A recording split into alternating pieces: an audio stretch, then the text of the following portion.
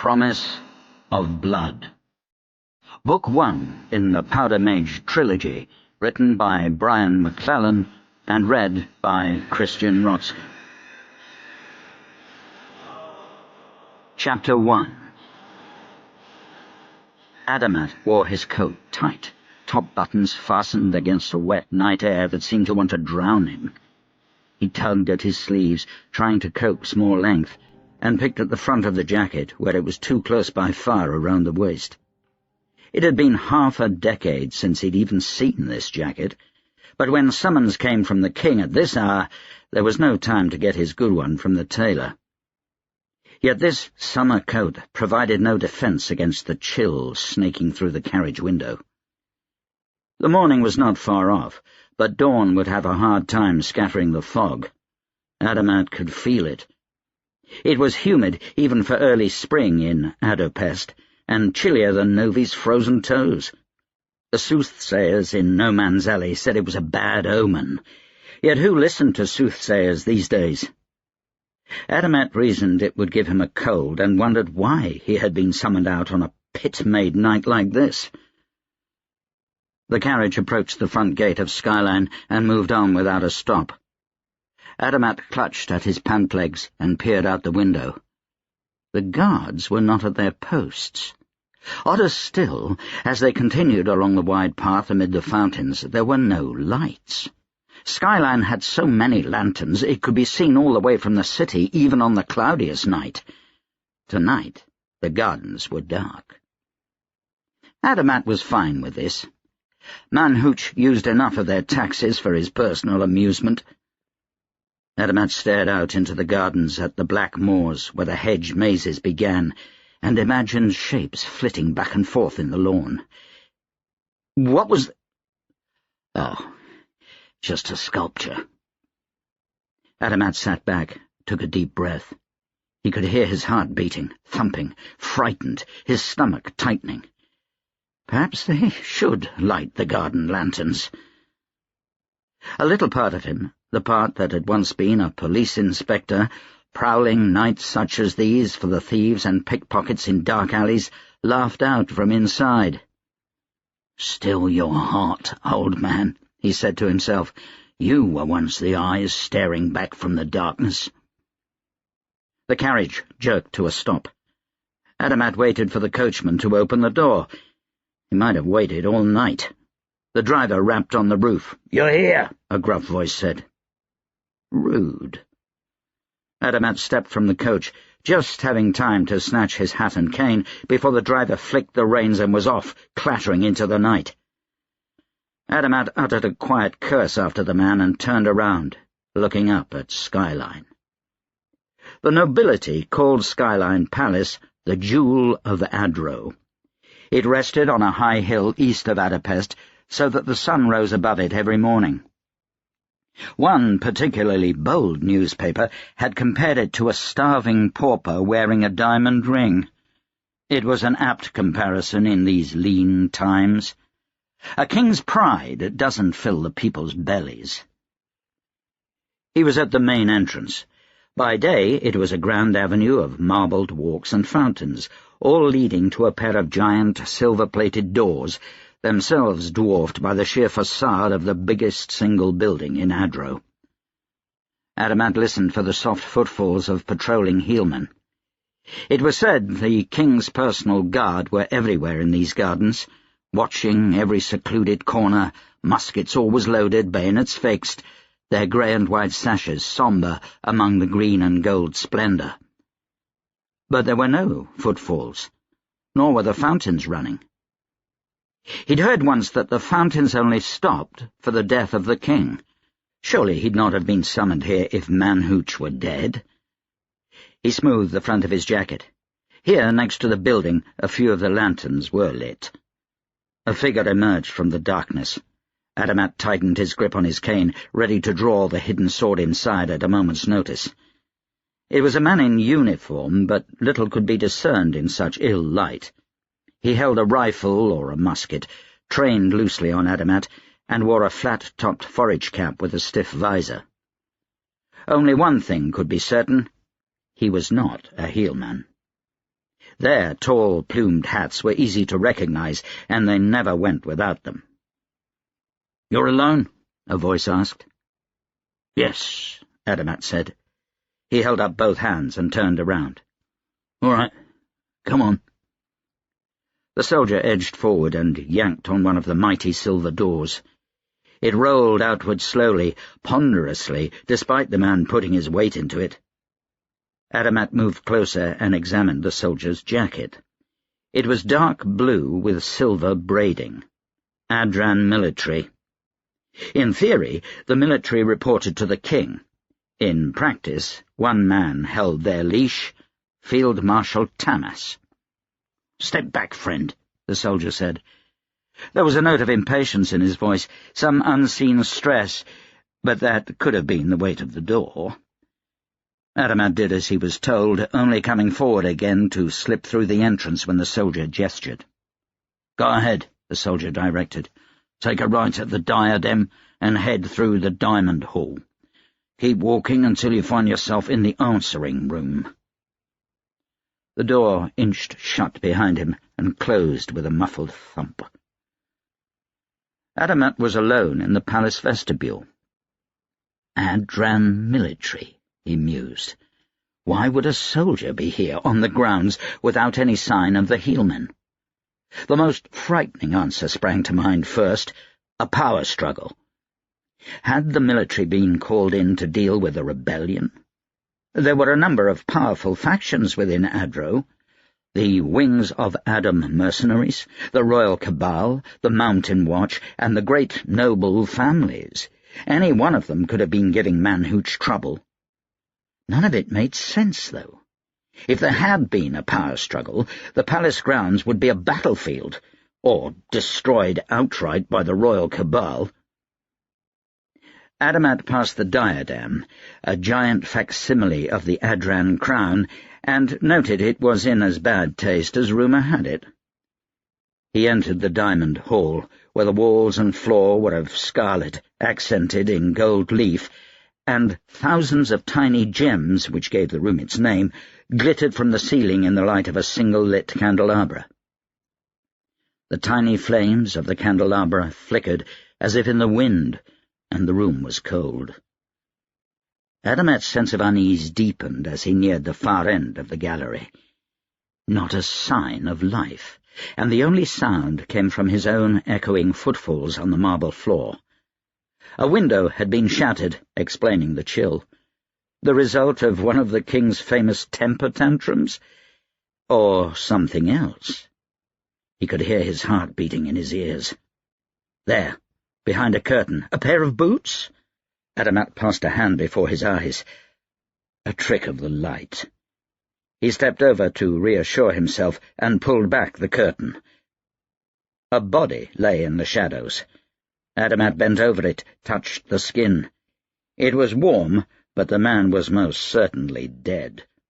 He wore grey pants with a white stripe down the side and a matching jacket. A tall hat with a white plume lay on the floor some ways away. A heelman. The shadows played on a young, clean-shaven face, peaceful, except for a single hole in the side of his skull and the dark, wet stain on the floor. He'd been right. A struggle of some kind. Had the heelmen rebelled, and the military been brought in to deal with them? Again, it didn't make any sense. The heelmen were fanatically loyal to the king, and any matters within Skyline Palace would have been dealt with by the Royal Cabal. Adamat cursed silently. Every question compounded itself. He suspected he'd find some answers soon enough. Adamat left the body behind the curtain. He lifted his cane and twisted, bared a few inches of steel, and approached a tall doorway flanked by two hooded, sceptre-wielding sculptures. He paused between the ancient statues and took a deep breath, letting his eyes wander over a set of arcane script scrawled into the portal. He entered. The answering room made the Hall of Diamonds look small. A pair of staircases, one to either side of him, and each as wide across as 3 coaches, led to a high gallery that ran the length of the room on both sides. Few outside the king and his cabal of privileged sorcerers ever entered this room.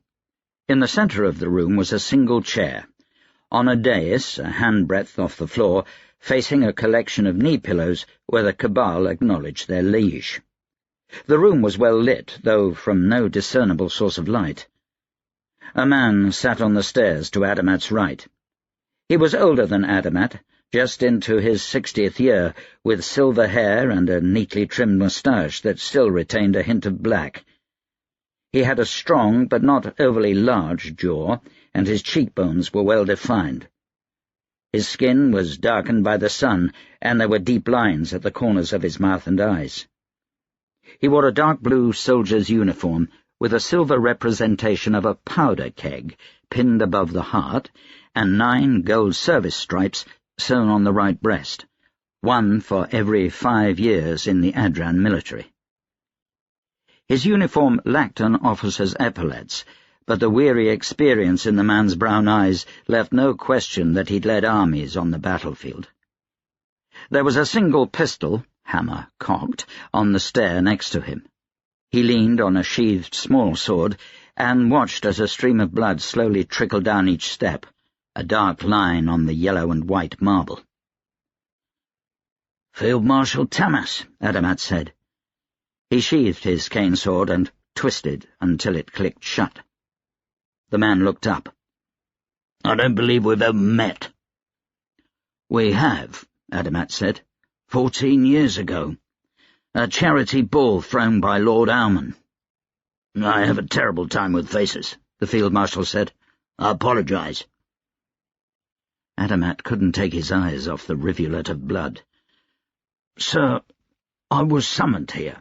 I wasn't told by whom or for what reason." "Yes," Tamas said. "I summoned you.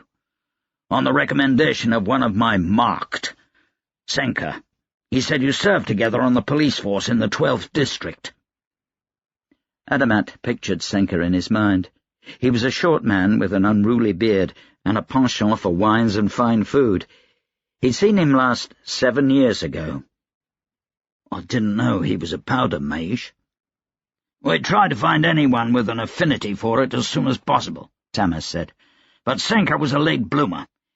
In any case," he waved a hand, "we've come upon a problem." Adamat blinked. "You want my help?"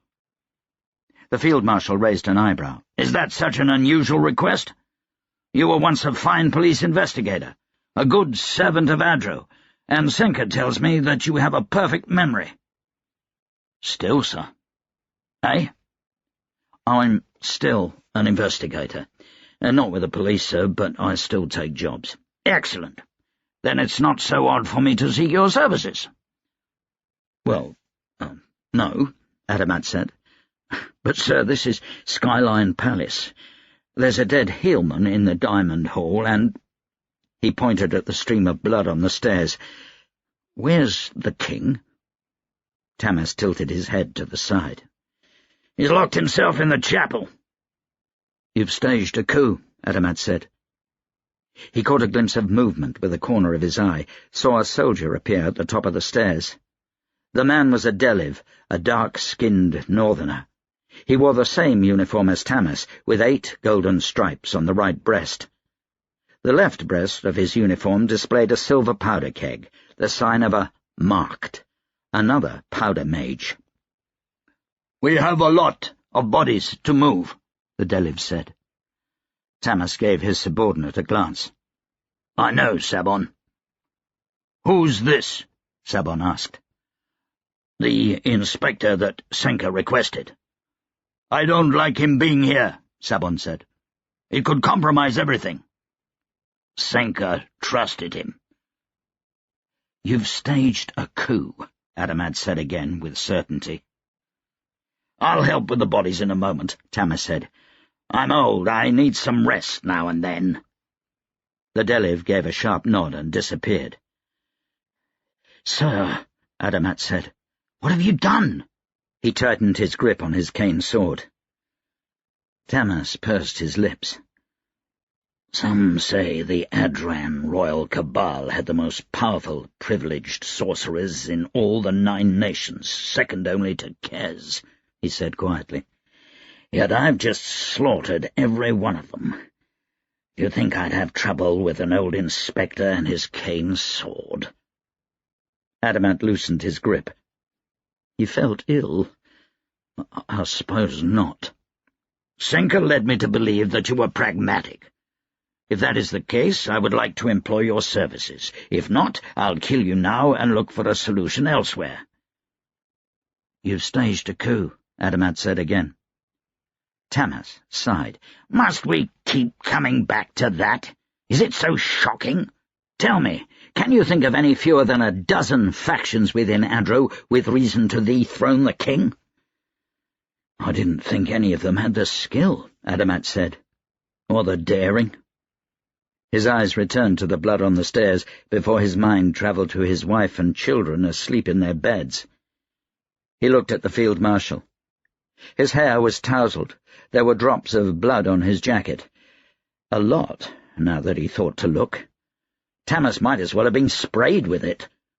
There were dark circles under his eyes, and a weariness that spoke of more than just age. I will not agree to a job blindly, Adamat said. Tell me what you want. We killed them in their sleep, Tamas said without preamble. There's no easy way to kill a privileged, but that's the best.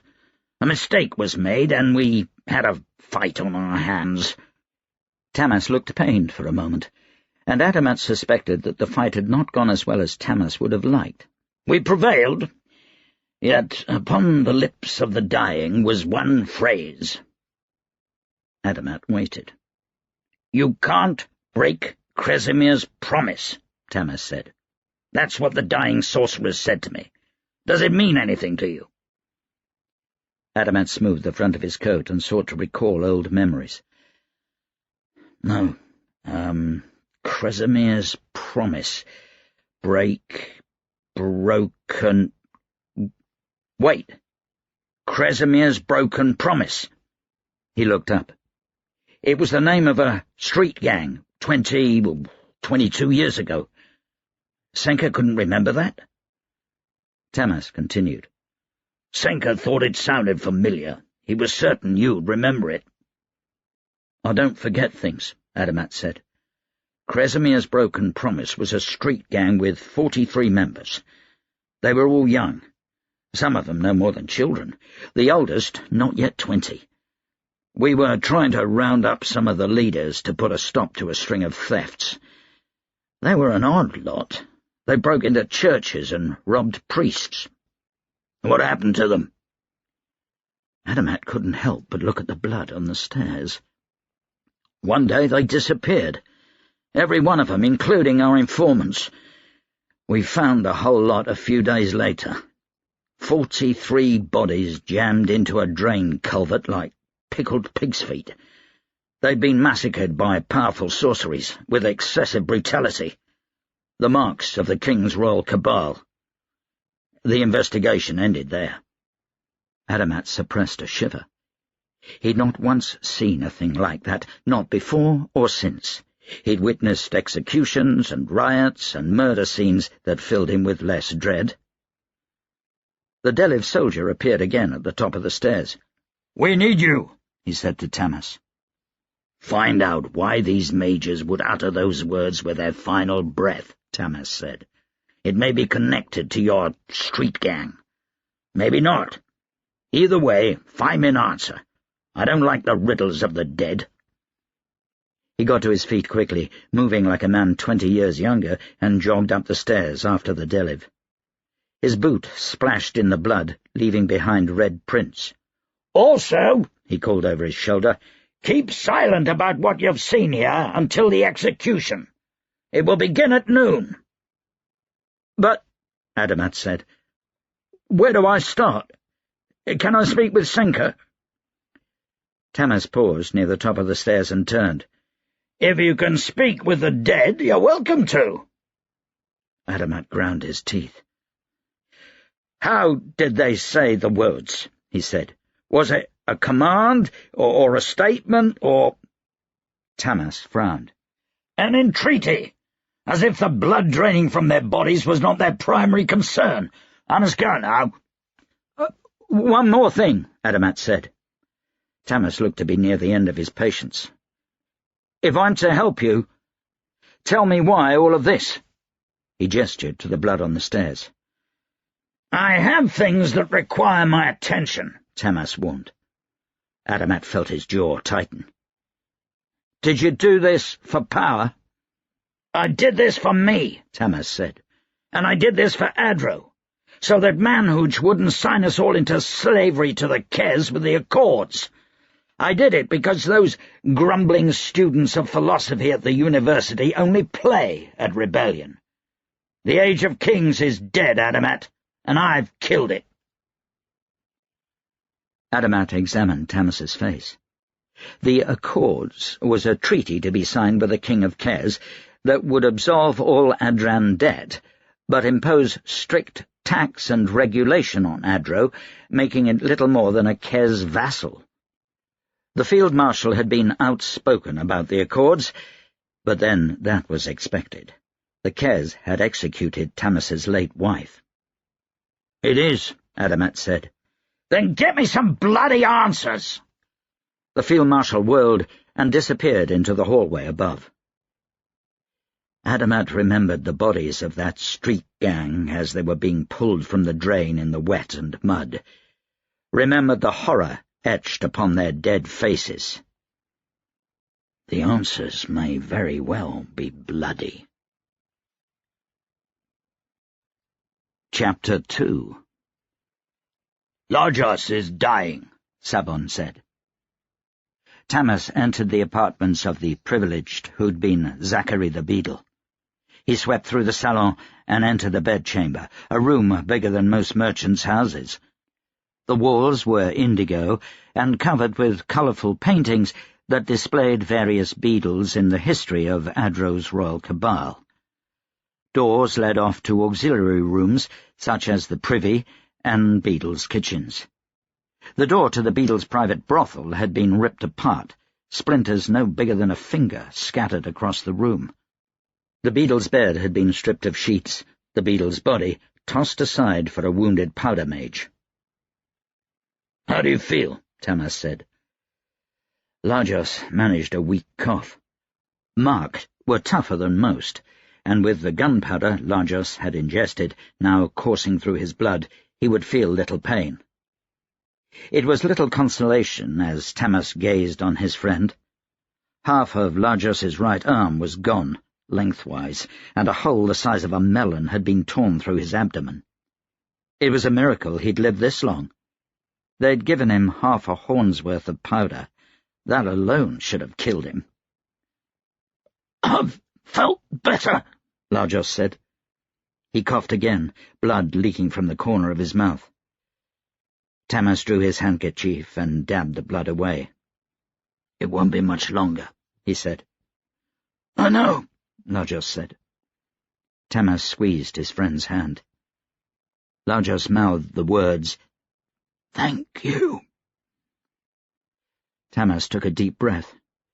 It was suddenly hard to see. He blinked his eyes clear. Lajos's breathing came to a rasping stop. Tamas made to pull his hand away when Lajos gripped it suddenly. Lajos's eyes opened. "It's all right, my friend," Lajos said.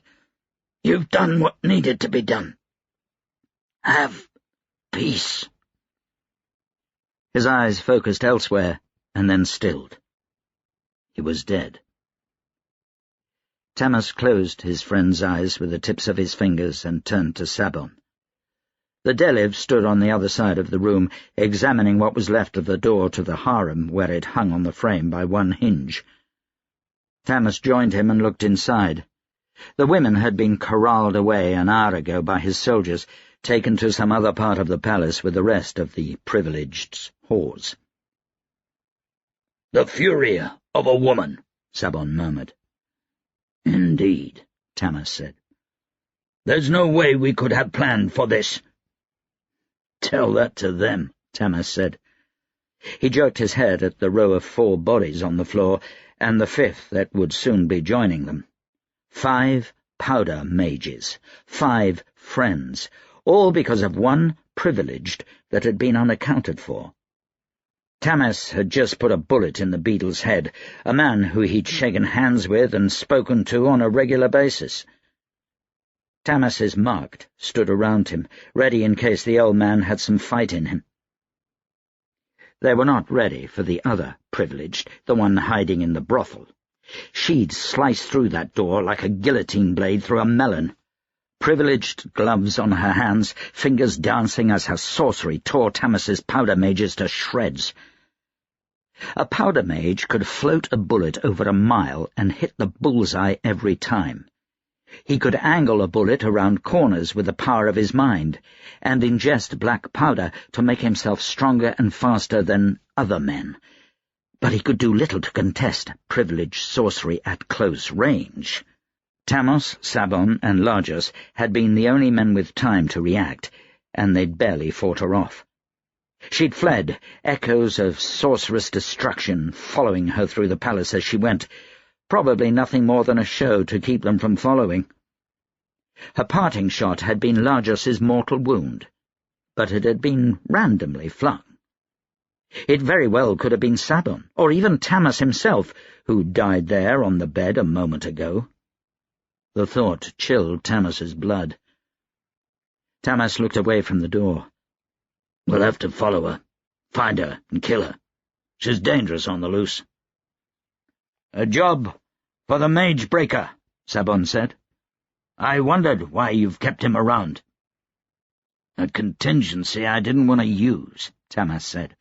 "I wish I had a mage to send with him." "His partner is a privileged," Sabon said. "A Mage Breaker and a privileged should be more than a match for a single Cabal privileged." He gestured at the wrecked door. "I don't like to fight fair when it comes to the Royal Cabal," Tamas said. "And remember, there's a difference between a member of the Royal Cabal and a hired thug." "Who was she?" Sabon asked. There was a note in his voice, perhaps reproach.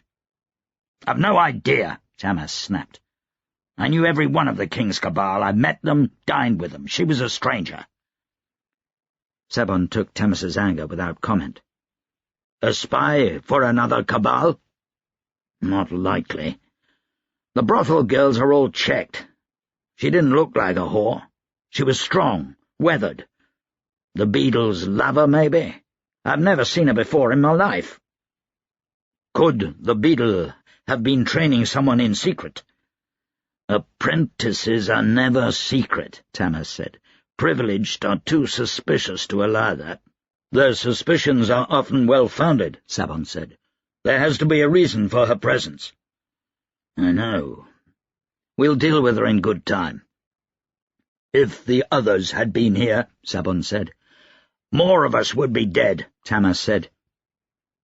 He counted the bodies again, as if there might be fewer this time. 5, out of 17 of his mages. "We split into 2 groups for precisely this reason." He turned away from the bodies. "Any word from Taniel?" "He's in the city," Sabon said. "Perfect. I'll send him with a Mage Breaker." "Are you sure?" Sabon said. "He just got back from Fadrasta. He needs time to rest, to see his fiancée." "Is Laura with him?" Sabon shrugged. "Let's hope she gets here soon. Our work is not yet done." He raised a hand to forestall protests. "And Taniel can rest when the coup's over." "What must be done will be done," Sabon said quietly. They both fell silent regarding their fallen comrades. Moments passed before Tamas saw a smile spread on Sabon's wrinkled black face. The Delev was tired and haggard, but with a hint of restrained joy. "We succeeded." Tamas eyed the bodies of his friends, his soldiers again. "Yes," he said. "We did." He forced himself to look away. A painting stood in the corner, a monstrosity with a gilded frame on a silver tripod, befitting a herald of the royal cabal. Tamas studied the painting briefly. It showed Zachary in his prime as a strong young man with broad shoulders and a stern frown. A far cry from the old, bent body in the corner. The bullet had entered his brain in such a way as to kill him instantly, yet his lifeless throat had gasped the same words as the others. "You can't break Kresemir's promise." Senka was white as a mummer's painted face after the first of the privileged cried out as they died.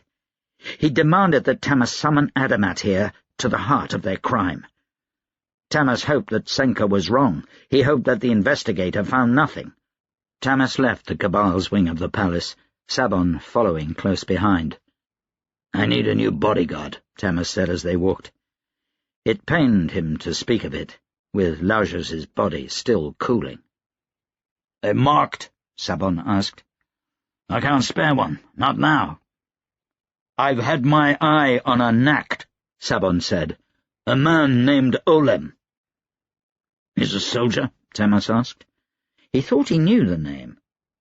He held his hand just slightly below his eyes. "About this tall? Sandy hair?" "Yes." "What's his knack?" "He doesn't sleep. Ever." "That's useful," Tamas said. "Quite. He has a strong third eye as well, so he can watch for privileged. I'll have him briefed and by your side for the execution." A Nakt wouldn't be as useful as a powder mage. Nakt were more common, and their abilities were more like a talent than a sorcerer's power. But if he could use his third eye to see sorcery, he would be of some benefit. Tamas approached the barred doors of the chapel.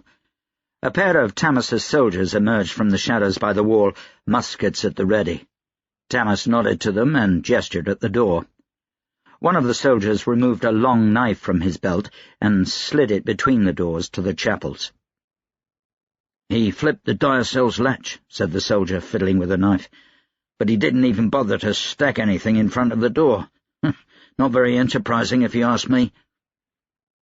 He flipped up the lock, and he and his companion pushed the doors open. The chapel was large, as were all the rooms in the palace. Unlike the rest of the palace, however, it had been spared the seasonal remodelling customary of the king's whims, and remained close to what it must have looked like 200 years ago. The ceiling was vaulted impossibly high, with boxes for the royalty and high nobles set about halfway up the walls in between columns as wide across as an ox cart.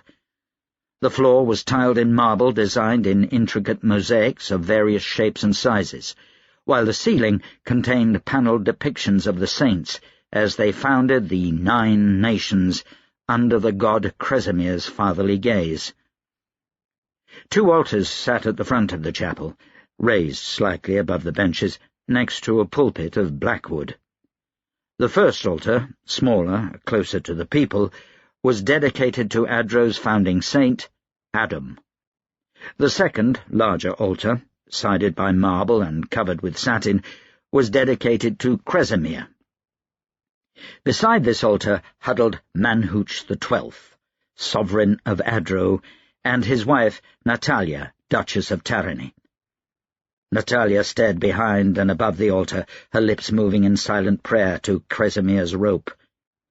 Manhuch was pale, his eyes red, lips drawn to a thin line. He spoke in a desperate whisper to the diocel. He stopped as Tamas approached. "Wait!" the diocel called, one hand rising as the king jogged down the steps from the altar and stormed towards Tamas with purpose. The diocel's old face was fraught, his robes wrinkled from a hasty rush to the chapel. Tamas watched Manhuch march toward him. He noted the one hand held behind his back, the fury of emotions playing across Manhuch's aristocratic young face. Manhuch looked barely 17, thanks to the high sorceries of his royal cabal, though in reality he was well into his 30s. It was supposed to reflect the monarchy's agelessness, but Tamas had always found it hard to take such a young-looking man seriously. Tamas stopped and regarded the king, watched him falter before coming closer. 5 paces away, Manhooch revealed his pistol. It came up swiftly. His aim was sure at that range. After all, Tamas himself had taught the king to shoot. It was an unfortunate reflection on his detachment from the world, however, that Manhooch attempted it at all. He pulled the trigger. Tamas reached out mentally and absorbed the power of the powder blast. He felt the energy course through him, warming his body like a sip of fine spirits. He redirected the power of the blast harmlessly into the floor, cracking a marble tile beneath the king. Manhooch danced away from the cracked tile. The ball rolled from the barrel of his pistol and clattered to the ground, stopping by Tamas's feet. Tamas stepped forward, taking the pistol from the king by the barrel. He barely felt it burn his hand. "How dare you?" Manhooch said. His face was powdered, his cheeks blushed. His silk bedclothes were rumpled, soaked with sweat. "We trusted you to protect us." He trembled slightly. Tamas looked past Manhooch to the diacel still beside the altar. The old priest leaned against the wall, his tall, embroidered hat of office balanced precariously on his head. "I suppose," Tamas said, shaking the pistol, "he got this from you." "It wasn't meant for that," the diacel wheezed. He stuck his chin up. "It was meant for the king, so he can take his life honorably and not be struck down by a godless traitor." Tamas sent forth his senses, looking for more powder charges, but there were none. "You only brought 1 pistol with 1 bullet," Tamas said. "It would have been kinder to bring 2. He glanced at the queen, still directing her prayers towards Kresimyr's rope. "You wouldn't," the diacel said. "He won't," Manhooch spoke over him. "He won't kill us. He can't. We are God's chosen." He took a deep, shaky breath. Tamas felt a ripple of pity for the king. He knew Manhooch was older than he looked, but in reality he was nothing more than a child. It wasn't all his fault. Greedy counselors, idiot tutors, indulgent sorcerers. There were any number of reasons he'd been a bad, no, terrible king. He was, however, king. Tamas squashed the pity. Manhooch would face the consequences. "Manhooch the 12th, Tamas said. "You're under arrest for the utmost neglect of your people. You will be tried for treason, fraud, and murder through starvation." "A trial?" Manhooch whispered. "Your trial is now," Tamas said. "I am your judge and jury. You've been found guilty before the people and before Kresimyr." "Don't pretend to speak in God's name," the diacel said. "Manhooch is our king, sanctioned by Kresimyr." Tamas laughed mirthlessly. "You're quick enough to invoke Kresimyr when it suits you. Is he on your mind when you've got a concubine wrapped in your silk sheets? Or when you eat a meal of delicacies that would have fed 50 peasants? Your place is not at the right hand of God, diacel. The Church has sanctioned this coup." The diacel's eyes grew large. "I would have known." "Do the archdiacels tell you everything?" "I thought not." Manhooch gathered his strength and matched Tamas's gaze. "You have no evidence, no witnesses. This is not a trial." Tamas flung his hand out to the side. "My evidence is out there. The people are unemployed and starving. Your nobles whore and hunt and fill their plates with meat and their glasses with wine, while a common man starves in the gutter. Witnesses? You plan on signing the entire country over to the Kes next week with the Accords. You would make us all vassals to a foreign power simply to dissolve your debt." Baseless claims, spoken by a traitor, Manhooch whispered weakly. Tamas shook his head. You will be executed at noon, along with your councillors, your queen, and many hundreds of your relatives. My cabal will destroy you. They've already been executed. The king paled further and began to shake violently, collapsing to the floor. The diacel slowly made his way forward. Tamas looked down on Manhooch for a moment and pushed aside the unbidden image of a young prince, perhaps 6 or 7, bouncing on his knee. The diacel reached Manhooch's side and knelt. He looked up at Tamas. "Is this because of your wife?" "Yes." Tamas said aloud, "No. It's because Manhooch has proved that the lives of an entire nation shouldn't be subject to the whims of a single inbred fool." "You would dethrone a God-sanctioned ruler and become a tyrant and still claim to love Adro?" the diacel said. Tamas glanced at Manhooch. "God no longer sanctions this. If you weren't so blinded by your gold-lined robes and young concubines, you'd see it as so. Manhooch deserves the pit for his neglect of Adro." "You'll surely see him there," the diacel said. "I don't doubt it, diacel. I'm sure the company will be anything but dull." Tamas dropped the empty pistol at Manhooch's feet. "You have until noon to make your peace with God." Chapter 3. Taniel paused on the top step of the House of Nobles. The building was dark and silent as a graveyard this hour of the morning. There were soldiers stationed at intervals on the steps, at the street, and at every door. He recognized Field Marshal Tamas's men in their dark blue jackets. Many of them knew him by sight. Those who didn't saw the silver powder keg pinned to his buckskin jacket. One of them raised a hand in greeting. Taniel returned the gesture, and then produced a snuff-box and sprinkled a line of black powder on the back of his hand. He snorted it. The powder made him feel vibrant, animated. It sharpened his senses and his mind. It made his heart beat faster and soothed frayed nerves. For a marked, powder was life. Taniel felt a tap on his shoulder and turned. His companion stood a full head shorter than he, and her body was as slight as a youth's. She wore a full-length travel-duster that filled her out only a little and kept her warm, and a wide-brimmed hat that concealed most of her features. An early spring chill filled the air, and Carpole came from a much warmer place than this. She pointed up at the building above them quizzically, revealing a small, freckled hand. Taniel had to remind himself that she'd never seen a building like the House of Nobles. 6 stories high and as wide as a battlefield, the centre of the Adran government was big enough to house the offices of every noble and their staff. "We're here." Taniel's voice seemed unusually stark in the quiet of the early hour.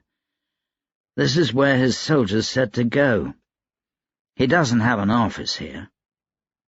"Did it happen tonight? I could have picked a better time." He trailed off. He was prattling on to a mute, betraying his nervousness. Tamas would be livid when he heard about Vlora. Of course, it would be Taniel's fault. Taniel noticed he still held the snuff-box.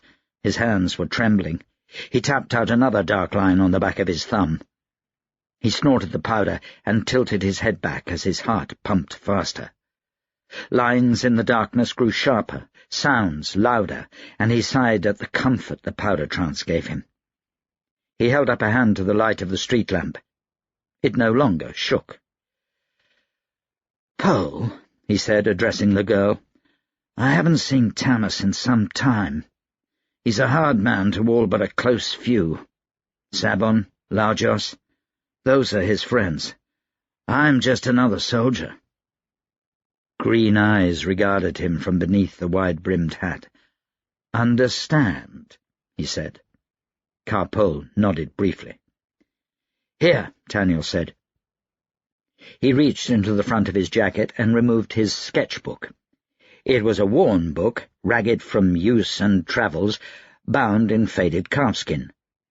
He flipped through the pages until he found a likeness of Field Marshal Tamas and handed it to Carpole. The sketch was in charcoal and smudged from wear, but the Field Marshal's severe face was hard to mistake. Carpole studied the drawing for a moment before handing the book back. Taniel pushed open one of the giant doors and headed into the grand hall. The place was pitch black, but for one pool of light near a staircase to Taniel's left. A single lantern hung on the wall, and beneath it dozed a weary form in a servant's chair. "I see Tamas has moved up in the world." Taniel listened to his own voice echo in the grand hall, and was satisfied to see Sabon jump from his chair. Lines stood out on Sabon's dark face, details Taniel could only see because of the powder trance. Sabon looked to have aged 10 years in the mere 2 it had been since they'd last met. "I don't like it," Taniel added, swinging his rifle and knapsack from his shoulder and onto the plush red carpet. He bent to rub feeling into his legs after 20 hours in a coach.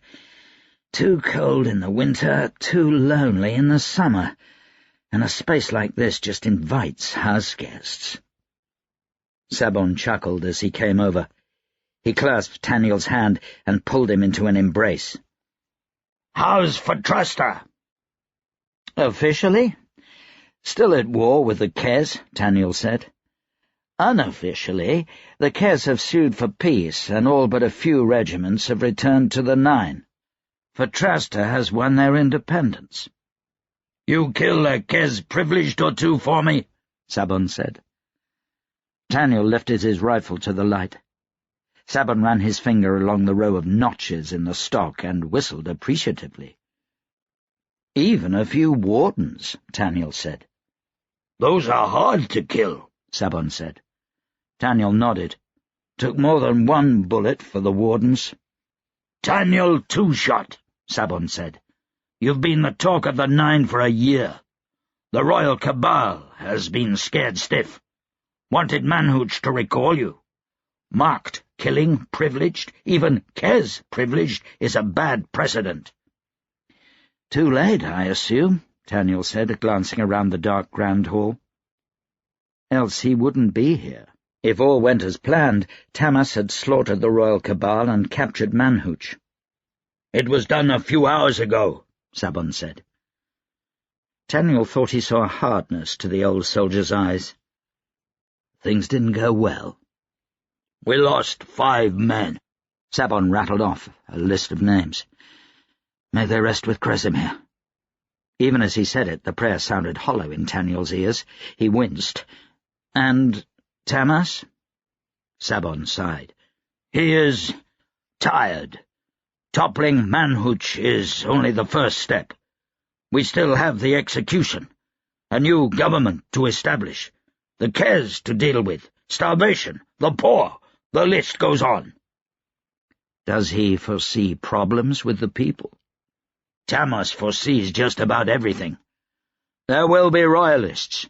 It would be stupid to think there won't in a city of 1 million people. We just don't know how many or how organized they'll be. Tamas needs you. You and Vlora both. She didn't come with you?" Taniel glanced toward Carpole. She was the only other person in the hall. She'd left Taniel's gear in a pile on the floor and was making a slow round of the place, gazing up at paintings that could barely be seen in the dim light. Her rucksack was slung over one shoulder. Taniel felt his jaw clench. "No." Sabon drifted a step back and jerked his head toward Carpole. "My servant," Taniel said.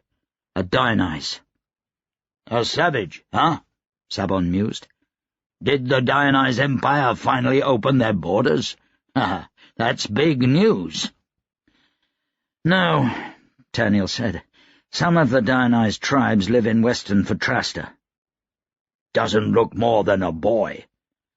"Careful who you call a boy," Taniel said. "She can be a bit prickly about that." "A girl, then," Sabon said, giving Taniel a wry glance. "Can she be trusted?" "I've saved her life more times than she has mine," Taniel said. "Savages take that sort of thing very seriously." "Not so savage," Sabon murmured. "Tamas will want to know why Vlora's not here." "Let me handle that." Tamas would ask about Vlora before he even asked about Fatrasta. Taniel knew he'd be a fool to imagine 2 years would have changed much. 2 years. Pitt! Had it been that long? 2 years ago, Taniel had gone abroad for what would have been a short tour of the Kes colony of Fatrasta. Time to cool his head, Tamas had said. Taniel arrived a week before they declared their independence from Kes, and he'd been forced to pick sides. Sabon gave a curt nod. "I'll take you to him, then." Sabon lifted the lantern from its hook, while Taniel gathered his things. Carpole drifted a few steps behind them as they travelled the dark corridors. The House of Nobles was eerie and huge. Thick carpet muffled their footsteps, so they trod almost like ghosts. Taniel didn't like the silence. It reminded him too much of the forest when there were enemies on the prowl. They rounded a corner, and there was light coming from a room at the end of the hallway. Voices, too, and they were raised in anger. Taniel paused in the doorway of a well-lit sitting room, the antechamber of some noble's office. Inside, 2 men faced each other before an overlarge fireplace. They stood not a foot apart, fists clenched on the edge of blows. A third man, a bodyguard, with more presence than most and the battered features of a boxer, stood off to the side looking perplexed, wondering if he should step in. "You knew!" the smaller man was saying. His face was red, and he stood on his toes to try to match the other's height. He pushed a pair of spectacles up his nose, only to have them slide down again. "Tell me true, have you planned this all along? Did you know you'd move up the schedule?" Taniel watched Field Marshal Tamas raise his hands before him, palms outward. "Of course I didn't know," he said. "I'm going to explain it all in the morning." "At the execution? What kind of coup?" The little man noticed Taniel and trailed off. "Get out," he said. "This is a private conversation." Taniel removed his hat and leaned against the doorframe, fanning himself casually. "But it was just getting interesting," he said. "Who is this boy?" the little man demanded of Tamas. "Boy?" Taniel glanced at the field marshal. Tamas couldn't have expected him this very night, but he didn't show a bit of surprise. Tamas wasn't one to betray his emotions. Taniel sometimes wondered if Tamas had any emotions. Tamas let out a sigh. "Taniel, it's good to see you." Was it? Tamas looked anything but happy. His hair had thinned in the last 2 years, and his moustache had more grey than black now. Tamas was getting old. Taniel nodded slowly to the field marshal. "Forgive me," Tamas said after a brief pause. "Taniel, this is Ondraus the Reeve. Ondraus, this is Marked Taniel, one of my mages. This is no place for a boy." Ondraus caught sight of Carpole hovering behind Taniel. He squinted. "And a savage," he finished. He squinted again, as if unsure of what he saw the first time. He muttered something under his breath. Tamas introduced Taniel as a powder mage. Was that all he was to the field marshal? Just another soldier? Tamas opened his mouth, but Taniel spoke first. "Sir," he said, "I'm a captain in the Fatrastan army, a marked in service to Adro, and I know all about the coup. I can kill a pair of privileged at over a mile with 1 shot, and have done so on several occasions. I'm hardly a boy." Ondraus sniffed. "Ah, yes, Tamas. So, this is your famous son." Taniel plated his teeth with his tongue and watched his father. "So I am, aren't I? It's good of you to remind him, Ondraus. He tends to forget." Taniel has a right to be here, Tamas said. Ondraus examined Taniel for a moment. His anger was slowly replaced by a look of calculation. He took a deep breath. "I want promises," he said to Tamas. The emotion had gone from his voice.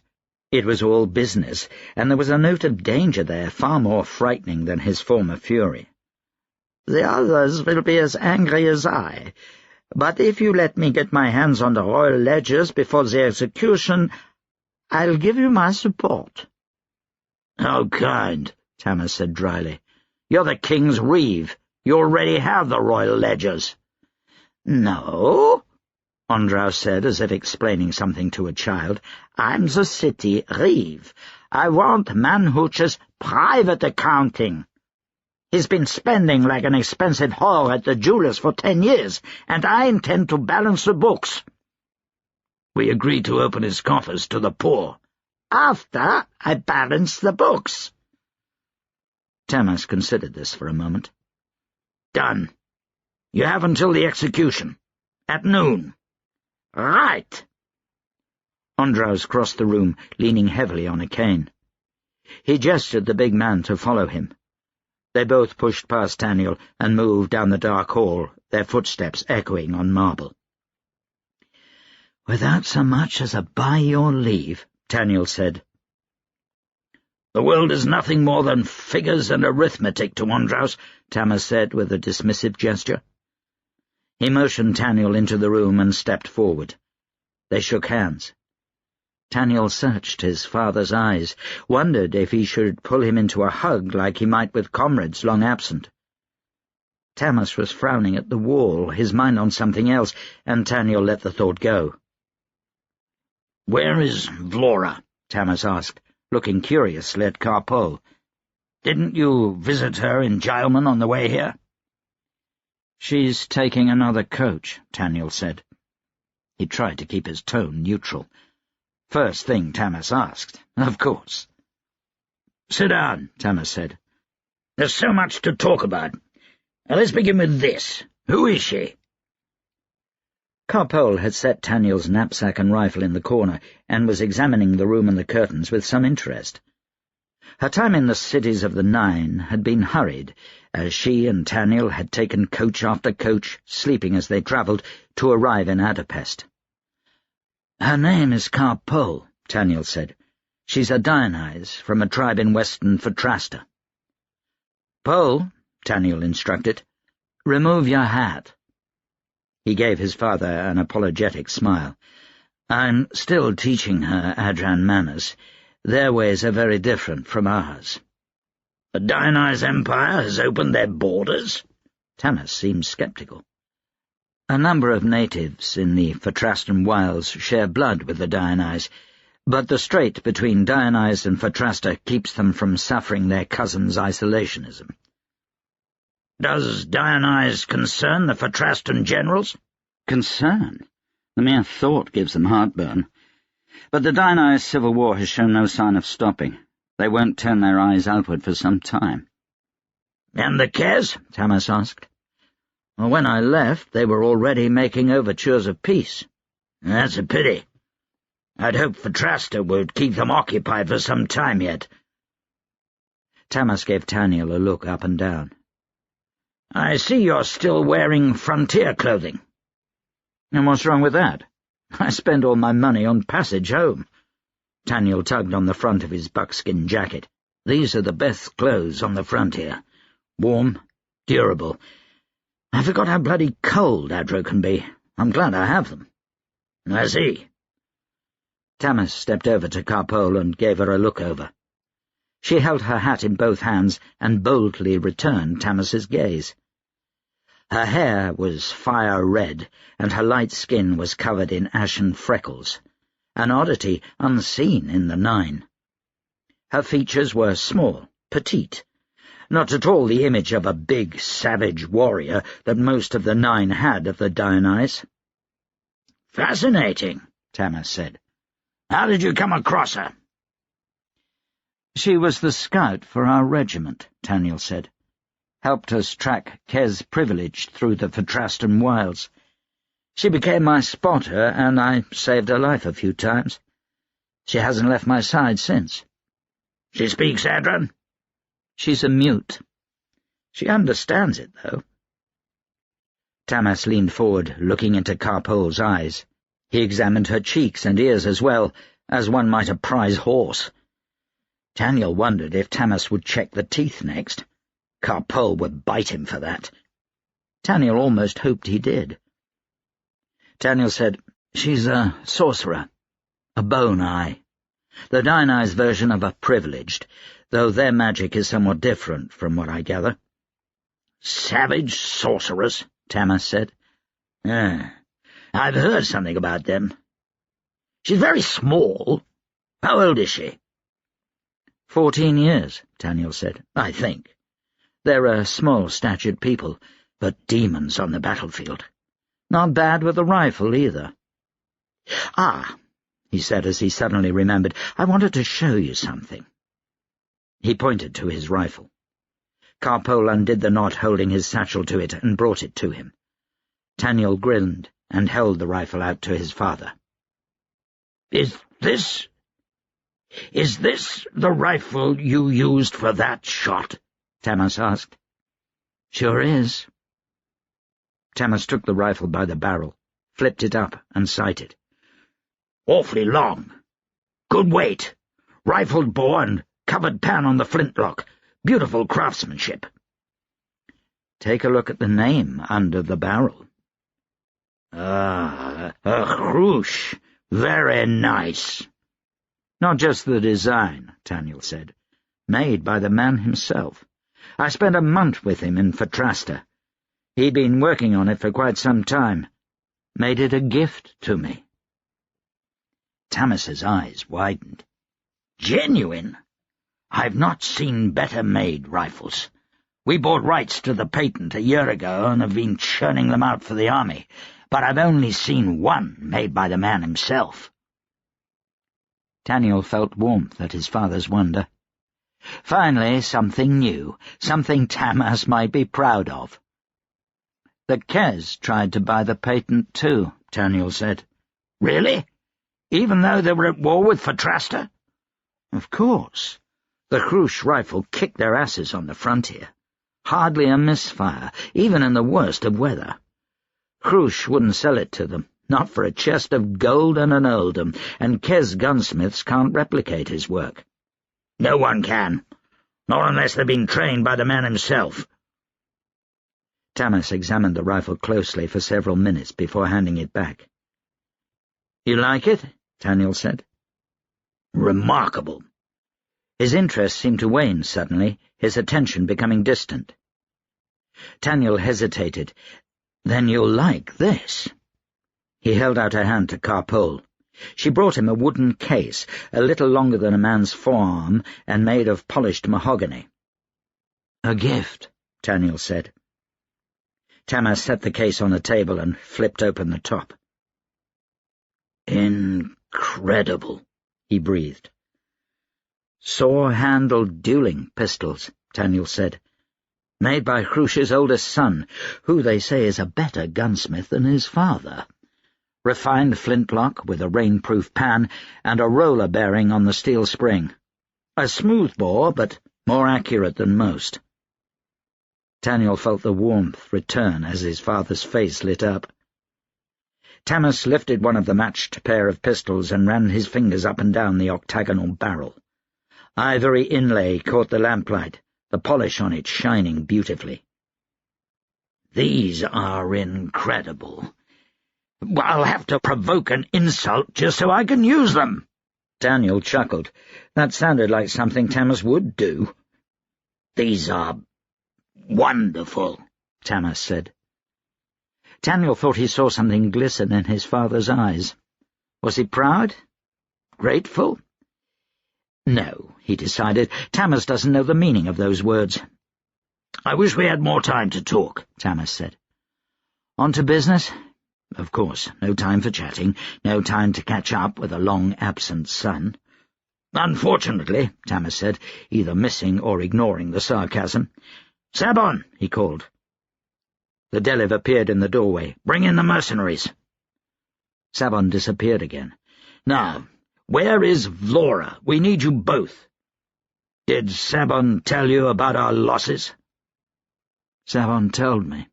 Sad news. I imagine Vlora will be along eventually," he said with a shrug. "I didn't exactly talk to her." Tamas scowled. "Well, I found her in another man's bed," Taniel said, feeling a jolt of satisfaction at the shock on Tamas's face. The shock turned to anger, then grief. "Why? When? For how long?" The words tumbled from Tamas, a moment of true confusion that Taniel wondered if any had ever seen in Tamas, or would again. Taniel leaned on his rifle and fought back a sneer. Why should Tamas care? It wasn't his fiancée. For several months, from the gossip, the man was paid to seduce her. Some nobleman's son, in it for the thrill and the money. "Paid?" Tamas asked, his eyes narrowing. "A scheme," Taniel said. "Petty revenge. No doubt hatched by a wealthy nobleman."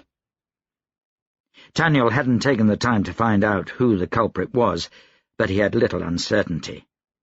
The nobility hated Tamas. He was common-born and had used his influence with the king to prevent the wealthy from purchasing commissions in the army. Only the capable rose in the ranks. It flew in the face of tradition, but also made the Adran army one of the best in the Nine. The nobility feared Tamas too much to attack him directly, but they'd strike him any way they could, even through his son. Tamas's teeth clenched in a snarl. "I've arrested half the nobility this very night. They face the guillotine with their king. I'll find out who paid and then—" Taniel suddenly felt tired. Years fighting a war that wasn't his, followed by months of cramped travelling, only to come home to betrayal and a coup. His anger had been sapped. He thumbed a line of black powder onto his hand and snorted it. "The guillotine is enough. Save your men. Save your anger, though Kresimir knows you have enough of it. No pity, though. None for your son, the betrayed." Tamas rubbed his eyes. "I should have had her watched." "She's free to do what she wants," Taniel said. It came out as a snarl. "The wedding." "I nailed her ring to the bastard bedding her. They'll have had to cut him off his own sword." Sabon re-entered the room. He was followed by a pair of disreputable-looking characters wearing the clothes of people who slept in the saddle or on a barroom bench. One was a man, tall and lanky, with a hairline that touched the back of his head, though he couldn't have been older than 30. He wore a belt that covered his entire stomach, carried 4 swords and 3 pistols of different sizes and shapes, and he wore the gloves of a privileged, though instead of white with coloured runes, the gloves were navy blue with gold runes. The man was a mage breaker, a privileged who'd given up his natural-born sorcery to nullify magic at will. The other was a woman. She looked to be in her late 30s and wore riding pants and a jacket. She would have been beautiful but for the old scar that lifted the corner of her lip and travelled all the way to her temple. She, too, wore the gloves of a privileged, which allowed her to touch the else. Hers were white with blood-red runes. Taniel wondered why she wasn't in a cabal.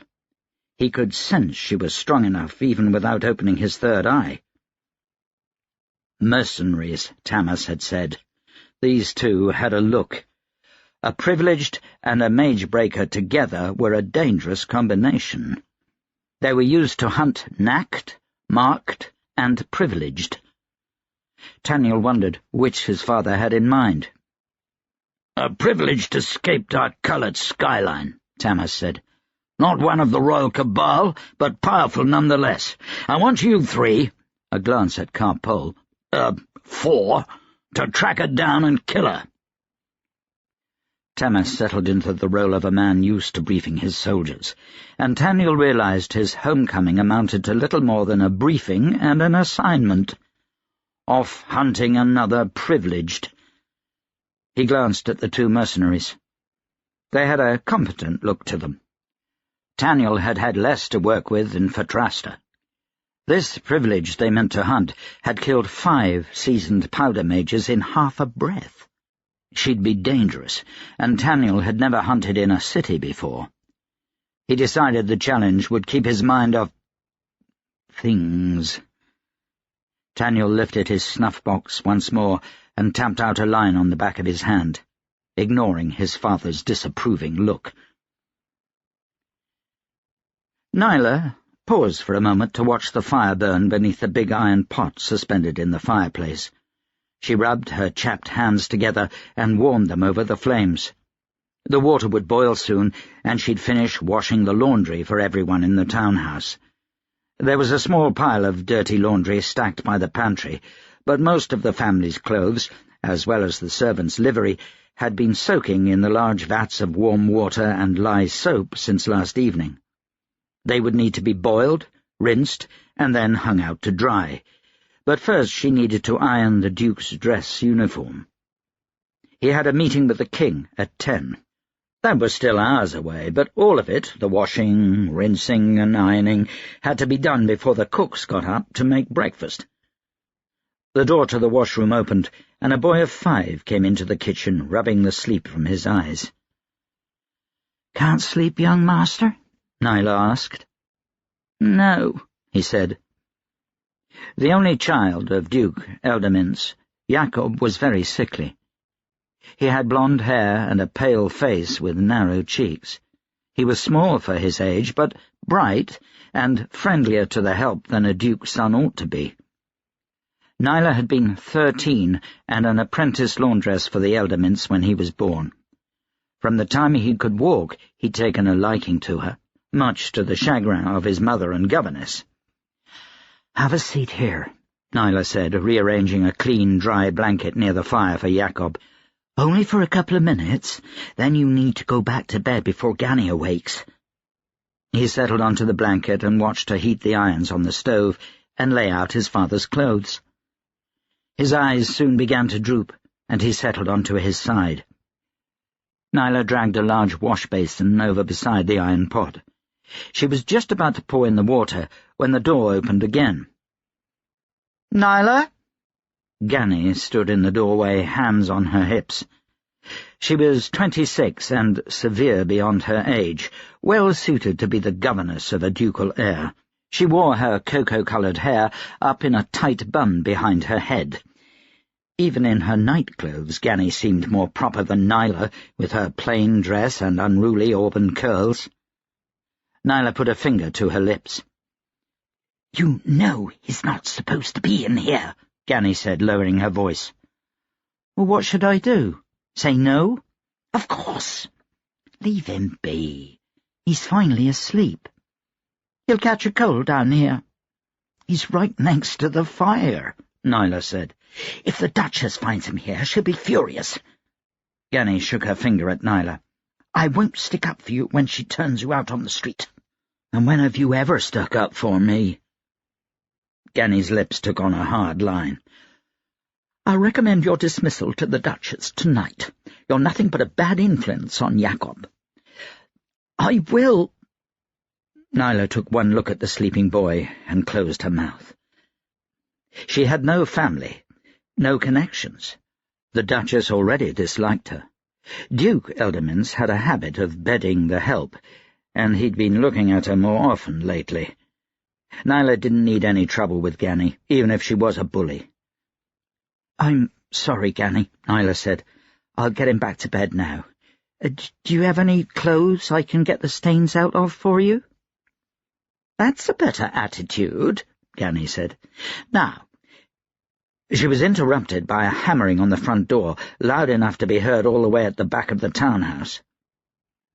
"Who is that at this early hour?" Ganny pulled her nightclothes tightly around her and headed into the hallway. "They'll wake up the lord and lady." Nyla put her hands on her hips and looked at Jakob. "You get me in trouble, young master." His eyes fluttered open. "Sorry," he said. She knelt down beside him. "It's all right. Go back to sleep. Let me carry you to bed." She'd just lifted him up when she heard the scream from the front of the house. Shouts followed, and then the hammering footsteps running up the stairs in the main hallway. She heard angry male voices that didn't belong to any of the house staff. "What's that?" Jakob asked. She set him on his feet so that he couldn't feel her hands shaking. "Quickly," she said, "in the washtub." Jakob's bottom lip trembled. "Why? What's happening?" "Hide!" He climbed into the washtub. She dumped the dirty laundry on top of him and stacked it high, and then hurried into the hallway. She ran right into a soldier. The man shoved her back into the kitchen. He was soon joined by two other men, then another holding Ganny by the back of the neck. He shoved Ganny to the floor. The governess's eyes were full of fear, mingled with indignation. "These two will do," one of the soldiers said. He wore the dark blue of the Adran army, with two golden service stripes on his chest and a silver medal that indicated he served the crown overseas. He began to loosen his belt and stepped toward Nyla. Nyla grabbed the hot iron from the stove and hit him hard across the face. He went down to the shouts of his comrades. Someone grabbed her arms, another her legs. "Feisty!" one said. "That'll leave a mark," said another. "What is the meaning of this?" Ganny had finally gotten to her feet. "Do you know whose house this is?" "Shut up!" The soldier Nyla had hit climbed to his feet, a swollen burn covering half of his face. He punched Ganny hard in the stomach. "We'll get to you soon enough." He turned to Nyla. Nyla struggled against hands too strong for her. She turned to the wash basin, hoping Jakob would not see this, and closed her eyes to wait for the blow. "Heathrow!" a voice barked. She opened her eyes again when the hands that held her suddenly lit up. "What the pit you doing, soldier?" The man who spoke wore the same uniform as the others, only set apart by a gold triangle pinned to his silver lapel. He had sandy hair and a neatly trimmed beard. A cigarette hung out of the corner of his mouth. Nyla had never seen a soldier with a beard before. "Just having some fun, Sergeant?" Heathrow gave Nyla a menacing glare and turned towards the sergeant. "Fun? No fun for us, soldier. This is the army. You heard the Field Marshal's orders." "But, Sergeant—" The sergeant leaned over and picked up the iron from where it lay on the floor. He looked at the bottom, then at the burn on the soldier's face. "You want me to give you a matching one on the other side?" Heathrow's eyes hardened. "This bitch struck me. I'll hit you somewhere prettier than your face next time I see you try to rape an Adran citizen." The sergeant pointed his cigarette at Heathrow. "This isn't Gurla." "I'll report this to the captain, sir," Heathrow sneered. The sergeant shrugged. "Heathrow," one of the other soldiers said, "don't push him." "Sorry, Sergeant. He's new to the company and all." "Keep him in line," the sergeant said. "He's new, but I expect better from you two." He helped Ganny to her feet, then touched his finger to his forehead toward Nyla. "Mom, we're looking for Duke Elderman's son." Ganny looked at Nyla. Nyla could tell she was terrified. "He was with you?" the governess said. Nyla forced herself to look into the sergeant's blue eyes. "I just carried him up to bed." "Go on," the sergeant said to his soldiers. "Find him." They left the room quickly. He remained and gave a slow look around the kitchen. "He's not in his bed." "He has a habit of wandering," Nyla said. "I just put him to bed, but I'm sure he was scared by the noise. What's happening?" This was no accident. Those soldiers knew exactly whose house this was. The sergeant had mentioned a field marshal. Adra only had one man of that rank, Field Marshal Tamas. "Duke Elderman and his family are under arrest for treason," the sergeant said. Ganny blanched and looked as if she might faint. Nyla felt her stomach tighten. Treason. Accusations like that would see the whole staff put to the question. There was no escape. She'd heard a story once of an archduke, the Iron King's own cousin, who plotted against the throne.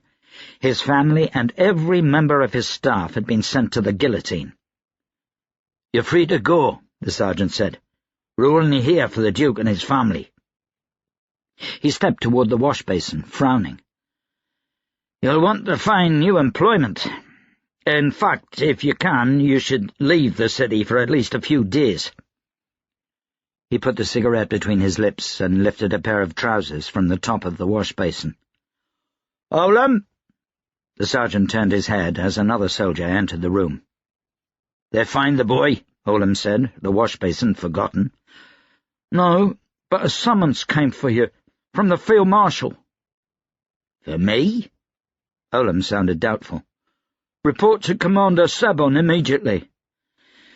"All right," Olam said. He crushed his cigarette out on the kitchen table. "Keep an eye on Heathlow. Don't let him rough up any of the women. If you have to give the boys an armful of loot to keep them occupied, do it." "But our orders—" "The boys will break some of our orders one way or another. I'd rather they break the ones that won't see them hanged." "Right." Olam took one last look around the kitchen. "Get any valuables you have here and leave," he said. "The Duke won't be coming back for anything either." He touched his forehead toward Ganny and Nyla before leaving. "So take what you want," Nyla finished the sentence in her head. Ganny gave Nyla one quick look before she ran into the hallway. Nyla could hear her feet on the servants' stairs a moment later. Nyla fished the butler's key from its hiding place above the mantel and unlocked the silverware cabinet. Nothing she had hidden under her mattress upstairs was worth a fraction of the silver she now piled into a burlap bag. She waited until she couldn't hear any of the soldiers in the hallway and pulled Jacob from the wash-basin. She helped him pull his nightclothes over his head and handed him a pair of dirty trousers and a shirt from one of the serving boys. They'd be too big, but they'd do. "What are we doing?" he asked. "Taking you someplace safe." "What about Miss Ganny?" "I think she's gone for good," Nyla said. "Mother and father?" "I don't know," Nyla said. "They'll want you to come with me, I think." She took a handful of cool ashes from the corner of the fireplace and mixed them in her palm with water. "Hold still," she said, smearing the ashes in his hair and on his face. She took his hand, and with a sack full of pilfered silver over her shoulder, Nyla headed out the back entrance. 2 soldiers watched the alley behind the townhouse. Nyla walked toward them, head down. "You there," one of the men said. "Whose child is this?" "Mine," Nyla said. The soldier lifted Jacob's chin. "It doesn't look like a duke's son." "Should we hold him till we find the boy?" the other said.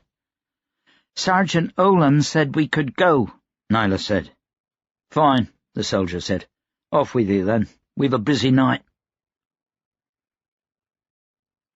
Chapter 4. Adamat took a carriage straight home from Skyline, driven by one of Tamas's soldiers.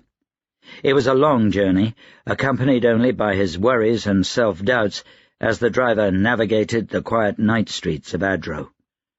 Adamat silently wished they could go faster. It didn't help. The eastern sky had begun to lighten when he leapt from the carriage and pushed through the old gate and past his small garden to his front door. He fumbled with his keys, dropping them once, before he stopped to take a deep breath. He'd seen worse than this, he told himself. It would be no worse than the riots in Octosane. He jammed the key in the lock and twisted, the rusted metal squeaking as he half pushed, half kicked the door open. He took the stairs 2 at a time to the 2nd floor and thumped each door as he ran down the hallway. He reached his own room and threw open the door. "Faye," he said. His wife lifted her head from the pillow and regarded him by the light of a low-burning lamp. The shadows moved across her face, darkened by a halo of black, curly hair. "What hour is it?" she asked. "Sometime after 5 o'clock, Adamat said. He turned the lamp up and threw the covers back. "Get up. You're going to the house in Offendale." Faye clutched the covers to her chest. "What's gotten into you? What house in Offendale?" "The one we bought when I first entered the force, in case there was ever danger to you and the children." Faye sat up. "I thought we sold that house. Adamat? What's happened?" A note of worry entered her voice. "Is this about the Laurent family, or a new case?" The Laurent family had hired him to look into the checkered past of their youngest daughter's suitor. The whole affair had ended badly when he was forced to expose the man as a fraud. No, not the Laurent case. Bigger than that. Adamat turned at the soft footfalls in the hall. "Astrid," he said softly. His youngest daughter held a frayed, stuffed dog under one arm. She wore her nightgown and an old pair of Faye's slippers that were several sizes too big, and in the dim light she looked like a miniature version of her mother. She tilted her head quizzically. Adamat said, "Go get your travel coat, darling. You're going on a trip." "Do I have to wear a dress?" she asked. Adamat forced a smile. "No, love, just a travel coat over your nightgown. You're leaving very soon. Don't forget your shoes." She smiled at him and turned, skipping down the hallway, the old stuffed dog dangling from one hand. Her older siblings gave her odd looks as they began to emerge from their rooms. "Joseph," Adamat said to his oldest son, "get your brothers and sisters ready to go, quickly. Get 'em all to pack a bag for a few weeks." The boy was a serious youth, just past his 16th year and on holiday from school. He rubbed nervously at the ring on his finger. It had been a gift from Adamat's father before the old man passed, and the boy was seldom without it. Joseph waited a moment for an explanation. When none was forthcoming, he nodded before herding his siblings back to their rooms. "Good lad." Adamat turned back to Faye, who was now sitting up in bed. She ran a hand through her hair, pulling at tangles. "You better have a good explanation," she said. "What's happened? Is there danger to the children? To you? Is this about some new job you've taken? I told you to stop snooping after noblemen's wives and going on about other people's business." Adamat closed his eyes. "I'm an investigator, my dear. Other people's business is my business. There will be riots. I want you and the children out of the city within the hour. Just a precaution, of course." "Why will there be riots?" Damned woman. What he'd give for an obedient wife. "There's been a coup. Manouch will face the guillotine at noon." He had the brief satisfaction of watching her jaw drop. Then she was on her feet, headed toward the closet. Adamat watched her for a moment. Her body was more angular than it had once been. Sharp elbows and wrinkled skin in place of soft curves and a gentle, lovely plumpness. The years since his retirement from the force had taken their toll on her, and she was not as beautiful as in her youth. Adamat pictured himself. He was no one to judge. Short, balding, his round face grown leaner over the years, his moustache and beard thinner. He wasn't exactly as young as he used to be. Still, he bit his lower lip as he watched Faye, entertaining actions that would need to wait some time. She turned, saw him watching her.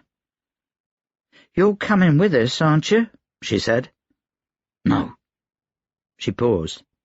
"Why not?" He should lie. Tell her he had previous commitments. "I've become involved." "Oh, no. Adamat, what the pit did you do?" He stifled a smile. He loved it when she swore. "Not like that. No. Tonight's summons. Field Marshal Tamas has a task for me." She scowled. "Only he'd have the rocks to pull down a king. Well, stop grinning and summon a carriage and help the children with their shoes." She made a brushing motion with her hand. "Go on." 20 minutes later, Adamat watched as his family piled into a pair of carriages. He paid the drivers and stood for a moment with his wife. "If the riots seem to be moving toward you, don't hesitate to take the children to Deliv. I'll come find you when things have settled down." Faye's face, usually harsh, firmly disapproving, was suddenly soft. She was young again in his eyes, a worried girl waiting for her lover to walk the midnight roads. She leaned forward and kissed him tenderly on the lips. "What should I tell the children?" "Don't lie to them," Adamat said. "They're old enough." "They'll worry, especially Astrid." "Of course," Adamat said. Faye sniffed. "I haven't been to Offendale since we went on holiday after Astrid was born. Is the house there in good order?" "It'll be small," Adamat said. "Cosy, but safe. Do you remember our code phrases? The post office is in the next town. I'll send a letter to Sadie asking her to bring you the mail." "Is all that necessary?" Faye asked. "I thought it was just riots." "Field Marshal Tamas is a dangerous man," Adamat said.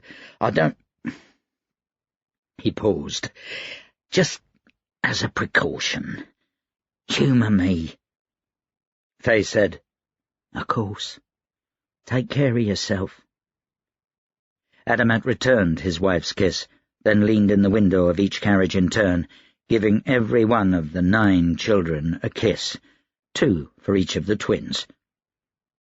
He stopped at Astrid and knelt down on the floor of the carriage to look her in the eye.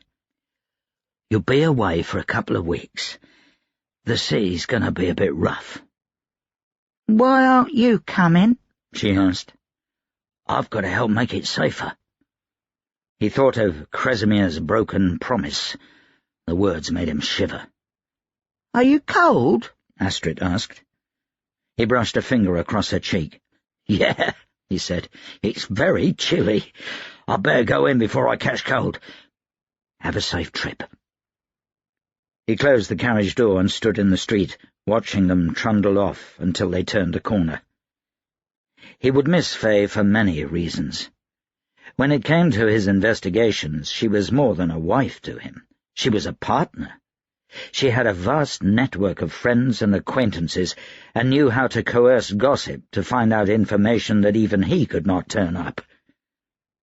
He headed back to the house, stopping for a moment only as he saw a movement in a doorway across the street. A young man in a long, stiff coat emerged from the shadows and headed off in the opposite direction from the carriages. He spared one glance for Adamat and doubled his step. Adamat watched the young man go, making sure the stranger felt his gaze. One of Pelagi's goons, no doubt. Adamat would hear from him shortly. Adamat returned to the house, locking the door behind him, and went immediately to the study. He dug through his desk drawers until he found a stack of stationery. The sun had finally touched his study window, looking in over the houses and the distant mountains, when Adamat finished addressing letters. His hand ached from writing, and his candle had burned to a nub. He yawned, letting his mind wander for a moment, when the faint scratching sound of metal on metal caught his ear. Adamat pushed the whole stack of letters into a desk drawer and locked it. He picked up his cane and twisted it until it clicked, then walked through the house, listening for the sound. He reached a rear door, small and old, that led to an overgrown trellis in what amounted to their garden between their house and the one behind it. The garden could be reached from the house itself, or from a small corridor that ran between 2 houses, which contained a locked gate. Adamat jerked the door open, cane in hand. 3 men stared back at him. 2 of them wore the faded coats and simple brimmed hats of street workers. The one's knees and shirt sleeves were stained black, likely from shoveling coal into a furnace, and the second, the lockpick, wore clothes much too big for him, the common practice of a street thief who wanted to secrete a number of things about his person. The third man was richly dressed, a grey overcoat over a sharp black waistcoat, and had shoes shined well enough that one could check one's teeth in them. The lockpick gaped up at Adamat from his knees. "You're making enough noise, you might as well have knocked on the front door," Adamat said. He sighed and lowered his cane and spoke to the best-dressed of the three. "What do you want, Pelagi?" Pelagi seemed surprised to see him here. He pushed at a pair of round spectacles that rested more on his chubby cheeks than on his thin nose.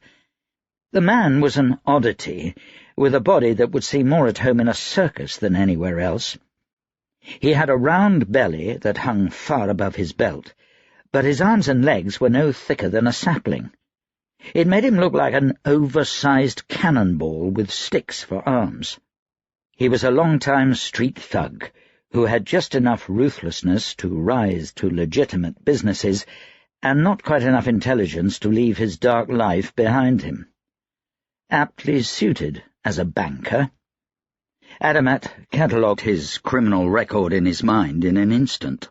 "Word had it that you'd skipped to town," Pelagi said. "You mean the word of that inbred you've had skulking around my house for the last couple of weeks?" "I have a reason to keep my eye on you." He seemed annoyed that Adamat was actually still there. Adamat gave a long-suffering sigh and watched Pelagi grind his teeth. Pelagi hated it when he wasn't taken seriously. He'd changed little since he was just a half-drunk loan shark. "I've got 2 months until my debt is due." "There is absolutely no way you're going to gather 70,000 krona in 2 months. So, when I hear your family is skipping town in the middle of the night, I think perhaps you've decided to take the coward's way and run for it." "Careful who you call a coward," Adamat said. He reversed his grip on his cane. Pelagi flinched. "I took my last beating from you long ago," he said, "and you're no longer protected by the police. You're just one of us now, an ordinary gutter rat. You shouldn't have taken out a loan with me." He laughed. It was a tinny sound that grated on Adamat's nerves. It was Adamat's turn to grind his teeth. He'd not taken out a loan from Pelagi, but from a bank belonging to a friend. That friend had proved a bad one when he sold the loan to Pelagi for nearly 150% of his worth. Pelagi had promptly tripled the interest and sat back and waited for Adamat's new publishing business to fail, which it had. Pelagi wiped a tear of mirth from his eye and snorted. "When I learn that one of my biggest private loans has sent his family out of town just 2 months before his loan is due, I check on it personally." "And try to break into his house," Adamat said. "You can't clean me out and throw us onto the street until after I've defaulted." "Perhaps I got greedy." Pelagi smiled thinly. "Now, I'm going to need to know where your family is so that I can check in on them." Adamat spoke through clenched teeth. "They're at my cousin's, east of Nafok. Check all you want." "Good. I will." Pelagi turned to go, when he stopped suddenly. "What's your girl's name, the youngest one? I think I'll have some of my boys bring her back, just in case you try to slip onto one of those new steamers and make for Fadrasta." Pelagi had just enough time to flinch before Adamat's cane cracked over his shoulder. Pelagi cried out and stumbled into the garden. The coal shoveler punched Adamat in the belly. Adamat doubled over from pain. He'd not expected the man to hit him so fast or so hard. He nearly dropped his cane, and it was all he could do to remain standing. "I'll have the police on you," Pelagi wailed. "Try it," Adamat wheezed. "I still have friends there. They'll laugh you into the street." He regained his composure and pulled himself up enough to slam the door. "Come back in 2 months." He locked the door and slid the deadbolt. Adamat held his stomach and staggered back to his office. He'd have indigestion from that blow for a week. He hoped he wasn't bleeding. Adamat spent a few minutes recovering before he gathered his letters and set out into the streets. He could feel tension growing around him. He wanted to attribute it to the coming conflict that he knew would happen, the revolution that would sweep the city when Manhooch was declared dead, and the chaos that would follow. Adamat prayed that Tamas would keep it in check, a task that might very well prove impossible. But no, the tension was likely just Adamat's growing headache and the pain in the pit of his stomach. Not far from the postmaster's, Adamat stopped on a street corner to catch his breath. His stride had been unconsciously hurried, his breathing hard, a worried sense of danger lurking in the back of his mind. A newsy lad, no more than 10, sprinted into view. He stopped on the corner next to Adamat and took mighty gasps before throwing his head back and shouting, "Manhooch has fallen! The king has fallen! Manhooch faces the guillotine at noon!" Then the boy was gone, onto the next corner. Adamat snapped himself out of a stunned silence and turned to watch others do the same. He knew that Manhooch has fallen.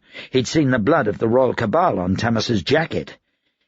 Yet hearing it spoken aloud on a public street made his hands tremble. The king had fallen. Change had been forced on the country, and the people would be forced to choose how they'd react. The initial shock of the news passed.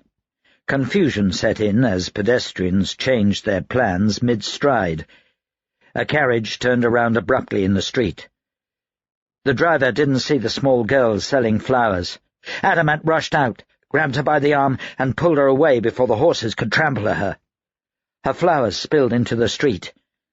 One man shoved another in a sudden, hurried dash across the street, and was in turn shoved to the ground. A fistfight began, only to be quickly put down by a truncheon-wielding police officer. Adamat helped the girl pick up her flowers before she ran off. He sighed.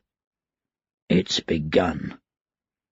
He put his head down and pushed on toward the postmaster's.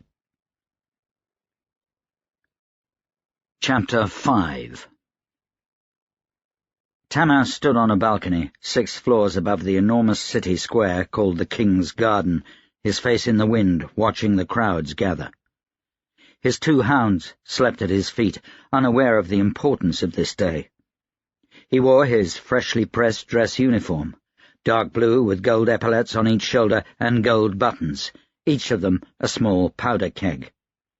The lapel, collar cuffs, and wings of his uniform were of red velvet, his belt of black leather. He wore his medals at the insistence of his aides, gold, silver, and violet stars of various shapes and sizes, awarded to him by 6 girlish shahs and kings of the 9. He held his bicorn hat under one arm. The sun was just barely above the rooftops of Adapest, yet he guessed there were already 15,000 people below watching as crews constructed a line of guillotines. It was said the garden could contain 400,000, half the population of Adapest. They would find out today. His gaze fell across the garden to the tower that rose like a thorn against the morning sky. Sabletooth had been built by Manhooch's father, the Iron King, as a prison for his most dangerous enemies and as a warning to all the rest. It had taken almost half of his 60-year reign to build, and its colour had given the Iron King his nickname. It was 3 times the height of any building in Adapest, an ugly thing, a nail of basalt that looked like it had been ripped from the pages of a legend from the time of Cresemere. At the moment, Sabletooth was full to capacity with nearly 600 nobles and many of their wives and oldest sons, as well as another 500 courtiers and royal dignitaries that couldn't be trusted on their own. When Tamas closed his eyes, he thought he could hear wails of anguish, and he wondered if it was his imagination. The nobility knew what was coming to them. They had for a century. Tamas turned away from his view of the city when the door behind him clicked. A soldier stepped out onto the balcony. His solid blue uniform with a silver collar matched Tamas's, with a gold sergeant's triangle pinned to the lapel, and stripes of service above his breast to indicate 10 years. The man looked to be in his mid-30s. He wore a finely trimmed brown beard, though military regulation forbade it, and his hair was cut short above his ears. Tamas gave the man a nod. "Olam, sir. Reporting." "Thank you, Olam," Tamas said. "You're aware of the duties I need you to perform?" "Bodyguard," Olam said, "and manservant, errand boy. Anything the Field Marshal bloody well pleases. No disrespect meant, sir." "I take it those were Sabon's words?" "Yes, sir." Tamas suppressed a smile. He could like this man. Too free with his tongue, perhaps. A thin ribbon of smoke rose from behind Olam. "Soldier, is your back on fire?" "No, sir," Olam said. "The smoke?" "My cigarette, sir." "Cigarette?" "All the latest fashion. Tobacco as fine as snuff, sir, and half the price. All the way from Fatrasta. I roll them myself." "You sound like an advertisement." Tamas felt annoyance creeping on. "My cousin sells tobacco, sir." "Why are you hiding it behind your back?" Olam shrugged. "You're a teetotaler, sir, and it's well known among the men you won't abide smoking either." "Then why are you hiding it behind your back?" "Waiting for you to turn around so I can have a hit, sir." At least he was honest. "I had a sergeant flogged once for smoking in my tent. Why do you think I'll treat you any differently?" That had been 25 years ago, and Tamas had almost lost his rank for it. "Because you want me to watch your back, sir?" Olam said. "It goes to logic that you won't hand out a beating to the man you expect to keep you alive." "I see," Tamas said. Olam hadn't even cracked a smile. Tamas decided he did like the man, against his better judgment. They examined each other for a moment. Tamas couldn't help but watch the ribbon of smoke rising from behind Olam. The smell reached him then. It wasn't terribly unpleasant, less pungent than most cigars, but not as pleasant as pipe tobacco. There was even a minty tinge to it. "Do I have the job, sir?" Olam asked. "You really don't need sleep?" Olam tapped the middle of his forehead. "I have the knack, sir. Runs in the family. My father could smell a liar from a mile away. My cousin can eat more food than 100 men, or none at all, for weeks. My particular knack? I don't need sleep. I even have the third sight, so you know it's the real thing." Men with a knack were considered the least powerful among those with sorcerous ability. It usually manifested itself as one very strong and particular talent, though some were quite powerful. There were plenty of men who claimed to have a knack. Only those with a third eye, the ability to see sorcery, and those who wield it, were truly knacked. "Why haven't you been swept up as a bodyguard before?" "Sir?" "With a talent like that, you could be running security for some duke in Kez and making more money than a dozen soldiers. Or perhaps serving overseas with the wings of Adam." "Ah," Olam said. "I get seasick." "That's it?" "Bodyguards to the rich need to be able to sail with them. I'm useless on a boat." "So you'll watch my back as long as I don't go sailing?" "Pretty much, sir." Tamas watched the man for another few moments. Among the troops, Olam was well known and well liked. He could shoot, box, ride, and play cards and billiards. He was an everyman as far as soldiers were concerned. "You've one mark on your record," Tamas said. "You once punched a Nab baron in the face. Broke his jaw. Tell me about it." Olam grimaced. "Officially, sir, I was pushing him out of the way of a runaway carriage. Saved his life. Half me company saw it." "With your fist?" "Aye." "And unofficially?" The man was a git. He shot me dog 'cause it startled his horse. And if I ever have cause to shoot your dog, I'll punch you in the face." "Fair enough. You have the job." "Oh, good." Olam looked relieved. He removed his hands from behind his back and immediately stuck the cigarette in his mouth and pulled hard. Smoke blew out of his nose. "Oh, it would have gone out soon." "Oh, I'm going to regret this, aren't I?" "Of course not, sir. Someone's here." Tamas caught sight of movement just inside. "It's time." He stepped toward the balcony door and paused. The hounds rose from their sleep and crowded around Tamas's legs. He gave Olam a look. "Sir, you're also supposed to get the door for me." "Oh, right. Sorry, sir. This might take me a while to get used to." "Me too," Tamas said. Olam held the door for Tamas. The hounds hurried in ahead of him, noses to the floor. The room was near silent, despite the growing volume of voices in the garden. Running on days without sleep, Tamas found the silence soothing. He was in a grand office. If a room so big could be called that, most houses could fit inside. It had been the king's, a quiet place for him to study or review decisions by the House of Nobles.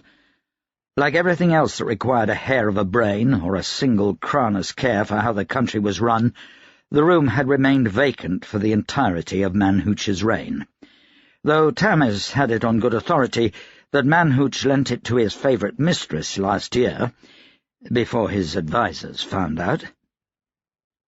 Rickard Tumbler stood over a table of refreshments, picking through a stack of sugar cakes for the best ones.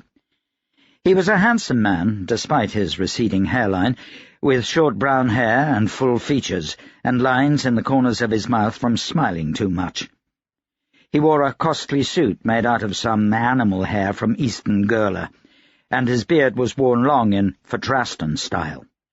A hat and cane of equally eclectic and expensive taste rested by the door. Rickard controlled Adapest's only workers' union, and of all of Tamas's council of co-conspirators, he was the only one that could provide pleasant company for longer than a few minutes. Krush and Pitlaw sniffed at him till he gave them each a sugar cake. The dogs took their prizes and retreated to the window divan. Tamas sighed. He hated it when people fed them. They wouldn't shit right for a week. "Help yourself," Tamas said. Rickard grinned at him. "Thank you, I will." He popped a sugar cake in his mouth and spoke around a mouthful. "You did it. Oh, boy. I couldn't believe it, but you did it." "Not quite," Tamas said. "The executions must be carried out, the city brought to order. There will be riots and royalists, and I still have the Kes to deal with." "And the country to run," Rickard added. "Lucky for me, I leave that to the council." Rickard rolled his eyes. "Lucky for you, indeed. I dread working with the rest of them. We need your balancing hand to keep us from each other's throats." "I agree," Ondraus said. The Reeve entered the room at a slow walk, cane in one hand, a thick ledger under the other arm. He crossed the room and tossed the ledger down on the king's desk, then dropped down in the chair behind it. Tamas stifled a protest. Ondraus opened the book. Tamas would have sworn dust rose from the thing. He stepped closer. It was an ancient tome with gold thread lettering stitched onto the front, a word in Old Deliv. Something about money, Tamas guessed. The pages themselves seemed almost black. Closer inspection revealed tiny writing, letters and numbers boxed off, written so densely as to require a looking-glass to see the actual figures. "The king's treasury is empty," Ondraus announced. He produced a looking-glass from his pocket and set it on the page, peering through it as he perused a few numbers at random. Rickard inhaled sharply, choking on a sugar cake. Tamas stared at the Reeve. "How? "I haven't seen this thing since the Iron King died," Andras said, gesturing at the tome.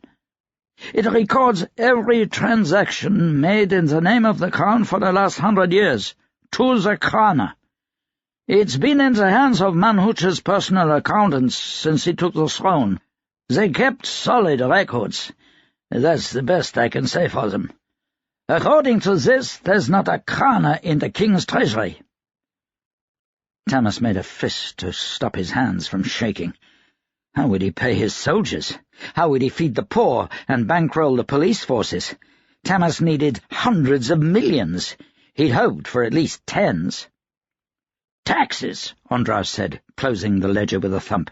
"We'll have to raise taxes first thing." "No," Tamas said. "You know that's not an option.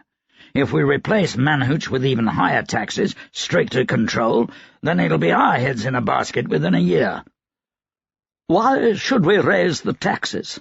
Archdiocese Charlemagne swept into the room, long purple robes of office trailing behind him.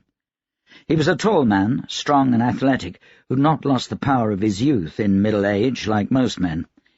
He had a square face and evenly set brown eyes, his cheeks clean-shaven.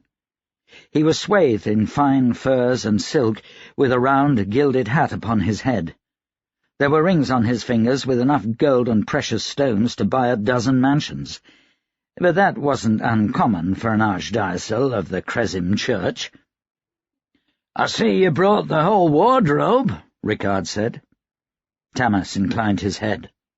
"Charlemagne," he said. The archdiocese sniffed.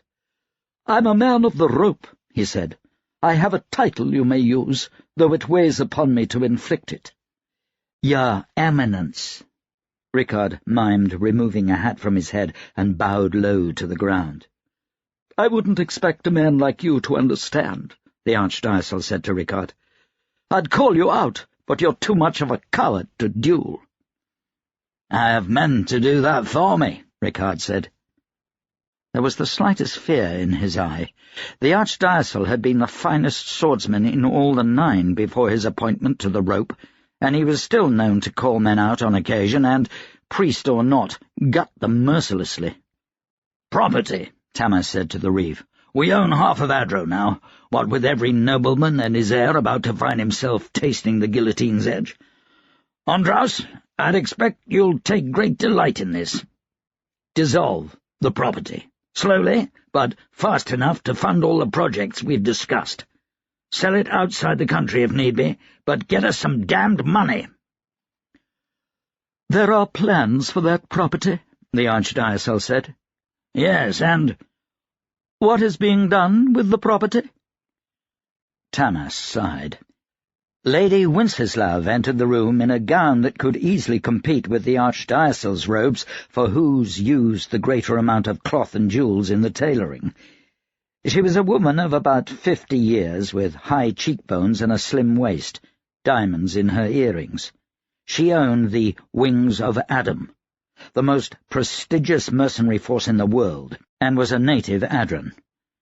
Her forces had been quietly pulled out of foreign postings and recalled to Adro over the last few months in preparation for the coup, and Tamas knew he'd need them desperately in the time to come.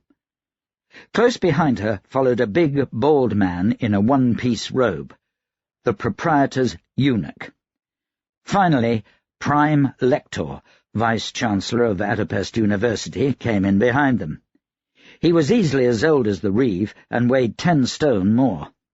He staggered over to a chair. All 6 of Tamas's co-conspirators had arrived, 5 men and a woman who'd helped him plan Manhuch's downfall and who would now determine the future of Adro.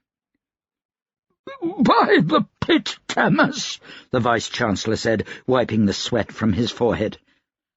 A purple birthmark spidered across the lower left side of his face, touching his lips and one eye. He wore a beard, but no hair would grow on the birthmark, giving the old scholar a particularly barbaric appearance. "You had to choose the top floor? You're going to regret it in a few years when your bones start to weary." "Lady," Tamas said, nodding to Lady Wenceslav, then to the Vice-Chancellor and to the eunuch. "Prime, eunuch, thank you for coming." The eunuch slid over to the corner and glanced out a window. He moved like an eel and smelled like southern spices, but the proprietor, the strongest figure in Adapest's criminal element, never attended these meetings personally. He sent his nameless lieutenant instead. "We had little choice," the eunuch said. His voice was soft, like a child speaking in church. "You moved up the timeline." "There's more," Charlemagne said. His voice thundered unnecessarily. "He's trying to claim the property we've confiscated from the nobility." Tamas held his hands up to calm a sudden clamour of voices. He glared at the archdiocese. "We're not here to carve up Adro," he snapped. "We're here to give it back to the people. The king's treasury is empty. If we're to keep any semblance of control over the nation in the next few years, we desperately need the money. Your mercenaries will have land, lady, and Rickard, your union will have its grants. Everyone will get a cut." 15% for the church," the archdiocese demanded quietly, studying his nails. "Go to the pit," Rickard snapped. "I'll send you there," the archdiocese said, stepping toward Rickard. A hand went into his robes. Rickard scrambled backward. "Charlemagne," Tamas said. The archdiocese stopped, turned to Tamas. "The church will collect its normal 15% tithe. This was the price of our support." "The price?" Tamas said. "I thought this coup was sanctioned by the church because Manhooch was letting his people starve. Or was it because Manhooch was taxing the church in order to pay for his palace of concubines? I don't remember which. The church will get 5% and be happy with it."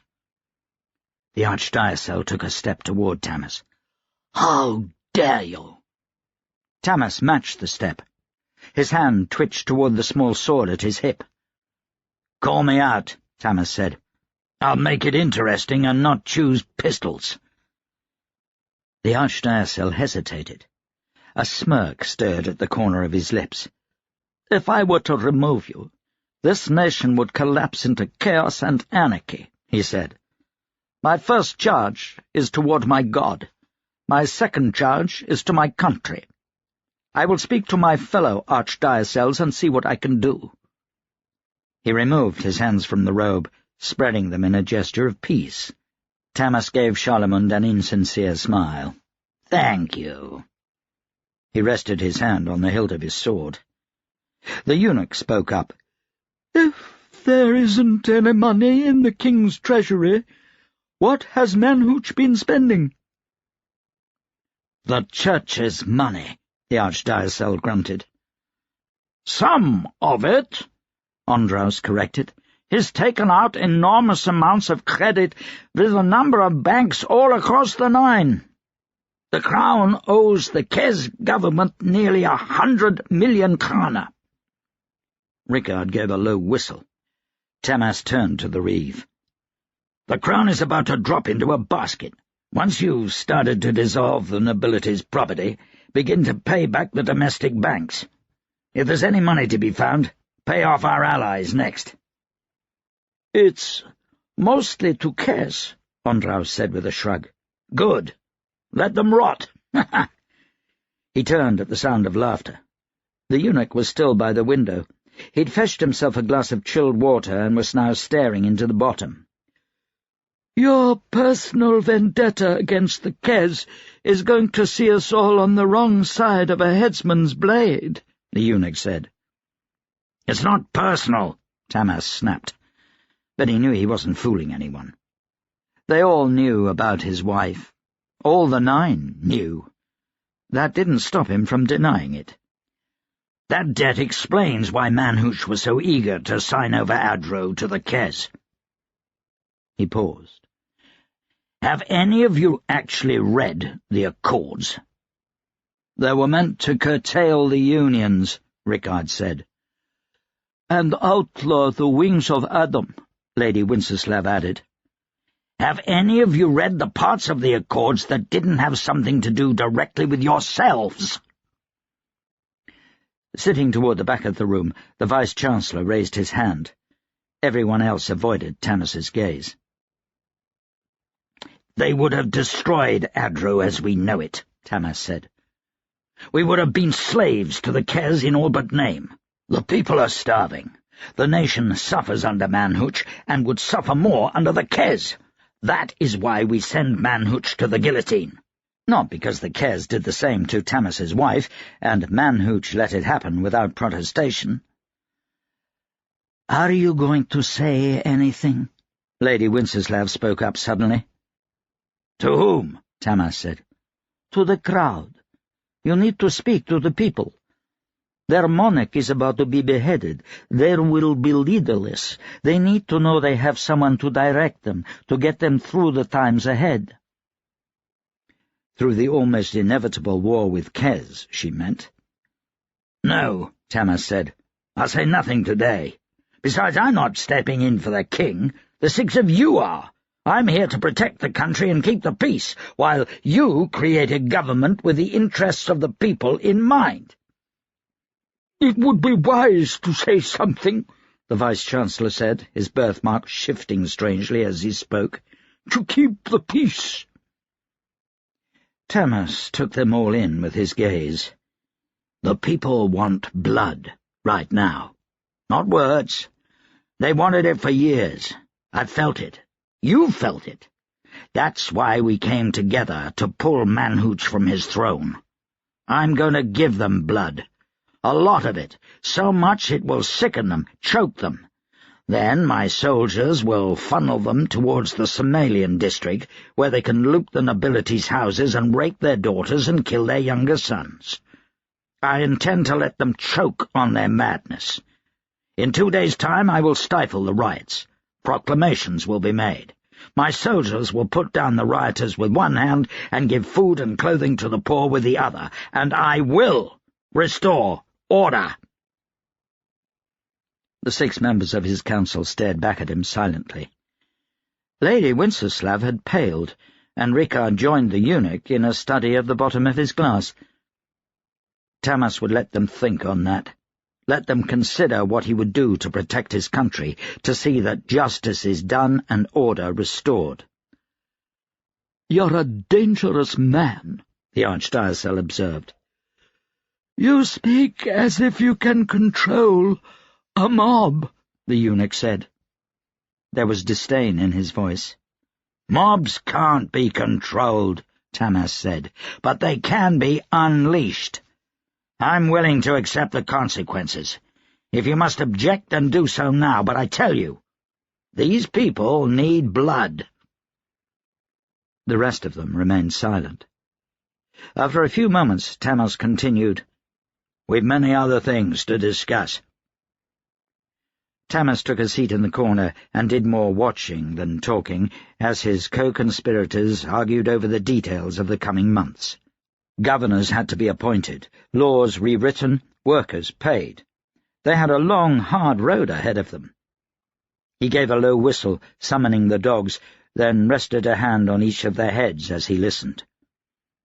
Tamas raised his head when the door to the balcony opened, and he suddenly realized he'd been dozing. "Sir," Olam said, "it's time." Tamas stood up, shaking the sleep from his head. He went to the door, holding it open for Lady Winceslav. "My lady." The group filed out onto the balcony. Tamas looked out over the garden, and the sight took his breath away. Not a single cobblestone could be seen between the pack of bodies below. People stood shoulder to shoulder, the murmur of voices sounding like the lap of waves on the beach. The crowd filled the King's Garden to excess and poured out into the 5 connecting streets. There was no end to the throng for as far as the eye could see. "Sir," Olam said. Tamas forced himself to look away from the crowd. He prided himself on being a man who felt little fear, but the size of such a throng made him feel small. He wondered briefly if he was mad. No one could control that writhing mass. The looks on the faces of his companions assured him that they shared his awe. Even dry, annoyed Andros was speechless. Tamas adjusted his hat to block out the noonday sun and ran a hand across his cheek. He realized he hadn't shaved in 2 days, and the stubble was thick on his jaw. Hardly appropriate for a field marshal in a dress uniform. The sound below them had sunk to a barely audible whisper. He turned and felt a surge of his heart when he realized that every face was directed at him.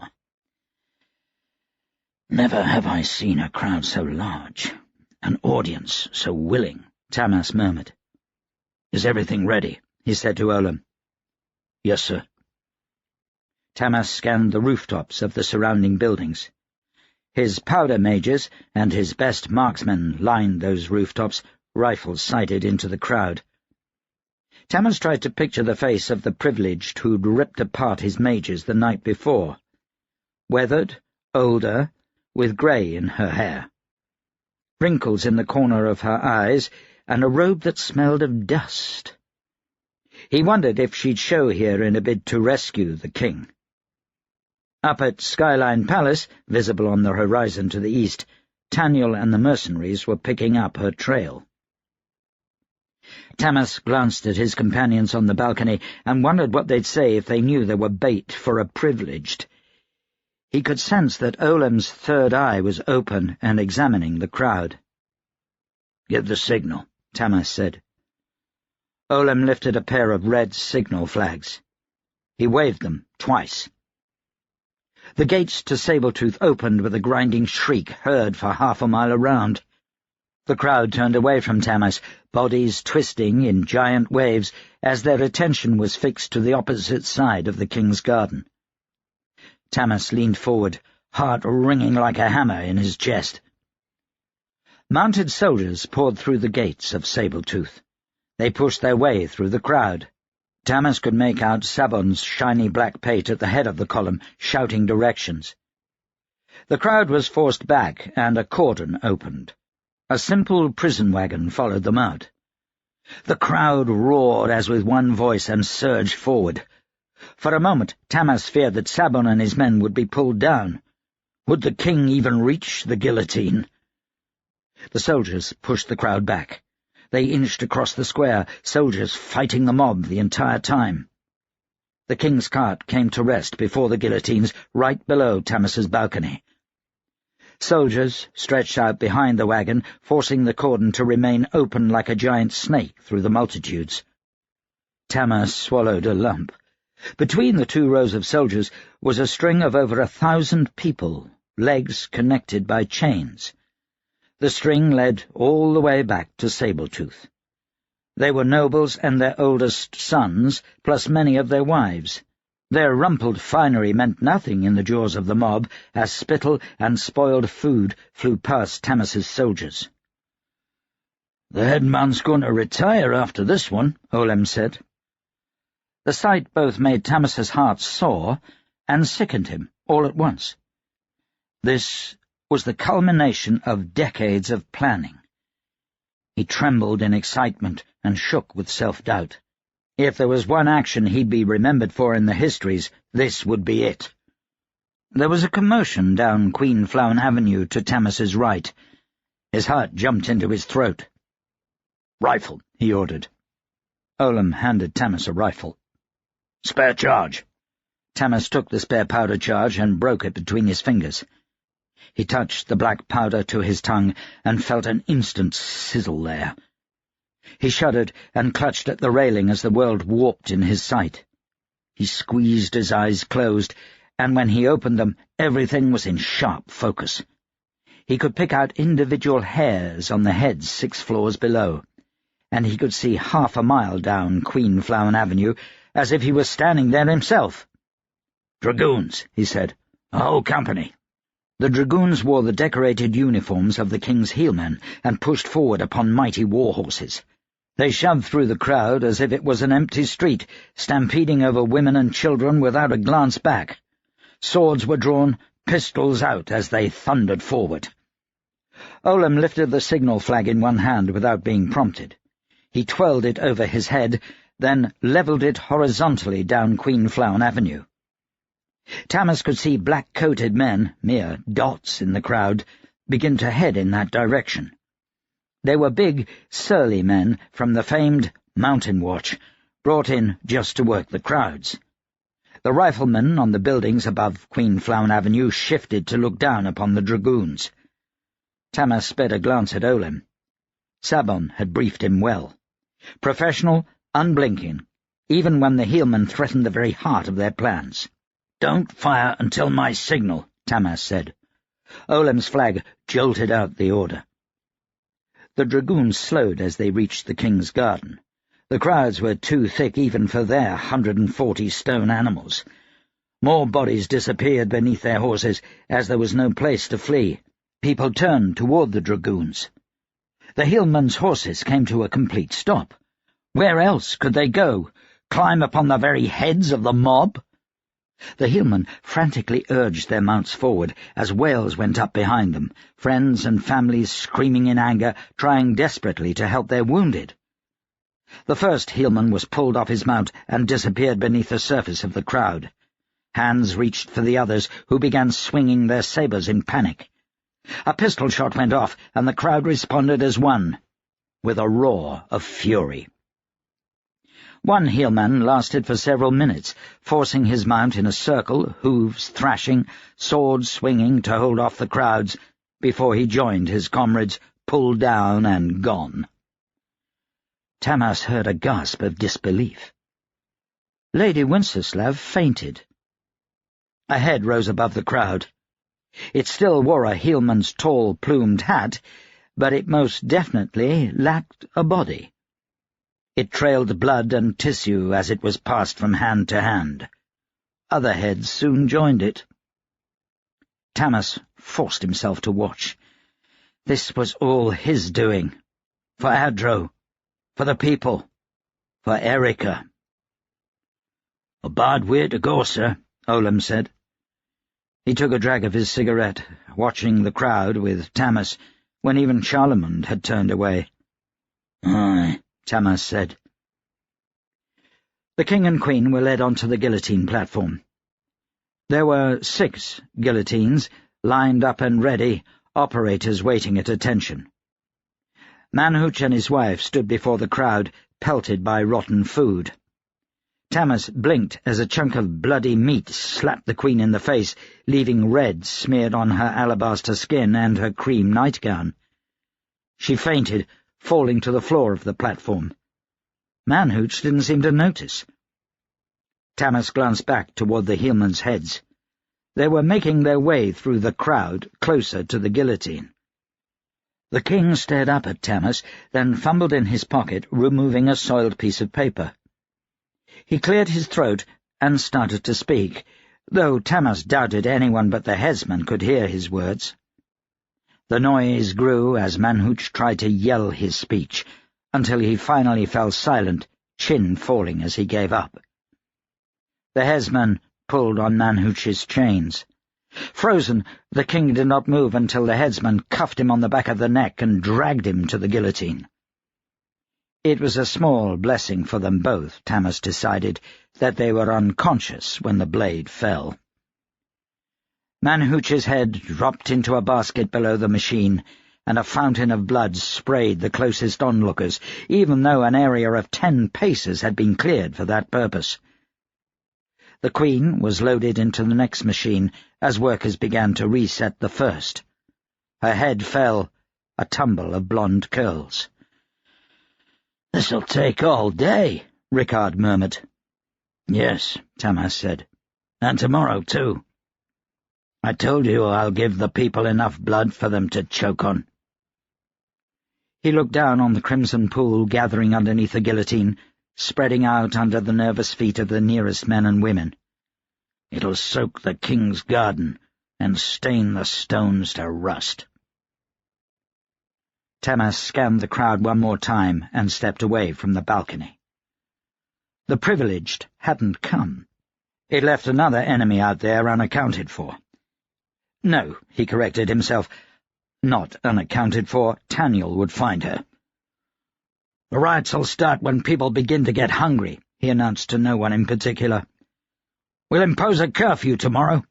Until then, I suggest you all stay off the street."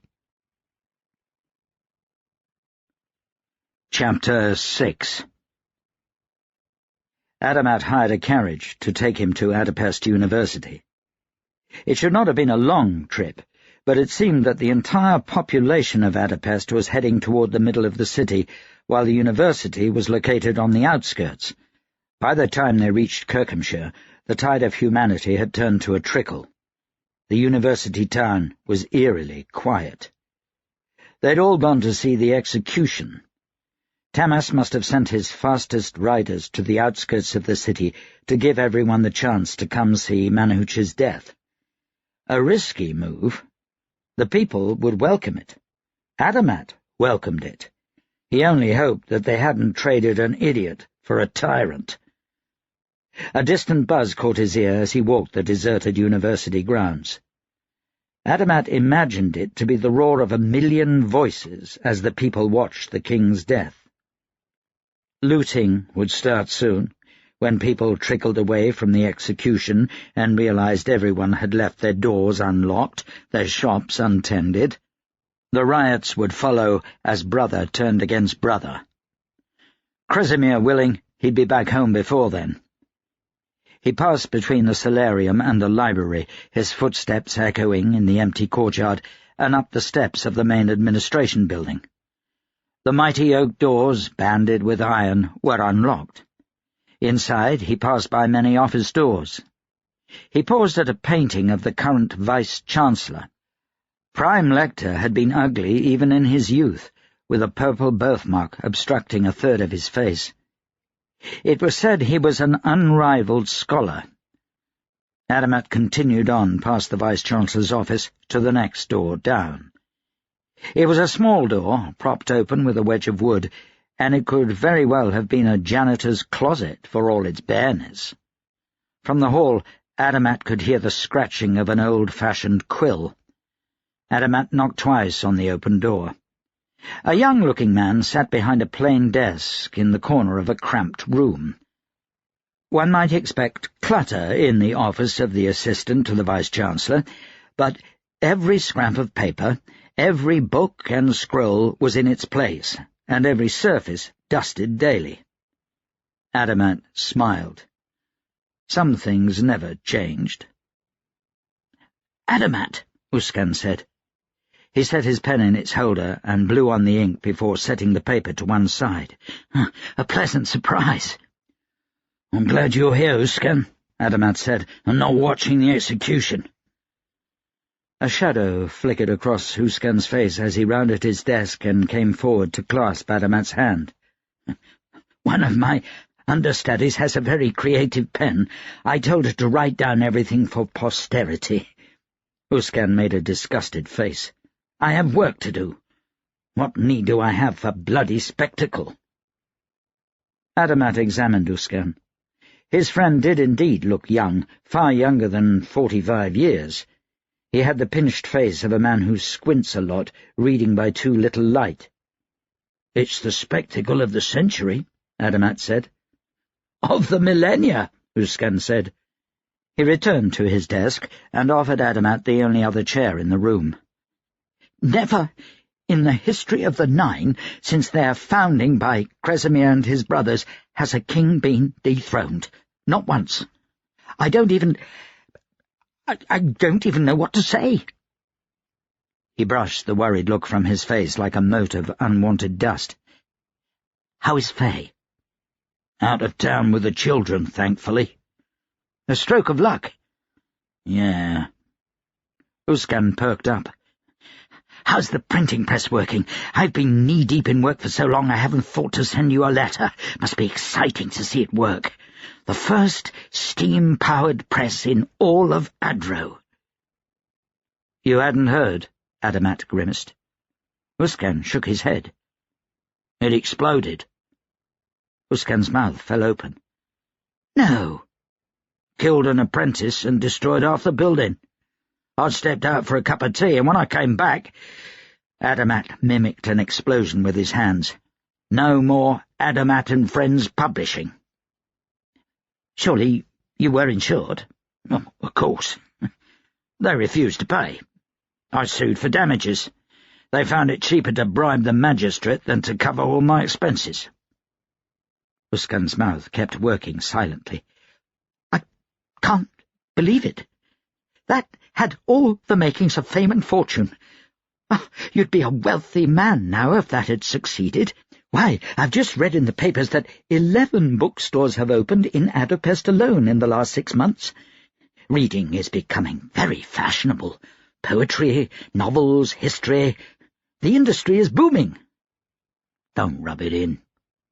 Uskan cringed. "Adamat, I'm so sorry." Adamat waved a hand. "Things happen. It was nearly a year ago. Besides, I'm not here to talk about my troubles. I'm working." "An investigation? Oh, at least you have that to fall back on." "Yeah." "Anything I can do to help?" Uskan said.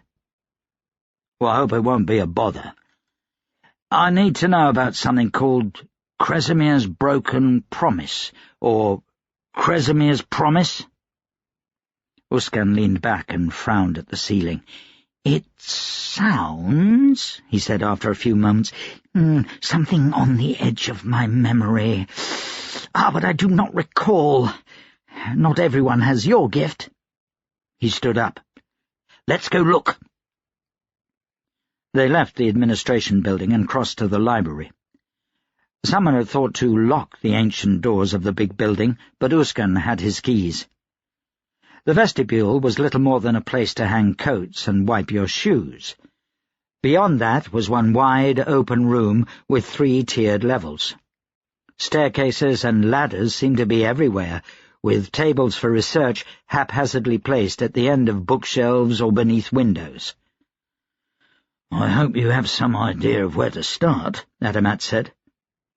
It was easy to forget how big the library really was. Adamat hadn't been there for decades. "Else this'll take all day." Uskan headed confidently to their right and up the nearest flight of stairs. "I think I do," he said, "though it might take a while. We've had some major additions to our collection lately, and I've not spent as much time in the library as I want. Still, can't complain about new books. The industry is booming, but books are still expensive." He glanced at Adamat. Steam-powered printing press would have begun to change that." Adamat rolled his eyes. Uskan meant well, but he spoke as if the explosion had been Adamat's fault. Uskan counted rows of shelves before turning down one with purpose. He grabbed a sliding ladder and pushed it along in front of him. His voice echoed in the empty space above them. "It used to be Gileman University got all the good library grants. In fact, the public archives in Budapest is twice the size of our collection. Why didn't you go there first?"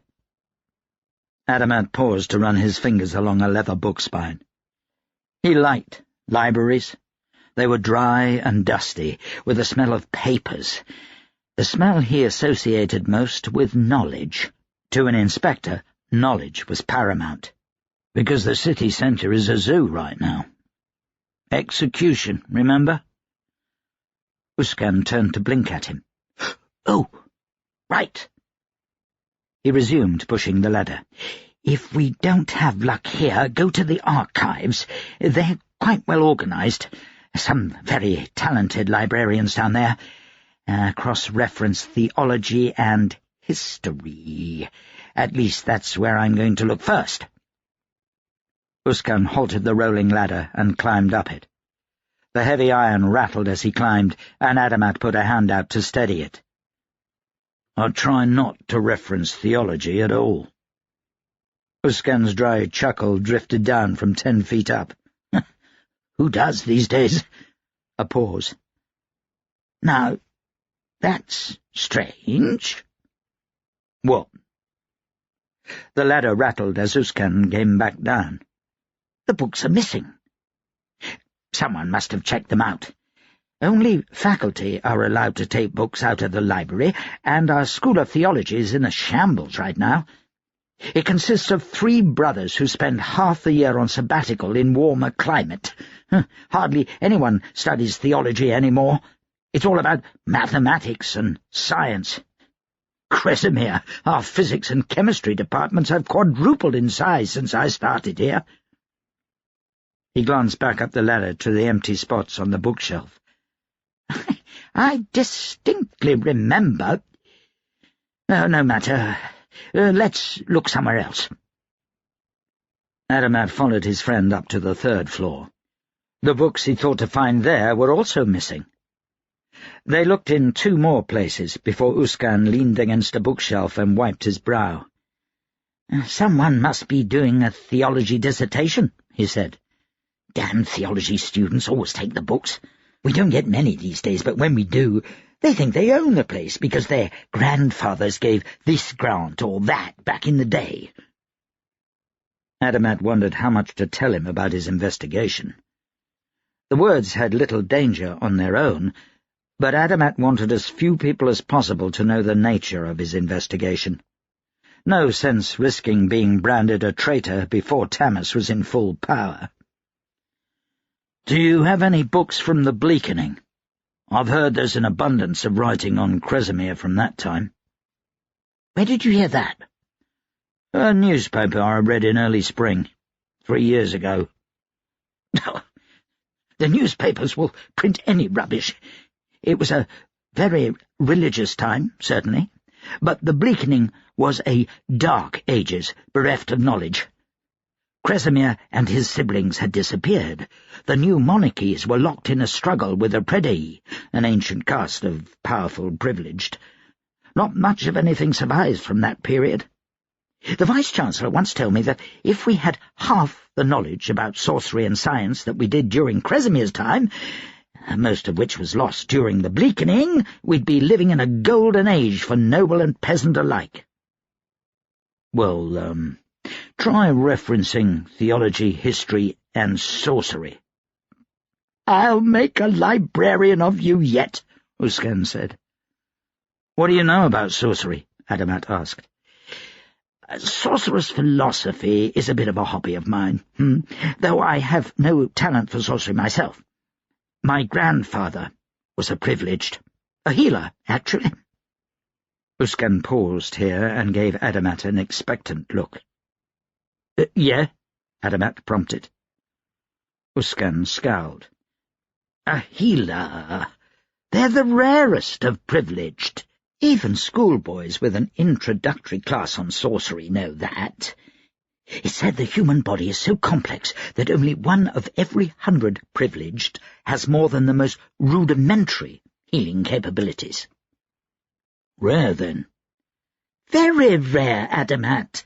Oh, Lord, with your penchant for details, one would think you know about this sort of thing. Don't you know anything about sorcery?" "Not really," Adamat admitted. He lived in a world of city streets, citizens, and criminals. He didn't have time for sorcery, and, frankly, it was a foreign thing. He came across the odd knack here and there, but stronger stuff was the realm of the cabals, and an inspector had no business with any of that. What he knew came from a few hours of schooling when he was a boy. "You're a knacked," Uskan said, "so you have the 3rd eye, correct?"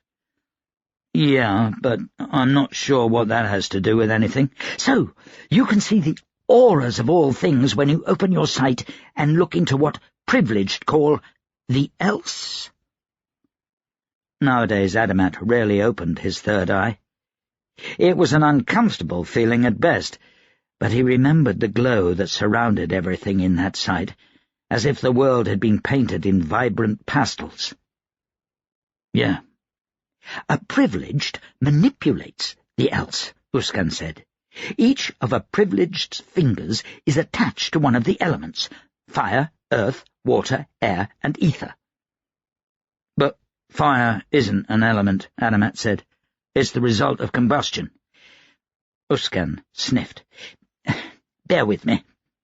This explanation is recognized as imperfect in the light of discoveries of the last 100 years, but it's the best we have. Now, each finger corresponds to an element and to a privileged strength with that element, the thumb being the strongest digit. A privileged uses his strong hand, most often his right, to call upon the auras of that which he wants to manipulate in the else. He uses his off hand to direct those auras once they have been pulled into our world. So, how does a powder mage's magic work? Bugger if I know. Privileged hate powder mages, and the cabals have always discouraged a study of them. Why such a strong hate? Adamat had heard most privileged were allergic to gunpowder. Fear, Uskan said. Most privileged spells have a range of less than half a mile. Powder mages can shoot from over twice that. The cabals have never liked being at a disadvantage. I've also been told that whereas all things, living or dead or elemental, have auras in the else, gunpowder does not, and that makes privilege nervous. Ah, here we are. Uskan paused in front of a bookcase. He ran his finger along several spines before taking them out and piling them into Adamat's arms. Dust rose as the books thumped against each other. Only one missing, Uskan said. I know just where it is, too. The Vice-Chancellor's office. Can we get it? The Vice-Chancellor is away, summoned to Adapest early this morning with some urgency. I don't have a key to his office. We'll have to wait until he gets back. They retired to one of the tables with their stacks of books and set to their research. Adamat sat down and flipped open the first book. He frowned. Uskan? Uskan looked over. He leapt to his feet and rounded the table, moving faster than Adamat had ever seen. What is this? Who the pit did this? The first several pages of the book had been removed, and dozens after that had whole sections of the text blacked out, as if someone had dipped their finger in ink and smudged it along the page. Uskan mopped at his forehead with a handkerchief and began pacing behind Adamat. "These books are invaluable," he said. "Who would do such a thing?" Adamat leaned forward and squinted at the ripped line of the paper. He judged the book in his hands. It was made with vellum, thicker than today's paper, and 4 times as tough. The ripped edge was slightly blackened. "A privileged," Adamat said. "How can you tell?" Adamat pointed to the ripped edge. "Do you know of anything besides sorcery that could make a burn like that without damaging the rest of the book?" Uskan resumed pacing. "Privileged? Kresimir, damn them! They should know the value of books." "I think they do," Adamat said. "Else they would have burned the whole thing. Let's take a look at the rest here." He reached for the next book, and then the next. Of the 11 they'd removed from the shelf, 7 had passages smudged or had pages ripped out. By the time they finished the stack, Uskan was fuming. "Wait till the Vice-Chancellor finds out. He'll head straight down to Skyline and beat those privileged senseless. He'll—" "Tamas has executed the entire cabal." Uskan froze.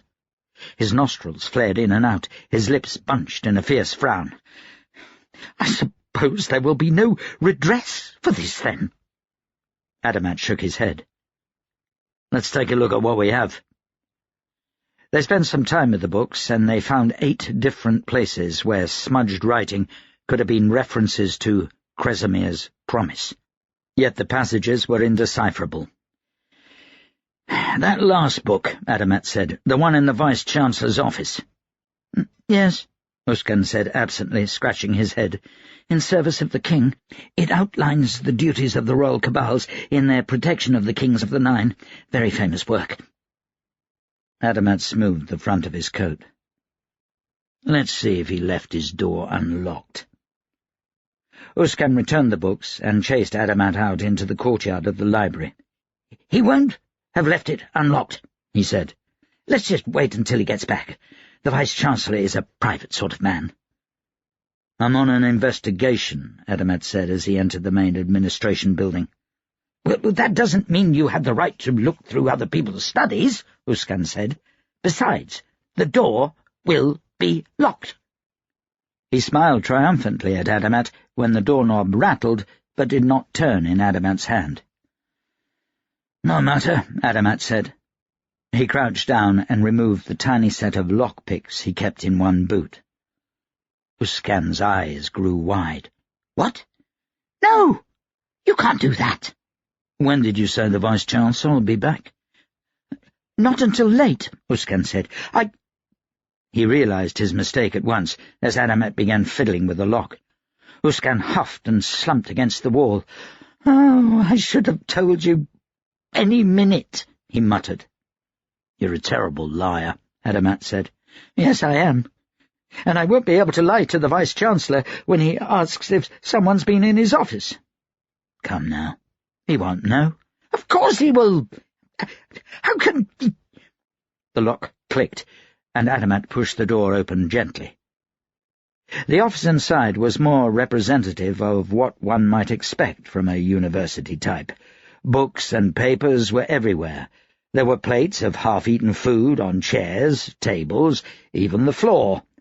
The entire room was walled by bookshelves twice as tall as a man, and those were overflowing, sagging with the weight of too many books stacked haphazardly upon each other.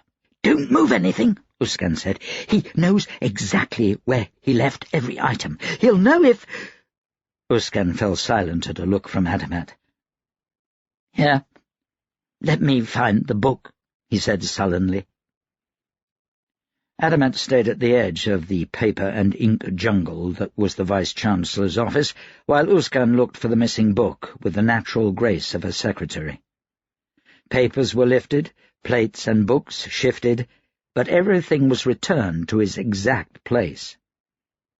Adamat stood on his toes and surveyed the room. "Is this it?" Adamat asked, pointing to the center of the Vice-Chancellor's desk. Uskan pulled his head out from beneath the Vice-Chancellor's chair. "Oh, yes." Adamat stepped gingerly through the room. He lifted the book carefully and began to leaf through it. Uskan came up beside him. "No damaged pages," Adamat reported. He scanned the pages, flipping through, looking for just 2 words to stand out.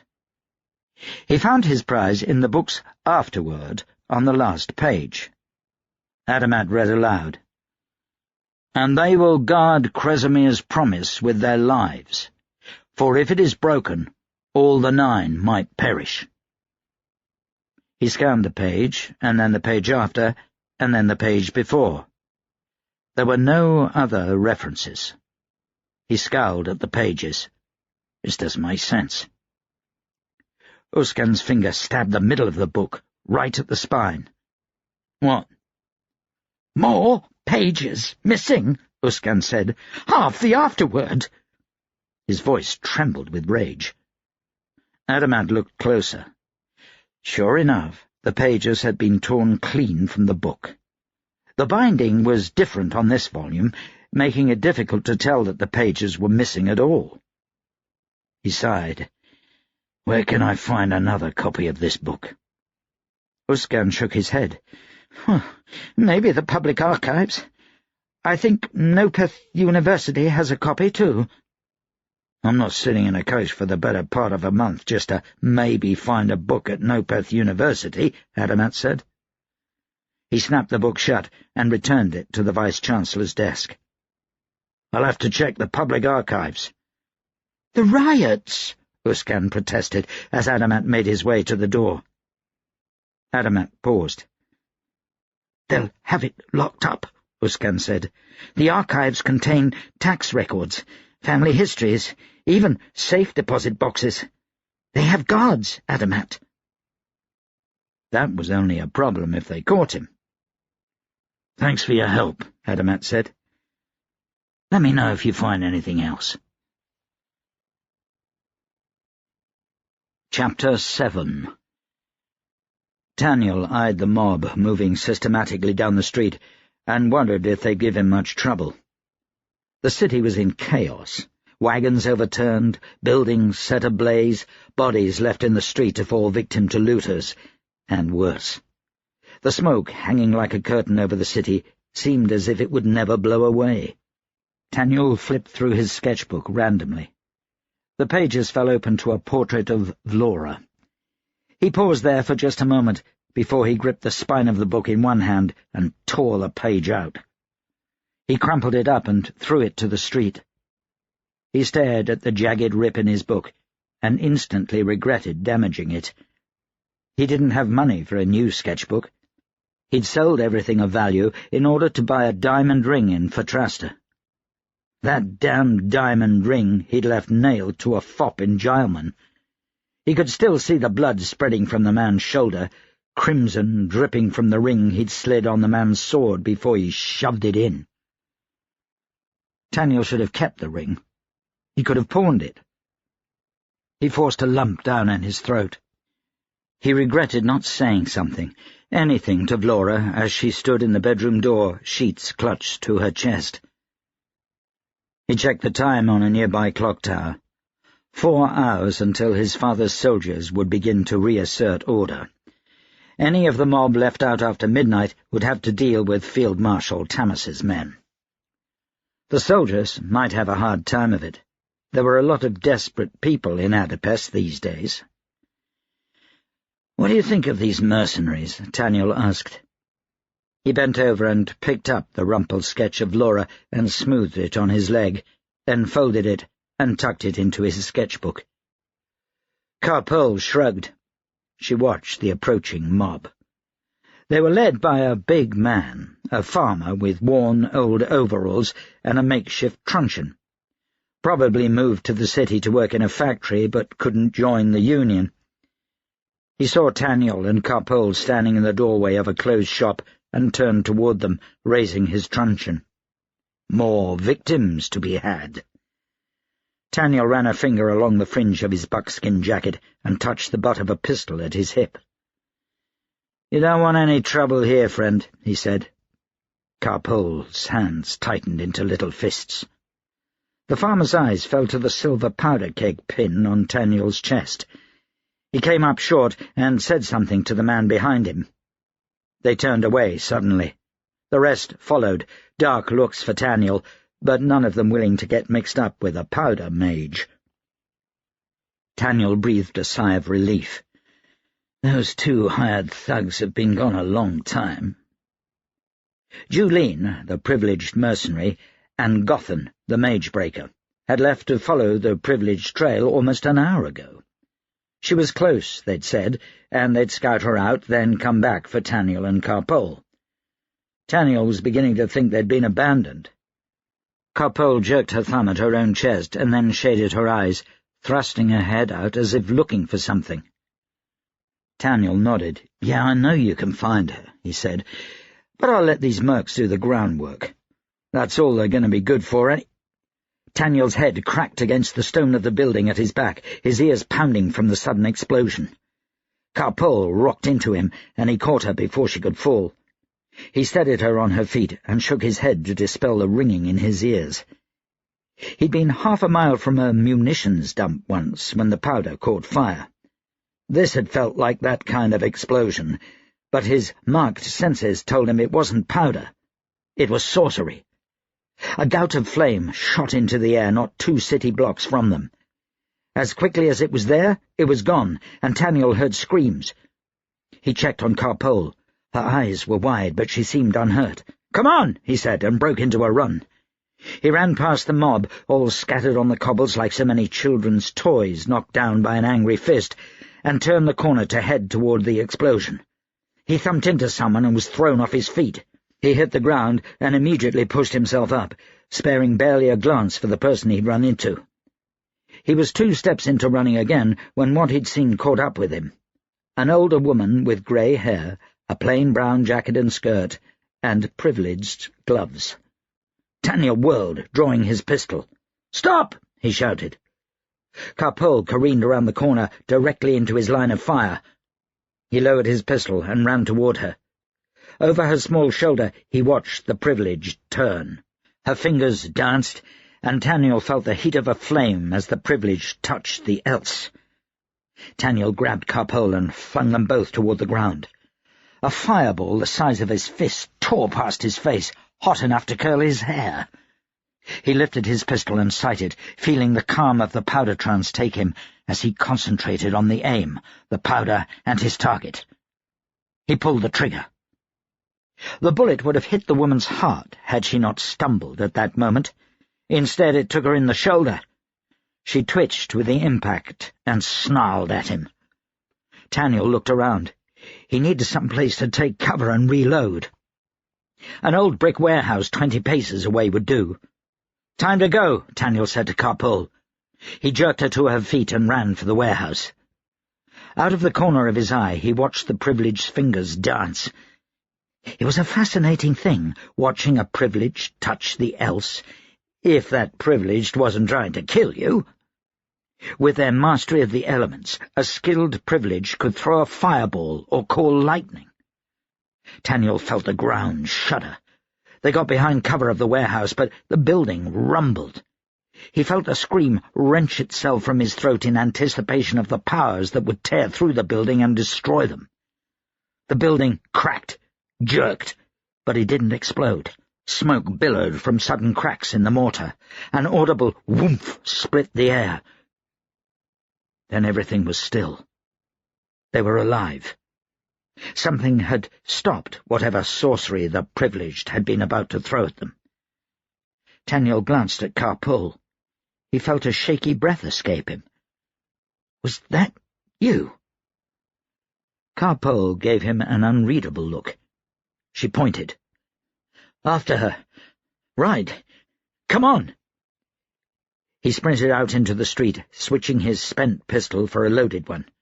He paused a moment when he saw Juline and Gotham running toward them. Juline looked like a keg of powder had exploded in her face. Her hair was scorched, her clothes blackened. Even Gotham had a wild look in his eyes and black marks on his shirt, and sorcery wasn't supposed to be able to touch him.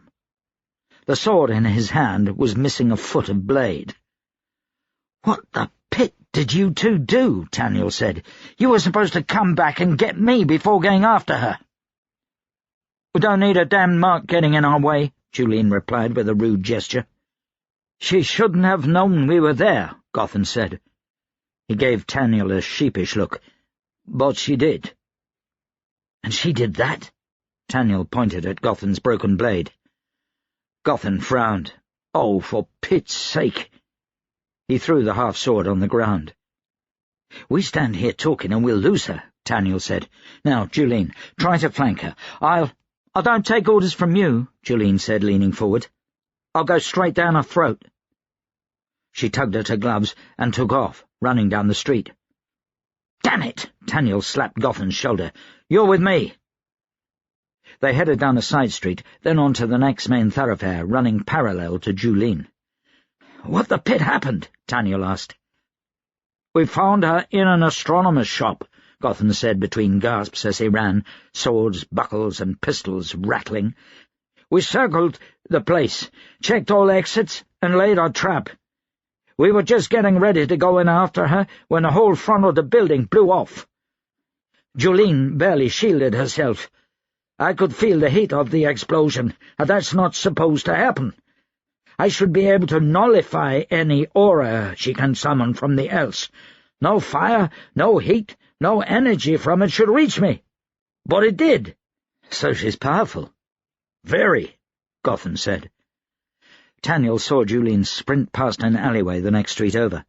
He came up short and took a deep breath, motioning for Gotham to stop. Something was wrong. He turned around. "Carpole?" She'd stopped in the mouth of the alley. She put her finger to her lips, her eyes half-lidded. She pointed down the alley. Taniel gestured for Gotham to go first. He would avoid any traps or sorcery flung at them. Taniel lifted his pistol, keeping it aimed just over Gotham's shoulder. The alley was filled with debris, trash, mud, and shit, a few half-rotted kegs. Nothing big enough for a person to hide behind. It was well lit by the noonday sun. "There!" Gotham surged forward, and Taniel caught a movement in the alley up ahead. He blinked, trying to see clearly. It was as if light were turning in on itself, making a slight shadow where a person could hide. Then the Privileged appeared. Her hands twitched, and she levelled them at Gotham. Gotham braced himself. The air shimmered, distorted by a furnace of impending sorcery. Gotham yelled, the veins on his neck standing out. Taniel fired. The bullet glanced off her skin as if it were metal, ricocheting harmlessly down the alley. The Privileged threw her hands out. Gotham tumbled backward and fell to the ground. There were handholds built into the brick side of the building for roof access. The Privileged climbed them with the ease and speed of someone far younger, and was over the roof 2 stories up before Taniel could reload one of his pistols. He took a snort of powder and climbed up after her. "Don't lose her!" Taniel shouted back to Gotham. Carpole raced back out into the main street to track the Privileged progress. Taniel made it to the roof and swung up over. The Privileged leapt to the next roof over and spun, throwing a fireball. The powder trance burned through Taniel. He could see the auras of her sorcery, could feel the path the fireball would take. He ducked and rolled, then came back to his feet. She fled, clattering and sliding across the clay-tiled roof. Taniel cleared the next gap easily. He lost sight of the Privileged with the slant of the roof, then found her again as she crested the next roof over. He fired off a shot. He hit her once again, but once again she didn't go down. It had been a square shot right to the spine. She should have been dead, or at the very least wounded and bleeding. She hardly stumbled. Taniel snarled. He put away his pistols and swung his rifle into his hand. He fixed his bayonet. He'd do this the hard way. A powder mage in a full trance could run down a horse. He was within feet of her in 2 more buildings. She leapt between roofs. Her toe barely caught the lip of the next. She slipped and fell, grabbing the tiles. Taniel cleared the roof with space to spare. He skidded to a stop and turned, ready to put his bayonet through her eye. She let go of the roof and fell to the street below. Taniel swore. He hesitated only a moment before jumping after her. Even in the height of a powder trance, his knees ached and his body shivered when he hit the ground. He landed in a crouch next to the Privileged, who was already on her feet. He reacted on instinct, thrusting his bayonet. He felt it slide home. The woman slumped above him, her gloved hand a mere foot from his head. She had the face of an aging woman who'd once been very beautiful, her skin now lined and weathered, crow's feet in the corners of her eyes. She let out a gasp, then jerked herself off the end of Taniel's bayonet. "You've no idea what's going on, boy." Her voice was a deadly whisper. Taniel heard the jingle of Gotham's weapons as the Magebreaker ran up beside him, his pistol levelled. Taniel felt the earth rumble. "Get down!" Gotham leapt between Taniel and the Privileged. The ground splintered and cracked and fell out from under them. Taniel's whole body screamed at the pressure released. He felt as if he'd been jammed into the bottom of a cannon and used as fuel for an explosion. His ears popped, he felt dizzy, his head pounded. Masonry rained down all around them. When the dust began to clear, Taniel saw Gotham still crouching over him, his face in a grimace. The Magebreaker opened one eye. His lips moved, but Taniel couldn't hear a thing. The whole world wavered. Taniel got to his feet and looked around. Carpole approached him through the haze. Julene was not far behind. The buildings on either side of them were completely gone, level to their foundations, damp basements filled with rubble and hovering curtains of dust. There were smears of blood and bits of flesh in the debris. There had been people in those buildings, people who hadn't had a Magebreaker standing between them and the explosion. Taniel drew a shaky breath. Julene marched straight up to Taniel and knocked him off his trembling legs with a shove. Carpole slid in between them, a silent glare driving Julene back a step. It was several moments before Taniel could hear well enough to know what Julene was shouting. "Let her go! You let her get away, you bloody fool!" Taniel climbed to his feet. He gently pushed Carpole out of the way by the shoulder. Julene stepped forward and punched him full in the face. His head jerked back. He reacted without thinking, grabbing her next blow out of the air and twisting her hand. He slapped her. "Back the pit off!" Taniel turned and spit blood. "She's dead. There's no way anyone could have lived through that." "She's not dead." Julene's cheeks were flushed, but she made no move to continue the fight. "I can still feel her. She got away. I ran her through with 3 spans of steel. She wasn't walking away from that." "You think steel can hurt her? You think it can really hurt her? You don't know shit." Taniel took a deep, calming breath, then a snort of powder. "Carpole," he said. "Is she still alive?" Carpole hefted the end of Taniel's rifle in her small hands and drew her finger through the blood along the bayonet's edge. She smeared it between her fingers. After a moment, she nodded. "Can you track her?" Carpole nodded again. Julene scoffed.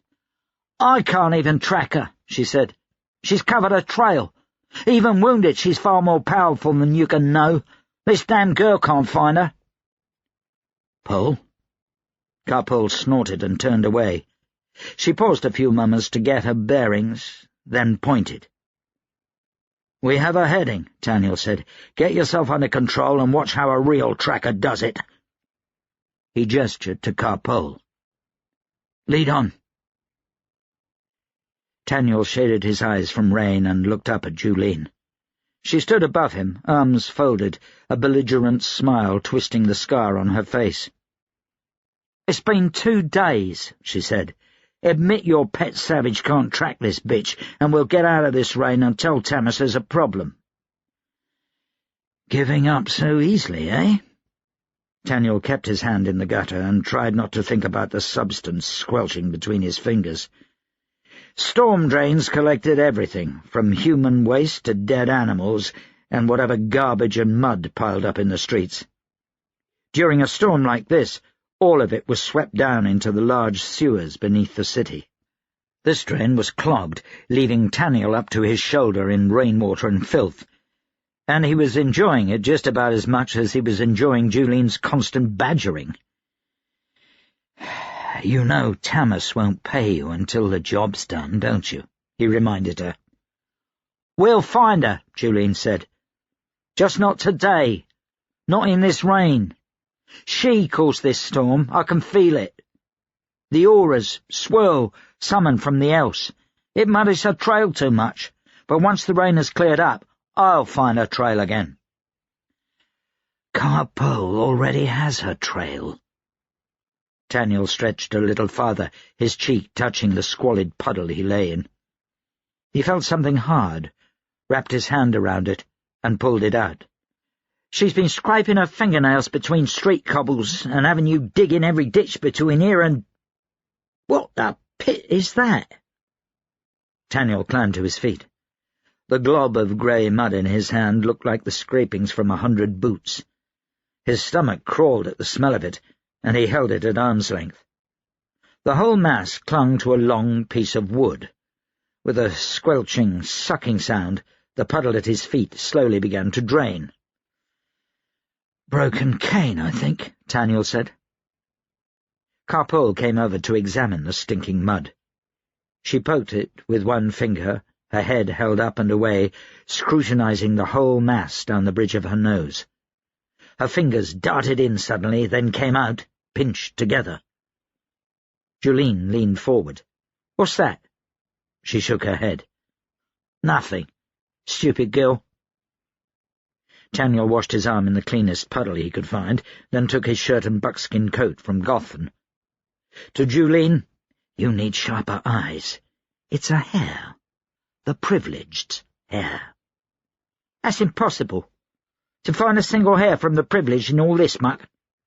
Well, even if it did belong to her, what can your savage do with it?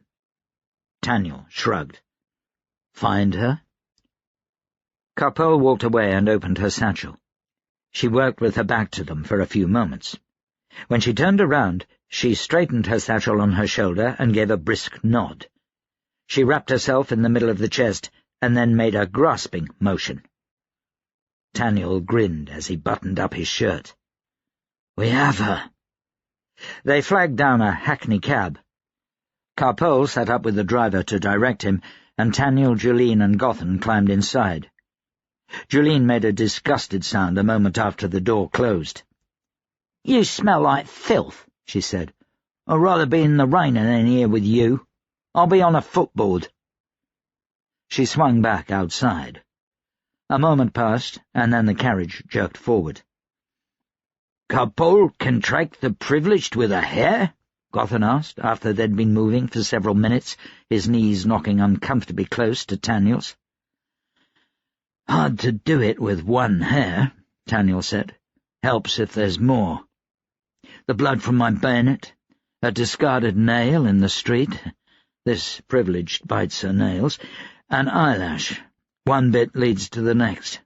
The more she has, the easier it is to track. If we want to sneak up on this privileged, we need a precise location." Taniel opened his sketchbook and flipped through it, pausing briefly on the sketch of Laura tucked between 2 pages, before moving on to find a half-finished drawing of the privileged. He was sketching from memory, but he'd been the only one of the 4 of them to get a good look at her.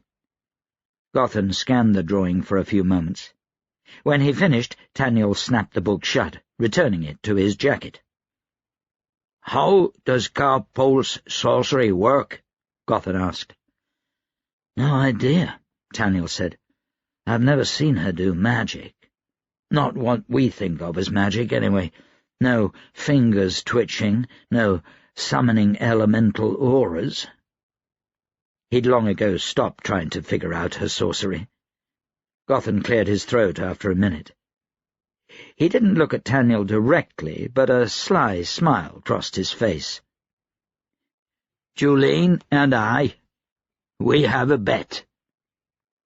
Taniel tamped out a line of powder on the back of his hand and snorted it. "What's that?" "Julene thinks you're bedding the savage. I say you aren't." "Not exactly the bet of a gentleman," Taniel said. "We're all soldiers here," Gotham said. His grin widened. "How much was the wager?" 100 krona. "So much for women's intuition. Tell her she owes you 100. "Ah, thought so," Gotham said. "Men are so much easier to read than women. You look at her, the savage, like that once in a while, but even then it's only a hint of longing, not the look of a lover." Taniel scowled at the mage-breaker and shifted in his seat, not sure how to respond. In an officer's setting, he'd call a man out for that. Here, though, well, like Gotham said, they were both soldiers. "She's nothing more than a kid," Taniel said. "Besides, the whole time I've known Carpole, I've been engaged to another woman." "Oh, congratulations." "The engagement is off." Your pardon," Gotham said, looking away. Taniel tamped out another line on the back of his hand. He waved his snuff-box in the air dismissively. "Think nothing of it." He snorted the black powder and took a deep breath, then leaned his head against the side of the carriage. He listened to the patter of rain on the rooftop, to the clatter of the horses' hooves and the wheels on the cobbles. So many noises that could drown out his thoughts. Where was Vlora, he wondered, at this moment? Perhaps just arriving in Adapest. Maybe already here and gone, sent off on assignment by Tamas. He'd forced the question out of his mind every silent moment since he'd nailed that fop to the wall, wriggling on his own sword like a pinned butterfly. What had gone wrong? He'd made a mistake going off to Fatrasta like he did. getting tangled up in a war just to impress Tamas. He'd left her alone for too long. The man who'd bedded her was a professional philanderer. It wasn't her fault. He made a fist, reeled in his anger. Was he mad because he loved Flora, or was he mad because another man had sullied his woman? Had Flora truly been his woman? Taniel couldn't remember a time at which he wasn't going to marry Flora. Tamas had thrust them together in every possible situation. She was a gifted powder mage, and chances were their children would be gifted as well. Tamas had encouraged them to be together for years. If anything, Flora was more Tamas's future daughter-in-law than she was ever Taniel's future wife. He swallowed that thought, and with it the satisfaction with Tamas's disappointment. Now Taniel didn't have to marry at all if he didn't want. Or he'd find a wife of his own, not some pre-arranged powder mage bride. Maybe Carpole. Taniel chuckled aloud, ignoring Gotham's curious glance. Tamas would be absolutely livid if Taniel married a foreign savage. His amusement died down, and he resisted the urge to open his sketchbook and look at Flora's drawing.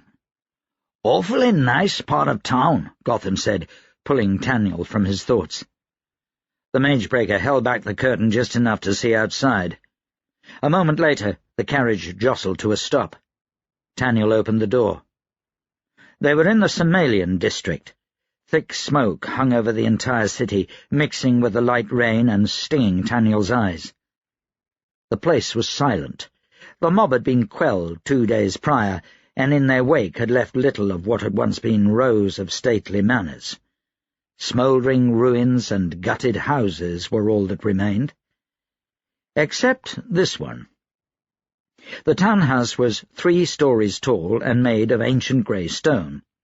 It had been modelled after castles of old, with parapets and walks. The walls were blackened from the fires raging round, but the building itself seemed undamaged. It was easy to see why. The parapets were manned by soldiers. Cobbles had been torn up from the street and made into a waist-high wall in front of the main entrance. More soldiers squatted behind that, their muskets at the ready, watching Taniel's carriage with outright hostility. Taniel swung out of the carriage. Julene was already on the ground, pulling on her gloves. Carpole climbed down from beside the driver. "Whose house is this?" Taniel asked the driver. The man scratched his chin. "General Westhaven's." A squad of soldiers issued from the townhouse and headed straight toward them.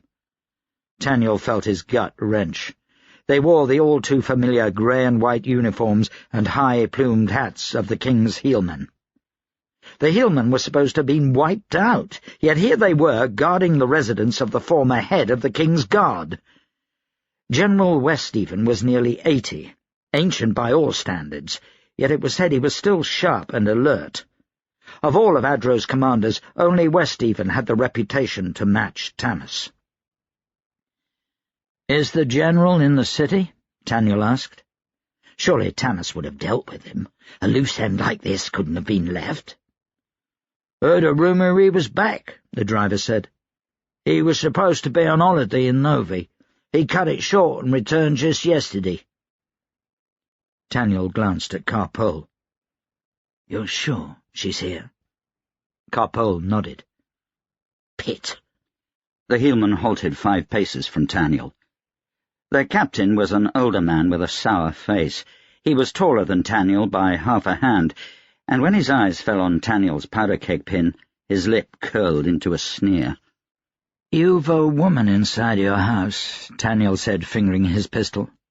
"A privileged. I'm here to arrest her in the name of Field Marshal Tamas.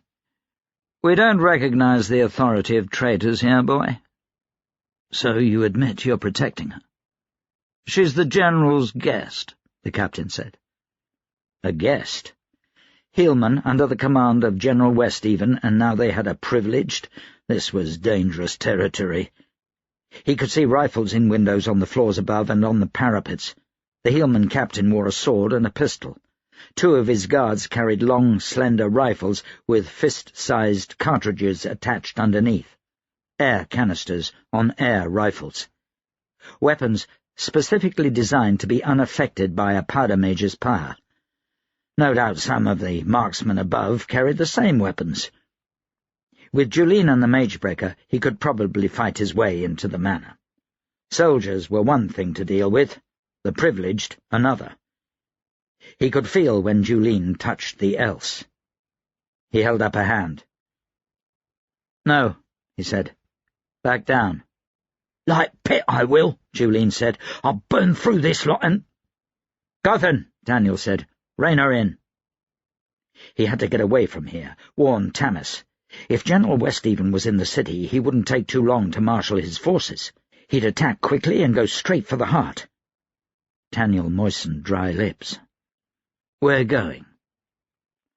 "Sir," one of the heelmen said. "That's Taniel Two-Shot." The captain's eyes narrowed. "You're not going anywhere, Two-Shot." "In the carriage," Taniel said. "We're leaving. Driver!" The soldiers lowered their muskets. Taniel leapt onto the footboard of the carriage. He drew his pistol, swung around. He shot one of the heelmen in the chest before the man could bring his weapon to bear. He tossed his pistol through the carriage window and looked toward the heelmen, reaching out with his senses for their powder. Two of them carried standard muskets, and the captain had a pistol. They'd all have powder reserves. He found their powder horns easily. He touched the powder with a thought, causing a single spark. The explosion nearly knocked him off the carriage. The horses screamed, and Taniel held on for dear life as the animals fled in terror. He took one look back. The heelman captain had been blown clear in two. One of his companions struggled to sit up. The rest were in bloody pieces in the road. No one bothered to fire at the fleeing carriage. When the driver finally got control of his animals, Taniel stuck his head into the carriage. "I could have torn through them," Julene said. "And gotten us all killed. They had at least 24 soldiers with air rifles watching us, not to mention the privileged inside. I want you two to get out. Keep an eye on that townhouse. If the privileged leaves, follow her, but do not try to fight your way in." "Where are you going?" Gothen asked. "To warn my father." Taniel climbed up beside the driver and told him to slow down for a moment. Gothen and Julene exited out the other side, jumping to the ground and heading into an alley. Taniel half hoped they'd try the manor against his orders, just so he didn't have to deal with them again. But he needed that Magebreaker. "You'll be paid well," Taniel said to the driver. The driver nodded, his mouth in a firm line. "Take us to the House of Nobles," Taniel said. "As quick as you can." Chapter 8. "Olam," Tamas said, "did you know someone wrote a biography about me?" Olam perked up from his at-ease position beside the door. "No, sir, I didn't. Not many do." Tamas pressed his fingers together and watched the door. "The Royal Cabal had them all bought up and burned. Well, most of them, anyway. The author, Lord Somerset, fell out of favour with the Crown and was banished from Adro." "The Royal Cabal didn't like his portrayal?" "Oh, not at all. He was very favourable toward powder mages, said they were a fantastically modern weapon that would one day replace privileged altogether." "Dangerous conjecture." Tamas nodded. "I'm just vain enough to have rather enjoyed the book." "What did he say about you?" Somerset claims that my marriage made me conservative, that my son's birth gave me mercy, and that my wife's death hardened both qualities with an objectiveness to make them useful. He said that my climb to the rank of Field Marshal while on the Gurla campaign was the best thing to happen to the Adran military in 1,000 years. Tamas waved his hand dismissively. "Rubbish, most of it. But I do have a confession." "Sir?" "There are times when I don't feel a sense of mercy or justice or anything but pure rage, Times that I feel I'm 20 again, and the solution to every problem is pistols at 20 paces. Olam, that is the most dangerous feeling a commander can have. Which is why, if I look like I'm about to lose my temper, I want you to tell me. No fidgeting, no polite coughs, just plain out tell me. Can you do that? I can, Olam said. Good. Then send in Vlora. Tamas watched his son's former fiancée enter the room with no small bit of trepidation. Many thought of Tamas as cold. He encouraged the notion. Perhaps his son had suffered for that, but Tamas knew that beneath his calculating nature he had a temper, and for the first time in his life he wanted to shoot a woman. Tamas interlocked his fingers on the desk in front of him. He fixed his mouth into that ambiguous place between smile and frown. Vlora was a dark-haired beauty with a classic figure. Wide hips, and a small chest outlined by the tight blue uniform of an Adran soldier. Her father had been a Nar baron who'd lost his fortune speculating in all the wrong things. The last of their family wealth had gone to a gold mine in Fatrasta, one that had pinched out 2 months after mining began. He died a year after that last failure, when Vlora was only 10.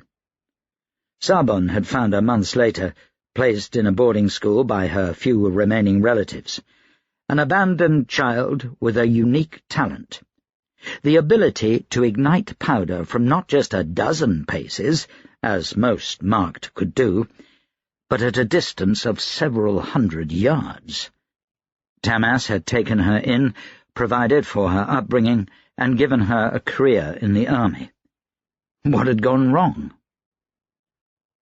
"Sir," she said, snapping to attention before him. Tamas found himself looking at an invisible point above her head as he struggled to restrain his anger. "Powder Mage Vlora reporting, sir." Tamas flinched. She'd called him Tamas since she was 14. Not one soul had ever commented on that brazen familiarity. She treated him more like a father than Taniel ever had. "Sit," Tamas ordered. Vlora sat. "Sarbon apprised you of the situation?" He could feel her studying his face. He kept his own gaze in the air above her head. "We've lost a lot of men, sir," she said. "A lot of friends." "A serious blow to the powder cabal. I need mages now. I'd have liked to leave you at Gileman University," he finished in his head, "where she could continue her studies and continue betraying his son." Tamas cleared his throat. "I need you here." "I'm here," she said. "Good," Tamas said. "I'm going to put you with the 75th Regiment on the north end of the city. There's rioters up there to mop up, and—" Tamas paused, had a low knock on the door. Olam opened the door just a little. A communique was passed through, and there was a moment of whispering between the bodyguard and someone on the other side. "Tamas," Vlora said suddenly, "I'd like to be put with Taniel, if that is possible." Tamas felt his body jerk and pull back on the reins of his rage. "That's sir, if you please, soldier," he snapped. "And no, it's not possible. This city needs to be cleaned up, and I'll have you with the 75th Regiment." He would not put Taniel through that. He was cold, not cruel. Olam waved the communique. "Sir," he said. "What is it?" "Problems." "Of what sort?" "The boys have run into barricades." "And?" "Big ones, sir, though hastily built. Very well organized. Not average looters." "Where?" "Santestershire." "That's less than a mile from here. Have they made contact with the barricade?" "Yes," Olam said. He didn't look happy. "Royalists, sir."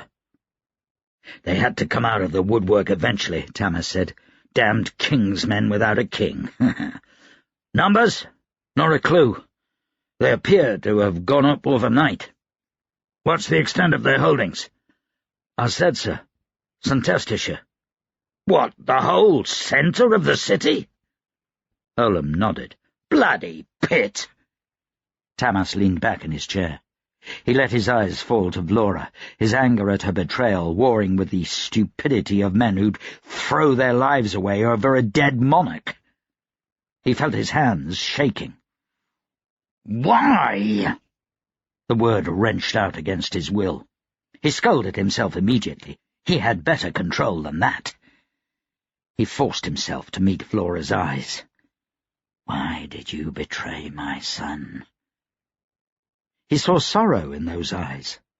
A lonely, sad girl. The eyes of a child who'd made a horrible mistake. It made him furious. He stood, his chair thrown to the ground behind him. "Sir!" Olam barked.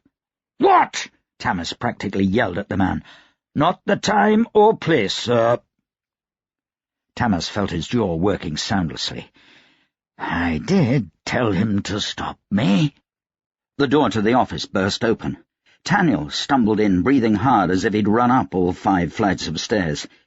He stopped in the doorway, frozen in place at the sight of Vlora. Vlora stood. "Taniel." "What is it?" Tamas said, the calm in his voice forced. "General Westhaven is in league with the privileged. Westhaven is in Novi on holiday. I made sure of it before the coup. He returned yesterday. I've just come from his home. It's guarded by at least 2 dozen heelmen. We tracked the privileged there, but couldn't force our way inside. She's a guest of his. He has to be out of the city. They may be just using his house as a base of operations." Taniel strode into the room, stopped beside Vlora, his eyes on his father. "If Westhaven is in the city, he'll move quickly. He could strike at any time." Tamas leaned back, taking in the information. General Westhaven, the long-time retired captain of the Heelmen, was a legend. The man commanded respect from noble and commoner alike, and had won battles across half the world. He was one of the few military men, foreign or domestic, that Tamas truly saw as an equal, and he was a king's man through and through. Tamas slid his dueling pistols case across the desk to rest in front of him and began to load one. "Olam, eject anyone from this building that isn't a member of the 7th Brigade. Once the House of Nobles is secure, we'll see about those barricades. General Westhaven may be behind them." Olam left the room at a run. The rest followed Tamas out into the hallway and down the stairs. Olam met them again on the 2nd floor. The place was packed with people. City folk, peasants, poor merchants. It seemed like half the city filled the hallways. Olam had to push his way through to get to Tamas. "Sir," Olam said, "there are too many people in the building. It'll take us hours to clear all the rooms." Tamas scowled. "Who are all these people?" A line had formed, and Tamas couldn't see the front of it. He grabbed the closest man, an ironworker, by his thick overalls with the hammer stitched to one pocket. "What are you here for?" The man trembled slightly. Sorry, sir. I'm here to debate my new taxes." He spread his hand toward the line. "We all are." "New taxes haven't been issued," Tamas said. "For the king!" A gunshot went off near Tamas's ear, and the man slumped to the ground before he'd been able to draw his dagger halfway. Vlora immediately began reloading her pistol. On Tamas's other side, Taniel had drawn both of his. The entire hall burst into motion. Cloaks and coats were discarded, and from beneath them weapons were drawn. Swords, daggers, pistols, a few even had muskets. What had a moment before been an aimless line of city folk and commoners became an armed mob. They fell on Tamas's soldiers with the same shout, "For the king!" Olam flung himself between the greater part of the crowd and Tamas. He fired a pistol and then drew his sword, cutting down 3 of the royalists in as many blinks of the eye. Tamas yanked his sword out and bellowed, "To me! Men of the 7th Brigade! To me!" Soldiers caught unawares were cut down. The hall was too crowded with the royalists, their trap sprung. But they weren't expecting 3 powder mages or Olam's trained ferocity. "Back to the stairs, sir!" Olam yelled. "Up to the next floor!" They cut their way toward the stairs in a fighting retreat. The Royalists attacked en masse, trying to gain the advantage through numbers. Tamas stepped up beside Olam to hold them back, while Vlora and Taniel fired their pistols from behind them.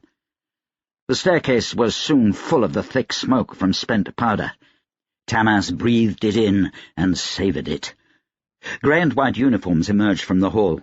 Heelmen, what was left of Manhooch's personal guard. There were 12 of them. They carried the best air rifles with bayonets fixed and charged forward without hesitation. These were not simple royalists. They were trained killers, notches even above Tamas's best soldiers. They would not waver or retreat until they were dead. The Heelmen carried air rifles, but the rest of the rabble did not. Tamas felt Vlora ignite a powder horn, and a man nearest the Heelmen exploded, showering the lot of them with gore and knocking 2 flat. Tamas reached out with his senses and ignited the powder in a man's unshot musket. The unexpected blast blew the face off the woman next to him. They made it up the stairs to the 3rd floor, the Heelmen dogging their heels. They started up for the 4th floor when the popping sound of air rifles filled the air.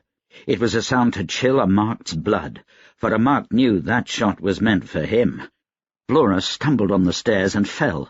Taniel, farther up the stairs, leapt to her in an instant, sliding the ring bayonet over the end of his rifle and meeting the Heelman's charge with a silent snarl.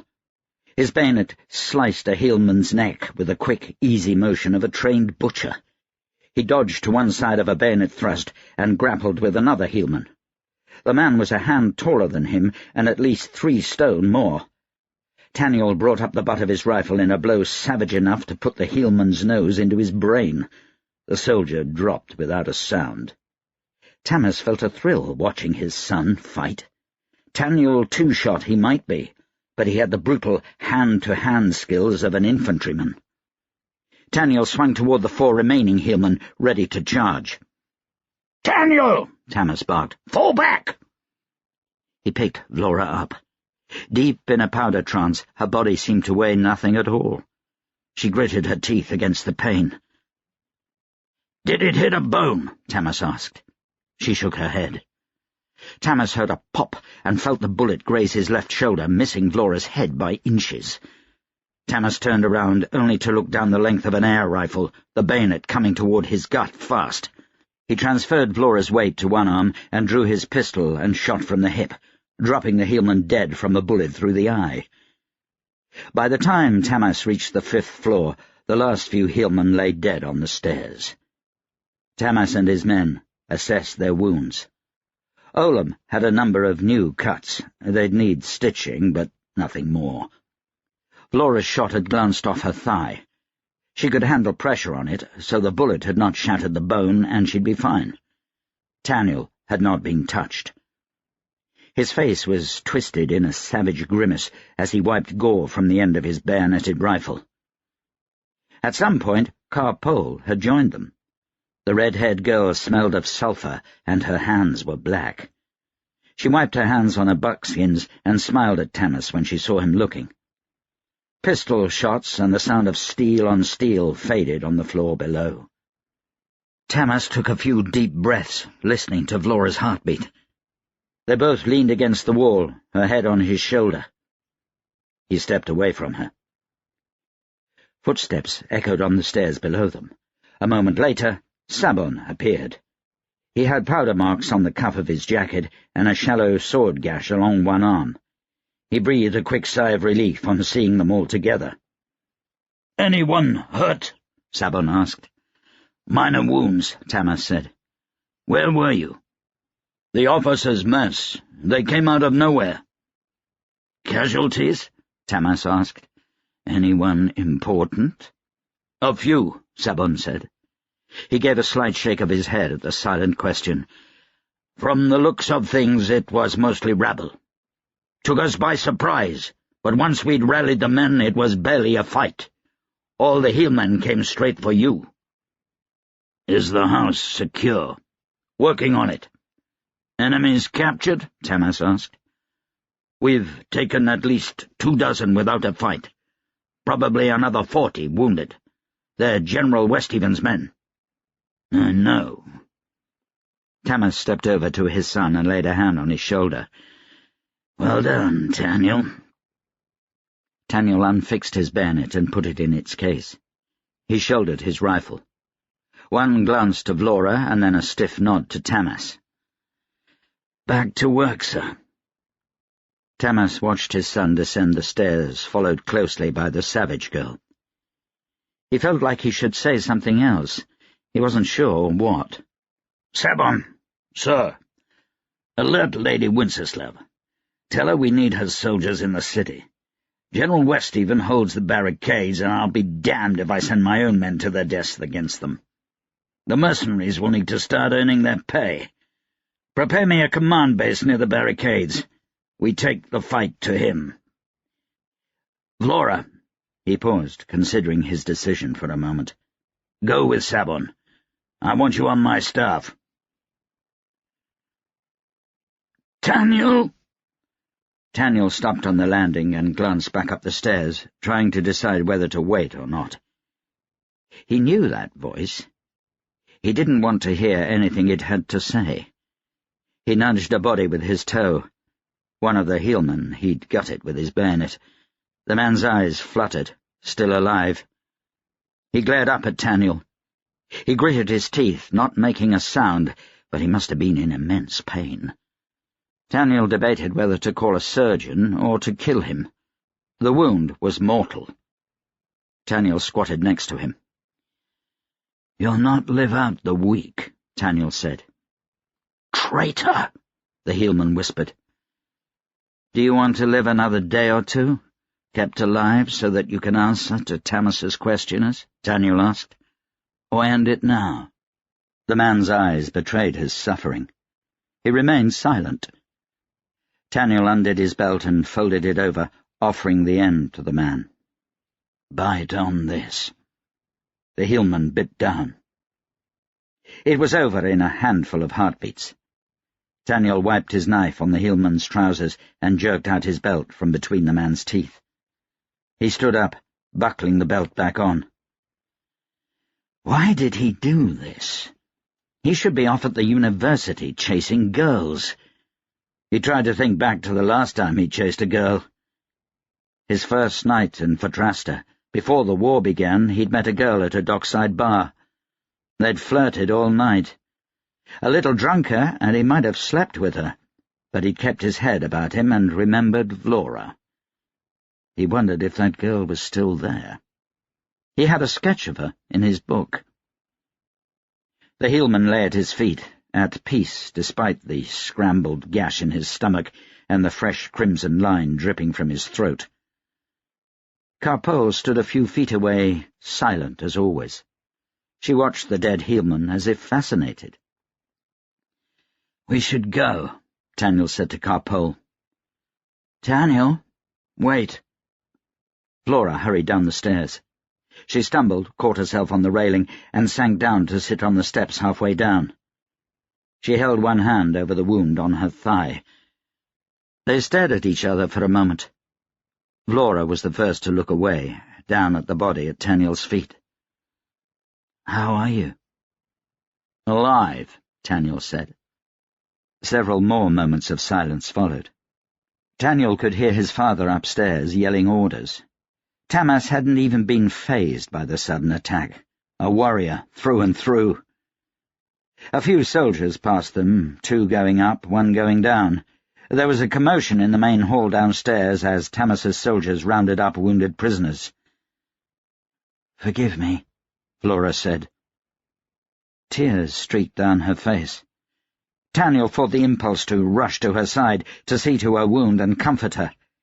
He could sense her pain, emotional and physical, but it could not touch him in his powder trance. He refused to let it touch him. He hooked his thumb through his belt and squared his jaw. "Let's go," he said to Carpeau. Adamat ground his teeth in frustration. 7 days since the coup. 7 days since he'd visited Uskan and gotten only more questions for his time. Who'd been burning pages from books on religious and sorcerous history? Who'd taken the other books? And what the pit was Kresamir's promise? Adamat stopped his hackney cab in Bakerstown long enough to grab a meat pie, then continued on past Cruche Avenue, where the dusty smell of oil, wood, furnaces, and gunpowder whirled between the gunsmith shops and foundries. Here the noise was louder than usual, the crowds thicker. A boy sat on the step of every shop with a bundle of papers, taking orders and reporting numbers as well-dressed gentlemen rubbed shoulders with the lowliest infantrymen. A hawker stood on the street corner and yelled that the new Cruche rifle would protect a man's home. The gunsmiths were selling the rifles as fast as they could make them. Adamat flipped through the day's paper. It said that Taniel Two-Shot was in the city, returned a hero from the Fatrastan War for Independence. Now he was chasing after a rogue privileged. Some said the privileged was a surviving member of the royal cabal. Others said it was a Kes spy keeping an eye on Tamas's powder cabal. Either way, an entire block had been levelled already, and dozens had been killed or wounded. Adamat hoped the privileged would either be caught or would leave the city altogether before more blood could be shed. There was going to be enough of that in the coming face-off between Westhaven and Tamas. The Royalists had barricaded off St. Esteshire, nearly the whole middle of Adapest. They'd launched a preemptive attack against Tamas's forces, only to be driven back. Now it seemed the population was holding its breath. General Westhaven, nearly 80 years old, had rallied the entire Royalist population of the city, gathered them in one spot, and made enough barricades to stop a damned army. All in one night, or so it seemed. Field Marshal Tamas had responded by bringing in 2 whole legions of the wings of Adam Mercenary Company and surrounding St. Esteshire with field guns and artillery. Not a shot had been fired yet. Both men were experienced enough not to want to turn the middle of Adapest into a battlefield.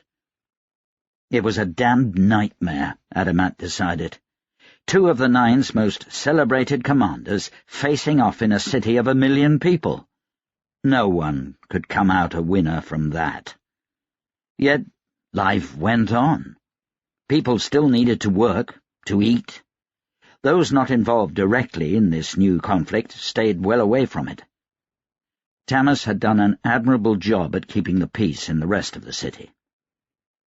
To complicate matters, the public archives, where Adamat was most likely to find copies of the damaged books at the university, were behind the Royalist barricades. It was not a place he was prepared to go alone. The carriage came to a stop in front of a 3-story building off a side street at the far end of High Talion, the slums of Adapest. There was but a single entrance on this street, with a faded olive-green double door. Half of it was closed, blocked from inside, the paint peeling and the masonry crumbling around the doorpost. The other half was open, and a man of small stature leaned against the opposite post. Adamat fetched his hat and cane from the carriage and held them in one hand, the other seeking a handkerchief from his pocket, which he used to cover his mouth as he stepped out. He paid the driver and approached the doorway, listening absently to the clatter of hoofbeats behind him as the carriage pulled away. "Where in Cresemir's name did you find an apple this time of year, Jerem?" Adamat wiped his nose and stuffed the handkerchief in a pocket. The doorman gave him a slant-toothed smile. "Good evening, sir. Haven't seen you for a month or 2. He took a crunching bite of his apple. "My cousin in the south of Bakerstown gets fresh fruit all year round." "They say we might go to war with the Kes if negotiations don't go well," Adamat said. "You'll have to wait until next fall for another apple." Jerem made a sour face. "Just my luck." "How go the fights today?" Jerem pulled a worn piece of paper from the brim of a threadbare hat and studied it to make out the most recent markings. "Sue Smith's done 3 in a row. Formichael has won twice today. The 2 of them look ready to drop, but it's the foreman has a death bug in his breeches. Says the 2 of them are going to fight it out this hour." 5 fights between the 2 of them already? Adamat snorted. It'll be piss poor. They'll barely be able to stand. Aye, that's what the tables are saying, and there's not much wagers yet. Everybody that's betting has put it on Formichael. Sue Smith hits hard. Jerem gave him a sly glance.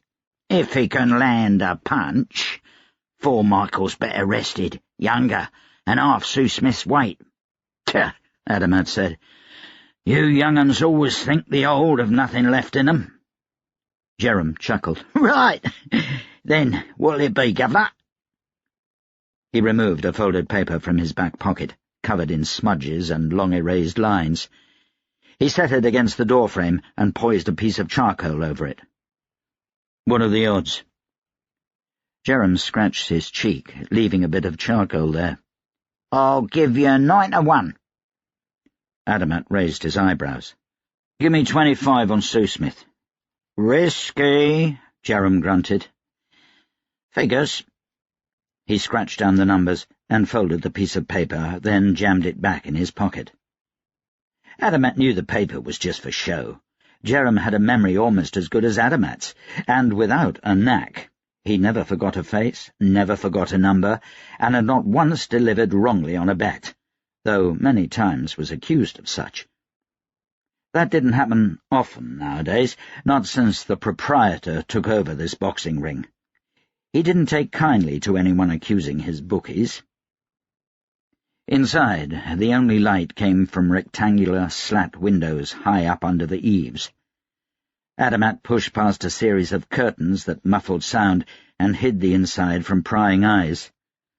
The whole building was one big room, long since gutted, with a few stalls and cordoned-off rooms to give the fighters some privacy to recover from fights. In the middle was the building's namesake, the arena, a round pit 12 paces across, 4 paces below floor level. A latticework of haphazard seating surrounded the pit, going back to either side of the building and nearly to the roof. Adamat ducked beneath the rear seating, crossed to the other side, and elbowed his way in among the men crowding the edge of the pit. The stands were full, men shoulder to shoulder in all the seats, enough for a few hundred gentlemen with their canes and hats, street workers with frayed jackets, and even a pair of city police officers, their black capes and top hats hard to miss among the crowd. A fight had finished perhaps 10 minutes ago, and the arena workers were throwing down sawdust to soak up the blood, readying for the next one. A quiet murmur filled the room as men talked among themselves, resting their voices to cheer the violence ahead. Adamat breathed in sweat and grime and the smell of anger. He let his breath out slowly, shuddering. Bare-knuckle boxing was a barbaric, feral sport. He grinned to himself. How fun! He took another breath, catching a whiff of pig. Not long ago the arena had been a sty. And before that? A series of shops, maybe, back when High Italian was supposed to be the newest, richest, most fashionable part of the city. A pair of shirtless men left the fighters' stalls at the end of the room. They entered the arena side by side and without ceremony. The workers cleared out, and the fighters faced each other. The man on the left was smaller, leaner, his muscles corded and defined like a war-horse. His curly brown hair bobbed into his face now and then, and he blew it away each time. Formichael, the proprietor's favourite fighter, or he had been when Adamat had last come by the fights. He was a warehouse worker, young and handsome, and it was whispered the proprietor was grooming him to be something more than a simple thug. The man on the right looked twice Formichael's size. His hair had a touch of grey at the sides, his face bore a poorly shaved beard. His eyes were piggish, set deep in his face, and they examined Formichael with the singular intensity of a killer. His arms looked big enough to win a wrestling match with a mountain bear.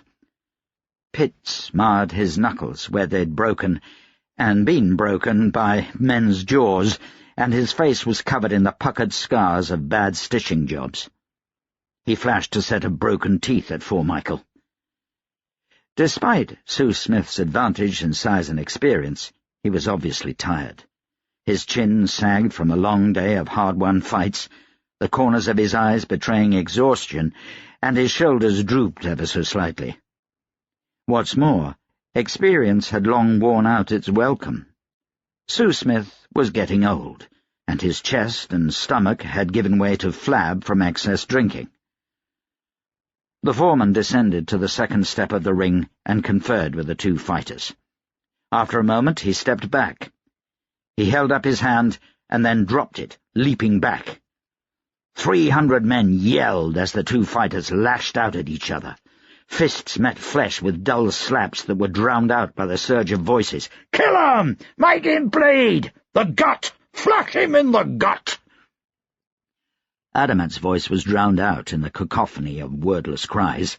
He didn't even know what he said, but his heart poured all his frustration with Pelagi, his anger that his wife and children were away, into his shouts.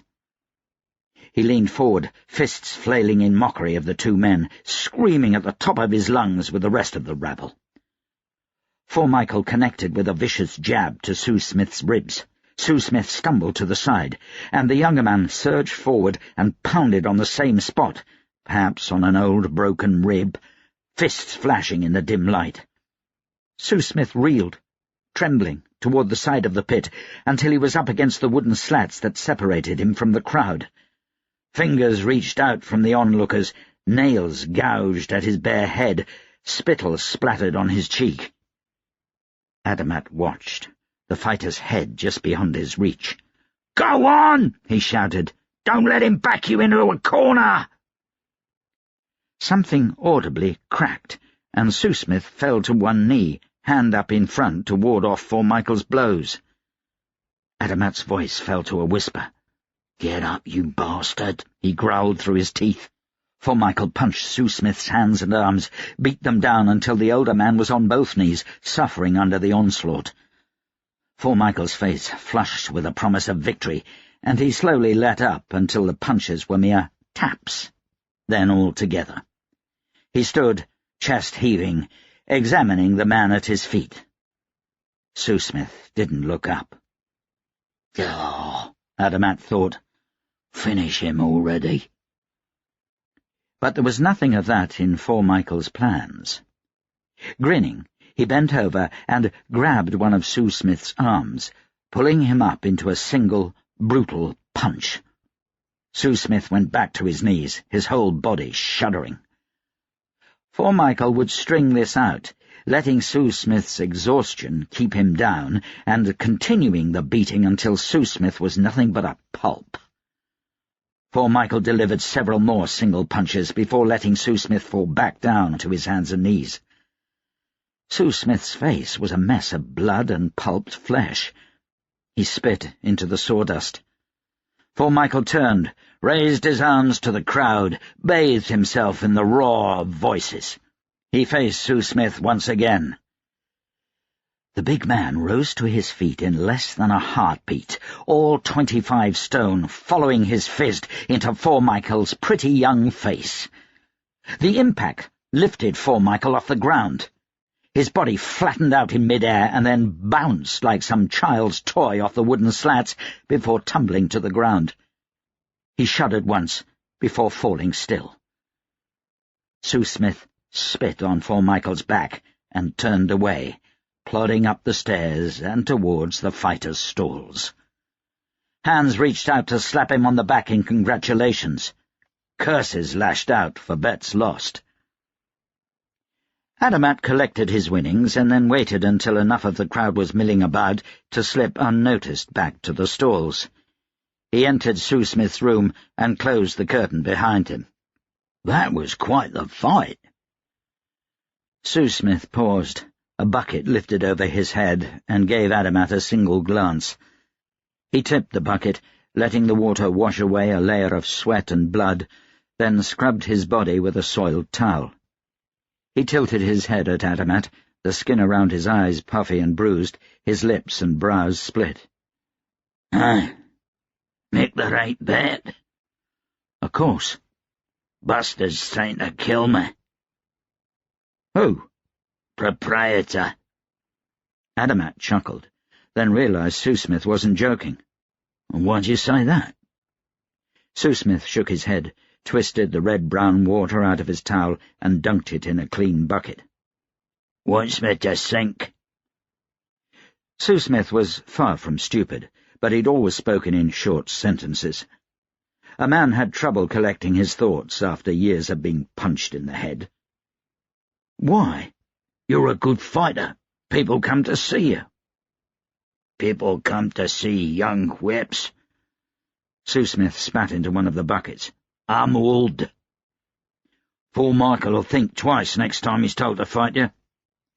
Adamat remembered the still body on the arena floor. They'd had to carry him out, if he's still alive. He'll live, Sue-Smith tapped the side of his head. He'll be afraid. Or maybe he'll just be sure to finish it quick, Adamat said. Sue-Smith took a deep breath, then let out a chuckle that turned into a grunting cough. That's no bad either way. Adamat watched his old friend for a moment. Sue-Smith was a different man than his appearance suggested. He was no average thug, not like the other boxers. Behind his beady eyes was a sharp intelligence. Behind his gnarled fists, the soft hands of brother and uncle. Many read him wrong, one of the reasons for his winning record. One thing no one read wrong, though. Behind it all, even deeper than his loyalty to his family or his cleverness, he was a killer. I have a question for you, Adamat said. Thought you missed me. You once told me you were part of the street gang Kresamir's Broken. Sue-Smith froze with the corner of the towel still in one ear. He lowered it slowly. I did? You were very drunk. Sue-Smith's movements were suddenly cautious. He glanced towards the stall's single desk, to a drawer where he no doubt had hidden a pistol. Yet a man his size didn't need a pistol. Adamat made a reassuring gesture. You were very drunk, Adamat said again.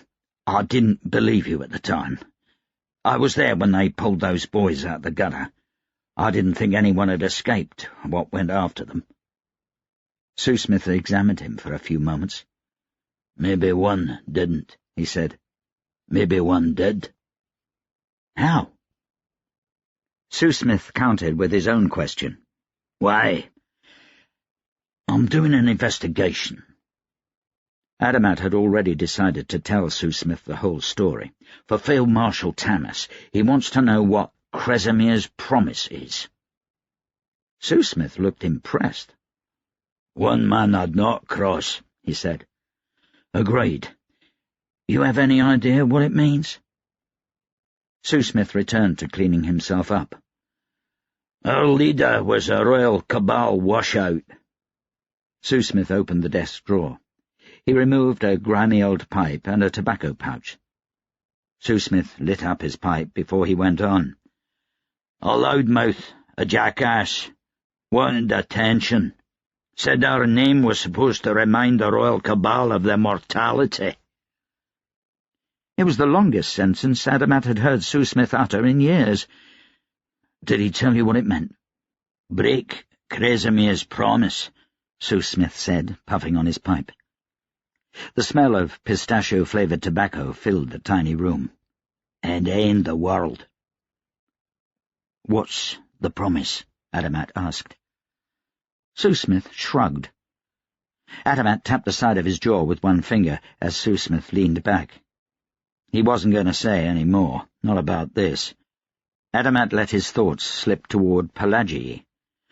The twerp of a banker still had men lurking about. He was unpredictable. A man with Sue-Smith's size and reputation could keep the idiot in line, at least until Adamat's loan was due and Pelagi had the law on his side. Besides, Sue-Smith could be very useful in tight places, such as the public archives, behind the royalist barricades.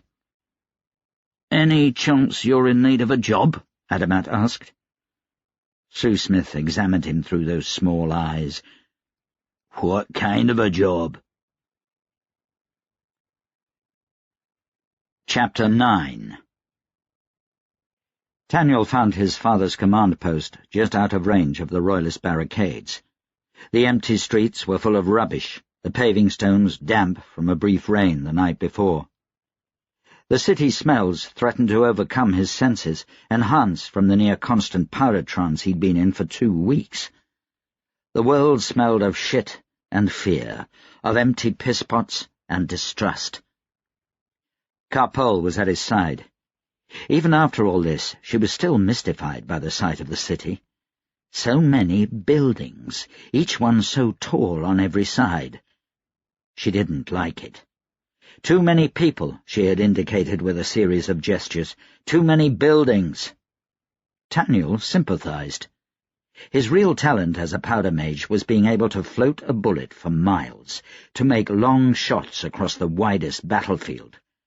What good was that when his view was obstructed on all sides? Gothan stood on Taniel's other side. The mage-breaker scratched the back of his head where he still had hair.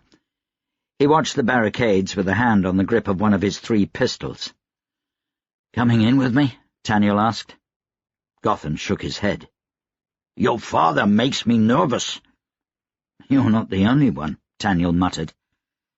Tamas had set up his headquarters in one of the hundreds of abandoned homes near the centre of the city. Soldiers milled about outside. They didn't wear the familiar dark blue of Adran infantry. Their uniforms were red and gold and white, their standard a saint's halo with gold wings. These were the wings of Adam.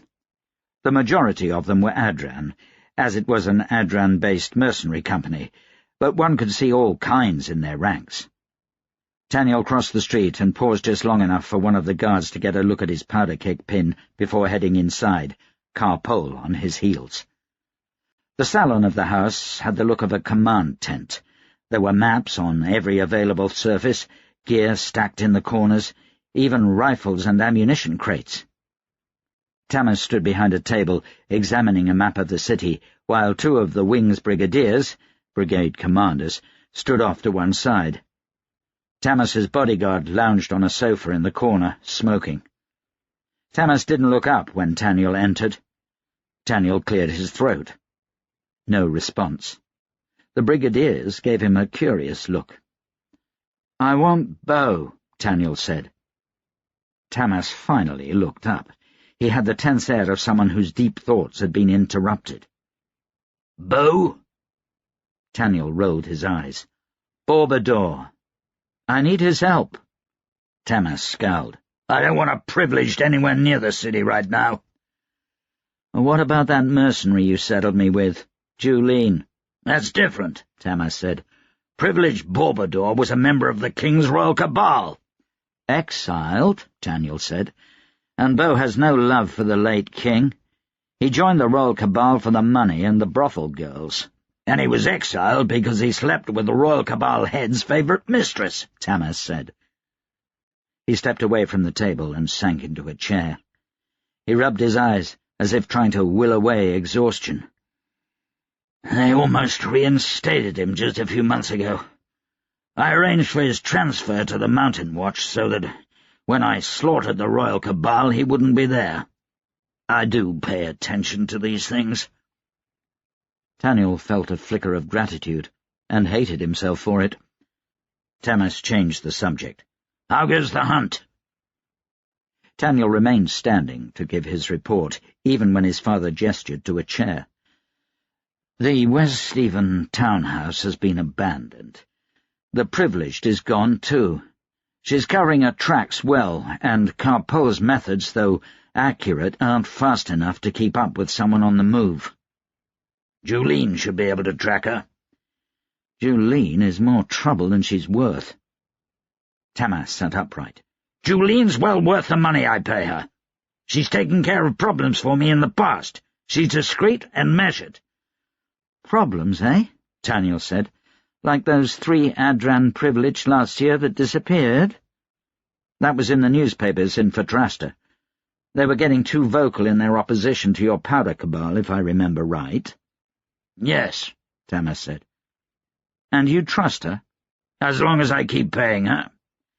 "Tamas, She's a powder keg with a short fuse. She went after the privileged. She and her mage breaker, alone, against my orders. She's either got a death wish or there's something personal in all of this. When did I put you in command? Tamas stood up, crossed to his desk, and poured himself a glass of water. Taniel stiffened. That was the implication when you paired me with those two. I am a marked. Tamas swirled the water in his glass. Let that privilege slip through your fingers again, and I will put Julene in charge. She's efficient. Brutal when she needs to be, but efficient. Do that, and you'll explain to your council why half the city was destroyed in a full-on melee between two privileged. Taniel couldn't keep the venom out of his voice. Was Tamas being willfully stupid? I'll give you one more chance, Tamas said. Taniel ground his teeth together. You don't trust me to do my job? You can't, can you? What will it take for you to put any faith in me? 50 privileged notches on my rifle stock? 100? I know what you're capable of, but you're still young. You have a hot temper. Ha! And you have room to speak. Watch your mouth. You're going to follow orders, or I'll put someone else on this. Laura would jump at the chance to get back into my good graces right now. I can do this. Taniel spoke between clenched teeth. Then prove it. Listen to Julene's advice. She's a veteran privileged hunter and a skilled sorceress herself. Taniel snorted. Kresimir above, it's like you slept with a woman. There was a brief pause, a flicker of danger in Tamas's eyes. Taniel felt the grin sprout on his face. He threw back his head and laughed. You did! You bedded the mercenary. That's enough, soldier. That came from Tamas's new bodyguard. The man sat on the sofa, watching them both through a swirl of cigarette smoke. Taniel glanced at him once, then back at his father. He could see the veins standing out on Tamas's neck. Tamas's fists were clenched, his teeth grinding together. Taniel felt his pride warring with a sudden sense of danger in the room. The two brigadiers had their heads together over a map of the Nine, pretending not to hear the conversation between father and son. Taniel cleared his throat. Julene can't track her. She admitted so herself.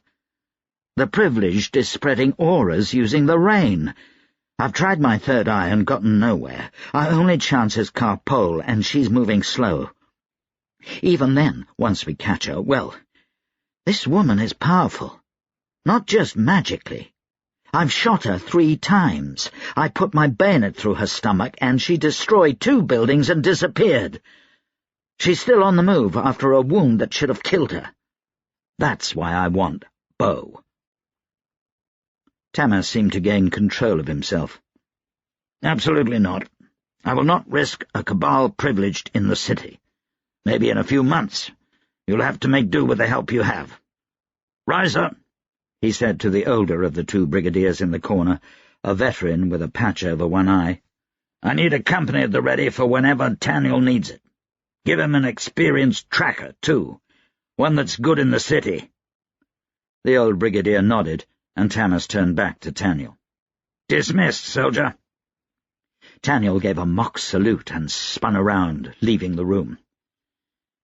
He paused outside the command post to snort another line of powder. The powder trance intensified instantly.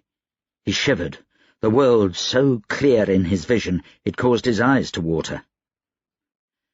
"Stop looking at me like that," he said to Carpole. The girl mimed his taking a snort of powder and shook her head. Too much powder.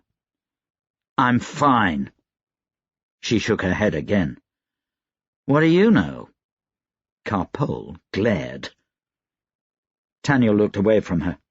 Gotham was still across the street, fiddling with his private armory so that he'd be able to sit down comfortably on a stoop. "I think one of them is reporting to Tamas," Taniel said to Carpole. "Behind my back. Wouldn't put it past Tamas. He's never trusted me." He rubbed his nose. Thinks I'm still a kid." Capol touched a fist to her heart and pointed at him. "He loves me? Ha!" "Oh, maybe he does," Taniel said. "He's my father, he's supposed to, and Tamas always does the right thing. It'd just be nice if he liked me, too." He jerked his head toward Gotham. "I've never much liked mercenaries." He gave a quick glance around to be sure none of the wings of Adam were within earshot, and continued, "They don't work half as hard for the money you're paying them, and in the end they'd rather save their own skins than finish a job." Capol seemed to think on this for a moment. She understood him well enough, when it was convenient for her, but it took her a few moments to catch up when he spoke too quickly. She made the shape of a woman with her hands. "Juline?" She nodded and bared her teeth. "Oh, I don't like her either. She could have gotten us all killed against that privileged. Even a privileged, especially a privileged, should know that you don't just walk up to one of them and think you're going to get the drop. She acts like she knows she's going to win every fight." Capol pointed a finger at him. Taniel chuckled. "Me? I do know I'm going to win every fight." He headed across the street and joined Gotham on the stoop. "Where's Juline?" he asked. Gotham shrugged. "She comes and goes. She won't be gone more than a couple of hours, though, with us on a job." "Have you worked with her long?" 2 years. For Tamas? A little over a year. Where were you before that? Kez. Hunting down powder mages. Gotham shifted uncomfortably. "A warden that went mad. An ex-cabal privileged. Mostly that kind of thing." "I'd imagine the money is good in Kez." Taniel decided not to press him on the powder mages. "Very," Gotham said. "Things went bad for us working for a duke, though, and we were forced to get out of the country quick." Taniel made a mental note that Juline might have a grudge against the Kez. It certainly explained why Tamas liked her. "How does that work out?" he asked. "A mage-breaker and a privileged being partners?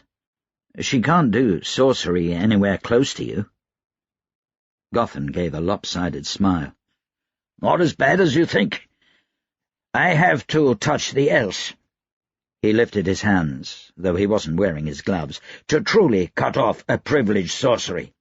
Even then, I have to be within about 10 feet of them. "Which is quite a task in itself," Taniel said. "Yup." Taniel leaned back. "Mage breakers are very rare. I don't think my father even knows how you work." "We are quite rare," Gotham agreed. "I've met only one besides myself. Mage-breakers aren't born this way, not like privileged or powder mages or knacked." "Then how?" "A conscious decision," Gotham said. He had a faraway look in his eyes. "Simple as that?" "Simple as that. I reached out, I touched the else, and I willed away all auras." He pulled his privileged gloves out of his pockets and showed them to Taniel. They were dark blue with gold runes, not the usual coloured runes on white gloves of a privileged. "My gloves turned this colour instantly, a kind of polarizing, as I understand it. Now, when I touch the else, the area around me becomes devoid of sorcery. Auras can't be summoned, created, or manipulated. Even when I'm not touching the else, auras will not come within about 6 inches of me." "Can it be reversed, if you wanted to be a privileged again?" "No." Gotham returned the gloves to his pocket. Privileged were the most powerful beings on earth. They threw lightning the way a child might a ball. They commanded the sea and the earth. Taniel couldn't imagine giving up such power. "Why?" he asked. Gotham kicked at a paving stone beneath his boot. "I was a very weak privileged, barely strong enough to touch the else, much less command auras. I failed the test to join the Royal Cabal. I was angry, I thought if they wouldn't take me off the street and share with me their wealth and power, then I would become what they feared most, untouchable by their sorcery. Well, I can respect that. Gotham returned the grin. And now I make a lot of money tracking them down and killing them. Have you killed many? Gotham held up 5 fingers. Probably powder mages, too, if he worked for the Kes. Gotham didn't carry an air rifle, but a pistol would work if the powder mage was caught unawares. Taniel had heard of bounty hunters who used bullets with gold dust melted into them. Gold in a powder mage's bloodstream prevented a mark from sparking powder or entering a powder trance. Luckily, that particular technique was both expensive and unreliable. "How do you feel about the privileged we're after?" Taniel asked. A cloud touched Gotham's face. "She's very strong," he said. "Stronger than any I've tracked. Julene says I'm just imagining it." "I don't think so," Taniel said. "I was there when she wrecked those buildings. Only you standing between us kept me from getting killed. I thank you for that." Gotham nodded uncertainly. "I think there's something you should know." "What?" "When I leapt in front of you, I was touching the else. I was easily close enough to cut her off. She shouldn't have been able to reach through, but she did. That's never happened before." Taniel wiped away a bit of sweat beading on his brow. "You'd better warn your partner not to be too confident." "As if she'll listen," Gotham said. "There's something almost personal in this. As if she doesn't want your help. Pitt, as if she doesn't even want my help." Taniel snorted. "Well, she's welcome to go it alone." "To go what alone?" Taniel started. Julene stood over them, a hand on one hip, a frown tugging at the scar on her face. She'd come upon them silently. Only Carpole seemed unsurprised by her arrival. They sat in silence for a moment, Gotham trying to avoid Julene's glare. He seemed to wither beneath her. Taniel climbed to his feet. He was thrown down again almost instantly as the ground pitched beneath him. "Earthquake!" someone shouted. Tamas was leaning on the edge of his map table when the ground began to buck. He reeled backward, thrown against the wall, and then tossed to the floor like he'd been hit by a cavalry charge.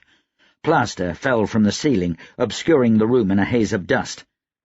Tamas clutched at the floor with both hands, stomach churning as he watched the table thump from side to side until a leg broke. It tumbled askew, jumping like a leaf in the wind. Decorations fell from shelves and furniture upended. Tamas heard panic shouting out in the streets. As quickly as it began, the earthquake was over. Tamas climbed to his feet, waving a cloud of plaster dust from his face. The room seemed intact, though most of the furniture was dashed to pieces. He breathed a sigh of relief that the whole house hadn't caved in on them. Many of the buildings in this part of the city were old and unreliable, and he imagined plenty of people hadn't been so lucky. Olam had been thrown to the floor, and a bookshelf had crashed down over him. Tamas's legs wobbled unsteadily, as if he'd been at sea for months. He crossed to the bookshelf and lifted it up. Olam lay on his back, rubbing at his forehead with one hand, using the other to clear away the books that had fallen on him. He took Tamas's proffered hand. "You've blood on you, sir," Olam said.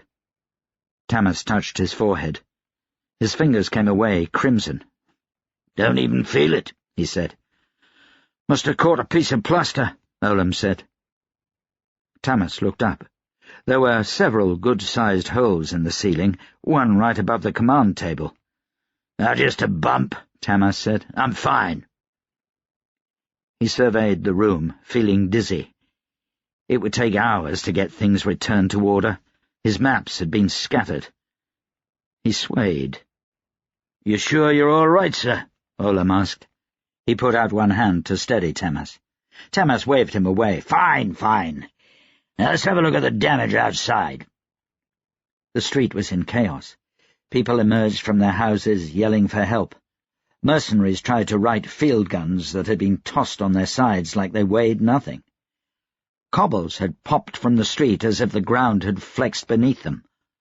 Whole rows of tightly packed apartment housing had crumbled, spilling bricks out into the road. One of the wings of Adam mercenaries paused before Tamas. "There's been an earthquake, sir," the man said. "Thank you, soldier. I gathered as much." The man rushed off, his eyes looking a little dazed. Tamas exchanged a glance with Olam. "We don't get a lot of earthquakes here," Tamas said. Olam shook his head. "Not in my lifetime." Tamas turned around, assessing the damage. There would be parts of the city where things were worse, and parts where they were better. Tamas didn't even want to think of the chaos this had caused at the docks. "Does Sablethorn look like it's leaning, sir?" Olam asked. Tamas looked. The black spire, rising over the buildings to the west, did indeed look a little off. "At least it didn't fall outright." "Olam, sir, find some runners.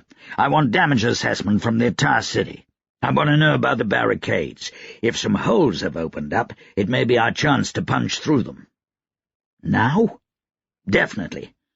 General Westleven will take advantage of the chaos to move up his barricades and reinforce them with rubble from the quake. We need to take advantage as well." "You're sure you're unhurt, sir?" "Positive. Go!" Olam hurried off. Tamas waited until he was out of sight before he sagged against the wall behind him. His head throbbed from where he'd been hit. He could see figures scurrying over the barricade down the street, rushing out beyond them to snatch up bricks and masonry and throwing them back over. "Riser!" Tamas said. The mercenary brigadier picked his way through the rubble to Tamas. "Any of those guns operational?" Tamas asked.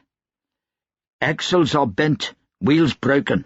We'll need to call in some smiths to fix them." Tamas indicated the barricades. "Pass word among your boys to move up within firing distance. Don't let Westleven reinforce his barricades." Riser snapped a salute and spun off, barking orders to his men. Tamas went back inside. He found a chair and righted it, and then rummaged through the mess until he found a spare coat. He wadded it up and pressed it against his head. He sank into the chair. "You'll have a nasty bump on your forehead." A man stood in the doorway, hands on his hips, surveying the damage within. He had long black hair, pulled back in a braided ponytail that hung over one shoulder, and a thin moustache. He was a big man, 20 stone or more, and a head and a half taller than Tamas. His skin had a slight yellow tint, hinting at some Rosvelian ancestry, but he spoke with the accent of a native Adran. He wore the brown pants and long, dirty white shirt of a city worker underneath a frayed jacket. "Yes," Tamas said, tenderly pressing his fingers to his temple. "I think I will. Are you a surgeon?" The man looked down at his hands, surprised. "No, I think not. These pudgy hands have only one calling, the kitchen's." "A cook." He sent Earlham away for just a minute, and now any kind of riffraff just wandered into his command centre. "If you need help, I'm sure the soldiers outside are setting up a field hospital." The man narrowed his eyes. "Cook," he snapped. "Do I look like a cheap purveyor of watery soup and half-cooked meat? I'm a chef, damn it! And you watch who you call a cook in the future. Feelings are liable to get hurt." Tamas lowered his hand from his injured head and stared at the man. Who the pit did he think he was? Amusement turned to annoyance as the man entered the room and set a chair back on its legs near Tamas, taking a seat. "Do you know who I am?" Tamas demanded. The man waved a hand, using the other to adjust his big belly comfortably into his lap. "Field Marshal Tamas, unless I'm mistaken." The gall! "And you are?" The man removed a handkerchief from his pocket and dabbed his forehead. "It's bloody hot in here. Where are my manners? I'm Mihaly, son of Moaka, lord of the Golden Chefs." The Golden Chefs sounded familiar, but Tamas couldn't quite put his finger on it. "Moaka?" Tamas asked. "The Nar Baron?" "My father preferred to think of himself as a culinary expert above all else. Kresimir rest his soul." "Yes," Tamas said. He touched his head gingerly. It seemed to have stopped bleeding, but his headache was getting worse. "I attended one of his galas once. The food was unparalleled. He passed on last year, didn't he?" Even the son of a Nar Baron didn't belong here. Where the blazes was Olem? "He always cooked it all himself." Mihaly hung his head. "A pity. His heart gave out when he tasted my lamb souffle. He was so proud of me, finally besting him." Mihaly stared off across the room, exploring memories. "Pardon me," Tamas said. The pounding inside his head began to increase. "Why the pit are you here?" "Oh," Mihaly said, "many apologies. I'm the god Adam reincarnated." Tamas couldn't help it. He began to chuckle, then to laugh. He slapped his knee. "Saint Adam, eh? Oh, that's a good one. Ow!" He clutched at his head. Laughing had not been a good idea. "Saint," Mihaly grumbled. "I give order to chaos alongside Kresimir, and these people relegate me to sainthood.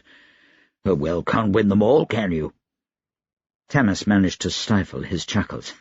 "By Kresimir, you're serious?" "Of course," Mihaly said. He put one hand over his heart. "I swear by my mother's squash soup." Tamas stood up. Was this some kind of a joke? Was it Sabon? Maybe Olem? Olem was far cheekier than he should be. "Olem!" he called. There was no answer. Tamas swore under his breath. He told Olem to send runners, not inspect the whole city himself. "Olem!" He stuck his head out into the hallway. There was no one around. He turned about, face to face with Mihaly. Mihaly glanced out the door. "I don't really want to meet anyone yet, thank you," he said. "I don't want to cause a fuss. Meeting a god is an awfully big thing, I think." "What are you? An actor?" Tamas said. He poked the man in the belly, checking for a stuffed shirt. It was all fat. "A mighty good show, but I'm not in the mood." Mihaly pointed at Tamas's forehead. "You were hit quite hard," he said. "I know it's a lot to take in. Maybe you should sit down for a moment. My memories are imperfect in this body, but I will do my best." He cleared his throat. "Did the dying privileged warn you as they were supposed to?" Tamas froze in the act of feeling his head wound. He grabbed Mihaly by the lapels of his jacket. "Warn me about what?" Mihaly looked truly puzzled. He gave an apologetic shrug. "As I said, my memories are not what they should be." He seemed to perk up. "They will improve over time, though, I think." "No more jokes now," he said. "Who the pit are you?" Tamas flew against the door jamb, hitting his shoulder hard, then was tossed to the floor. For a moment he thought Mihaly had hit him, but then realized it was another earthquake. His heart in his mouth, he gripped the doorframe, watching more plaster fall to the floor, and praying the whole building wouldn't come down this time. It was over in seconds. He climbed up and dusted himself off, searching the room. The man was gone. Tamas gritted his teeth and looked out into the hallway. Olem was there, steadying himself up against the wall. "Where the pit have you been?" Tamas asked. "Finding runners," Olem said. "Everything good, sir?" Tamas eyed him suspiciously. Not even a smirk. No one could play a joke that well. "Fine. You see someone pass by here?" Olam glanced at him, looking back and forth down the hallway. He reached down into the rubble at his feet and fished out a still-smoking cigarette. "No, sir." Tamas stepped back into the command post. There was a back door to the house, he was sure, but no one could have crossed the room with the ground shaking like that. How hard did I hit my head? Chapter 10. Adamat stopped by his home for his pistols.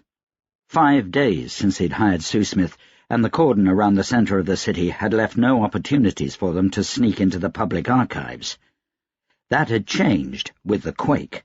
The whole city was a mess. Buildings were down, roads filled with the homeless. Adamat had taken the opportunity to scout the royalist positions for a way to get to the archives. He'd had no such luck.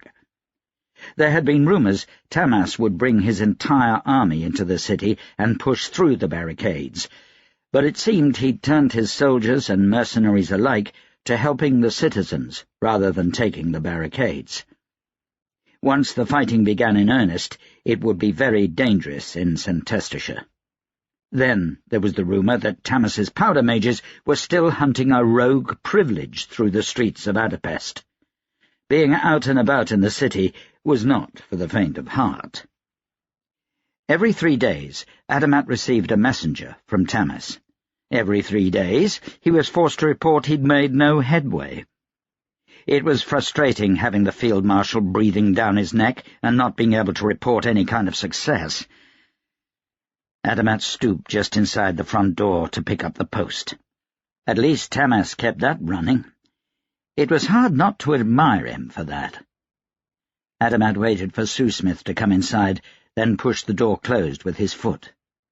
Sue Smith tapped his shoulder. The back door through the hallway and past the kitchen was ajar. He dropped the post on a side table and removed a cane from the holder near the door. Sue Smith headed to the sitting room. Adamat came around the corner behind him, cane held high. He lowered it slowly. "You saved me a trip," he said. Pelagi sat in Adamat's favourite chair next to the fireplace, hands folded in his lap. He had the same 2 goons with him as last time.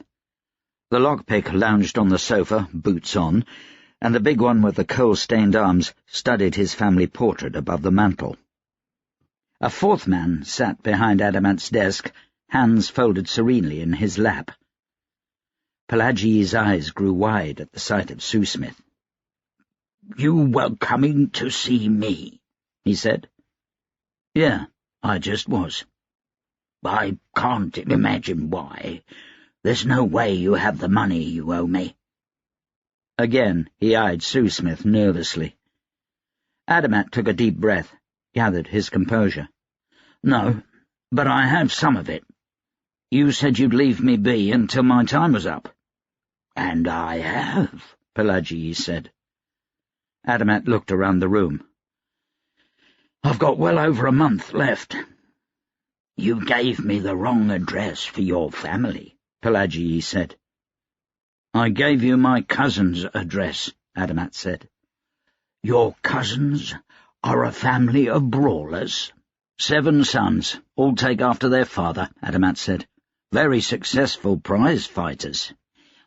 "Yes," Pelagi said. "Well, that may be. Your family wasn't there." "Really?" "And when my boys pressed the question, they were forcibly removed from the town," Pelagi said, "in tar and feathers." "I can't imagine why," Adamat said. He smiled inwardly, but kept his expression flat. Pelagi worked to control himself. "I'm willing to let this go." Adamat froze. Pelagi was up to something. "Why?" he said. Pelagi examined his fingernails. "I want to introduce you to my new friend," he said.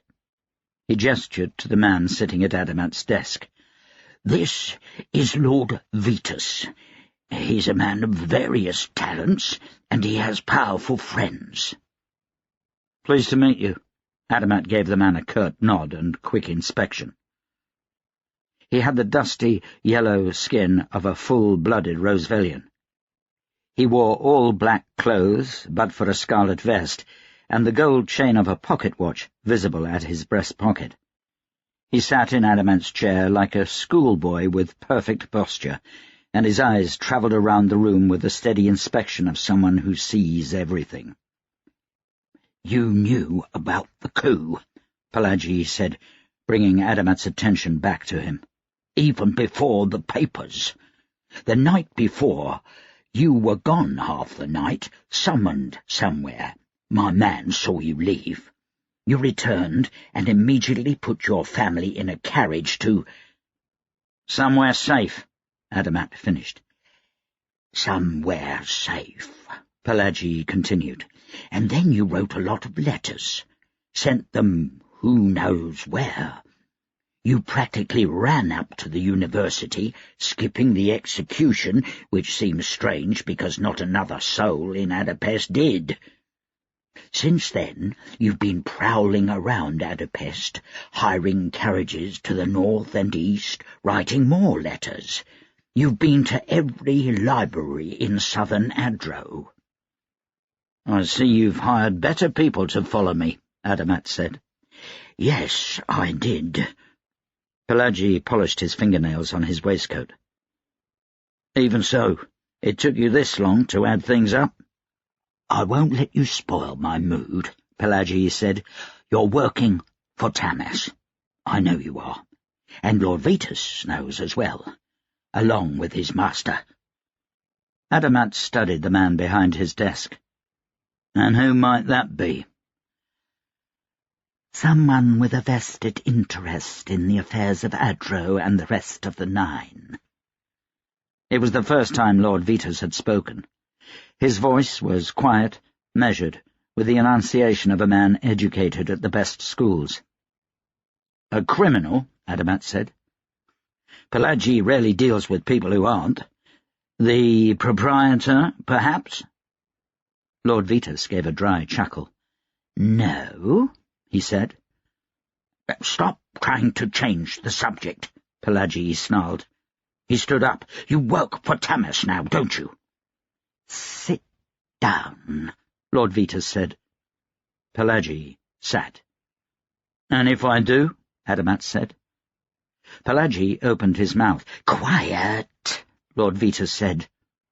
He spoke the word softly. Pelagi's mouth snapped shut. "You may go now, Pelagi. You've made the introductions." Pelagi glared at Lord Vetus. "Don't think you'll take the credit for this yourself. I discovered this. I told Lord—" The garrote came up around Pelagi's throat and snapped tight from behind. Adamat drew his cane sword, Soosmith his pistol. Lord Vetus held up a single hand. Adamat froze. He watched in morbid fascination as Pelagi struggled against the strong hands of his own goon, the coal worker with the quick reflexes. Pelagi's face turned purple, and the goon kept his garrote tight around Pelagi's throat until long after the life was gone from him. Adamat lowered his cane sword. Lord Vetus folded his hands back into his lap. "I've just taken over your loan from the late Pelagi. It's in your interest to work for me now." "Doing what?" Adamat's mind raced. Pelagi had been a predictable thug. Adamat could deal with him. This Lord Vetus, however, he was a dangerous man. Dangerous like the proprietor, the kind that made policemen retire early. "I want to know everything about Tamas, everything he does, everything he says to you, what he has you looking for." "My loyalties are not for sale," Adamat said. "You'll have to change your loyalties then." "I don't know who you are, or who your master is," Adamat said. "I'm loyal to Adro, and I will not change that." "My master has the Nine's best interests at heart, I assure you," Lord Vetus said. His quiet, sibilant voice was beginning to irritate Adamat. He almost had to strain to hear the man. Adamat said, "The 9 is not the same as Adro. For all I know, you work for the Kes. The newspaper says they're sending ambassadors, and that they still want Tamas to sign the accords." "I don't work for the Kes." "Then who?" "That is of little consequence to you." "You aren't endearing yourself," Adamat said. "You come into my home, kill a man in my very living room, and threaten me? How do you know I won't send for the police this instant?" A shallow smile flitted across Lord Vitus's face.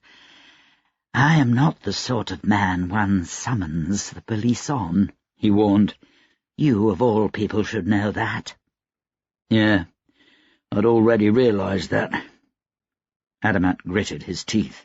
"You're the type of man who gives face to evil." Lord Vitus seemed taken aback. "Evil? No, good sir. Just pragmatism." "I know your kind," Adamat said, "and you seem to know me. Or you think you do. Now get out of my home." He glanced at Sue-Smith. Pelagi had been strangled by his own man. Would the same thing happen to Adamat? Was Sue-Smith really a friend? The boxer looked troubled. He watched both the goons and Lord Vitus all at once, and cracked his knuckles like he did when he was ready for a fight. "I will pay you your money," Adamat said, "if you have indeed taken over the loan. Or I will face the streets when you kick me out. I will not betray a client or my country." Lord Vitus examined his hands thoughtfully. He stood up and took his hat off the desk. "I'll return when I have leverage." The statement was matter-of-fact, yet the word leverage sent a chill down Adamat's spine. "Meanwhile, as a show of my master's good faith, we'll suspend your loan." He passed by Adamat and tipped his hat. "Consider our employment offer." He gave Adamat a small card with an address printed on the back. It was not until Lord Vitus and his thugs were gone that Adamat remembered the body in his favourite chair. He regarded Sue-Smith grimly. "Find us some lunch in the pantry. I'm going to figure out something to do with that." "Jacob has a great attachment to you," the woman said. Nyla sat across from the woman at a cafe table and sipped from a warm cup of tea. The sun shone overhead, a stiff breeze moving through the streets, and she could almost forget about the barricades just around the other side of the building, where royalist partisans held a wary standoff with Tamas's more numerous and better-trained soldiers. "I can't stay," Nyla said. The woman examined her over a cup of tea. Her name was Rosalia, and she was a privileged. The Heelman said she was the last privilege left in all of Adro, but no one knew where she'd come from. She wasn't a member of Manhooch's royal cabal. Why she had any interest in Nyla was impossible to say. Nyla had no idea how to act in the presence of a privileged. It was impossible to curtsy sitting down. She kept her eyes on her tea and tried to be as polite as possible. "Why not, child?" Nyla sat up straighter. She didn't consider herself a child. At 18, she was a woman. She could wash and press and mend clothes, and she might have one day married Ewan, the butler's son, if the whole world hadn't gone to the pit with Tamas's coup. Ewan was gone now, maybe fled, maybe killed in the streets. When Nyla didn't answer, Rosalia went on. "We have a parley with Field Marshal Tamas in the morning. If he comes to his senses, if General Westhaven can make him see reason, you may find yourself nursemaid to the new king of Adro." "I'm not a nurse," Nyla said. "I wash clothes."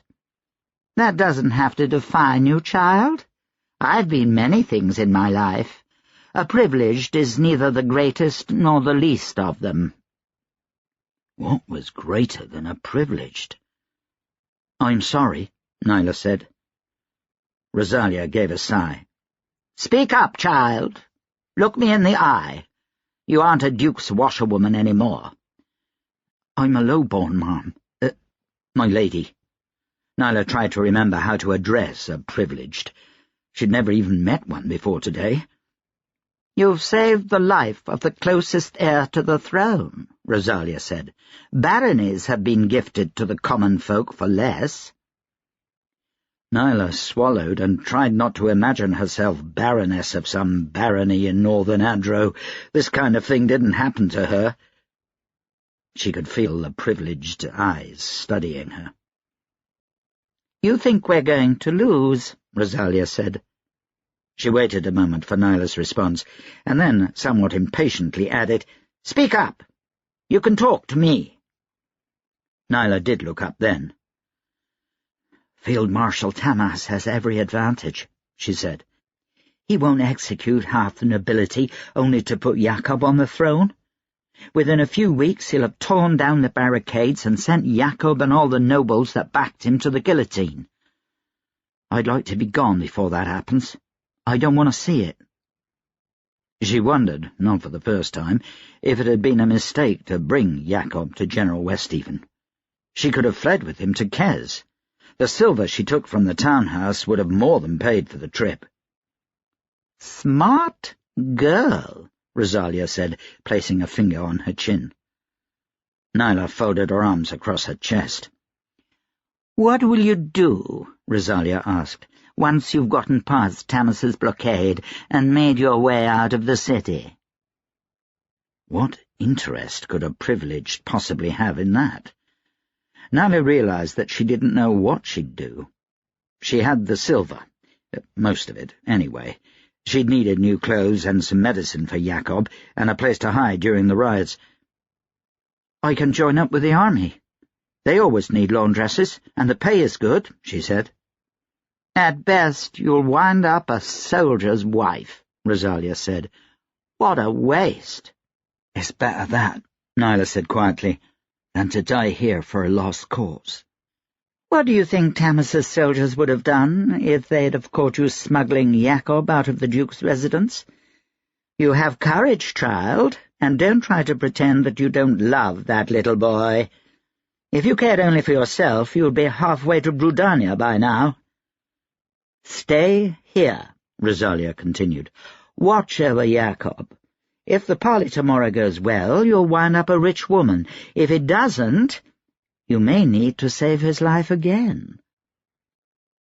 If she stayed by Jacob's side, she could, like Rosalia said, become a wealthy woman. Or follow him to the guillotine block. She remembered the soldiers' hands holding her down, the feelings of helplessness and horror. No bearded sergeant would save her the next time Tamas's soldiers came through a door. She had silver buried in the corner of a graveyard just outside of the city. She would never have to feel that fear again. Nyla couldn't help but wonder if Rosalia had other motives for wanting her to stay. A privileged used the common folk. She didn't help them. There had to be a reason she was showing such interest in Nyla. Jacob came into sight over Rosalia's shoulder. His pallor had improved, despite the stress of the last 2 weeks. Rosalia had done something for his cough. He smiled and waved to Nyla, then was distracted by a butterfly flitting through the rubble of a building knocked over by the earthquake. She watched him dance off after the insect, followed by a pair of vigilant heelmen. "I'll stay," she said. "For now." "You can end this quickly," Julene said. Tamas examined the woman lounging in the chair on the other side of his desk. She'd come alone on her own initiative, leaving Taniel and the Magebreaker who knew where. She wore a low-cut shirt that revealed enough cleavage to get the imagination going, but that was tight enough for her to move quickly when she wanted. Tamas knew the effect was not accidental. Yet he was not a man to make the same mistake twice. Julene was a dangerous woman. She was the type to use any weapon available to her in order to get ahead. He looked away from her chest and at the scar running from the corner of her mouth to her brow. He wondered at that scar. There were privileged who dealt in healing sorcery. It was a tricky art, and they were rare, But with the amount Julian charged for her mercenary services, she could easily afford it. Perhaps she just liked looking deadly. "How?" "Assassins," she said. "Send men behind the barricades. Wipe out all their leadership, and the rest will surrender easily." Tamas snorted. "I've been trying my best to scrape together Manhooch's whole spy network with little success, and you want me to find enough assassins to bring down those barricades? You're mad." "Use the Blackstreet barbers," Julian said. "The street gang?" Julian nodded. "They'll be expensive, but they're the best at what they do. They'll end this civil war." "Gangs can't be controlled." "They can with the right amount of money," Julian said. "The barbers are different, more organised. They report to Rickard Tumbler. He uses them to police the docks." "Assassination is risky. It could turn the people against me." "You're being a fool." "Careful!" "If you won't consider that, then you need me at the parley." "Why?" Tamas checked his watch. The parley was set for 10 o'clock, 2 hours from now. "Because General Westhaven is in league with this privileged we're hunting. She'll be there. It wouldn't surprise me if she makes a move against you." "I have my powder mages for that," Tamas said. "Your boy has shot her 3 times and put an arm's length of steel through her stomach. Do your other marked have anything new to bring to the table?" This confirmed Taniel's reports. This privileged was something else, something more. "You know her, don't you?" he said. "This is personal. I can tell by the way you talk. You want this woman dead." "Don't be absurd." "I've had you kill 7 privileged in the last 2 years. Each time you've been cold, mechanical." "And each time I've been able to kill them within a day or 2, Julian said. "This is getting personal. I want the bitch dead." "So you don't know her?" "Course not." She was lying. Tamas could tell by the way her eyes hardened when she spoke. It was a small tell, and he'd only recently figured it out, but Julian put a little extra fire into her lies when she wanted to be believed. Now, why wouldn't she tell the truth? "You think you can handle her if she tries something?" Tamas said. "Of course. Every time we've begun to fight, she's run. At the very least, I'll scare her off." "Be there," Tamas said, "in an hour. Bring Gothan and Taniel and his pet savage. And don't do anything stupid." "I'll only be there to protect you," Julian said. Tamas stood next to a repaired field gun and watched a line of men make their way over the barricade under a white flag. Olam was on the other side of the gun, leaning against the barrel, speaking quietly to Sabon. Vlora stood somewhere behind him with Brigadiers Reiser and Sabastanian, the only 2 mercenary commanders posted in the city. From a building across the street, Taniel trained his rifle on the barricades. Julian tugged idly at her gloves, her mage-breaker partner beside her. A whole company of Adran soldiers stood at attention 20 paces back. Tamas wanted General Westhaven to know exactly how bad his odds were.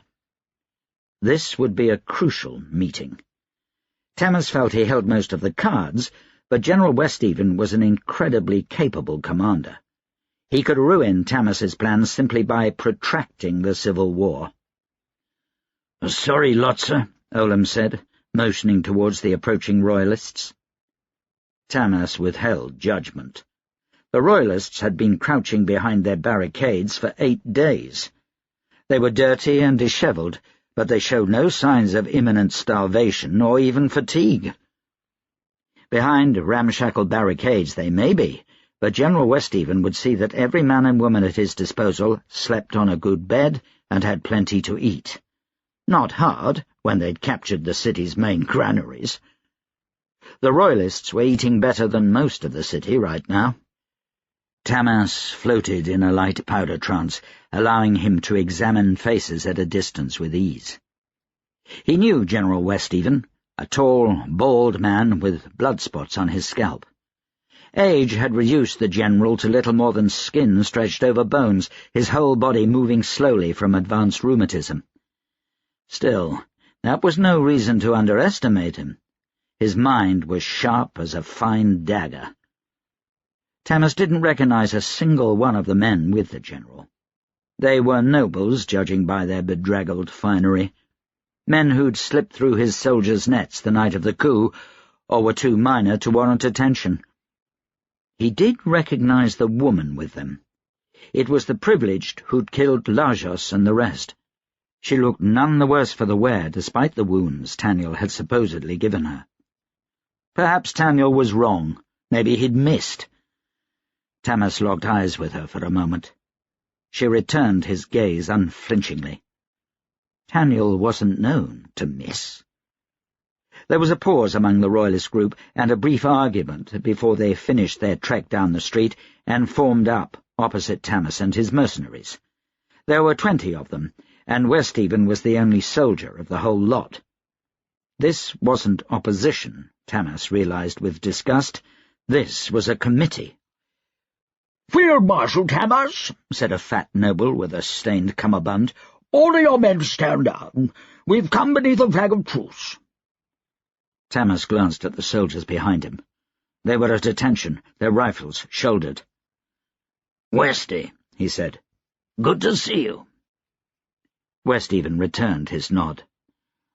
"Would it were under different circumstances, my friend. There'd be no hard feelings if you stepped away from this lot right now. You'd be a formidable ally in rebuilding the country." "The way I see it," Westhaven said, "is that you are the one destroying it." "Surely you can see the corruption," Tamas said. "Nothing short of the destruction of the nobility would have saved Adro." Westhaven's eyes were tired, his face strained. He seemed as if he desperately wanted to say yes. "There is more at stake here than you know. And you killed my king, Tamas. I can't forgive you for that." "Your king was about to give the whole country to the Kes." Tamas's voice rose sharply. Westhaven was a smart man. No, a brilliant man. How could he not see what Tamas was trying to do? How could he stand in the way? "I could not allow the accords to be signed and this country sold into servitude. What more important is at stake than the people?" The general glanced at the members of Tamas's guard. "I won't speak of it here." His eyes hardened. "We're here to negotiate," he said. "From what grounds?" Tamas asked. "You're completely surrounded. I have more men." "I have 20,000 behind those barricades." "Including women and children, maybe," Tamas snapped. "You might have a few dangerous knacked at best, and this." He gestured to the privileged. "Yet I have a dozen powder mages and enough field guns to destroy half the city." "You mean the half that wasn't destroyed by the quake?" Westhaven's calm was infuriating. Tamas gritted his teeth. "I have time," Westhaven continued. "I hold the main city granaries and armory.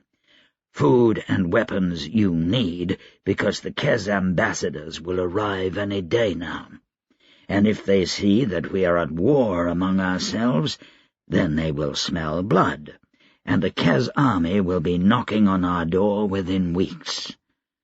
Even if they don't, the people will begin to tire of this civil war. They will see your soldiers and mercenaries as a burden. They will turn on you when you can't feed them, when you can't rebuild their city." The bastard could read his problems like a book. Tamas sized up the collection of noblemen. "What do you propose?" The man with the soiled cummerbund stepped forward. "I'm Viscount Maxwell," he said. He lifted a length of paper and looked it over. "We have a list of demands." Tamas snatched the paper before Maxwell could object. He ran his eyes down the list. "You expect me to step down? To arrest myself?" He gave the nobles a look of disbelief. "You committed high treason," one of them said. "You killed our king." Tamas stared them down until another man said quietly, "We're willing to negotiate on that point." Tamas went back to reading. Before he'd gone another paragraph, he was shaking his head. "You want all the king's land and that of the executed nobility divided up among yourselves? What do you take me for, a fool?" "These are points of negotiation," Maxil said. "A moment ago you said they were demands." More like negotiation," Maxil said, looking away. Tamas gave the list back. "Westy, surely you can talk some sense into them." Westhaven shrugged. "Negotiate, Tamas. I beg of you." "Give me a moment." Tamas stepped back behind the cannons and beckoned over the brigadiers. He was joined by Olam, Vlora, Sabon, Brigadier Reiser, and Brigadier Sabastenian. Julian still stood off to the side, staring at the other privileged with the intensity of a cat. Brigadier Sabastenian spoke first. "They have no grounds to negotiate from." The man was young, barely older than Taniel, and Tamas had a hard time taking him seriously. Yet one did not become a brigadier of the wings of Adam at that age for nothing. "I'm afraid they do," Sabon said. "Westhaven is right. We don't have time. If the Kez ambassadors arrive and see us in this state—" "Not to mention the granaries," Tamas said. "We've reduced rations by 1/3 for the army just to have a bare minimum for the city bread wagons. The people are starving. They won't put up with this for long." "Your council will be angry if you make any decisions without them," Vlora pointed out. "Sir," she added. "This is a matter of war, Captain," Tamas said, "and in that they have given me full power. I'll negotiate as I see fit." He returned to Reiser. "Can we take those barricades without losing a few thousand men?" Reiser considered a moment. "Only if we give them a good shelling first. Even then it'll be costly." Tamas rolled his eyes. Reiser had been an artillery commander before joining the wings of Adam. He saw shelling as a solution to everything. "If we don't shell them?" "It will be a bloodbath," Reiser said, "on both sides." "Shit!" Tamas returned to the Royalists. "Give me an offer," Tamas said. He motioned to the paper in Maxil's hand. "A serious offer, not that list of pigshit. And it will include her," he pointed at the privileged, "giving herself up to await execution for the murder of my men." The privileged gazed back at Tamas with the severity only old women are capable of. To her, they were all children playing at children's games. "That won't happen," General Westhaven said. "Be realistic, Tamas. This is war. Casualties are a fact of that war." Tamas gritted his teeth. "Give me an offer." Maxil launched into it immediately, and Tamas realized it was what he'd expected all along. "We have a cousin of the king's within our barricades," Maxil said. "His name?" Tamas interrupted. "Jacob the Just." Tamas blinked, trying to remember the royal line. "More like Jacob the Child. He's a 4th cousin at best, and he's barely 5. "He's the closest living relative to Manhooch," Maxil went on. "We propose that we put him on the throne as Manhooch the 13th. You and General Westhaven will remain in control of the army, and we, along with your council, will combine to form the core of the king's new advisory board. Your powder mages will be the new royal cabal." "And the king?" Tamas asked. "We will advise him until he comes of age." Tamas looked to Westhaven. There was a level-headedness to this proposal that spoke of his influence. The nobility would leave most of the control in his hands. Yet it could not stand. "I will never allow a king to have power over Adro again," Tamas said. "I simply won't have it. If you want a king, he will be that in name only." Maxil scowled. A puppet monarchy? At the very best, and I'm stretching my patience to offer that. No, Maxwell said. Adro must have a proper king. Never again, Tamas said. You're refusing us. That's it? No negotiation? We've left the army in your hands. We've made you the next Royal Cabal head. You'd be the second most powerful man in Adro. Are you that greedy that you must keep it all to yourself? Tamas chuckled. You poor sods. I didn't do this for power. I did it to destroy the monarchy. I did it to free the people. I'm not going to turn around and put a boy king on the throne so that you can go back to your country villas and continue to bleed the country dry. He looked at Westhaven. I'm sorry, my friend. No king, no foreign country must ever have power in Adro again. I will fight you to the end, Westhaven said. Tamas bowed to his old friend. I know. Tamas felt someone touch his shoulder. Julene was there, her face serious. There's something wrong, she said. What? Tamas said. He exchanged a frown with General Westhaven. The familiar popping sound of fired air rifles erupted from the barricades. Julene leapt between Tamas and General Westhaven, shoving Tamas back. Bullets crackled against an invisible barricade. Julene fell back, throwing fireballs as quickly as she could summon them. They smashed into the barricade, causing blooms of fire. The other privileged launched herself into action just a moment after Julene. Hardened shields of air stopped the crack of bullets from Tamas's quickest soldiers, covering the sudden retreat of the Royalist delegation. The ground rumbled, the air seemed to shake, and the cannon closest to Tamas suddenly cracked, the wheels falling off, the broken metal hitting the ground with a thud. Tamas leapt to his feet. They'd attacked him. They'd attacked him under a flag of truce. Westhaven knew better than that. Westhaven— Tamas's eyes found his old friend. Westhaven's body was being dragged towards the barricades. He was missing an arm, his whole chest blackened. Was he already dead? He'd been hit by one of Julene's fireballs. Tamas felt sick. Senseless, he spat. Brigadier Reiser, prime the artillery. We attack at once. Chapter 11. The public archives are just above us, Adamat said. Somewhere behind him, Sue Smith's lantern wobbled to a stop, and the sound of sloshing stilled. You sure this time? Adamat held his own lantern up to the rusted iron ladder rungs in front of him. There was a plaque on the bricks between the rungs, supposedly to say which building this accessed, but the letters had been worn away long ago.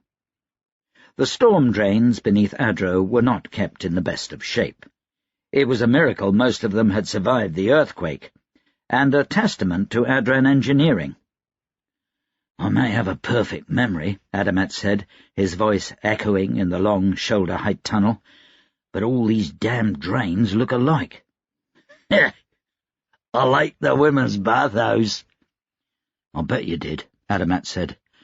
Wonder anyone's using it, what with Tamas lobbing shells all over this section of town. He rubbed his finger over the plaque, trying to make out any kind of letters. This has got to be it. Sue Smith sloshed up beside him. The big boxer was bent almost double. Adamat's knees and thighs ached from trying to move around in the storm drains, but Sue Smith had to be hurting far worse. I'll check, Sue Smith said. He handed Adamat his lantern and pulled himself up the iron rungs. The ladder squeaked in protest of his weight. Lantern, Sue Smith said, reaching down a hand. Adamat heard a grate move to one side, and Sue Smith disappeared.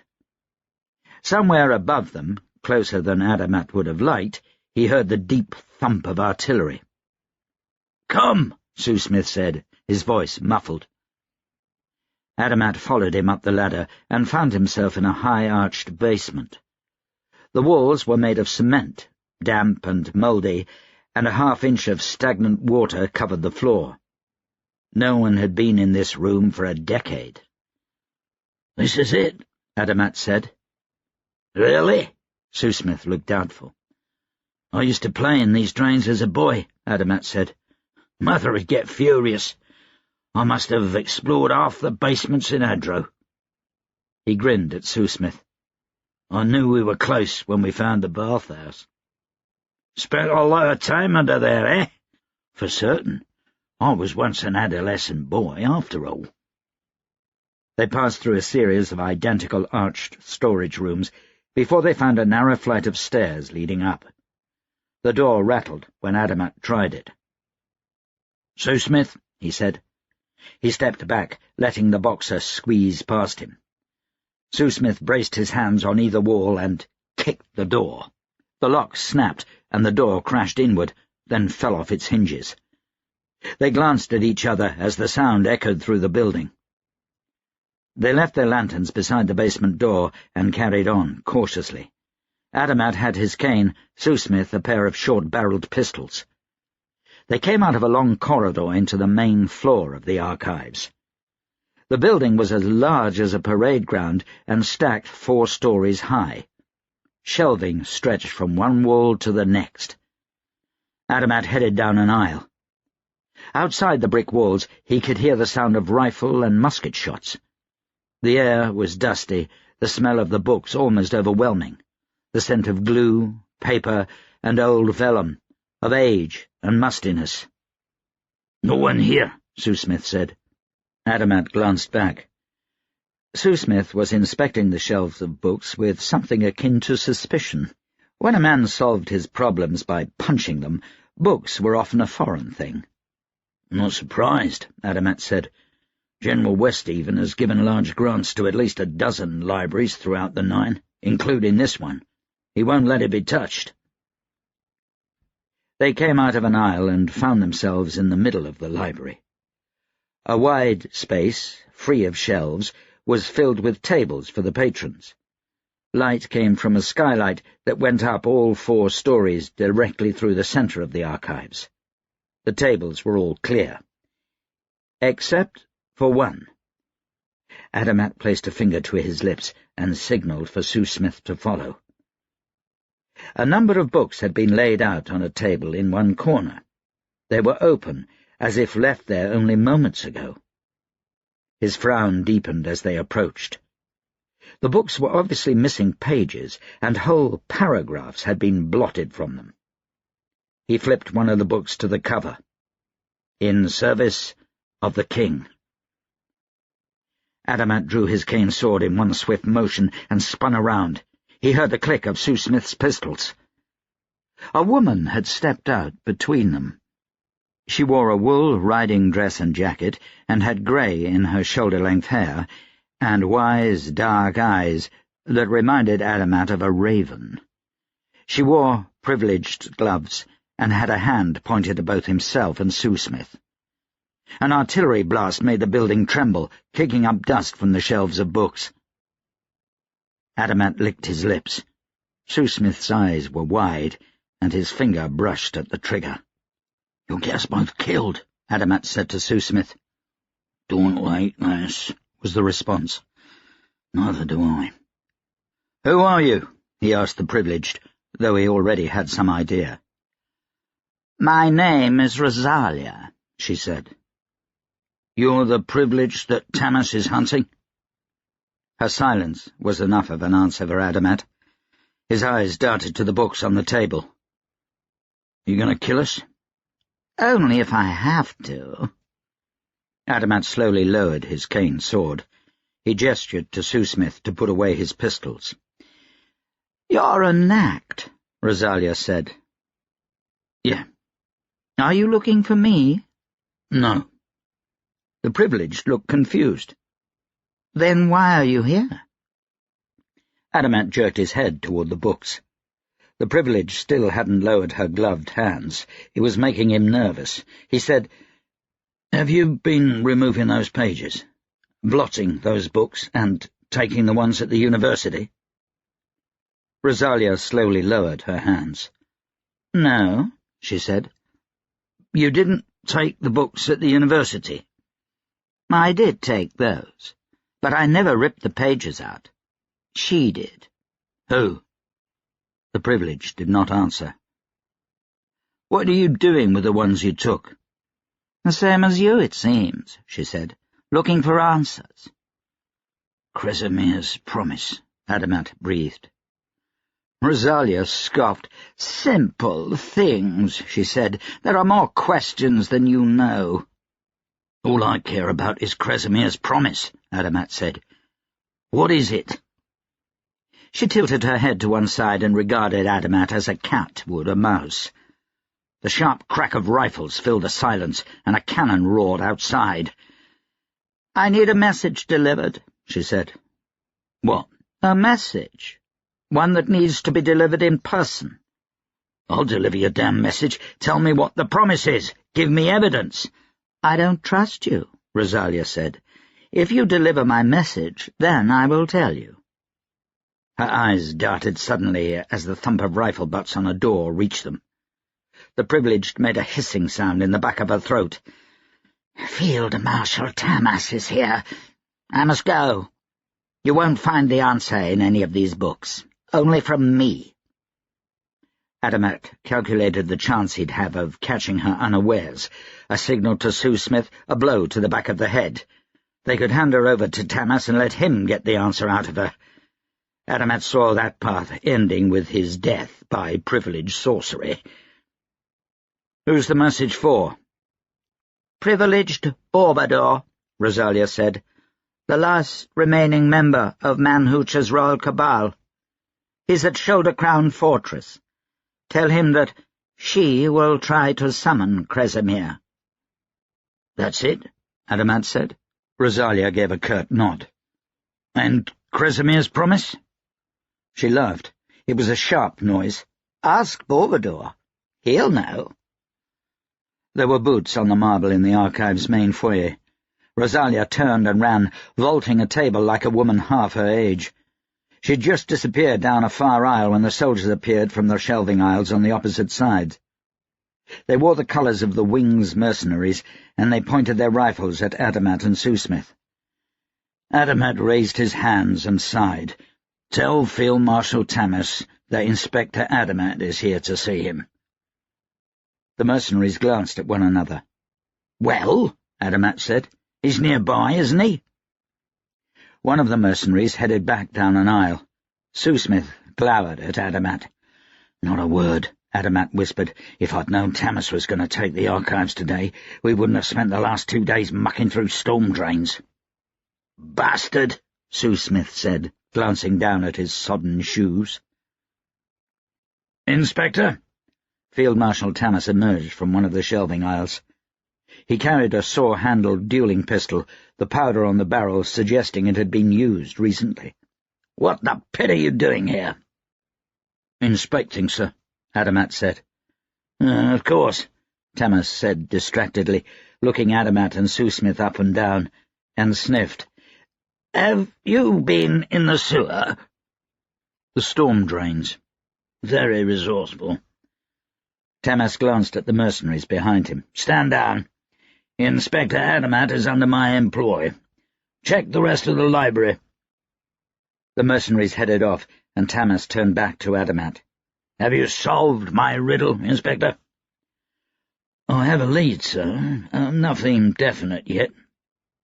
The books I'm looking for have come up defaced or entirely missing. I expect you to do more than spend your days leafing through books.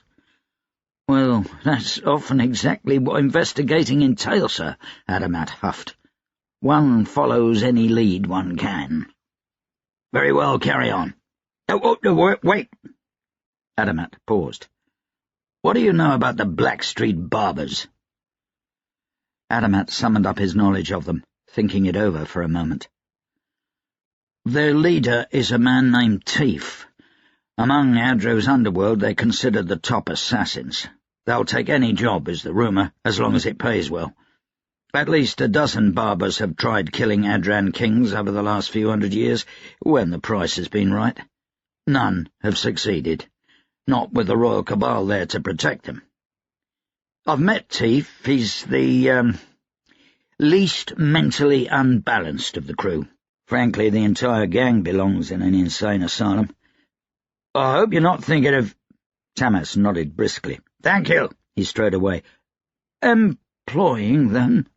Adamat finished quietly. Adamat retrieved his cane from where he dropped it when the mercenaries arrived. He glanced the way Rosalia had gone and pondered her cryptic message. "Time to go to Shoulder Crown," he said to Sue Smith. "Jacob!" Nyla pushed past a royalist soldier and tripped over brick rubble that had spilled out into the street from the latest artillery blast. She lifted her skirt and was back on her feet, stumbling along as she shouted the boy's name. There was blood on her dress. The cannonball had whistled over her shoulder and taken the head off a man named Penn as they'd sat over a meagre breakfast. She could still hear the sound in her head like a horrible kettle, instantaneous death passing inches from her ear. The cannonball had knocked a hole in the wall behind Penn, straight through Jacob's room in one of the more intact buildings behind the barricades. Penn's body still sat in his chair, shoulders slumped, one hand clutching a spoon. Jacob should have been in bed. He wasn't. Nyla found one of Jacob's Heelman guards picking grit out of his uniform. His name was Bister, and he was about 35.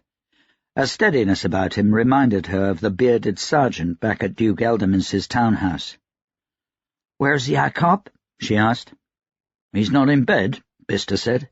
"No." "Pit. He must have wandered again." A canister shot exploded overhead, sending everyone diving for cover. Nyla found herself on the ground, beneath Bister. "You all right?" he asked. "I'll be fine. Find Jacob." He helped her to her feet, and they ran through the street, calling Jacob's name. Nyla heard the crack of muskets and was struck by the choking smell of spent powder. Down the street was one of the barricades. Royalist soldiers and volunteers crouched behind it, shooting at unseen Adran soldiers on the other side. The parley had been 5 days ago. Every day since, Field Marshal Tamas's soldiers had pressed the attack. Cannon and musket fire resounded day and night.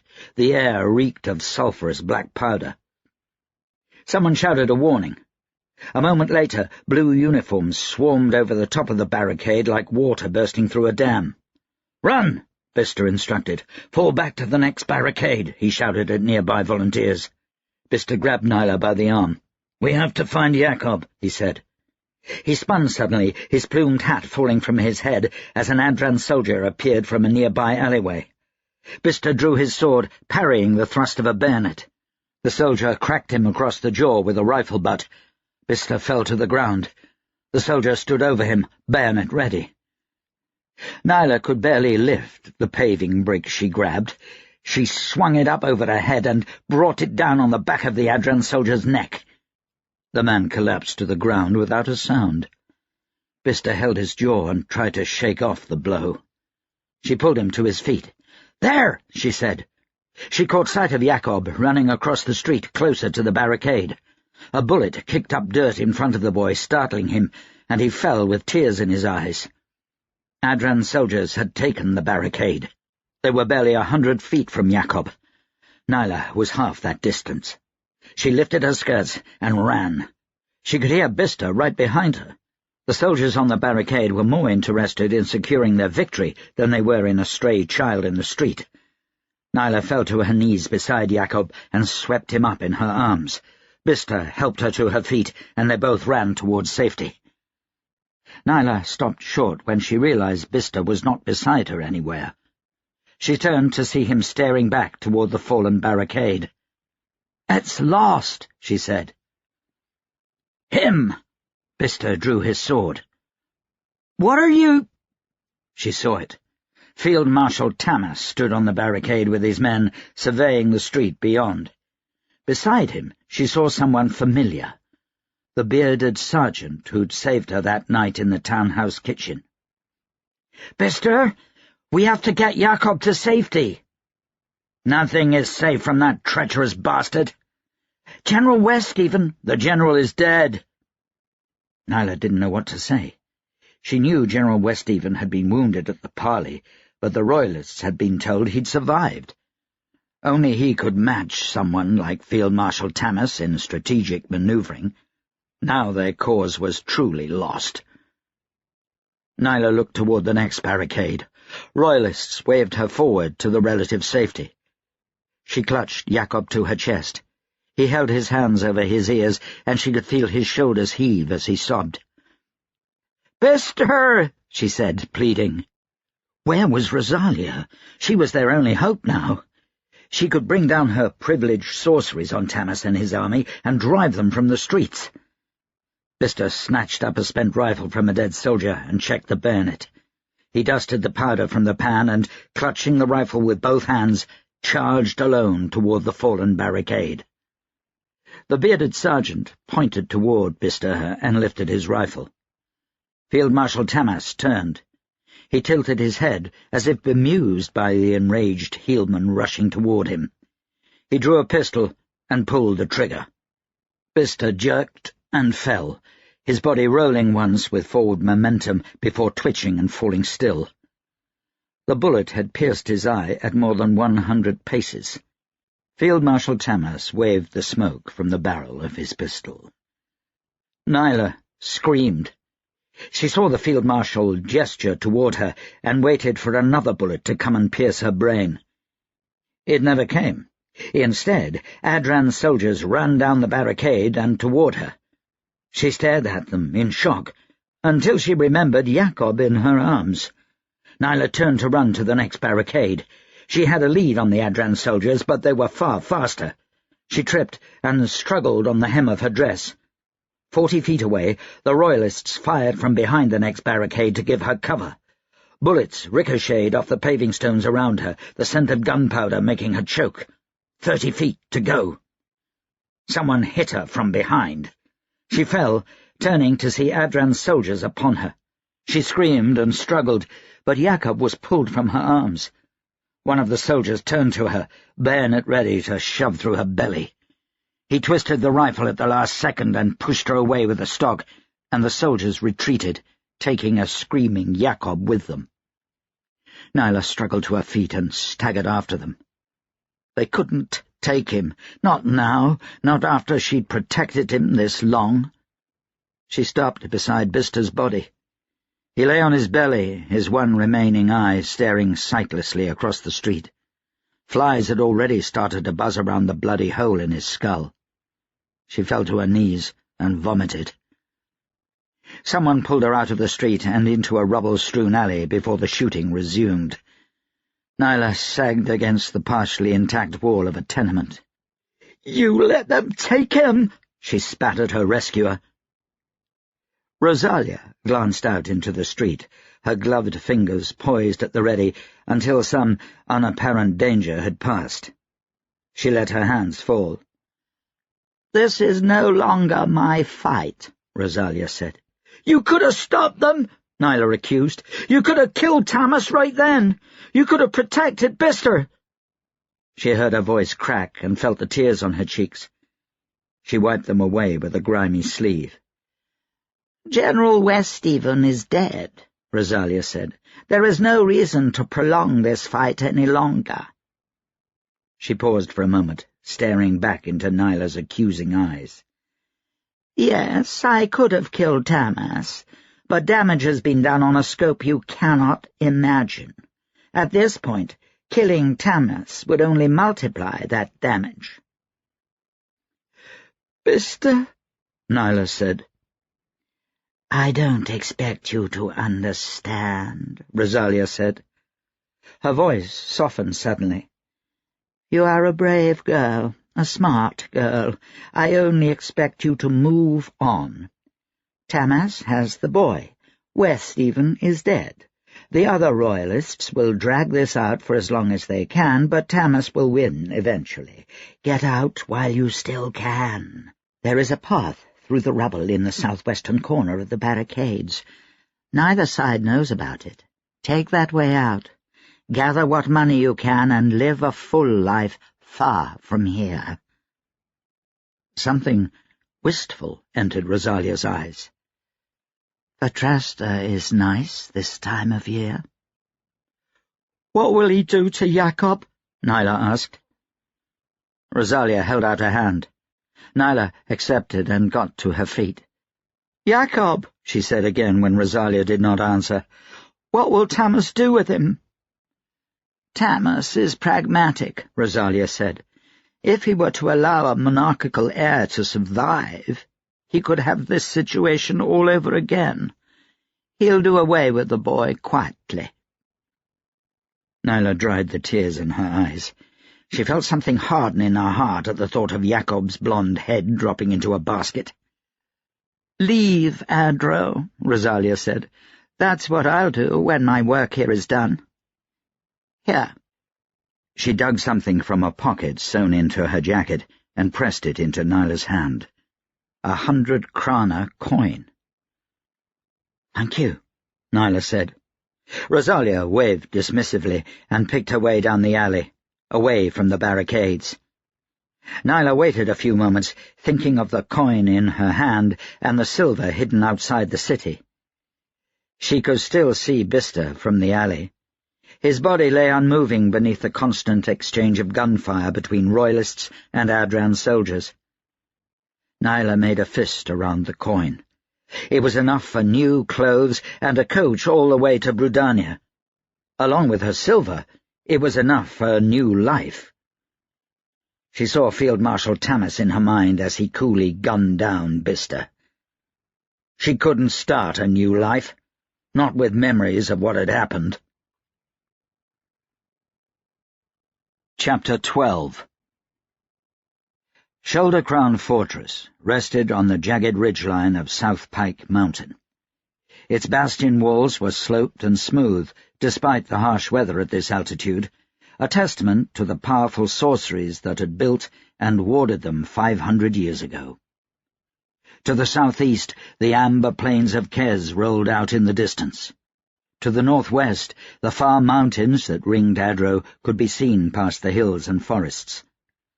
Adapest nestled like a diamond on the teardrop tip of the Adsea. To the north, South Pike's Peak smoked ominously. Adamat turned away from the edge of the bastion. Seeing the whole world laid out like that made his head spin, and he wanted to head back into the town. A whole town inside the bastion, that's how large it was. Yet the Mountain Watch soldier had told him to wait here for privileged Bourbador. They could have offered him a room. It was far below freezing at this height. Seemed they wanted to see him shiver. Adamat was exhausted, physically and mentally. Even with modern roads, the trip was 5 days by coach, and they'd barely stopped to rest. His body hurt from sitting on an uncomfortable, constantly jostling seat. His head pounded from too little rest. Rosalia's cryptic warning about a woman trying to summon Kresimir had given him nightmares the few times he caught any sleep. What was wrong with him? He was a modern man, an educated man. Kresimir was a myth, an embodiment of monastic power that kept the peasants in line. "What are you doing?" Sue-Smith paused in the middle of loading one of his short-barreled pistols. The weapon looked like a toy in his big hands. "What does it look like?" "You think he's going to kill us?" Adamat asked, "just for asking a question." "Less privileged almost did us in." "And? And what?" "This is a privilege, Sue-Smith. If he doesn't want to talk to us, he waves a hand and sweeps us from this bastion top." Sue-Smith shrugged. "You paid me to be a bodyguard, eh?" "Yes," Adamat sighed. Sue-Smith didn't seem to understand. This was a privileged. There was no guarding anybody against one of these. "Even a privileged has to come through me to get you." Sue-Smith resumed loading the weapon. Adamat stifled a smile and realized the words had banished some of his nervousness. He was up here on the roof of the world, a 5-day journey from Adapest. He was at a Mountain Watch. Everyone knew the Mountain Watch was filled with convicts and cutthroats and the very hardest men in the 9. They tended the high passes, manned the mines and the timber yards, and they were Adro's first defence against a foreign invasion. Adamat trusted his country with the Mountain Watch far more than he trusted them with his life. "What's a privilege doing out here anyway?" Sue-Smith finished loading his pistols and stuck them in his belt. He leaned against one of the fixed guns that faced toward Kes. "Exiled." Adamat watched his breath come out white. "What for?" "Officially? Well, there was a shift in power within the Royal Cabal, and Barbador was on the wrong side. Unofficially, rumour has it he slept with Privileged Ken's favourite concubine." Sue-Smith grunted a laugh. "And they kept his skin?" "Of course I did." The Privileged approached them from the town within the bastion. He was far enough away that he shouldn't have heard any of that. He wore a long reindeer-skin jacket that went to his knees, and boots, pants, and a hat to match. He was shorter than Adamat had expected. Under a ruddy beard, loose skin hung from what once had been jowls. The Mountain Watch was kind to no one, not even a Privileged. The Privileged stopped a few feet from them. His hands were tucked into his sleeves, but Adamat thought he caught sight of the white Privileged's gloves. "It wasn't hard, really," the Privileged said. "I told Major Ken that my best friend would come after him if he killed me." "And who's that?" "Taniel Two-Shot. I'm Privileged Barbador. Call me Bo." Adamat extended a hand. Bo took it in his gloved hand with surprising strength. "Inspector Adamat, this is my associate, Sue-Smith." Bo squinted at Sue-Smith. "The boxer?" "That's right," Sue-Smith said, surprised.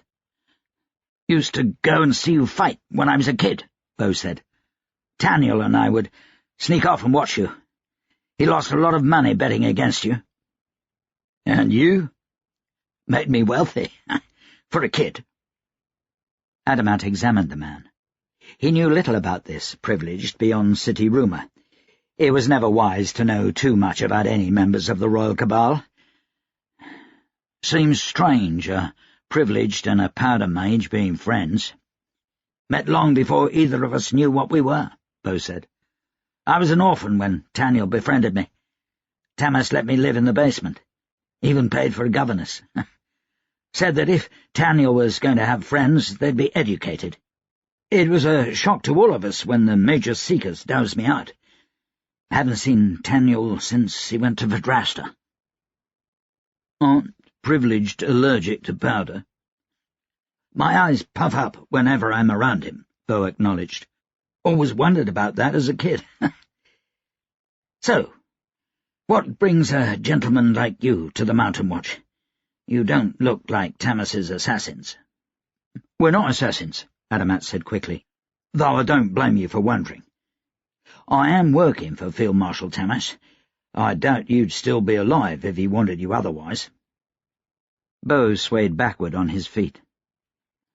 "He doesn't know," he murmured. "Doesn't know what?" "Nothing." "Why did you seek me out?" His conversational tone disappeared, his smile fading. "What is Kresimmir's promise?" Bo watched him for a few moments. "You're serious?" "Quite." "Tamas sent you all the way up here to ask me that?" "I came on my own," Adamat said, "but I'm searching for the answer on behalf of Field Marshal Tamas." Half disbelief, half mockery, Bo's reaction stirred some disquiet in him. It seemed as if relief washed over Bo. He cracked a smile, then began to chuckle. "Let me guess," he said.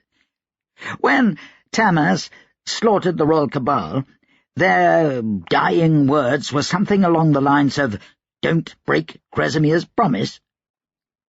Adamat gritted his teeth. This Privileged was beginning to irk him.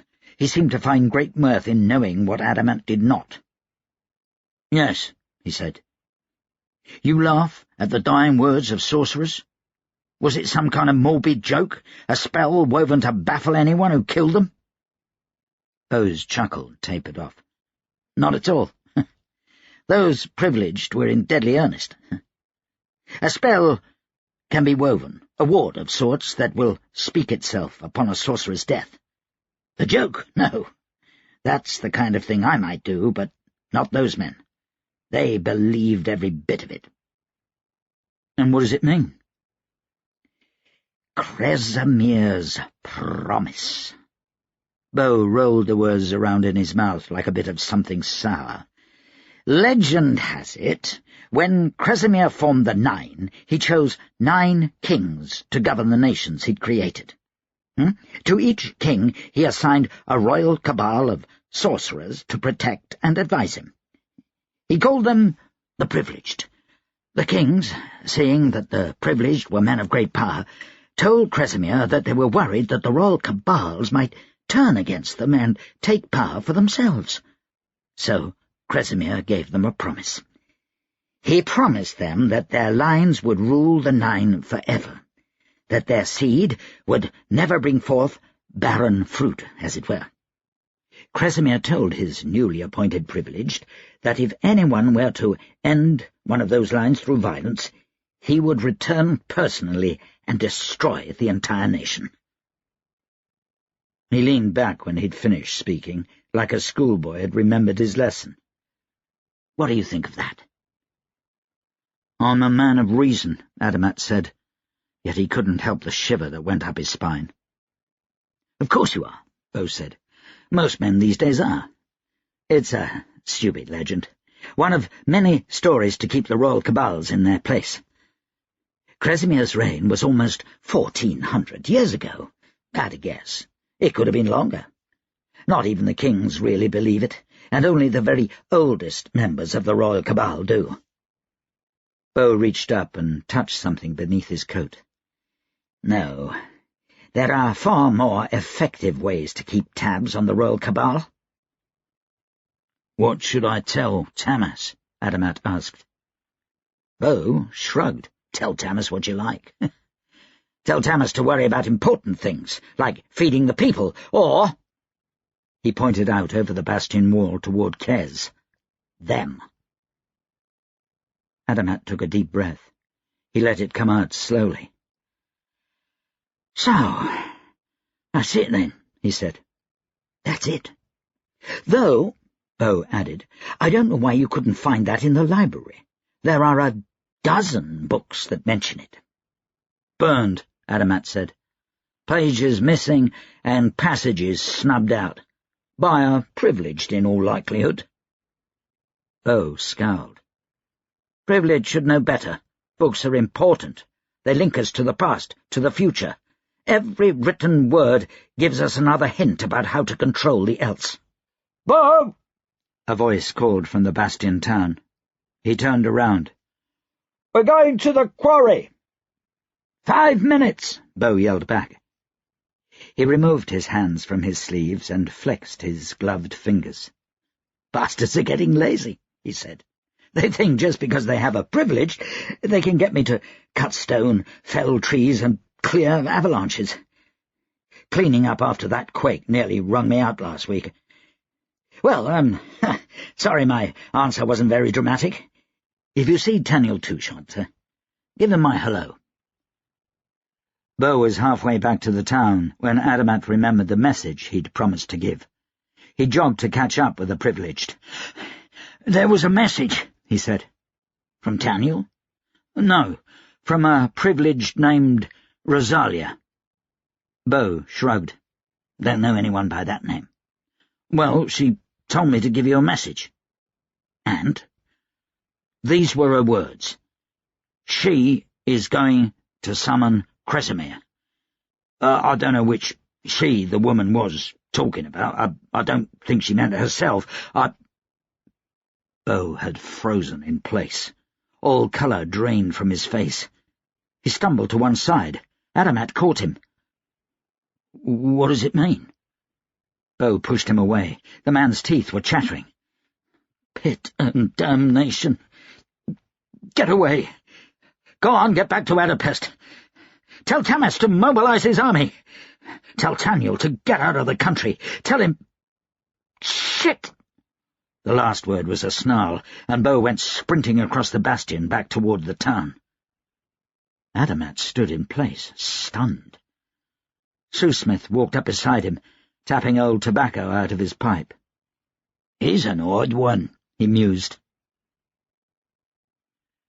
"I don't like this," Tamas said. "I don't think anyone does, my friend." Tamas glanced back at Sabon. The Delev stood beneath a large parasol, eyes on the distant barricades. Sweat beaded on his clean-shaved head like water on a cold glass. The day was unseasonably hot for this early in the spring. The sun shone overhead, drying up the last of a few weeks' worth of damp weather. "Will the men understand?" Tamas said. "Ours, or the mercenaries?" "The mercenaries are pragmatic. They'll be paid either way. My own soldiers, will they lose faith in me after an act like this?" Olam stood a few feet away. He turned to regard Tamas, though the question had not been directed at him. "I think not," Sabon said. "They may not like the feel of it. War is supposed to be a gentleman's game after all. They'll understand, though. They will respect that you won't throw lives away in a needless battle. They will respect that you don't want to shell your own city." Tamas nodded slowly. "I've never resorted to assassination before, not in 25 years of command." "I can remember a few times you should have," Sabon said. "Remember that Shah we fought in southeastern Gurla?" "I try not to." Tamas leaned over and spit. He lifted his canteen to his lips, still watching the barricades. He could hear musket shots and the occasional report of artillery from about 2 miles away, where Brigadier Reitzer was commanding an assault on the armory. "I've met some bad men in my day," Tamas said, thinking of the Shah, "but that man was a monster. He'd have a man's entire extended family buried alive if he questioned a command." "You had him gelded," Sabon said. Olam choked. He tossed his cigarette on the ground and began coughing smoke. "War is most definitely not a gentleman's game, my friend," Tamas said, "else I wouldn't play." He glanced at Olam. "Give us a minute." Olam moved out of earshot, still coughing. Tamas joined Sabon beneath a parasol. He produced a letter from his pocket and gave it to Sabon. "Your new commission," Tamas said. Sabon took the letter. "What?" "I've put Andrya and Vadelslav to sniffing out more powder mages. With the Royal Cabal dead, I think the mages will be more likely to come forward. Not to mention the pay we're offering," he said. "They've set up shop outside of town near the university, and will soon be heading to Deliv and Novi and Eunice to recruit. I want you with them." "No," Sabon said, trying to give the letter back. "I'm your commanding officer," Tamas said. "You can't say no." "I can say no to my old friend," Sabon said. "Why won't you do it?" Sabon grunted. "Andrya and Vadelslav are more than enough to take care of recruits. You've sent the others to the gates of Wassel. Taniel is chasing a ghost around the city, and despite the fact that you assigned Flora to your staff, you're still too angry to even speak to her. I won't leave you without another mage." He gestured toward the barricades. "The Kez ambassador will be here within a week, and you've still got this mess to clean up. Do we even know if the Barbers were successful?" "You're worried about me," Tamas said. "That's your excuse? Worried that you'll bugger it all up and need someone to clean up things after you?" Sabon paused. They could both hear shouting from beyond the barricade. "Perhaps we should help them," he said. "Damned Barbers can do it themselves," Tamas said. "I won't fret if they all get themselves killed. Don't try to change the subject. Vadelslav said they've already found 7 candidates with a little talent. They say 3 of them have potential." "It takes years to fully train a powder mage," Sabon said. They need to be taught to control their powers and how to be a soldier all at the same time." "That's why I want you there," Tamas said. "You trained Taniel and Vlora practically single-handed. Now Taniel is the best marksman in the world, and Vlora can detonate a keg of powder from half a mile." "That's not the same, and you know it." Sabon was angry now, his dark eyes glinting dangerously.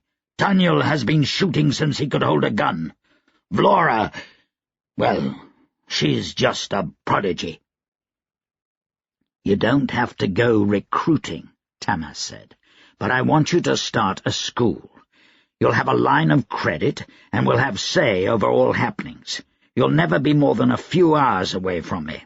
If I need help, I'll summon you immediately." "I have your word," Sabon said. "You have my word." Sabon stuffed the envelope in his pocket.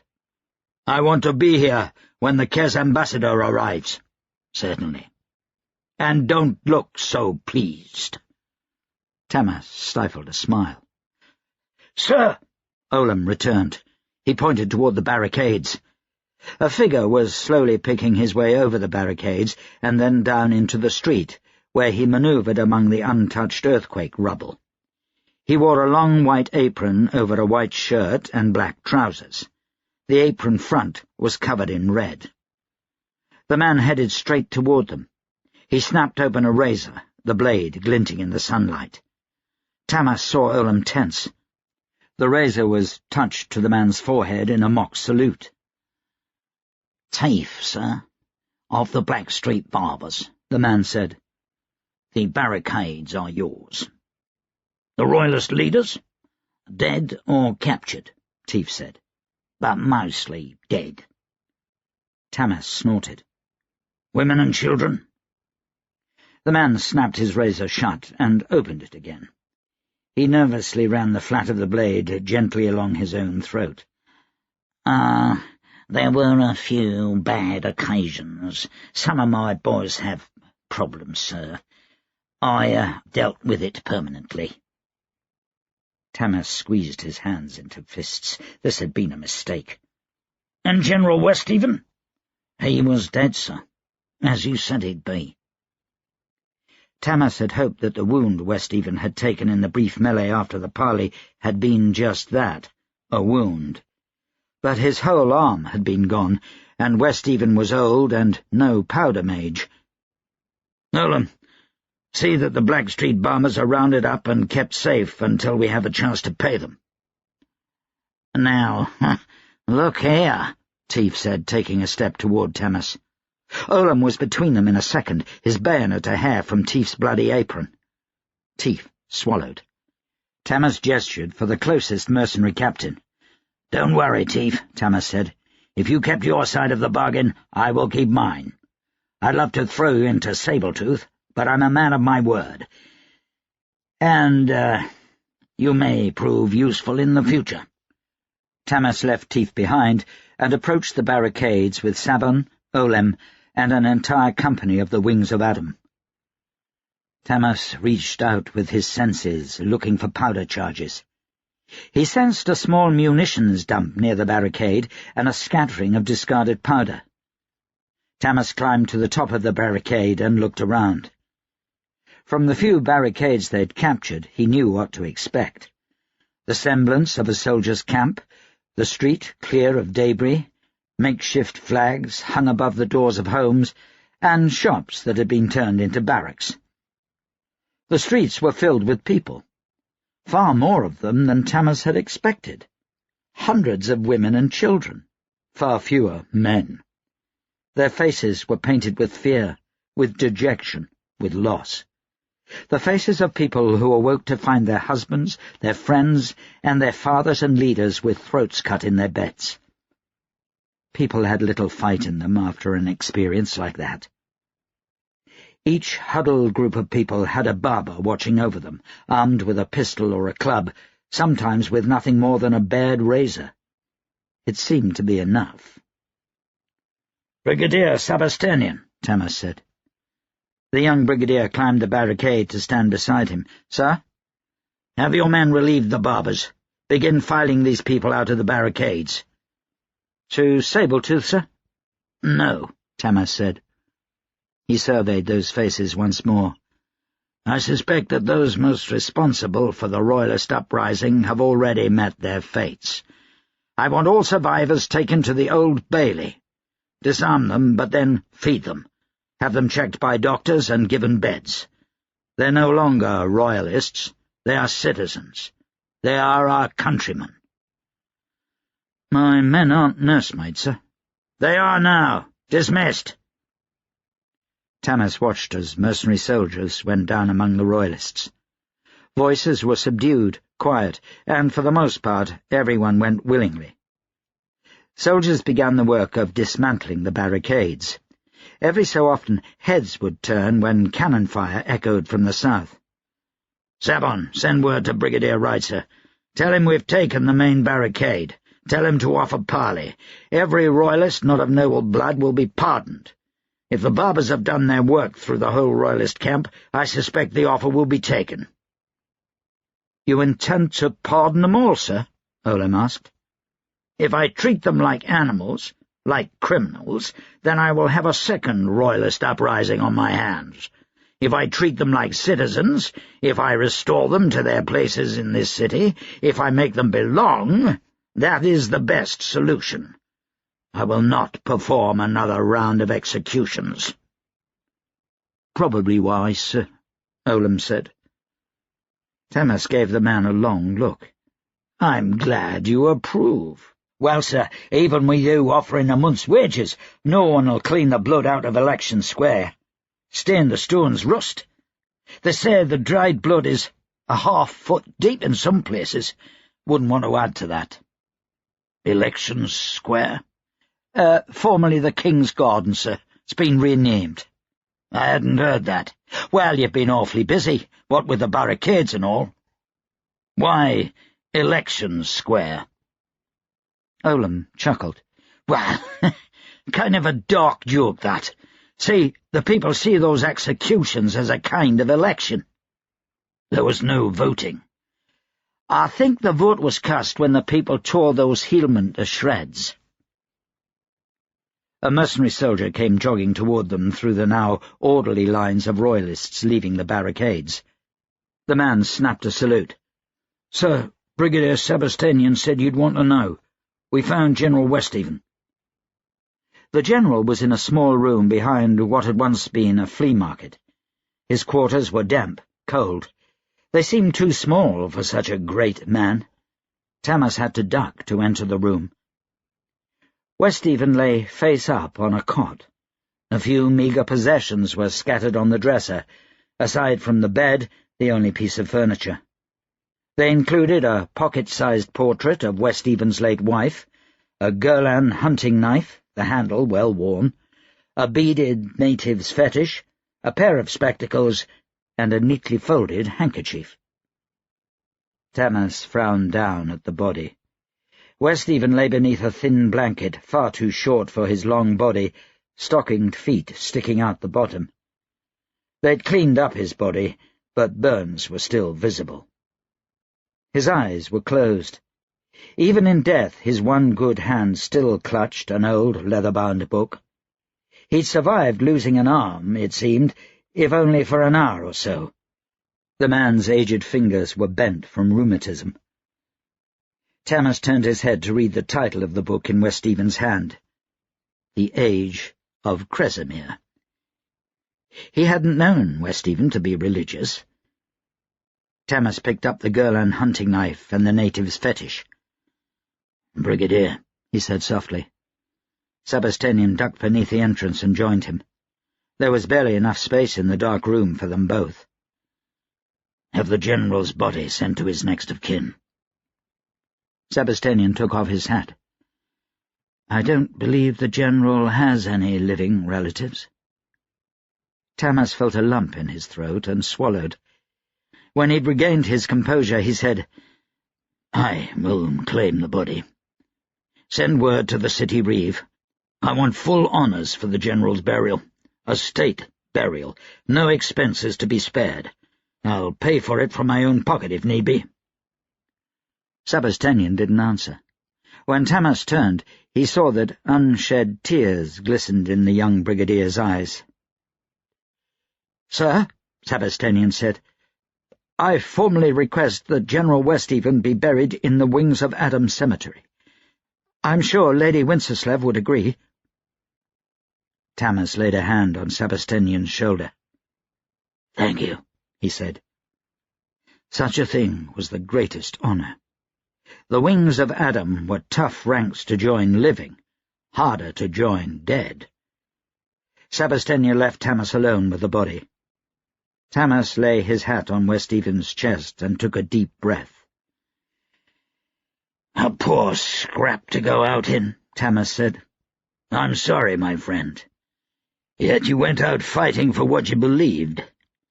I've got the Kes to deal with next, and how I wish I had you by my side for that." Chapter 13. "She's here," Julian said. Taniel frowned at the privileged mercenary. She wore a wicked small smile, tugged up farther on one side by the scar on her face, and her eyes were unnaturally wide.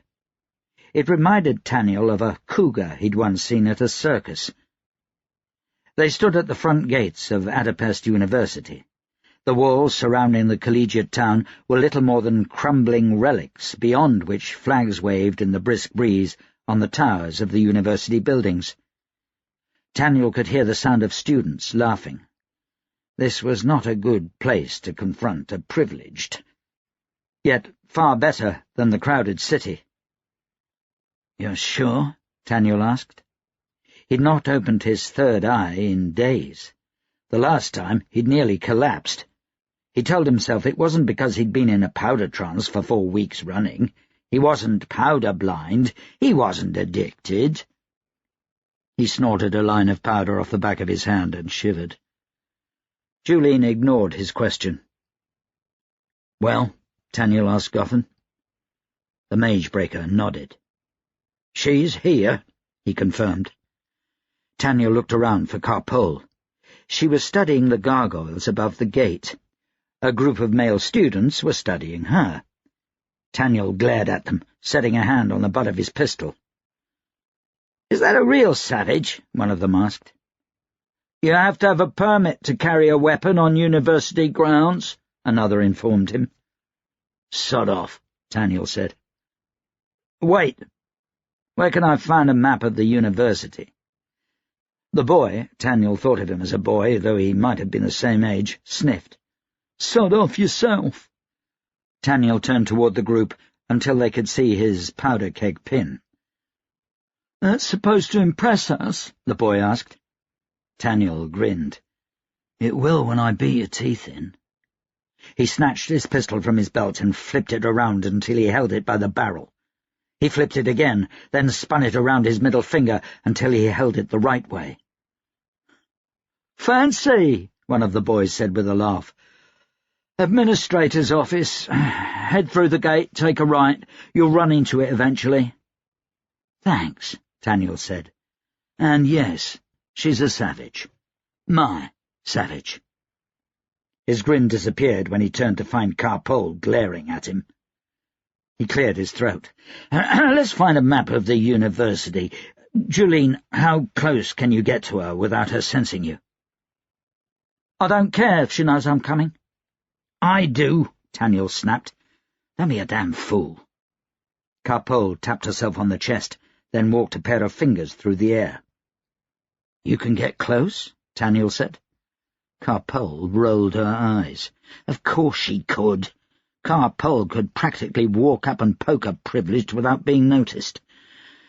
Taniel wondered where his mind was at. It was the damn powder, he decided. When this was over, he'd go a month without touching the stuff. "All right. Pole, find the privileged. I want to know exactly where she is, down to the building and the room. You two," he said, pointing at the mercenaries. "Wait for Captain Najuka." The captain had been trailing them for a week at Tamas's orders, far enough to stay out of the way, and close enough to be there if he was needed. A quick glance down the road gave Taniel a glimpse of men on horseback in the distance. "Tell him to begin evacuating the university. We're going to take this privileged here, now. Gotham, will you be able to cut off her access to the else?" "Of course." "No problems this time?" "None," Gotham said. "I won't make the same mistake I made last time." All that was needed was for Gotham to be able to get close enough to cut off her sorcery. If bullets and blades weren't enough to kill her, it would give Julene the chance she needed to use her own sorcery. "An evacuation will tip our hand," Julene said. "I'm not going to let a bunch of students get killed in the crossfire if we mess up, and the two of you begin to throw around sorcery." Julene sneered at him. "I'll be back," Taniel said. Taniel headed through the gates and toward the administration building. A series of signposts gave him better directions. The place was practically a town in and of itself. The buildings were huge, built of somber grey stone, with towering spires and wide arches. They were separated by open spaces where students lounged on the grass. Taniel walked through a large quad and past the library. His rifle was getting looks. "Can I help you, sir?" A man of perhaps 40 intercepted him as he headed up the stairs of the administration building. "Powder Mage Taniel," Taniel said. "Who are you?" The man drew himself up.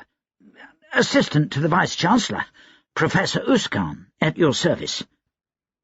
"Professor," Taniel said, "is the Vice-Chancellor here?" "He's in Adapest on business. Pardon me, are you Taniel Two-Shot, the Field Marshal's son?"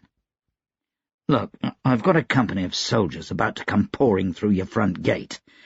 There's a rogue privileged on your university grounds. We're hunting her on orders of Field Marshal Tamas." Uskan's eyes grew wide. "What? No, you can't find here. This is a university." "We'll do our best not to. Do you have an evacuation plan?" "What? No." "Well, you should come up with one. Now. The soldiers are from the wings of Adam. Send word for the students to get out." "Get out? We have almost 5,000 students here. The campus is nearly a mile across. What do you expect me to do?" "Think of something." "What about the privileged?" "We'll deal with her." The man wrung his hands. "Privileged? There could be wholesale destruction. Oh, the repairs!" "I'm sure it won't come to—" Taniel froze. There she was, coming out of the library not 100 yards away. Taniel began to breathe quickly. She wasn't wearing her privileged gloves. That gave him an advantage. "Go on," Taniel said. "You should evacuate the premises." "But what do I say?" "I don't know," Taniel growled. He slowly reached for his pistol, trying not to look obvious. Uskan swallowed hard and looked Taniel up and down. He gave him a beseeching look. "Just be careful of the Applied Sciences building," he said. "It's brand new." Taking a deep breath, he suddenly threw his arms in the air. "Free lunch!" he yelled. "Free lunch! Outside the north gate!" He began to run across the quad. "Shit!" Taniel said. The woman stared at him. He snatched a pistol from his belt, hesitated. People on the quad were slowly following Uskan. Taniel gritted his teeth. The woman began to sprint in the opposite direction. Taniel aimed his pistol and pulled the trigger. The shot echoed across the quad. Taniel nudged the bullet at the last second to avoid hitting a student, cursing under his breath. The bullet missed the privileged and lodged in the wall of the library. There was a scream. Students began to run. Taniel took off after her, jamming the pistol into his belt and drawing his spare. She rounded the edge of the library, and Taniel skidded to a halt. She could be waiting just around the corner. Her sorcery would tear him apart before he could fire a shot. Taniel looked around. His eyes fell on the tower back behind the administration building. The bell tower was the highest point on the campus. He backtracked, heading through the administration building and across a botanical garden. The garden was enclosed, giant sheets of glass held together in a latticework of iron above. He nearly fell into the pond trying to leap it, regained his footing, and headed for the door to the bell tower. He took the stairs to the tower 2 at a time. He paused in a window about halfway up and surveyed the quad. He guessed he was about 5 stories above the ground. No sign of the privileged. He went up to the next window and looked. There! She was heading across the quad between the museum and a great galleried building with large letters proclaiming it to be Banisher's Hall. Taniel swung his rifle from his shoulder. He closed his eyes, breathing the calm of a powder trance, and refocused. When he opened them again, he could see her as if she was standing 5 paces away. She was a handsome woman, with sharp features and a mole above one brow. She walked briskly, still wearing her academic gown. She'd put on her privileged gloves. She glanced over her shoulder once. "Rosalia!" The call echoed across the quad. Taniel started. The privileged jumped too, a wild look in her eyes. Taniel settled his finger on the trigger. Sorcery ripped across his vision. Chunks of sod flew in the air, followed by lines of fire erupting from the ground all around the privileged. Taniel blinked spots from his eyes. Dirt rained down, obscuring half the quad. Julene walked toward the area, gloved hands held high. She shrieked laughter. Taniel caught a glimpse of an academic robe. He lifted his rifle to his shoulder and snapped off a shot. The bullet ricocheted inches from the privileged head, cracking against an invisible shield with a sound like a spoon tapping glass. Taniel swore. A lightning bolt slammed into Julene. She slid backward, her feet dragging turf.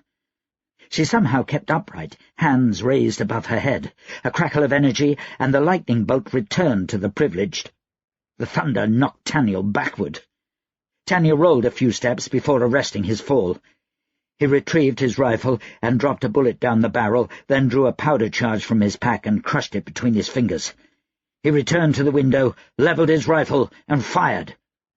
The privileged spun about, blood spurting from her shoulder. She caught herself on knees and one hand and looked up toward Taniel's bell tower. "Oh, Pit!" She made an angled chopping motion with one hand. Taniel squeezed his eyes shut.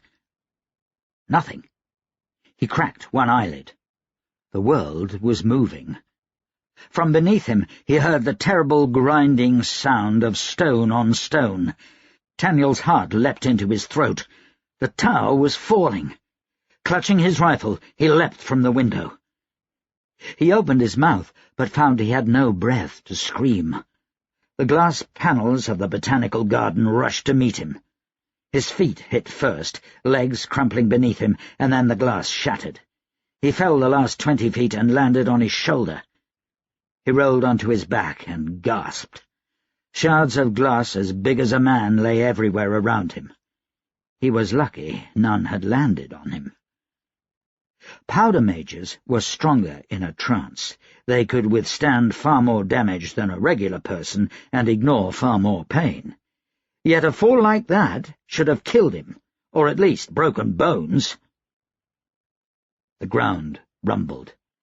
Taniel felt himself rolled by the shock wave as the entire top half of the bell tower slammed into the building beneath it. Stone ground together, wood splintered. Taniel threw his hands over his head. When he looked up, the dust was settling. He slowly climbed to his feet.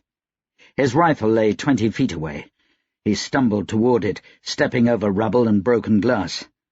His body ached, but nothing was broken. He checked his kit for his sketchbook. It was still there. He retrieved his rifle. "You and I are surviving far too much these days." Another thunderclap made him stagger.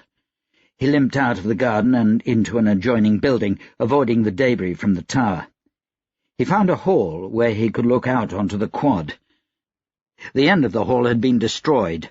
The tower had landed on the administrator's office. He hoped no one had been inside. He threw his back to the wall just beneath the window and listened. Another thunderclap. Someone was laughing. Julene. He gritted his teeth at the eerie sound, reloaded his rifle and stood up. The quad had been destroyed. Ground was torn up everywhere, more dirt than 100 men could move with shovels in a day, piled up as if scooped from the ground by a god's hand and then patted into hills. As he watched, a thin line of fire sprayed from beyond one of the mounds and tore through Banisher's Hall across the way. Taniel saw faces watching the battle from windows. They were gone in an instant, their final looks of horror frozen in Taniel's mind as the entire facade of the building crumbled. Taniel dropped back down behind the wall and took a deep breath. This was no normal fight. No, he'd seen privileged fight before, on the battlefields of Fatrasta. They tossed fireballs and ice and lightning, but nothing like this. Both Julene and this other privileged were using forces far beyond Taniel's comprehension. By the power they showed, they both should have been heads of a royal cabal. Taniel wondered where Carpool was. His head rang after another thunderclap, and his thoughts seemed distant. Hadn't he sent her off after the privileged? He hoped she hadn't done anything stupid. He hoped she was safe. He peeked out once more. He could see the privileged. She stood on the top steps of a building, kitty corner to his own. A museum, he thought. He slowly lifted his rifle. The privileged fingers danced. She thrust one hand outward, fingers splayed toward the center of the quad. That thin fire erupted from her palm. Julene was lifted up from behind the newly formed hills and thrown bodily into the remnants of Banisher's Hall. Stone folded around her as she hit, the rest of the building crumpling like a house of paper. The privileged wiped her hands on her academic gown and went inside the museum. Taniel leapt to his feet. He was halfway down the hall before he bothered to question himself. What was he doing? These were forces above his ability to fight. No sense in going after her. What could he possibly do? He thought of the destruction on the quad. Privileged got tired. Privileged couldn't go on forever. She couldn't have much left in her. The building he had taken shelter in was attached to the museum by a narrow, raised stone walkway. Taniel stole a glance, then dashed down the walkway and leapt through a door. He was in a short hall, practically a custodian's closet with mops and brooms. Another door, this one open, led to the main hall. He caught sight of galleries filled with ancient relics, mummified corpses, the bones of ancient beasts, pottery from some prehistoric civilization, and stones sparkling with gems. He heard the brisk sound of footsteps on marble. The privileged marched through the main gallery. Her shoulder still bled from Taniel's only solid shot. She glanced to either side. She didn't seem to see Taniel. She definitely didn't see the movement of the mage breaker above her. Gotham leapt the banister of a gallery above and landed on the marble not 5 feet from her. He came up, face alight with victory, a small sword in his hand. Taniel gave a yell. Yes! He jumped from cover. They had her now. She couldn't— The privileged threw her arms wide. The academic gown fluttered, then began to glow. Gotham's eyes grew wide. Taniel halted. He took one step back as Gotham began to shimmer. Taniel tried to yell for the man to finish the job. The Magebreaker fell to his knees. He opened his mouth in a scream. No sound came out, and his mouth kept opening farther. His jaw fell, and then the rest of him began to drop like a wax figure melting before a blazing fire. His clothes burned off, his sword dripping to the floor as molten steel. His body dissolved into a puddle at the privileged's feet. Taniel leapt behind a pillar. He wondered what good he could possibly do, even as he felt for more powder. He spilled powder all over his hand, brought it up to his nose and snorted. He looked down. There was blood on his hand. It was dripping from his nose. He felt the calm of the powder trance steady his hands. He gritted his teeth and slid the ring bayonet from his belt. He fitted it over the end of his rifle. His hands began to shake again almost immediately. He double-checked his pistols to be sure they were loaded and prepared to leap to his feet. Taniel felt something brush his head. The privileged stood beside him. She had one finger pressed against his head. He let out a trembling sigh. "Do it," he said. This close, he saw that she was tired. Her hair was soaked with perspiration. The crow's feet in the corners of her bloodshot eyes were deep, lines of exhaustion tugging at her face.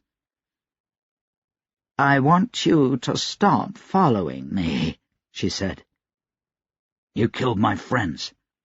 "The Powder Mages at Skyline. That was a mistake."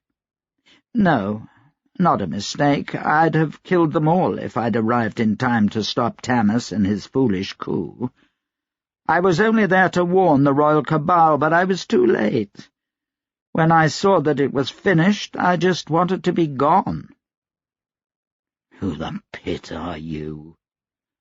"My name is Rosalia." "What are you?" She let out a long sigh. "I'm one of the few remaining Predei, or I used to be. I'm not in very good shape these days." "That means nothing to me." "You're just a foolish boy. You're all just foolish boys, privileged and powder mages. None of you know a thing." "Then kill me." "If I do that, your father will turn out every one of his powder mages. I'll never be able to rest again." Taniel snorted, so she knew who he was. Rosalia said, "Tell your savage sorceress to stand down. I don't want to fight her." "Pole?" Taniel looked around. No sign of her. "Get out of here," he called. He thought he caught a glimpse of red hair behind one of the display cases. "Let me leave in peace," Rosalia said, "and I'll leave the country tonight. I swear it. I'm done here." As easy as that? Taniel's mind raced.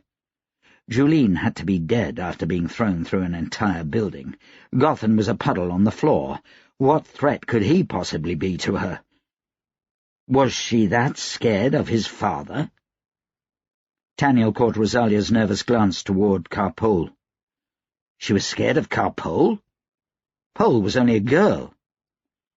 "Simple as that," Rosalia said. "I'm leaving this place. Your father has kicked a hornet's nest, and I intend to be gone before the hornets arrive." "What do you mean?" Rosalia shook her head. "You really don't know, do you? You're playing with something dangerous. No, more than dangerous. Reckless. But it's too late now. There's no chance to restore the monarchy, to undo the damage. We're Stephen understood, but you others are blind." "You're mad." Ask privileged Bourbador if you don't believe me. He's the last of the Royal Cabal. He'll tell you the truth." "I will." Rosalia lowered her hand. Taniel got to his feet. "I can't guarantee that Tamas won't send someone else after you. But to the pit with this. I'm done." "I'll be on a ship to somewhere far from the Nine within a week," Rosalia said. "Beyond his reach. Besides, I'll be the least of his worries." She turned away. Taniel kept a wary eye on her as she headed toward the front door of the museum. "Wait!" He hurried to her side and opened the door. He tried to avoid looking at what was left of Gotham as he passed it.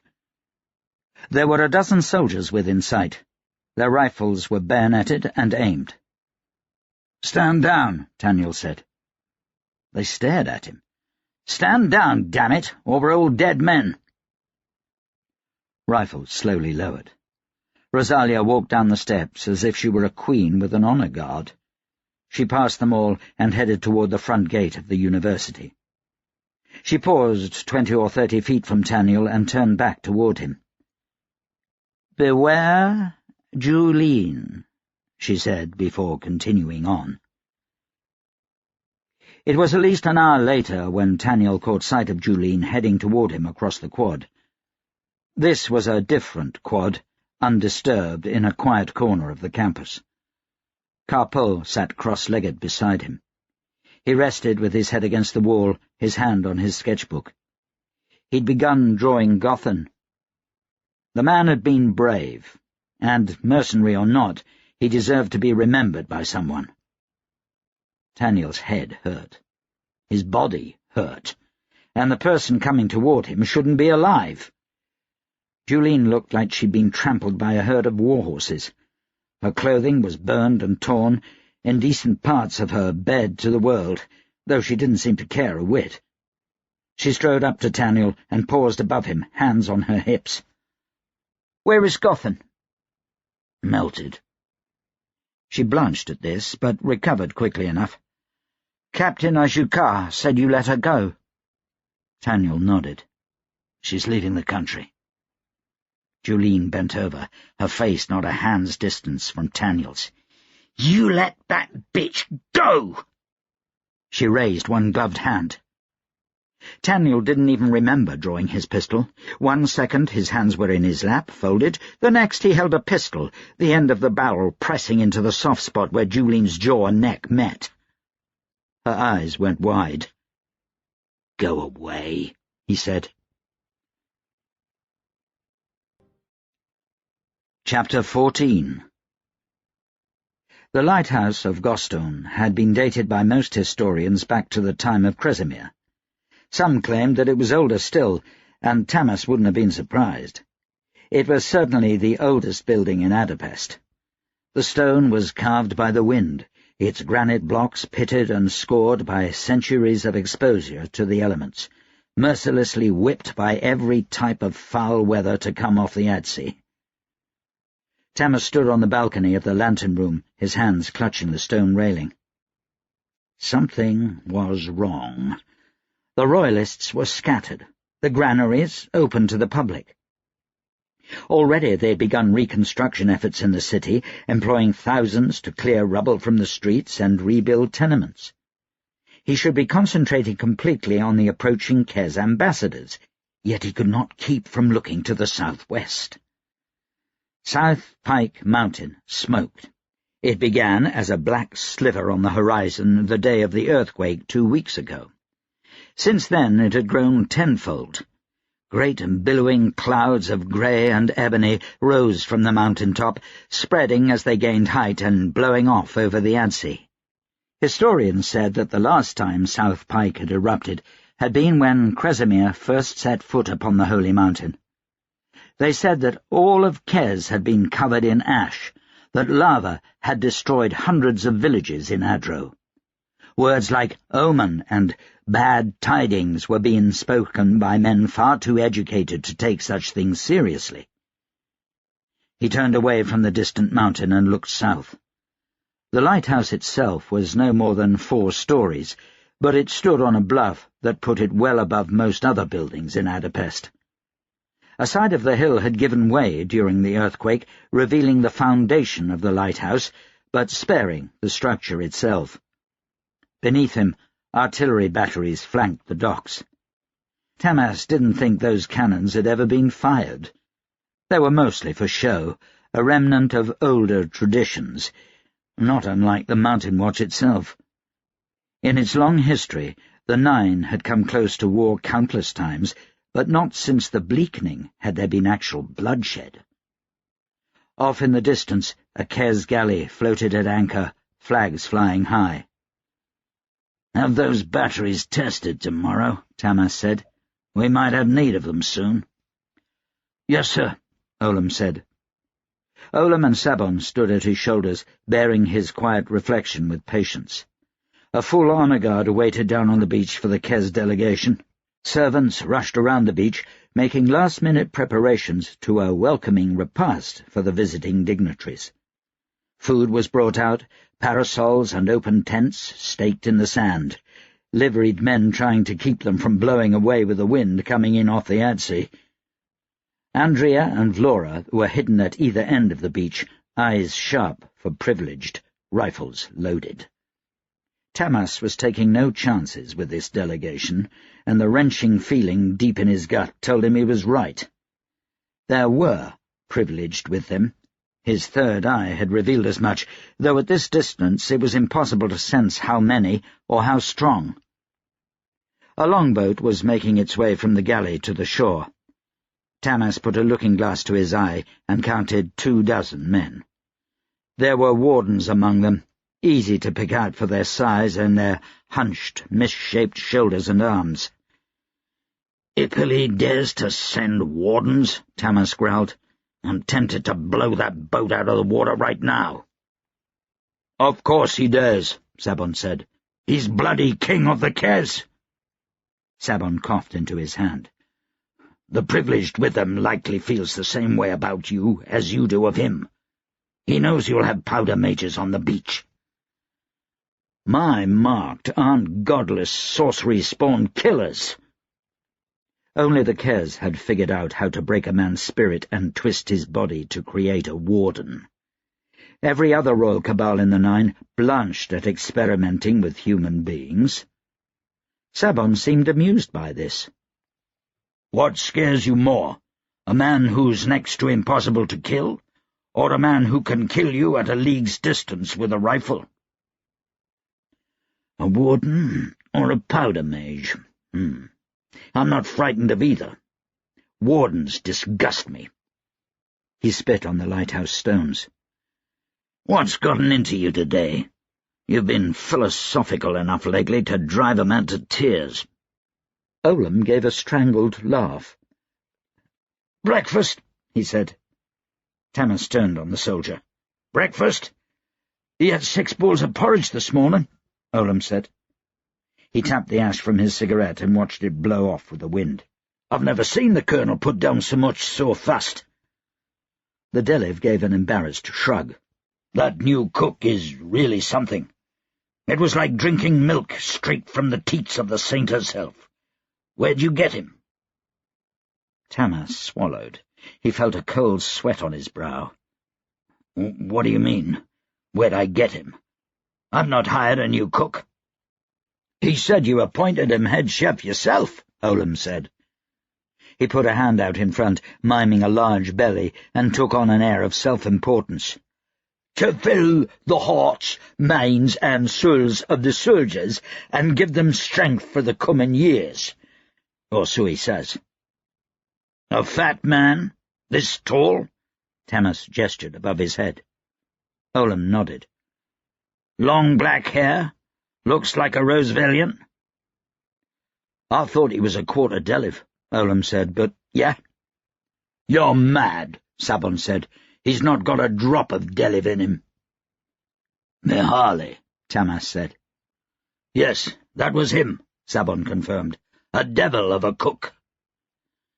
"Chef," Tamas said distractedly. "And devil he may be. Find out who he is, everything about him. His father said he was Moaka, the Nar-Baron of... something or other. Find out.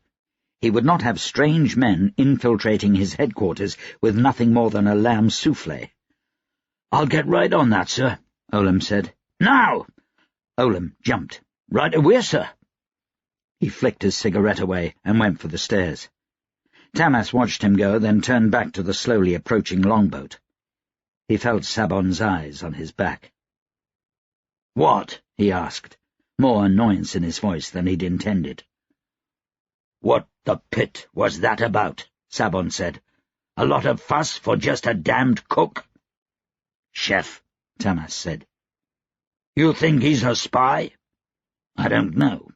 That's why I'm having Olam find out." "What's the good in having a bodyguard if you send him off when the Kes show up?" Tamas ignored the question.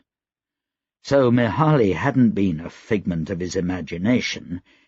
But what about what he had said?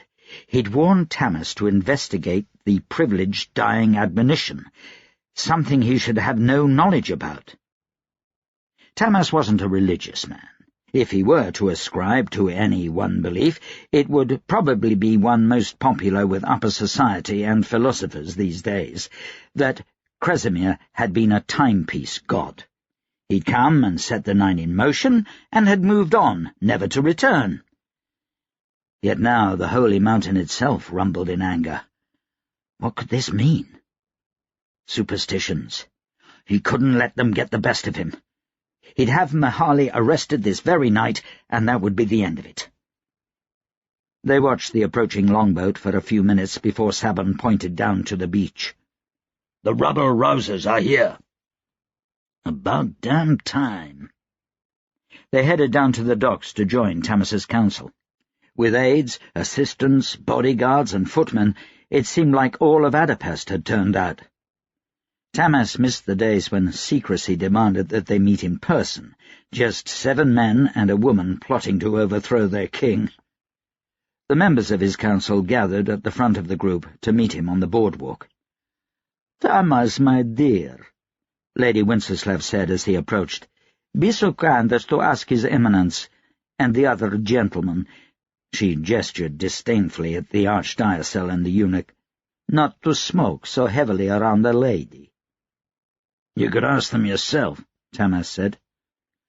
"She has," Rickard said. "Seems His Holiness doesn't know how to act around the ladies." Lady Wenceslav harumphed. "Sir, I don't think you do either." Rickard removed his hat and gave her a bow.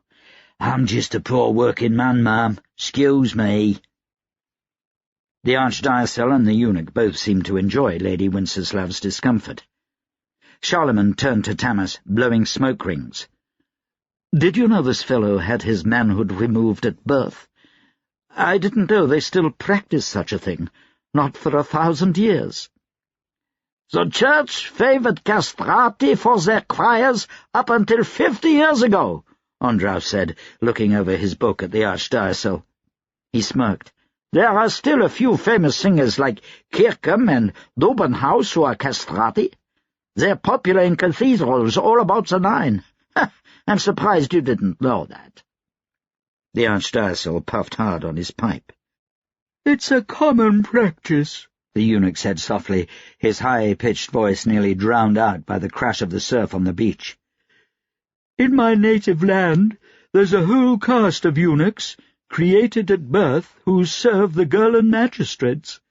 They serve in the harems and the magistrates' courts, and see to their every whim." He eyed Lady Wenceslav. "Every whim imaginable." "Disgusting," Lady Wenceslav said, turning away. Tamas watched the whole exchange without a word. Sometimes the council seemed to amount to nothing more than children thrust together at a boarding school that has no thought for class or upbringing. They were a motley assortment. "This is all quite interesting," he said, "but the ambassador is here. I'll greet him myself, alone. No doubt he'll bring up the Accords before he's even off the boat. I'm going to tell him to stuff them up his ass." "I think he'd respond better to a lady's charm," Lady Wenceslav said. "I bet you do," the Archdiocese grunted. "I have nothing to say here. The Church is neutral on matters of war in the Nine." "Your unwavering support brings tears to my eyes," Tamas said. "The Kez will have demands. I prefer peace if possible. The only question is how hard we sue for it. The Accords are out completely. I'll not have them take this country from us. Rickard?" "War will bring trade on the Adsea to a crawl," Rickard Tumblr said. "The Union doesn't like the idea. Then again, the factories will grind into full use, employing thousands for munitions, clothes, and canned foods. It'll be a great boon to industry in Adapest. Between that and rebuilding the city, we may completely solve unemployment in Adapest." "Start a war to improve the economy," Tamas murmured. "If only it were so simple. Lady?" "My mercenaries are at your disposal." Until Adro ran out of land for her officers, Tamas supposed. The eunuch shrugged.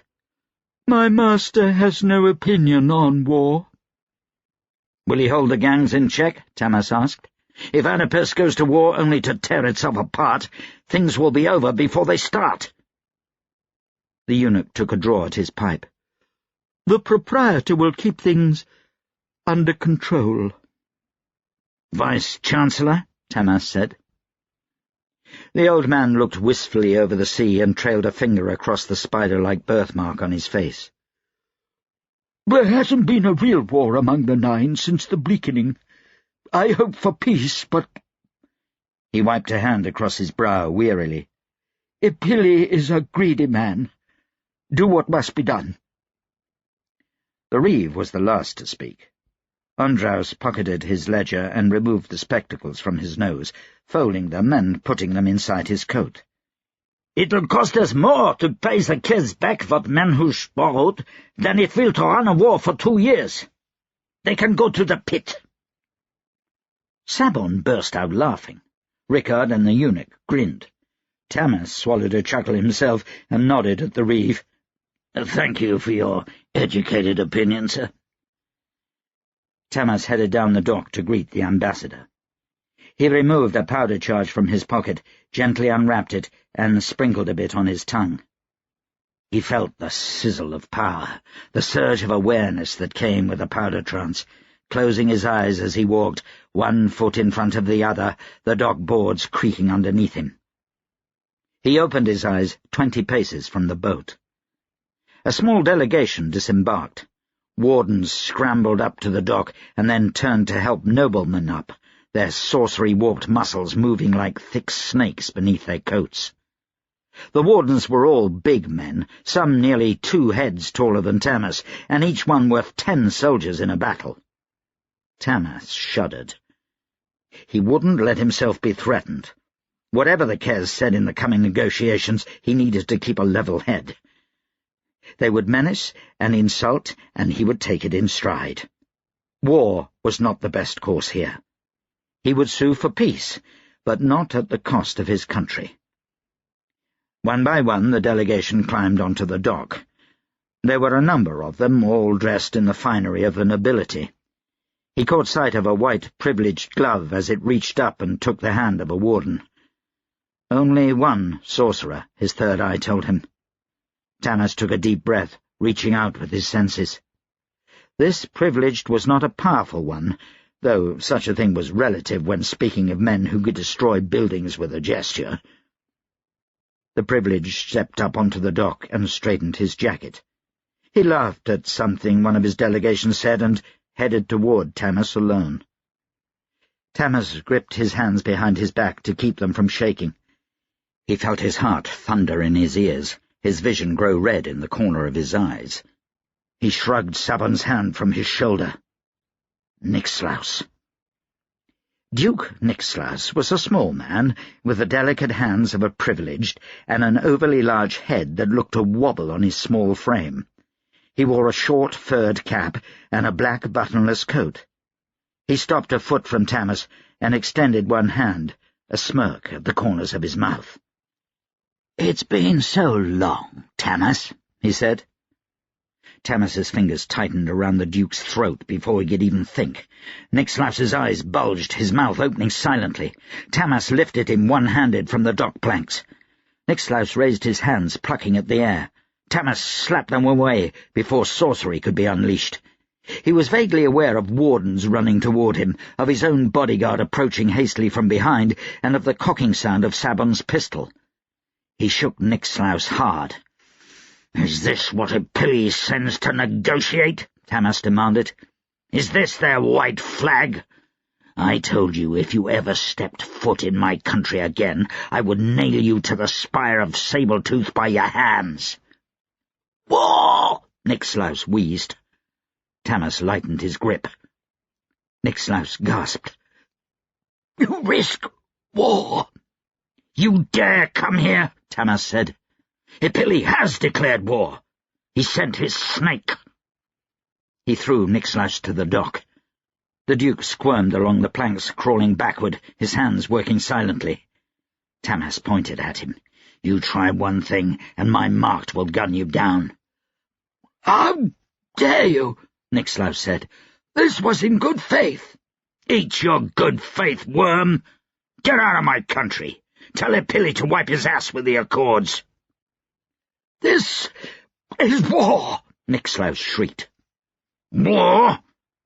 Tamas pulled a handful of powder charges from his pocket, crushing them in his hand. He ignited the powder as it fell, directed the energy. The dock boards beneath Nixlaus exploded upward, throwing the Duke into the air and head over heels into the water. The wardens leapt in after him, and Tamas spun around, ignoring Nixlaus's sputtering cries for help. "What the pit was that?" the Archdiocese demanded. Tamas stiff-armed him, throwing him to the ground. The rest of the council stood aghast. He felt their stares on his back as he made his way up the beach to the lighthouse. His ears, tuned from the powder trance, picked up Sabon's voice. "Go easy on him," Sabon told the council. "That was the man who beheaded his wife." Adamat pounded on the front doors of the public archives for 20 minutes until he heard the sound of bolts being drawn back. One of the big doors opened, and the lantern-lit face of a young woman stared back at him. "Library's closed." The door began to shut. Adamat put his foot in the door. "It's 3 o'clock in the morning," the woman said. "I need access to the archives." "Too bad, we're closed."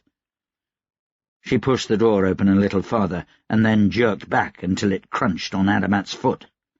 "Ow! Sue Smith, if you please."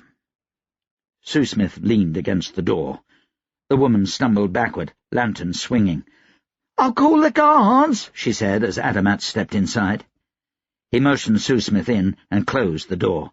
"Don't bother," Adamat said. "I've got a writ from Field Marshal Tamas." He didn't, but she didn't know that. "I only need to do some research, and I'll be gone before you open in the morning." "A writ? Let me see it." Not for the first time in his investigation, Adamat felt a keen sense of loss that he'd had to send Faye away. She had many friends, and would have gotten him into the archives no matter the hour. Instead, he was reduced to bullying his way in. Adamat peered at the woman. She was not what most people expected in a librarian. Her hair was down, curly and gold, and she was very young, almost too young. She couldn't have been more than 16. "Who are you?" he asked. She drew herself up, like one who was used to having to justify her authority. "A night librarian. I tend the shelves and carry out research." "Yes, well, miss, do you understand where the funding comes from for the public archives?" "The king? Oh, grants from the nobility. Oh.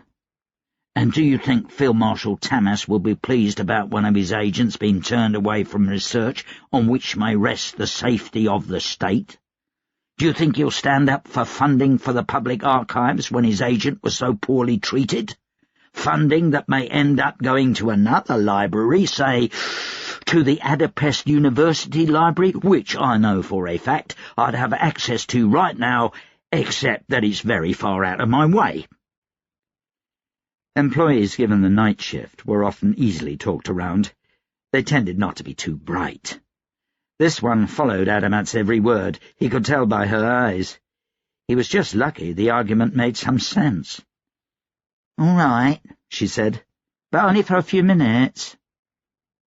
Adamat followed her into the archives. A few lanterns hung from the walls, but only enough to just light the way. Fire hazards were taken very seriously in libraries. He paused when they reached the tables. "You said you tend the shelves." "That is one of the functions of a librarian." "So you put away the books?" "Of course."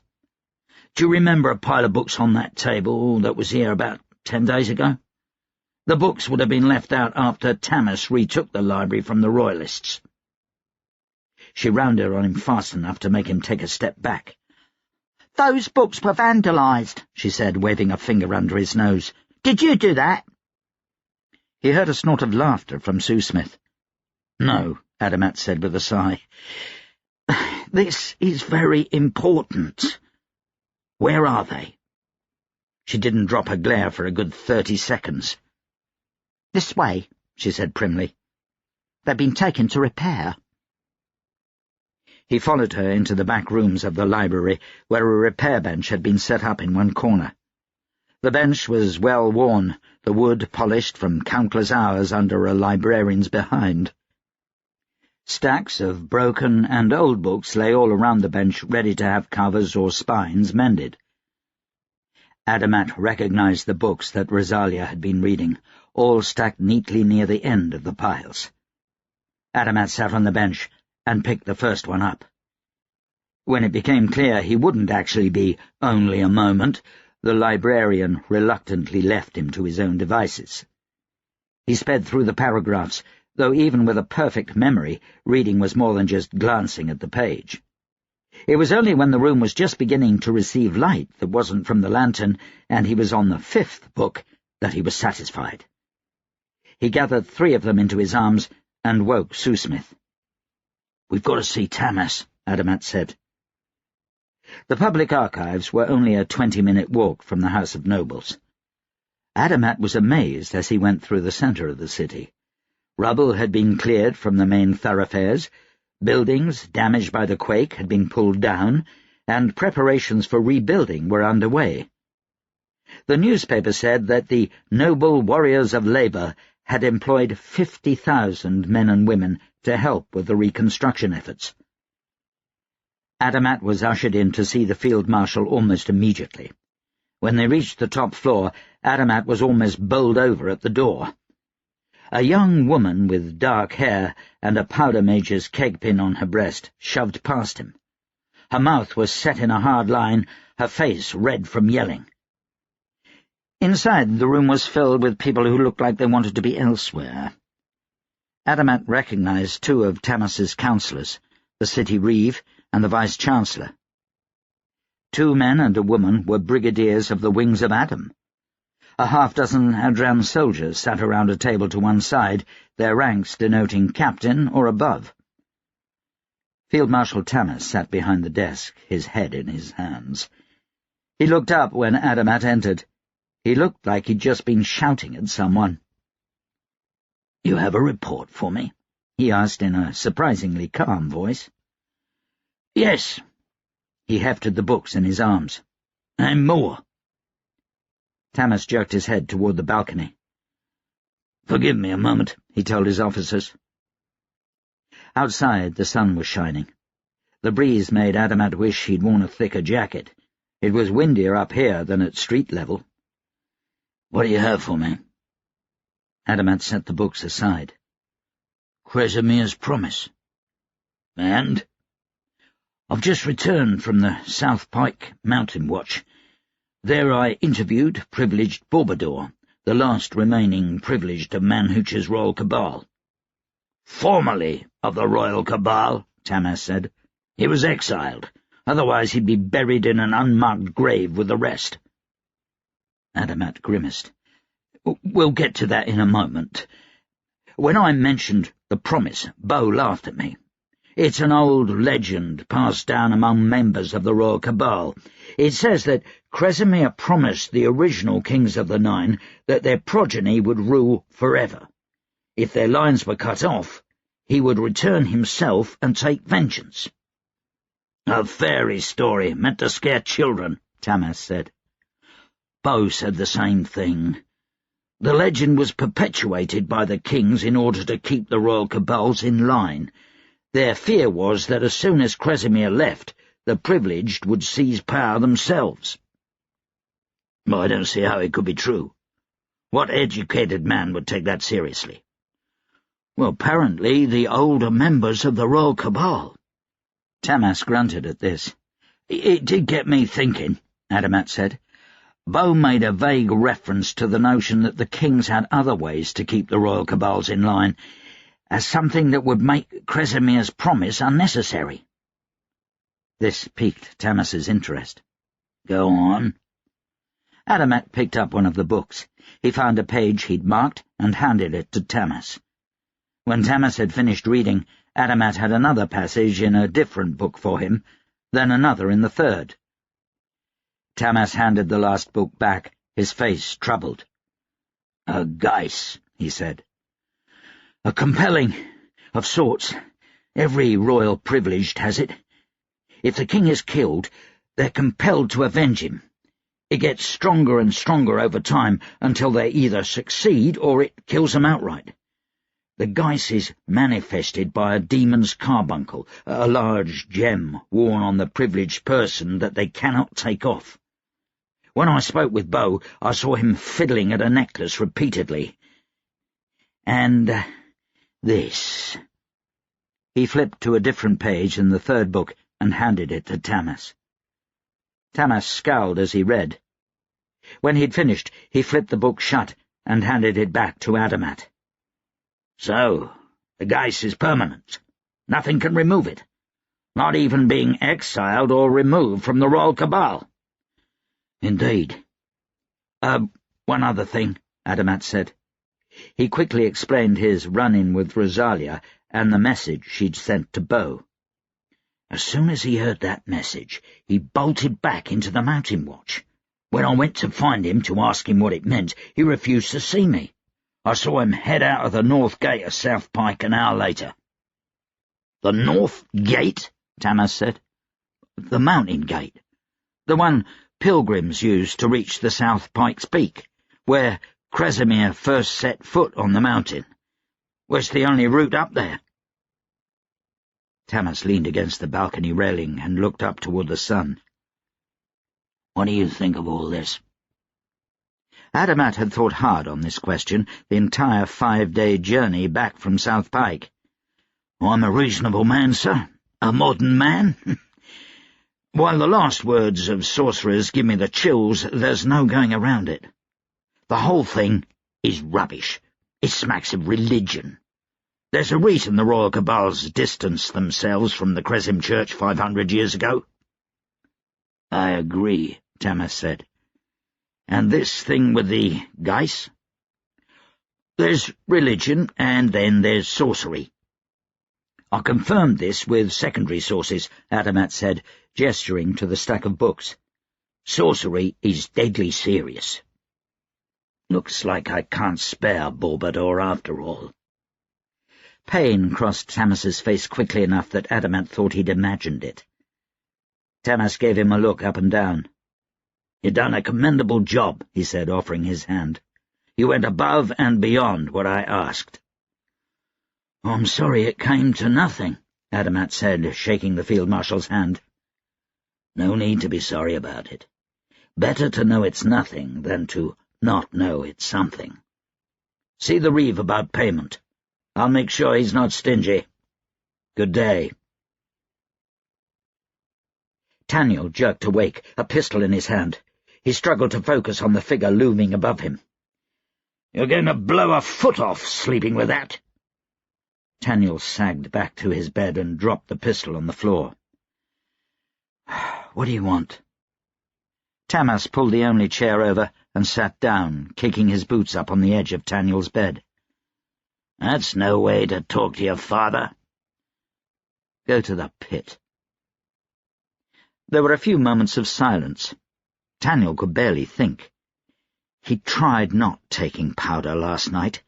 He'd lasted until about 2 a.m. before he went looking for his powder horn. Carpole had hidden it, along with his snuff-box full of powder and all his spare charges. His pistol wasn't even loaded. Savage bitch.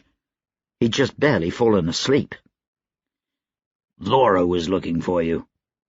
"I don't care." "I wouldn't tell her where you were." "I don't care." "I threw Duke Nixlaus into the Adsea."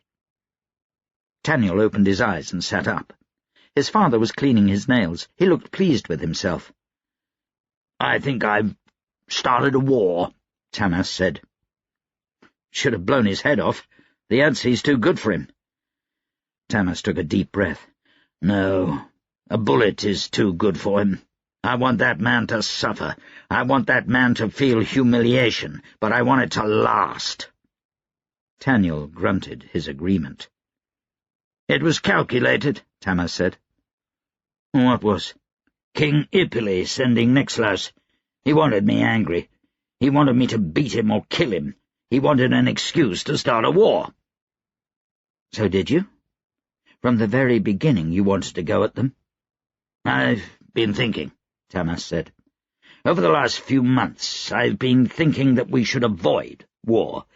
Especially after the earthquake. We need to rebuild our country and feed our people. Too late now." "Can we take them?" Taniel's head was starting to clear.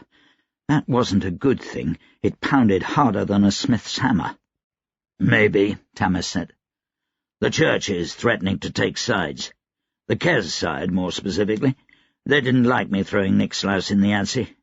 That pompous bag Charlemagne says he's trying to convince them otherwise. I believe him. I have to believe him. He was Adran before he became an archdiocese, after all."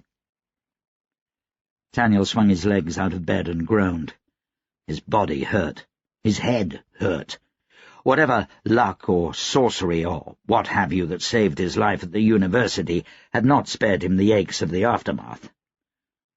"I have a new chef," Tamas said.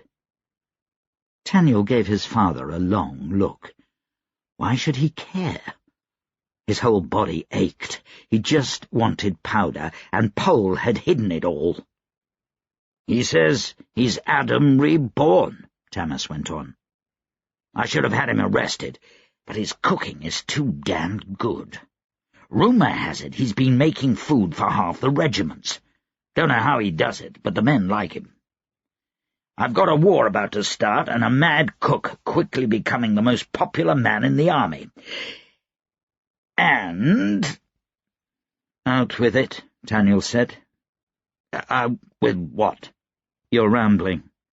You only ramble when you're about to ask me to do something I won't want to do." Tamas fell quiet. Taniel watched him struggle internally, emotion barely touching his face. This was the first time he'd been alone with his father in, 4 years? He noticed that Tamas was wearing the saw-handled dueling pistols he'd brought him from Verdrasta. They looked well used. Tamas took a deep breath, his chuckle dying out, and stared at the ceiling. "I need you to kill Bo." "What?" Tamas explained about the Geis. It was a long explanation with a great deal of technical detail. Taniel barely listened. There was something about an inspector and a promise. He could tell by his father's tone that Tamas didn't want to say it, that it was duty alone that forced his hand. "Why me?" he asked when his father finally fell silent. "If Sabon had to die, I'd give him the courtesy of doing it myself. I'd feel like a coward if I had someone else do it." "And you think I can kill my best friend?" "Bo's very strong, I know.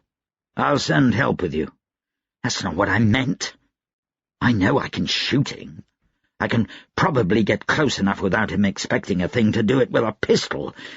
But do you really think I can bring myself to do it?" "Can you?" Taniel looked at his hands. He'd last seen Bo over 2 years ago, the day he'd gotten on the ship for Verdrasta. Bo had been there to see him off. Yet what was another friend? The world was different now. He'd killed dozens of men. His fiancée had bedded another man. His country no longer had a king. Who was to say Bo had remained the same? Taniel squeezed his hands into fists. How dare he? How dare Tamas come here and ask him this? Taniel was a soldier, but he was also Tamas's son. Did that even matter? "I won't do it if you ask me," Taniel said. "Not if you ask me as a son. If you give me an order as a powder mage, then I'll do it." Tamas's face hardened. This was a challenge, and he knew it. Taniel's father didn't take well to challenges. Tamas stood up. "Captain, I want you to kill privileged Bourbador at the South Pike Mountain Watch. Bring me back the jewel he has on his person as evidence." Taniel closed his eyes. "Yes, sir." That son of a bitch. He was really going to make Taniel kill his best friend. Taniel wondered if he should come back and put a bullet in Tamas's head once he'd finished with Beau. "I'm sending Julene with you." His eyes snapped open. "No, I won't work with her." "Why not? She's reckless. She got her partner killed, and nearly me, too." "She said the same thing about you." "And you'd believe her over me?" "She had the courtesy to report to me after you so freely let the enemy go." "That privileged would have killed us all," Taniel said. "I've given the order." Tamas turned around, headed for the door. "Marked Taniel. Carry out your orders. Then you'll need some time off to deal with your personal problems." He left. Personal problems. Taniel sneered. He felt something on his arm, looked down. His nose was practically pouring blood. He swore, looking around for a towel. What would help this? Oh, yes, some black powder. Chapter 15. There was a room beneath the House of Nobles, deeper underground than even the sewer systems, that had seen its heyday during the reign of the Iron King. Privileged sorceries held back the musky scent and the darkness, and kept the walls from leaking even after the deaths of the men who cast the spells. The room was 50 paces wide, 10 paces high. White plaster walls covered in wall hangings long thought lost by those who care about such things. There were tables and chairs, lounges that could be used as beds, crates of canned food, and barrels of water hidden behind silk curtains. Not even Manhooch had known about his father's emergency shelter. Only a few of the Iron King's closest advisers, Tamas included, knew about the place, or how to reach it beneath the House of Nobles. The Iron King had been paranoid that the people would rise up against him, or that his spies would turn their knives to his throat. Tamas thought it fitting then, when it was clear that the place had been in complete disuse since Manhooch XII took the throne, that it should be used to plot the king's fall. Since the coup, Tamas's council of co-conspirators had moved their meetings to a less wayward place, far above on the 3rd floor of the House of Nobles, as befitting a government. But Tamas still used the room as a place to find quiet and solitude. None of his staff knew where to find him here, not even Olam and Sabon. He would head back up soon enough. Tamas sat in the most comfortable of the chairs, his stockinged feet up on a hassock, a bowl of squash soup in his lap, the only thing Mahali will let him have from the kitchens when he passed through, and a miniature map of Surkov's alley in his hand. The other hand gently scratched the head of one of his hounds, receiving a periodic lick of affection for his troubles. He examined the map closely. It had been 3 days since he'd thrown Duke Nixlaus into the Adsea.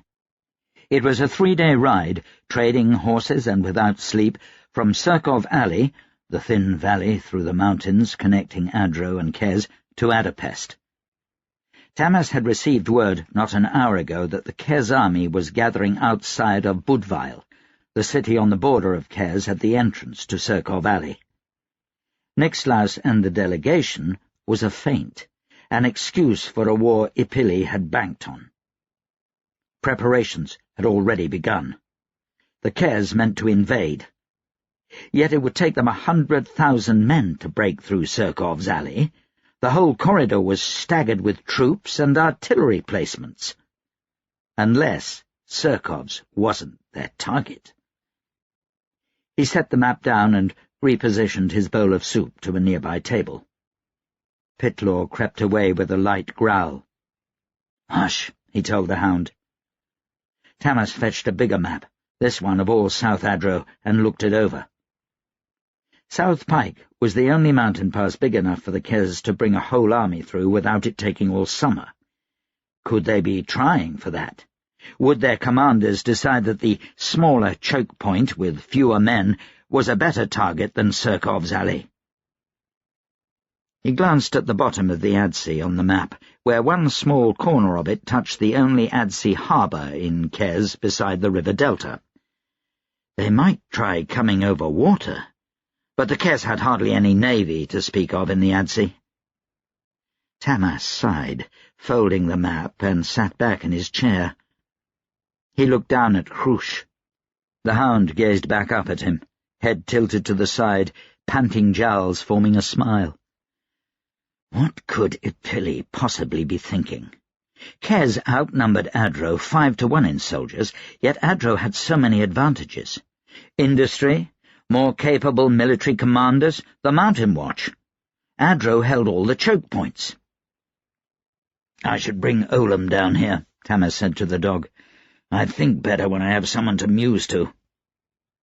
Then the place would smell of his cigarettes. Tamas leaned over for a spoonful of Mehali's soup. He'd never tasted anything like it, milky sweet with a hint of dark sugar. Tamas heard a click on the other side of the room, near the door. The hallways leading to the room formed a series of dead-end corridors and false walls, switchbacks and trapdoors, enough to confound and discourage even a determined individual. So it was with some surprise that Tamas sat up and pulled on his boots. He stood up and turned toward the door, straightening his shirt, a hand out to silence Krush's whines. Tamas's heart beat faster at the sight of the creature that stepped through the door. It was a man, or had been at one time.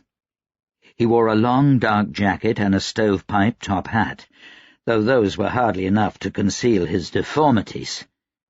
He was a hunchback with thick, powerful arms and legs. His face was almost handsome, but for an overlarge, misshapen brow. He had no facial hair, and lank blonde hair fell down either side of his head.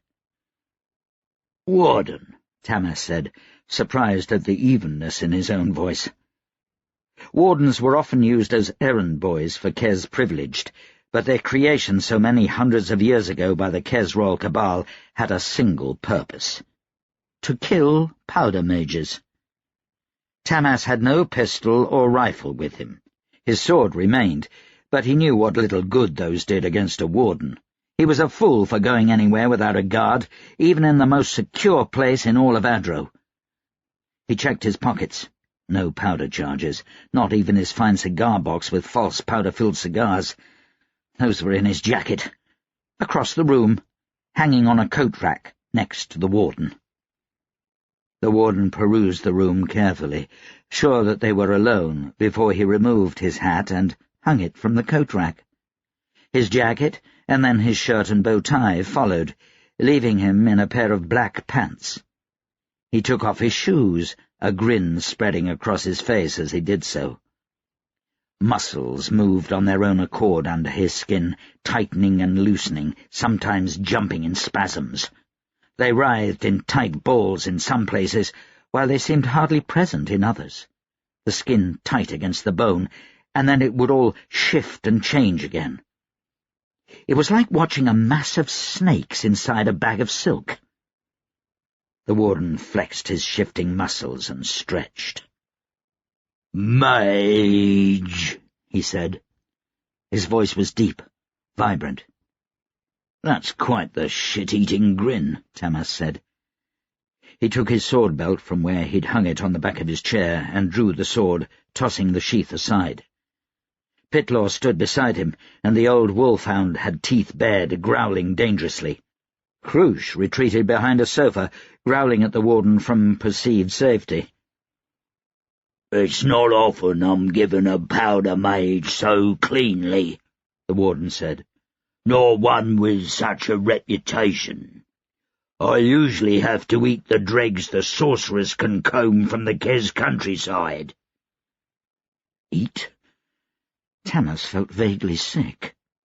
The warden smiled. He stretched out his arms as if to embrace Tamas from across the room, warped limbs long enough to wrap around a mortar barrel. "How did you find me?" Tamas asked. He stepped away from his chair and held his sword out to the side. Pitlaw moved between Tamas and the warden, and a vision went through Tamas's mind of the warden tearing apart his hounds. "Pitlaw," he said, "back." The wolfhound backed down reluctantly, giving Tamas and the warden a wide berth. The warden shook his head, the grin still on his face. "I won't risk you surviving this." He cracked the knuckles of one enormous, malformed hand.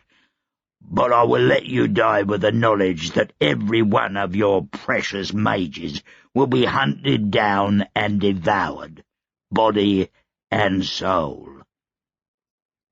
The warden bent his head like a fighting bull and charged. 30 paces separated them, yet the creature covered that space in hardly any time at all, one big hand reaching out to grab a hassock as he came, flinging the furniture at Tamas as if it were a toy. Tamas ducked the hassock and sidestepped the warden.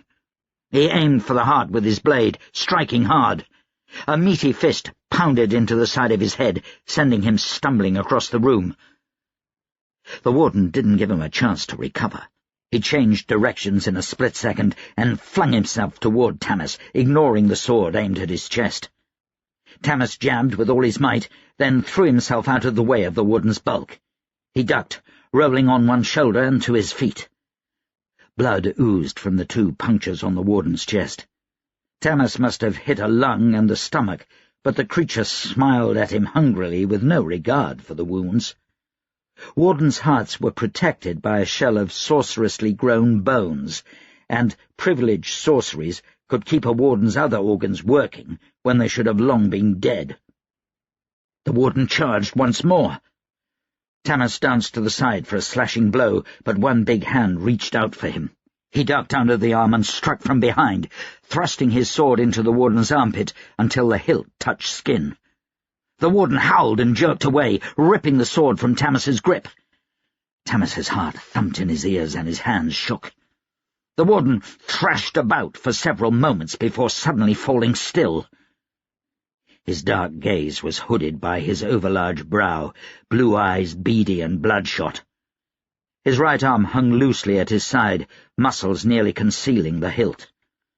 The blade of the sword stuck out of his chest, 3 handspans worth of steel. The warden looked down on it disdainfully. He reached across with his left hand and tried to pull out the sword. The angle made it impossible for him. "You've something in your chest," Tamas said, though he didn't have much energy behind the jibe. His lungs burned from the effort he'd just exerted. His muscles ached. He eyed his coat on the other side of the room. He could sense the powder charges in the pocket. The warden leapt toward him suddenly, throwing his body like a flopping fish. Tamas reeled back, trying to get out of his range, but felt the warden's fingers catch the front of his shirt. He was pulled into an embrace, his neck a mere finger from his own sword blade, where it stuck from the warden's chest. He felt hot, angry breath on his cheek, and smelled the scent of bile reeking from the creature. Tamas struck the warden in the eyes with one hand. The creature bellowed like an injured bear, wrestling one-armed with Tamas, dragging Tamas's chest across his own blade before tossing him across the room. Tamas caught himself on a sofa and pulled himself up. He spotted the coat rack nearby and ran for it. "Pitlaw! Kill!" The wolfhound darted toward the warden, 10 stone of angry teeth and muscle. Pitlaw snaked around to the warden's wounded arm and lunged for the throat. The warden managed to turn away, and Pitlaw's teeth sank into the warden's arm. Tamas reached the coat rack and threw the warden's clothes to the floor, snatching at his own jacket. He brought out his cigar case and flung it open, revealing the 6 carefully wrapped cigars within. He bit the end off one, emptying the secret stash of powder into his mouth. He felt the bitter burn of sulphur on his tongue, then the nausea that came with taking so much powder so quickly. He staggered. Tamas's head whipped around at a sharp whine. Pitlaw had been thrown to the floor. Something was wrong with his back legs, and he tried to crawl away from the warden, whimpering loudly. The sound broke Tamas's heart, and something inside him snapped. The powder trance took him over completely. Tamas crossed the room in a few long strides, barely registering the distance. The warden threw a punch with his good arm. Tamas grabbed the fist out of the air and ignited one of his false cigars, channeling the power. A bone in the warden's arm snapped. Tamas, still holding the warden's now limp hand, twisted. The warden was lifted onto his toes. His eyes were big, his mouth warped in a silent scream. Tamas grabbed the sword hilt with one hand and yanked, sliding it in and out, feeling it scrape against bone inside the creature's body. He ripped the sword from the wound and dropped it, letting it clatter to the stone floor. The warden bared his teeth in a mad smile and threw himself head first toward Tamas. Even in such agony, the creature would not back down. Tamas caught the big head with both hands. He lifted the creature easily with the strength provided by the powder trance. He twisted the head and slammed it into the marble floor, hearing stones crack beneath. He ignited one of the fake cigars in his pocket and shot the energy into the warden's brain. The body slumped beneath him, dead. Tamas staggered away from the creature. His head was light, his energy spent. His body was soaked in blood, and he wasn't even sure how much of it was his. The cuts on his chest were deep enough to need stitches, and somewhere outside the powder trance, distantly, he could feel them burning. His wrists and arms hurt. Old bones not used to the power he'd unleashed.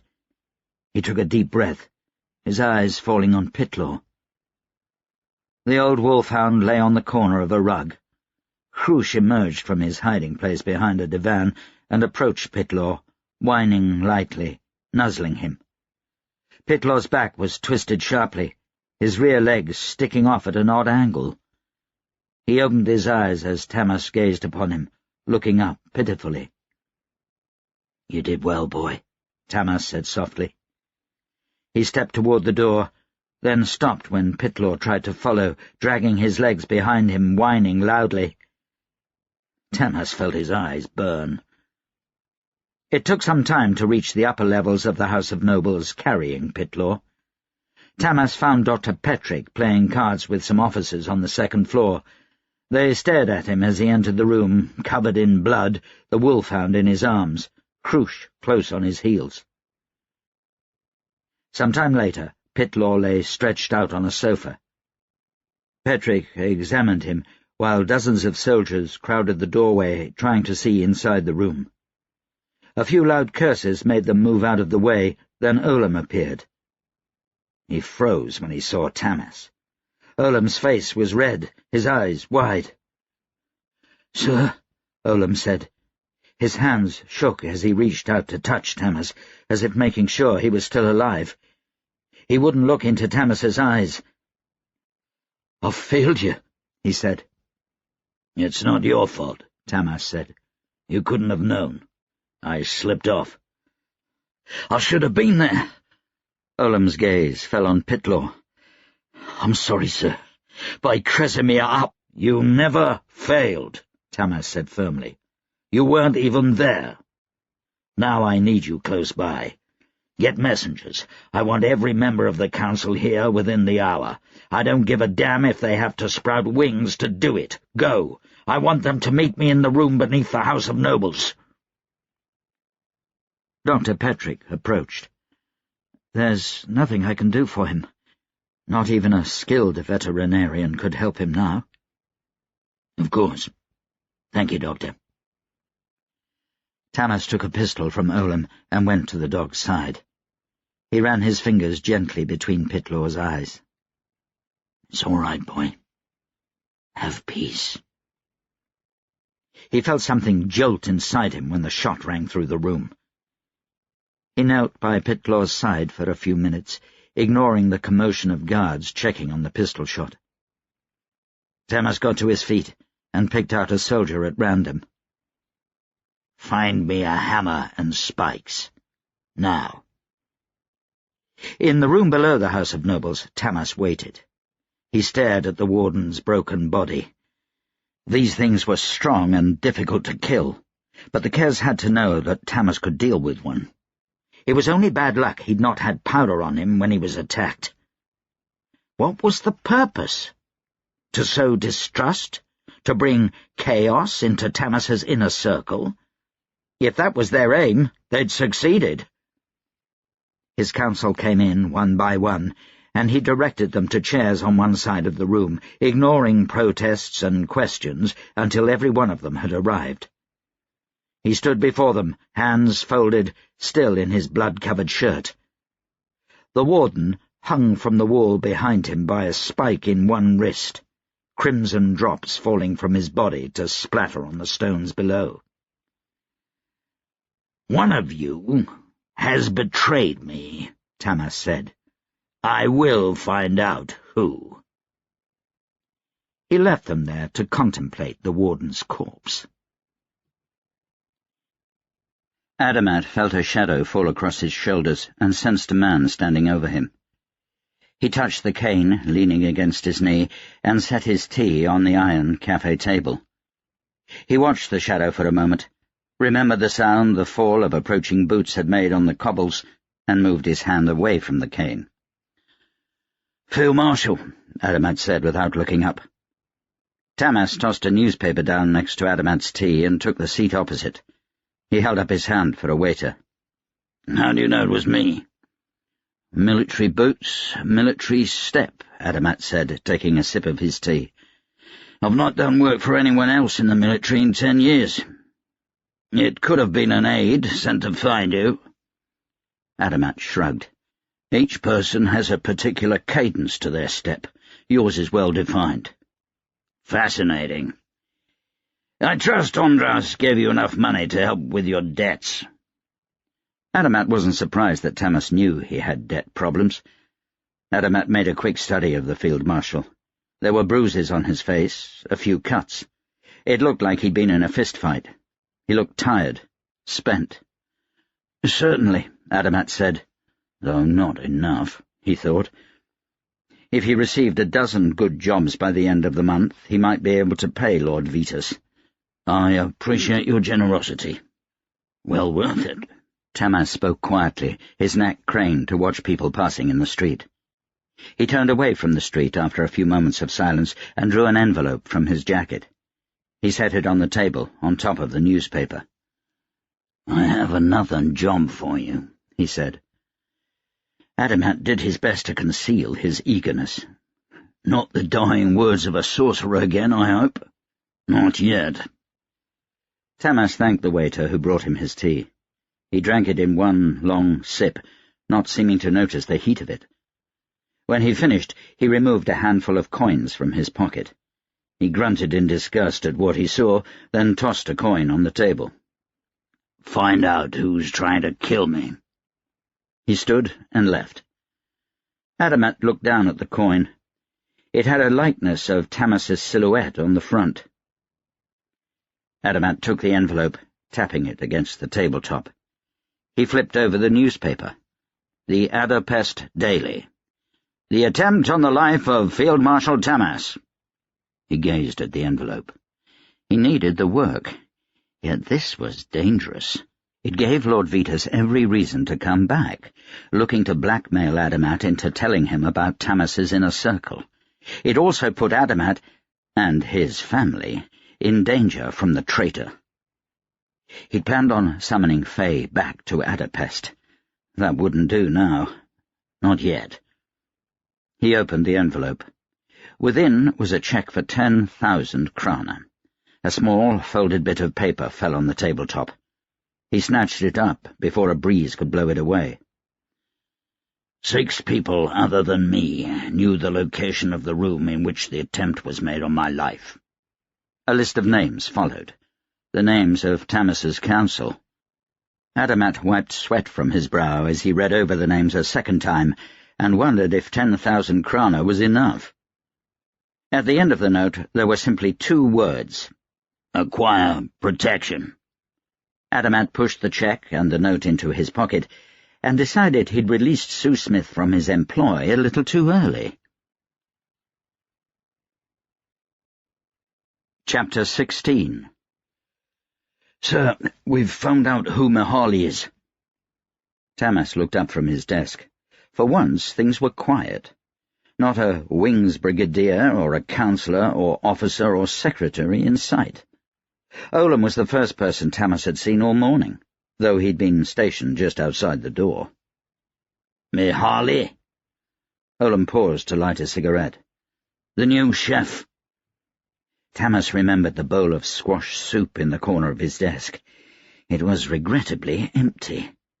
The stuff was as addictive as black powder. Yes, me Harley," Tamas said. "It took you long enough." "It's been a distracting week." "Oh, that's fair." "Me Harley is the Nar Baron of Moaka," Olam said. "He's more commonly known by his professional title, Lord of the Golden Chefs." "And what does that mean?" "The Golden Chefs is a culinary institute, the finest in the Nine. Graduates of their schools are coveted by the wealthiest families on 4 continents as private chefs. They cook for kings." "And their lord?" "A man considered the greatest among peers each generation." "He's in our kitchens, making lunch for 3 regiments?" "Quite right, sir." "Why?" Tamas asked. "It seems he's hiding." Tamas stared at Olam. "Hiding?" "He's only recently escaped from Hassanbur Asylum." Tamas leaned back in his chair. "What's so funny, sir?" Olam asked. Tamas chewed on the inside of his cheek. "Has he told anyone that he's the god Adam reincarnated?" "Yes, sir," Olam said. "That's why he was committed." "Well, that explains a lot," Tamas said. He glanced down at his work. There were requests on his desk from the Adapest Kennel Society, writs to be signed for Rickard Tumbler's union, and a proposed tax on the Kresim Church. He shook his head. Nothing he wanted to deal with now. "Let's go have a chat with our chef, then, shall we?" Olam followed him out into the hall. Do you think that's wise, sir?" "Is he dangerous?" Tamas asked. "Well, not as far as I can tell. The men love him. They've never had someone cook like this for them before. Makes all the other army rations taste like shit." "What's he making? Squash soup?" Olam laughed. "Remember what you had for lunch yesterday?" "Of course I do," Tamas said. "It was a bloody 9-course meal. Candied eel, stuffed dormouse, braised beef, a salad big enough to feed an ox. I've eaten that well only once before in my life, and it was at one of Manhooch's parties." "That was normal ration, sir." Olam bumped into him when Tamas came to a complete stop. "You mean everyone is eating that well?" "Yes, sir." "You?" "Yes, sir." "The whole damn brigade?" Olam nodded. "He must be blowing through the entire year's ration budget." Tamas resumed walking, feeling some urgency in his step. "Andras is going to shit a paving stone." Olam caught up. "On the contrary, sir. I asked the secretary. It seems he's not even touched the main fund." "Then how is he paying for all that food?" Olam shrugged. One kitchen served the entirety of the House of Nobles. It was located just beneath the main floor, so that windows high up one of the walls could provide light during the day, and was nearly as long as the house was wide. Along one side of the kitchen ran dozens of ovens with flues that disappeared into the ceiling, and enough cooking space to prepare food for the thousands of secretaries and nobles that would normally have filled the building. The middle of the floor contained broad, low tables to prepare recipes and to ready ingredients, and the other side contained hutches and cupboards by the score with measuring instruments, spices, and other ingredients. Sausages, herbs, vegetables, and more hung from the ceiling. Tamas patted his forehead with a handkerchief the moment he entered the room. The heat nearly sent him retreating out into the hall. He blinked a few times and held his ground, partially urged on by the myriad of smells, scents of cocoa and cinnamon, and of breads and meats. His mouth began to water. "Are you all right, sir?" Olam asked. Tamas shot him a look. The room bustled with dozens of assistants. They all wore a variation of the same uniform, a white apron over black pants, and some kind of hat upon their head. Some of them seemed to be able to afford to acquire better quality, while others looked to have scrounged their outfits from the street. Tamas did notice that no matter how frayed, all the clothing was clean. He noticed another thing. Every one of the assistants was a woman. They varied in age and beauty, and all worked with utmost concentration. None seemed to notice Tamas's presence. The chef himself paced among his assistants. Tamas recognized him immediately as the man who'd appeared at his headquarters the day of the earthquake.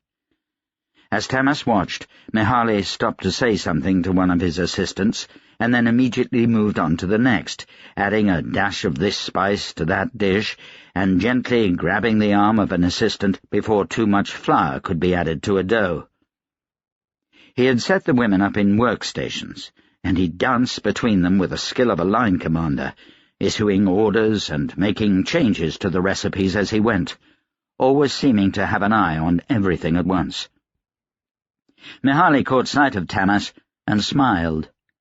He headed toward the door, only to stop halfway there at a counter of meats and help a hefty-sized woman with her aim at the cleaver. He lopped off a dozen ribs of beef with the precision of a headsman, and then nodded to the woman, handing back the cleaver. He whispered something reassuring and made his way over to Tamas. "Good afternoon, Field Marshal," Mihaly said. "Been a busy couple of weeks since we met." Olam gave Tamas a curious look at this. Mihaly went on, "I'll tell you, I'd work twice as fast if I wasn't training a whole batch of new assistants." He removed his hat and dragged a sleeve across his forehead, staining the cloth with sweat, before wiping his hands on his apron. A look of worry crossed his face. "Lunch will be a few minutes late, I'm afraid." Tamas glanced across the room. So much was going on that it was impossible to tell what was actually being prepared. He'd been ready to come down here asking questions. He wanted to get to the bottom of this mad chef business, yet his words died on his tongue. "I doubt anyone will complain," Tamas managed. His stomach rumbled suddenly. "What's for lunch?" "Blackened salamander with curry and a light vegetable pie," Mihaly said. "We're having wine-glazed beef back for dinner tonight, and I thought I'd serve a spiced wine with it. Main courses only. There will be plenty of other things to choose from." "To everyone in the house?" "Of course." Mihaly's eyes went wide, as if Tamas had suggested something idiotic. "Do you think a secretary deserves to eat any less well than a field marshal? Or a soldier than an accountant?" "My apologies," Tamas said.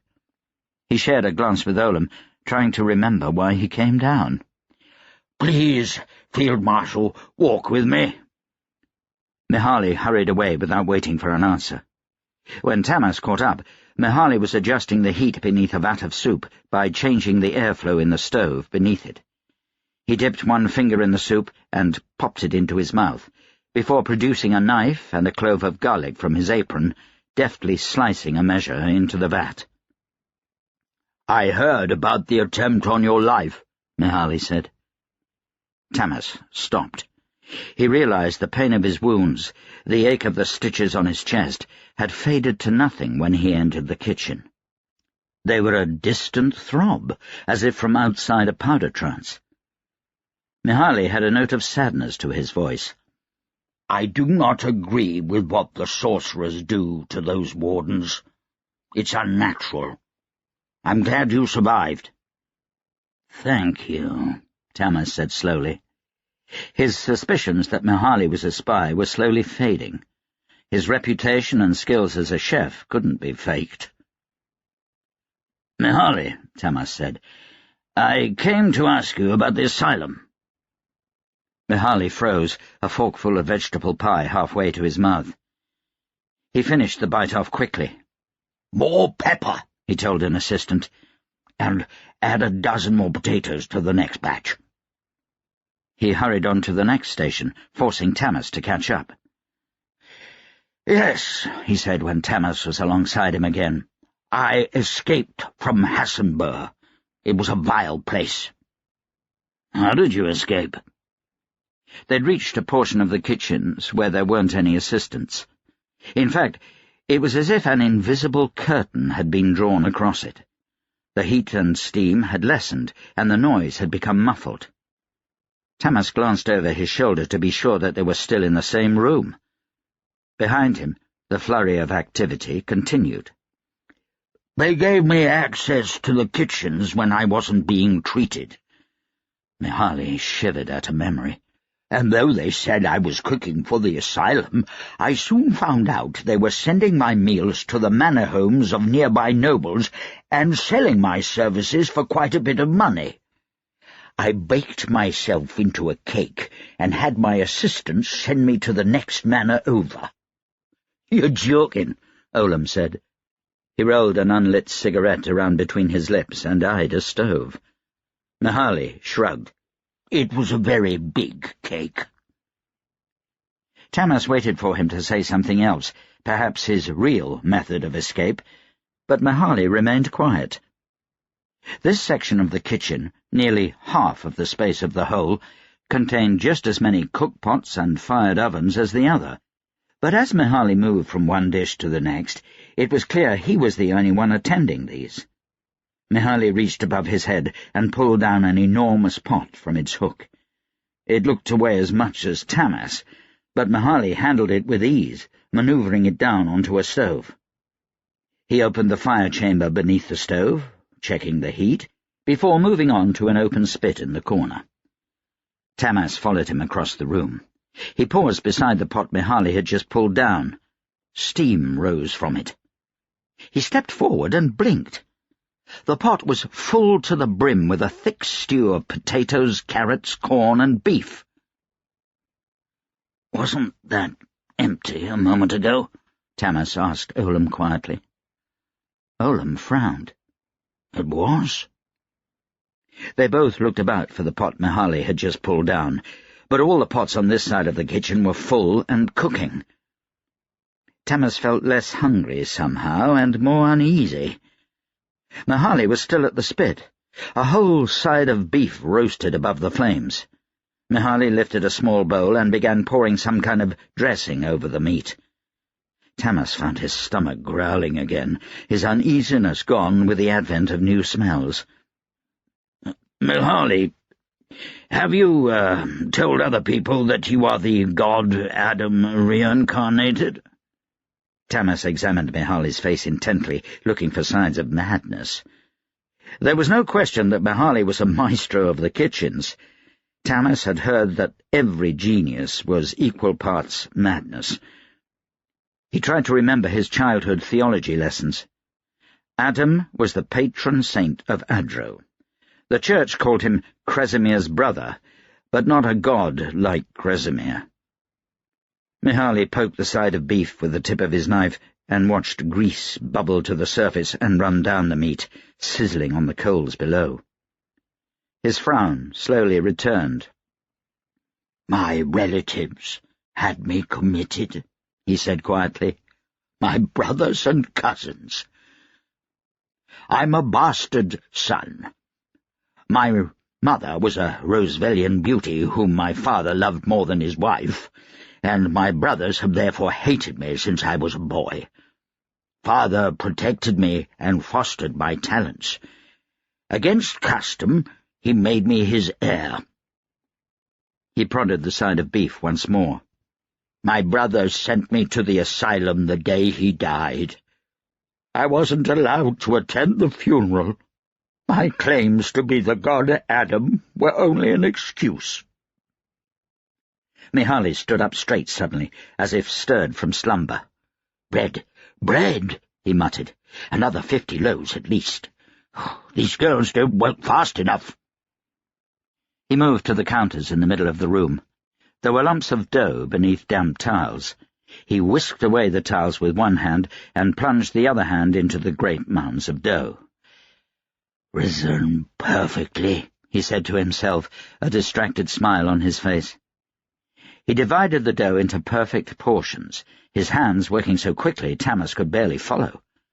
2 loaves at a time were loaded onto the bread paddle and scooped into a waiting oven until all the dough was gone.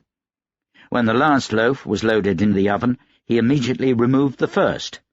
It was golden brown, the crust crisp and flaky, though it had only been a minute or 2 since it went in. Tamas narrowed his eyes and began to count.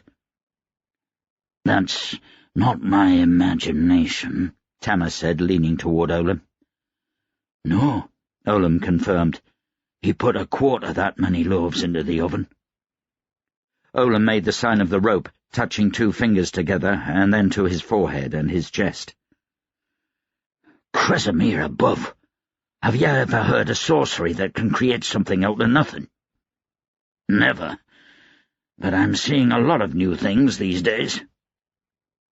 Mihaly finished removing the last of the loaves from the oven. He turned to Tamas and Olam. "Hassenber has sent men for me," Mihaly said. "I would sooner flee to the far side of Fatrasta and cook for the savages than return to Hassenber Asylum." Tamas pulled his eyes off the loaves. He looked at the cook's side of beef and the pot of stew that had been empty not 10 minutes before. He nodded at Mihaly's words and moved away slowly, Olam at his side. "A knack," Olam said. "That's the only explanation. I've heard of knacks stronger than any privileged sorcery. His must have to do with food." "Third eye?" Tamas asked. Olam nodded. "Just did. He has the glow of a knack." "Well, he's no god," Tamas said, "but he thinks he is, and that's a powerful knack. His food alone is responsible for half the army's morale. Now, what do I do with him?" Chapter 17. "I'm looking for privileged Bourbador." Taniel stood in the entrance to a tavern. It was a big place, though very old. Half the roof had caved in and long since been badly repaired. It was called the Howling Wendigo. Its name came from the low whine of wind in the eaves, which now drowned out everything else, as conversation in the place had stopped. 50 or more sets of eyes stared at him.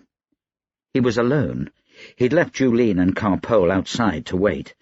He wore his buckskins and his cap, and he was glad of it. Spring or not down in the valley, Shoulder Crown Fortress was still locked in winter. "What business does a powder mage have with our privileged?" "Our privileged?" Taniel didn't like the sound of that. Bo had made friends with these thugs. Convicts and malcontents, the poor and the wretched, these were the members of the Mountain Watch. They didn't trust easily, and they welcomed strangers like a crowded city welcomes a plague. They were easily the toughest of the 9. Taniel took a deep breath. He wasn't in the mood for this. "I'm here to kill him," he wanted to say. "Get in my way, and I'll put a bullet in your head." Instead, he said, "That business is mine." A man stood up. He was younger than Taniel by a year or 2 at most. Scrawny, bearded, he wore a sleeveless shirt despite the cold, his arms corded with the muscles of a man who hauled timber and worked the mines. He scowled at Taniel. "That business is ours," the man said. "Fesnik, don't mess with the powder mage," someone else said. "You want Tamas breathing down our necks?" "Shut up," Fesnik called over his shoulder. "What if we don't tell you?" "You're the toughest one here." "Huh?" Fesnik seemed taken aback by this. "Simple question," Taniel said. "Are you the toughest, father-stabbing, goat-raping, inbred son of a whore in this place?" Fesnik turned away from Taniel, a half-smile on his face. He came back around quickly, knife drawn. Taniel drew both pistols. One barrel went into Fesnik's mouth, cracking teeth and bringing the man's knife thrust up short. Fesnik's eyes went wide. The other pistol pointed at the first watcher to climb to his feet. "My name's Taniel Two-Shot," Taniel said loudly, "and I'm here to see my best friend, Bo. Tell me kindly where he is." "Taniel Two-Shot?" a voice asked. "Why didn't you damn well say so? Bo's up the mountain." "That true?" Taniel asked Fesnik. The man nodded, eyes crossed from staring at the pistol barrel in his mouth. Taniel holstered both pistols.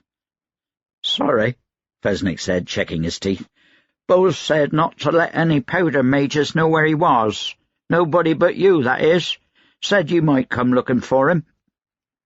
Taniel tried to keep the scowl off his face. "Sorry about the teeth," he said. Louder. "Drinks on Field Marshal Tamas." A general cheer went up around the room. Taniel gestured Fesnik closer. "You say he's up the mountain?" "He went up there almost 2 weeks ago, right after an inspector fellow came up from Adapest to see him." "When did he say he'd come back down?" "He didn't." Taniel scratched his jaw. He'd not shaved since starting his hunt for the privileged in Adapest. The thick curls on his neck itched. "Why'd he go up?" Fesnik shook his head. Taniel felt a sharp fear run up his spine. Bo knew that Tamas would send someone to kill him. "And he told you to tell only me?" "Yeah, he told us a lot about you. Said you two had been chums for years." That felt like a knife thrust to Taniel's gut. He clenched his teeth and forced a smile on his face. Psychological warfare on Bo's part, or just drunken chatter? "That's right. How long does it take to reach the top of the mountain?" "Well, he won't have gone all the way to the top," Fesnik said. "There's a monastery up there for the pilgrims. A couple of miles short of Kresim Kurga. He'll have stopped there." Kresim Kurga, the holy city. It was a name out of legends. Taniel hadn't heard the name since his nurse had taken him weekly to Kresimir's chapel when he was a child.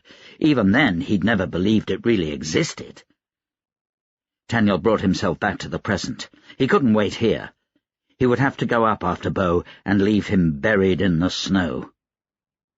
Taniel would be back in Adapest before they discovered Bo was dead. "I'll go up and see him," Taniel said. "This time of year?" Fesnik shook his head. "Not even a seasoned watcher'll guide you up. And believe me, without a guide, you'll walk into a snowstorm and never come out.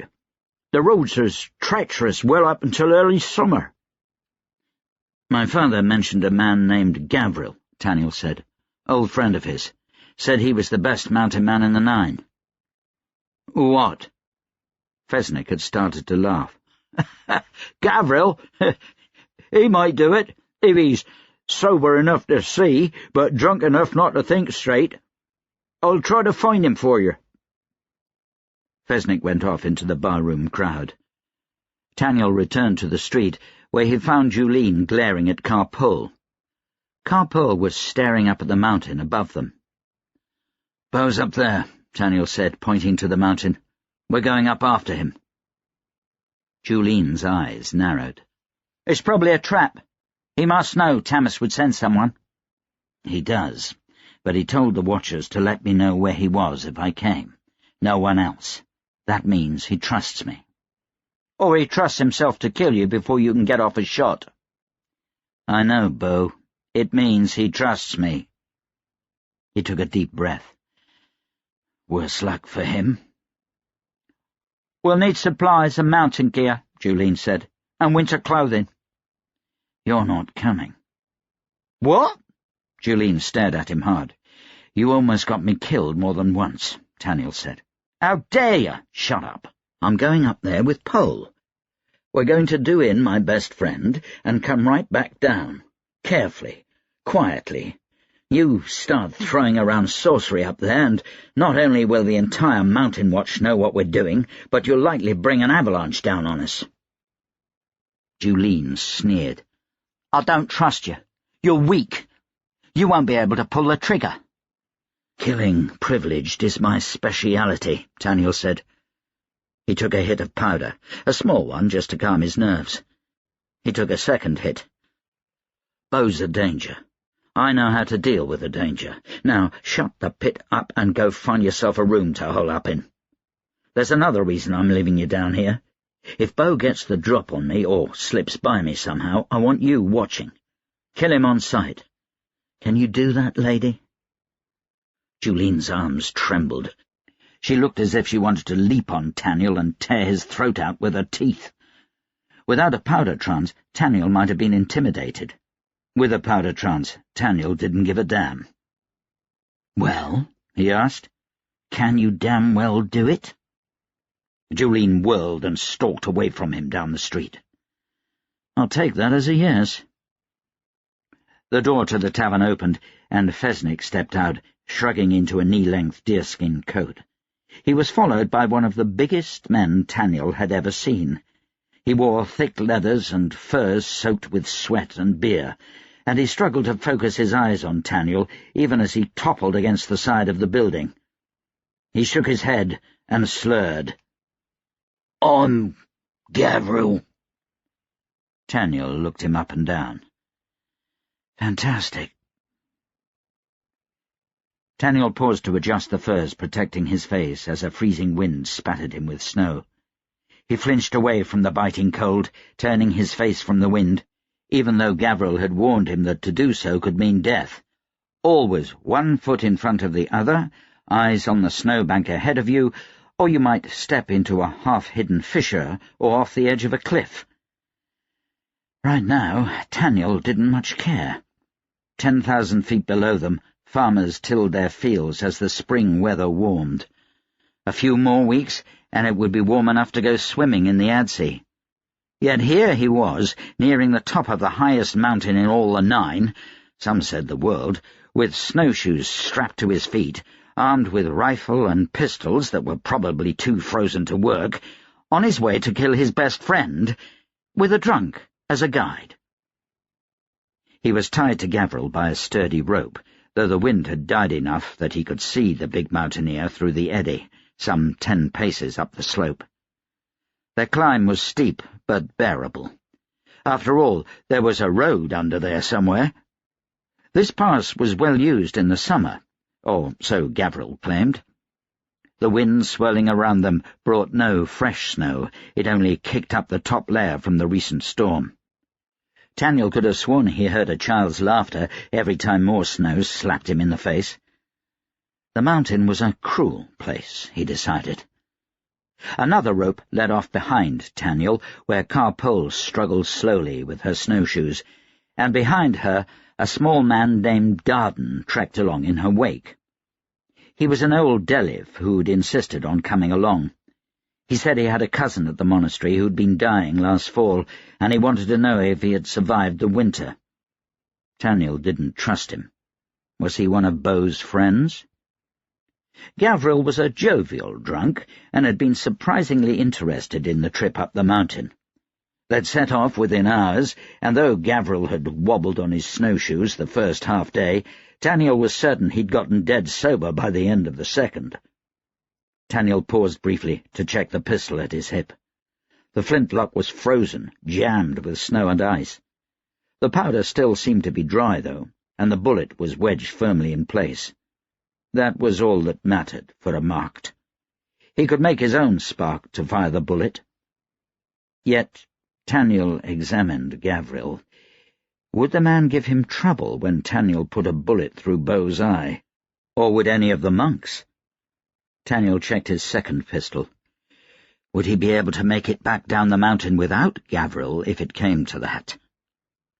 By the time they finally rose above the worst of the wind, Taniel had long since ceased being able to feel his legs. The swirls of snow died down, and the sun came through the eddy, nearly blinding him. The trail levelled out, and suddenly he saw ground. Not just hard-packed trails of snow, but real earth, notched with shovel marks. This had been cleared recently. He blinked in surprise and tried to smile. His face was too numb. "How are ya?" Gavril's voice cut through Taniel's thoughts. The words were a welcome change to the howling wind and the mountain's mocking laughter after 3.5 days of climbing. Taniel realized that they'd not said a word in that time, not even during their camps at night, when the 4 of them huddled together for warmth in Gavril's small tent. "Hein!" Taniel came to a stop beside the big mountaineer, and they waited for Carpole and Darden. Taniel closed his eyes and worked at his mouth, trying to form words. "Fine," he said. "How much farther? Farther." "There," Gavriel said. He pointed upward. Taniel shaded his eyes and squinted into the sun. "It's so bright up here. I can't see. How can you?" "Years on the mountain. You don't need eyes after as long as I've been here. Novy's perch. We're just beneath it." Darden grinned at Taniel through cracked lips, his dark-skinned face split with the size of the smile. He was a small man, and easily as old as Tamas. "Almost there," he said. He was barely breathing hard, Taniel noticed with annoyance, though Taniel himself gasped for breath. Taniel held his snuff-box of powder up to his nose and snorted straight out of the box. He carefully returned it to his pocket. He didn't trust his numb fingers. The rush of the powder trance made him dizzy for a moment. Then his breathing came easier and his muscles relaxed. They removed their snowshoes and finished the climb to the monastery. It was only a few hundred more feet. The trail narrowed as they went. To the left, the mountain rose above them in a sheer rock face. To the right, only white sky was visible. The cliff seemed to have no bottom. They moved into the shade of the monastery, and Taniel was able to look up and really see it for the first time. Novy's perch seemed to be part of the mountain. It had been built of the same dusty grey rock, and parts of it had even been hewn into the bones of Pike itself. It blocked the trail. That is, the trail ended at the doors to the monastery, and the building rose up above them for 100 feet or more. It overhung the cliffside to their right by a dozen feet, and Taniel wondered how the monks could sleep, knowing they were suspended above thousands of feet of nothing. The monastery was plain and unadorned. The stones were chiselled flat, the arches of the doors and windows rounded at the top. There were no spires or grand facades. Only the location of the place gave it grandeur, and the daring of its construction hanging out over the abyss. Taniel stepped off the road and onto the stone doorstep. He gazed upward, unaware that he'd been wandering, until Gavriel reached out and grabbed the front of his coat. He jumped. He'd been not 2 feet from the edge of the cliff and its perilous drop. The double doors of the monastery opened with the whine of unoiled hinges. Taniel's pistol was half drawn before he realized it wasn't Bo. A man and a woman, both about Taniel's height, bowed their heads in greeting. They were tall for Novi, and their skin was olive, just a shade lighter than Darden's. "It's very early in the year for pilgrims," the Novi man commented when they'd all come inside. Taniel glanced at his weapons, at his thick furs and leathers, and at his companions with their climbing gear. They were obviously not pilgrims. "I'm here to see privileged Bourbador," Taniel said quietly. The words echoed in the long stone hallway, and Taniel felt like he was whispering inside of Pike's own old bones. "Where can I find him?" Taniel needed to get this over with as quickly as possible. If Bo had an inkling Taniel was after him. The woman nodded solemnly. "I see. I'm afraid your journey has not quite ended." "Pit." Taniel glanced at the monks apologetically. "Sorry, sister." "He's a few miles up the trail, past the monastery. A cave." "I know that cave," Gavriel said. "Did Bo tell you why he came up here?" Both monks shook their heads. "He said someone might come looking for him," the man said. "He asked us not to stop him from coming." Bo was definitely expecting someone. No getting around it. "How do I get up?" Taniel asked.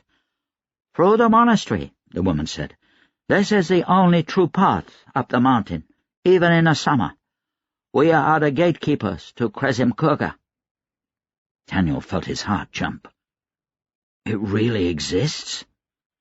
Both monks raised an eyebrow at Taniel. "The holy city," Taniel said. "It's really up there?" "The ruins, yes," the man said. "Long ago, Novi chose his people to guard the high places of the Nine. Kresim Kurga may have been long abandoned. Kresim's protection dissipated, but we have not shirked the duty placed upon us by our saint." Gavril stepped up beside Taniel as Dardan went to the man and woman and spoke in a low voice. Taniel tried to listen to them. He caught the words "ill" and "cousin" before Dardan was led down the corridor by the man. "What is Kresim's protection?" Taniel asked. Gavril was large enough that his head nearly scraped the monastery ceiling. "The god wove powerful sorceries back during his reign, so that no one, sick or in health, young or old, would be bothered by the elements or the altitude sickness." "Altitude sickness?" Taniel said. "Comes from being so high up," Gavril said. "Dardan and I were acclimatized. Others get thirsty and bloody noses, headaches, sickness in their stomach. Of course, you'll be fine." "I'll be fine? Why?" Gavril didn't answer. The Novi woman approached them. "Would you like to rest before heading up?" she asked. Taniel knew he should, but he couldn't risk Bo getting wind of his arrival. "No, thank you." "It should be an easy climb," she said as she led them through the monastery. "We've started clearing the road up to the summit." They passed by many adjoining corridors that seemed to stretch deep into the mountain, and by dozens of smaller rooms, doors open, monks within. There were both men and women. Taniel paused just outside one bedroom. A monk sat cross-legged on the floor, leaning over a box of coloured sand, making patterns with a long, curved stick. Taniel did not see many monks outside their rooms, though he did hear voices down from the deeper corridors. He'd never imagined that Novi's perch was this big, or that so many people lived this high up the mountain all winter long. Carpole paused at every room and hallway, the smile on her face like that of a child who wants to explore. Taniel dragged her along impatiently. After many flights of stone stairs, they reached a sudden end. It looked identical to the entrance on the other side, down to the same double doors. "The doors will be barred after you have gone through," the Novi woman said. "There are others on this side of the mountain." Taniel paused at this. He opened his mouth to ask her, but she retreated down the hallway. Taniel was left alone with Gavril and Carpole. The big mountaineer shrugged. "The monks have strange stories," he said, "about what kinds of creatures come out during the winter months up in Kresim Kurga. They've been waiting longer each year before letting the pilgrims up." He shrugged again. "I've never seen anything strange up there myself, aside from the odd cave lion. Ready?" Taniel put a hand on Gavril's chest. "I'm heading up alone," he said. Then to Carpole, "I want you to stay here too." She scowled at him. "I need to have a private talk with Bo. It shouldn't take too long, and the monk said the road is clear." Carpole held up a finger, then jerked her thumb at herself. "No," Taniel said, "you're staying here with Gavril." Gavril chewed on the inside of his cheek. "I really should—" he rumbled. "No," Taniel said firmly. He hefted his rifle. "I got this for cave lions." Taniel heard Gavril bar the door after he'd gone out, and wondered whether the big mountain man was getting any ideas about Taniel's visit. He might suspect something. But then the man was a drunk. Taniel would get a few drinks in him back at Shoulder Crown before he headed off. The trail widened enough that there was comfortable space between Taniel and the cliff edge. Eventually, the sheer rock face on his left softened, until it became a rocky, snow-covered hillside. The trail was not steep here, and he didn't need his snowshoes. Taniel spotted the cave from quite a ways down the road. It was easy to see. The entrance was as big as a house. He found a good knoll not long after. It was a small hill perched just higher than the trail, between the trail and the cliff edge. He climbed it carefully and settled down in the snow. It was perfect for a marksman. He could see the cave entrance completely, and he was hidden by snowbanks. The only downside was that it sat on the edge of the cliff. It might have been 10,000 feet to the bottom, for all Taniel knew. He dug his fingers into the snow. If Bo got wind of Taniel, he'd be swept off the knoll with a flick of Bo's fingers. Taniel watched from his vantage for several minutes. His powder trance allowed him to see details of the cave, even though it was far off. The entrance pointed just slightly off-center from him. It appeared bored into the side of the mountain, with a thin footpath leading up to it, and a steep hill of ice and snow on the left. It was perched right on the edge of the cliff. The cave was occupied. A thin trail of smoke curled from within, rising straight into the windless sky, and the footpath was heavily trodden. Taniel opened his third eye to confirm it. Bo was there, his pastel glow wavering beside a fire inside the cave. Taniel crawled back off the knoll and opened his gear. Taniel began getting ready. He moved methodically, double-checking everything, cleaning the flintlock and pan of snow and checking the barrel before he began. He bit the cartridge and primed the pan, and then poured the powder and ball into the muzzle. A little powder on his tongue to deepen the powder trance, and then he rammed down the cotton. Lastly, he brought out his sketchbook and flipped open to one of the first pages. Bo. A sketch Taniel had done on the voyage to Fatrasta. Bo was clean-shaven, with short hair and wide cheeks, a smirk on his lips. Taniel tapped the likeness with one finger and climbed back up onto the knoll to wait. He remained there as the sun passed its noon height and began to descend to the west. The air cleared, and from his knoll he could look out to his right and see all of Kez, distant plains and cities shimmering on the horizon beneath the setting sun. The passing time gave Taniel's mind the chance to wander. He couldn't help but think of Laura. As young lovers, they'd spent afternoons shirking their training to take to bed in cheap inns. He smiled at those memories and felt his heart beating faster. No, that wouldn't do. He had to keep calm as he waited for his quarry. He remembered one of those times, returning to find Tamas waiting. Tamas had informed him that Taniel and Vlora would marry when they were old enough, and that had been the start of their engagement. Unbidden, images of Flora in bed with another man came to his mind. His hands trembled until he pushed those images away. He forced himself to seek the calm of his powder trance. Think objectively. Did he love her? Perhaps. He'd always enjoyed her company, but did he really love her? Taniel often wondered about love. It sometimes seemed a foreign concept, something out of poems. Vlora was the first woman he'd grown truly close to since his mother's death when he was 6. He had few memories of his mother. Most of what he knew of her had been told to him afterward. That she was a powder mage and a member of the Adran nobility, though her mother had been Kez. She'd been a hard woman on the outside, as hard as Tamas, but he distinctly remembered a gentle nature that emerged when they were at home. Even when Taniel had a governess to watch him, his mother had always been present. That had changed after her death. Taniel had gone through a string of governesses whom he strongly suspected Tamas had been sleeping with. And then the governesses stopped, as if Tamas had had enough. The next woman to enter their lives was Vlora. He remembered competing with Bo to try to impress her.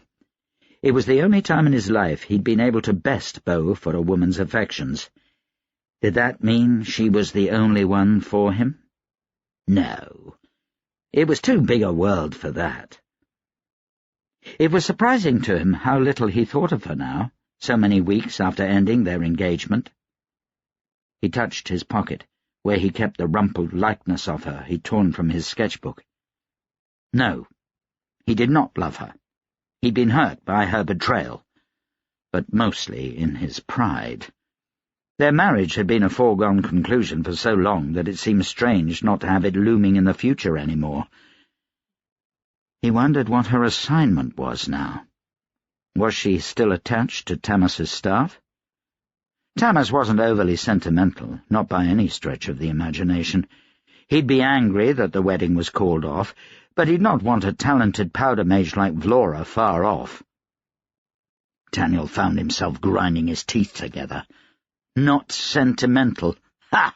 Sent his own son up here to kill his best friend. Why would he do that? Was it punishment for letting Rosalia live? Was this some kind of test to see if Taniel was still loyal? No, it wasn't any of those things. It was pure expedience for the old bastard. Taniel was the best shot in the army. He could shoot a man's hat off at 3 miles on a windy day. If that wasn't an option, Taniel could get close to Beau without raising suspicions and put a knife in his gut. When would Tamas learn that expedience was not always right? He'd certainly had a dose of it when he threw Nixlouse into the Adsea. Taniel couldn't help but feel proud of his father for that. The pride was short-lived. "You're gonna have to take a shit eventually," Taniel muttered to himself as the day wore on. He remembered a time, crouching on a knoll in the King's Forest outside of Adapest. He'd been 14.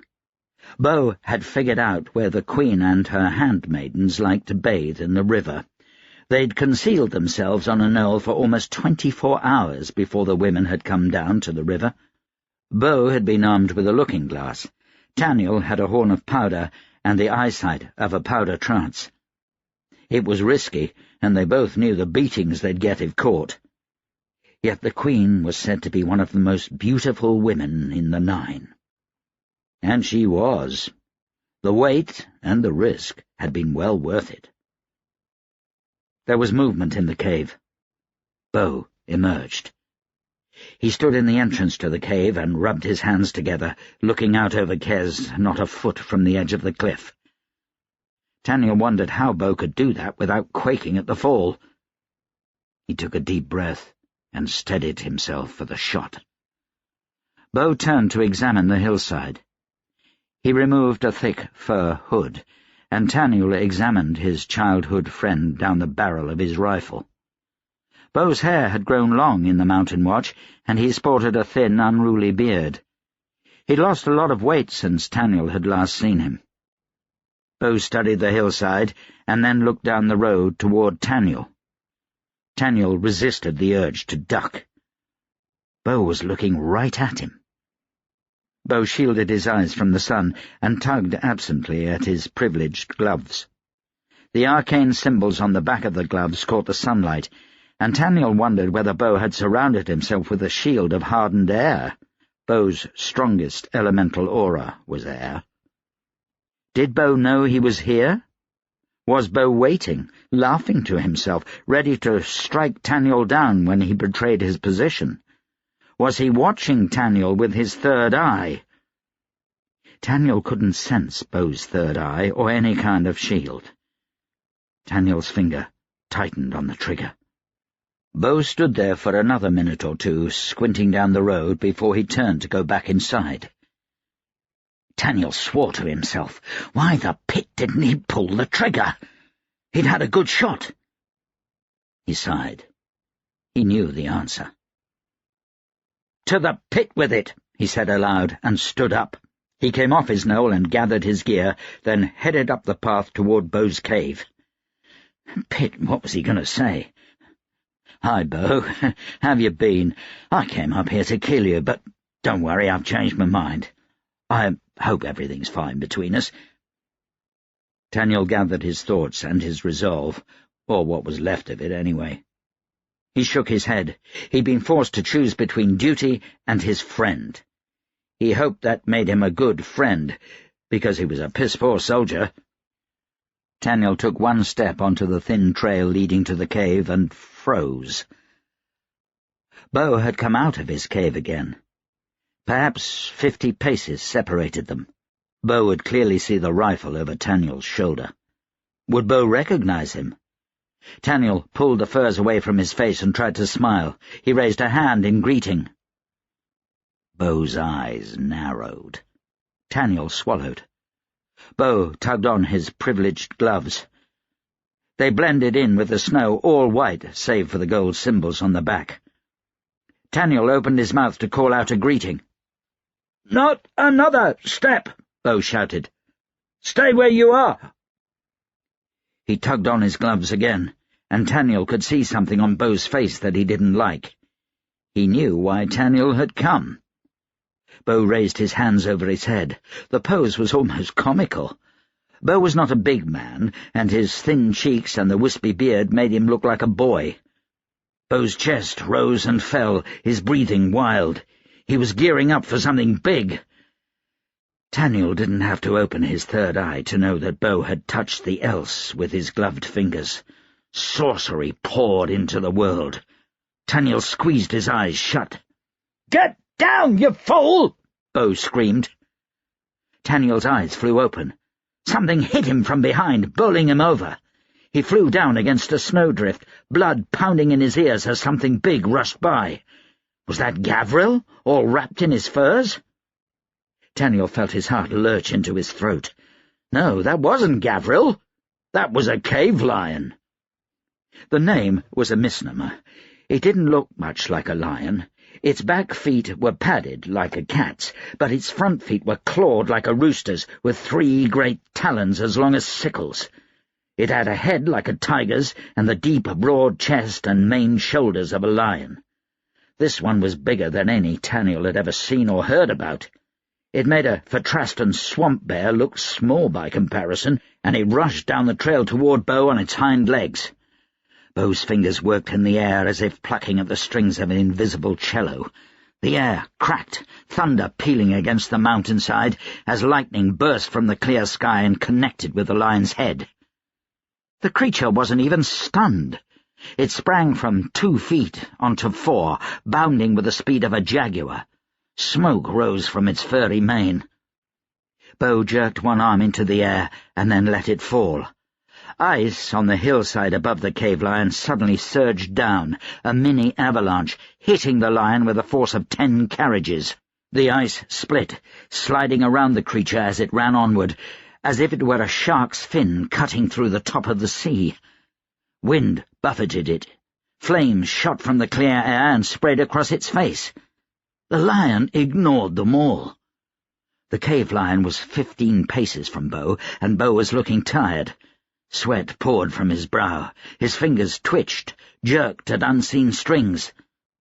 The lion stopped in its tracks. It slowed, shook its hoary head, and continued onward.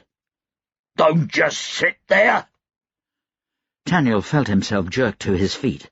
Gavril was there. His face was red from a long, hard run. He held a spear in one hand, like the kind used to hunt boar.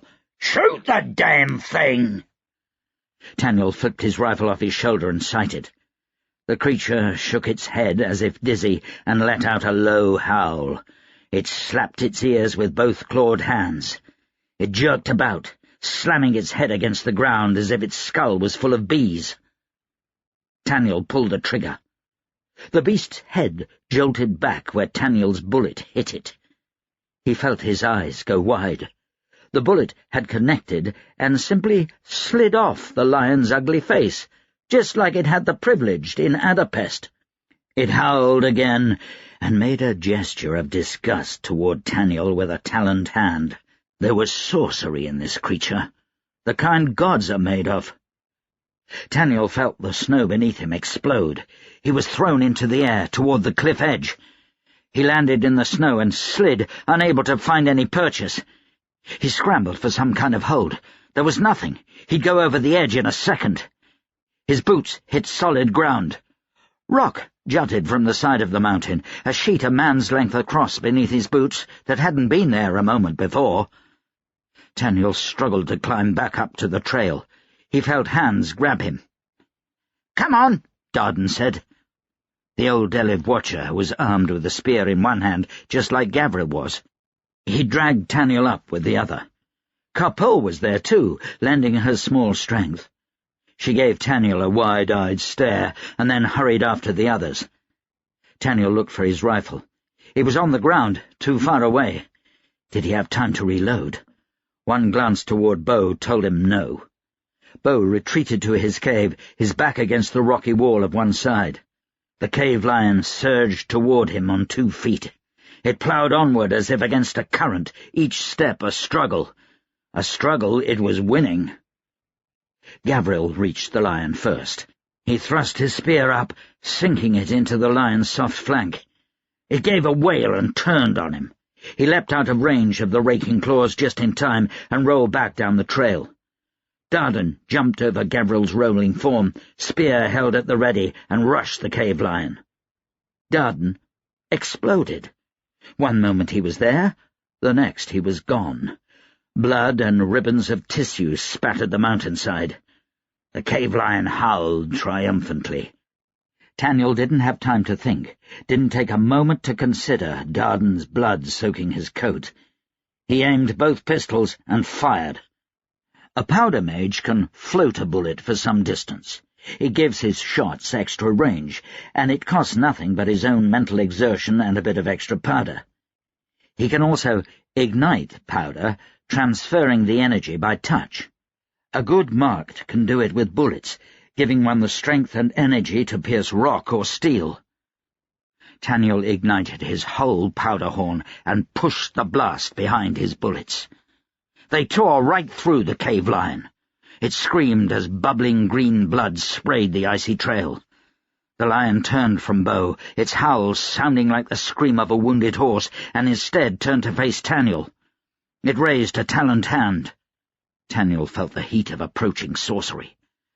Carpole squeezed past Taniel on the narrow trail, throwing herself between him and the beast. "Damn it, Pole, no!" Carpole lifted both hands defiantly. She held something in one hand. A doll. It was naked and about the size of a hand, shaped from wax. The craftsmanship was superb. Every part was accurate to a person. A woman, to be precise. Especially the face. It was Julene. Carpole stabbed the doll with a long needle. The cave lion howled again and clutched its side. She jammed the needle into the doll's head, scrambling the tip about inside the skull. The lion twitched and growled. It scratched at its ears and face, which left long, bloody cuts. Carpole bent forward, took a long, deep breath, and then blew on the doll. The cave lion burst into flame. Bo renewed his attacks, fingers flying, lances of ice bursting from the inside of the cave to smash against the lion. Shakily, Taniel reloaded one of his pistols. He had a few powder charges left, though his horn was empty. What could he do against a creature like this? It was trapped between Bo and Carpole's sorcery, but it refused to die. How long could they keep it up? Taniel whirled. "Gavril! Your powder horn! Now!" Gavril, a little ways down the trail, locked eyes with Taniel and tossed him the powder horn. Taniel caught the horn and hefted it in one hand. Mostly full. Good. He turned. Bo looked like he was about spent, and Carpole juggled a burning doll in her hands, needle and fingers thrusting, a look of savage glee on her face. "Down!" Taniel shouted, tossing the powder horn. He grabbed Carpole by the shoulders and threw her against the mountainside. The horn landed between the mountain and the cave lion. With a thought, Taniel ignited it. His mind warped the blast, guiding it with marked sorceries to maximize the power of the detonation. The cave lion was thrown into the air, 20, 30, 50 paces out from the mountain, before it began to curve and plummet. Taniel watched it go, howling, clawing. The howl changed, turning to a scream as the lion's shape warped into the body of a woman. It bounced off the mountainside far down and continued to fall, disappearing through the clouds below. Chapter 18. Tamas stopped underneath a street lamp to check the address he'd scribbled on plain stationery a few hours before. 178, he muttered to himself, squinting to see the number plaques. Olam walked a few feet behind him, pistols hidden under a long coat, keeping an eye out for trouble. The Routs was a wealthy part of town, where the banks and the remnants of the old merchant guilds still did business every weekday.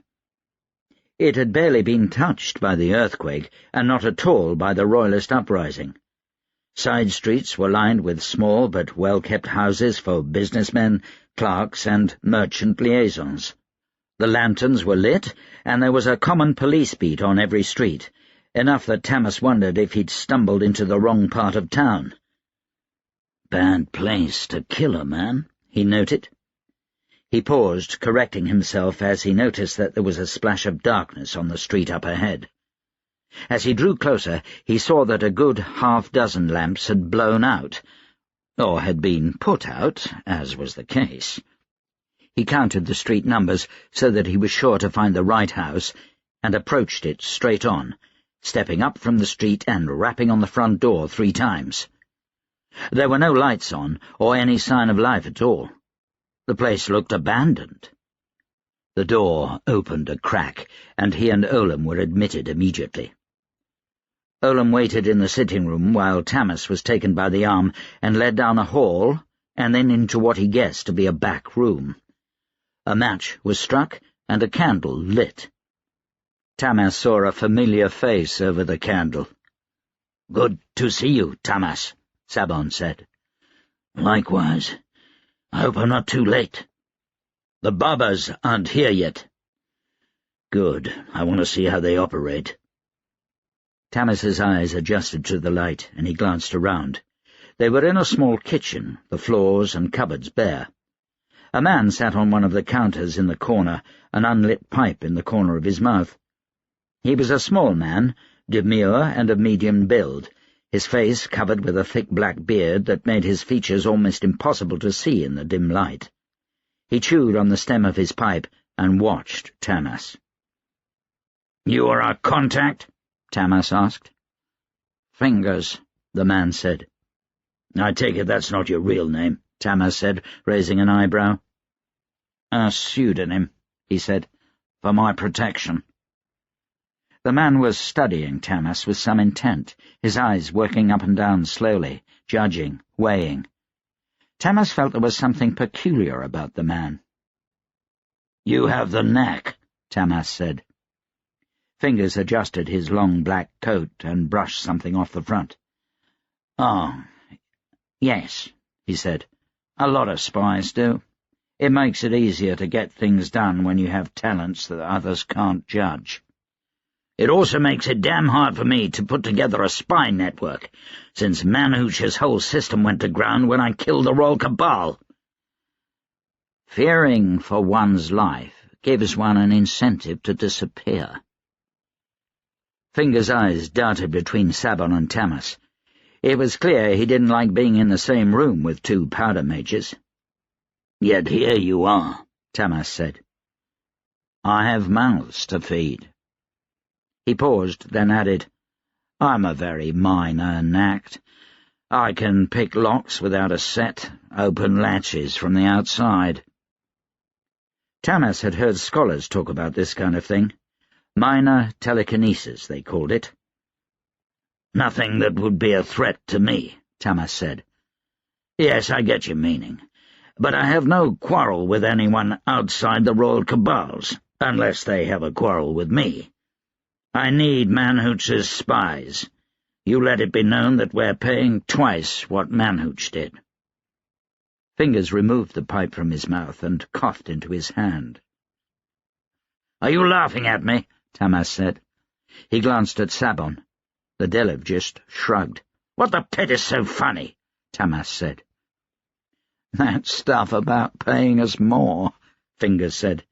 "It doesn't really work that way." Tamas narrowed his eyes. "How does it work?"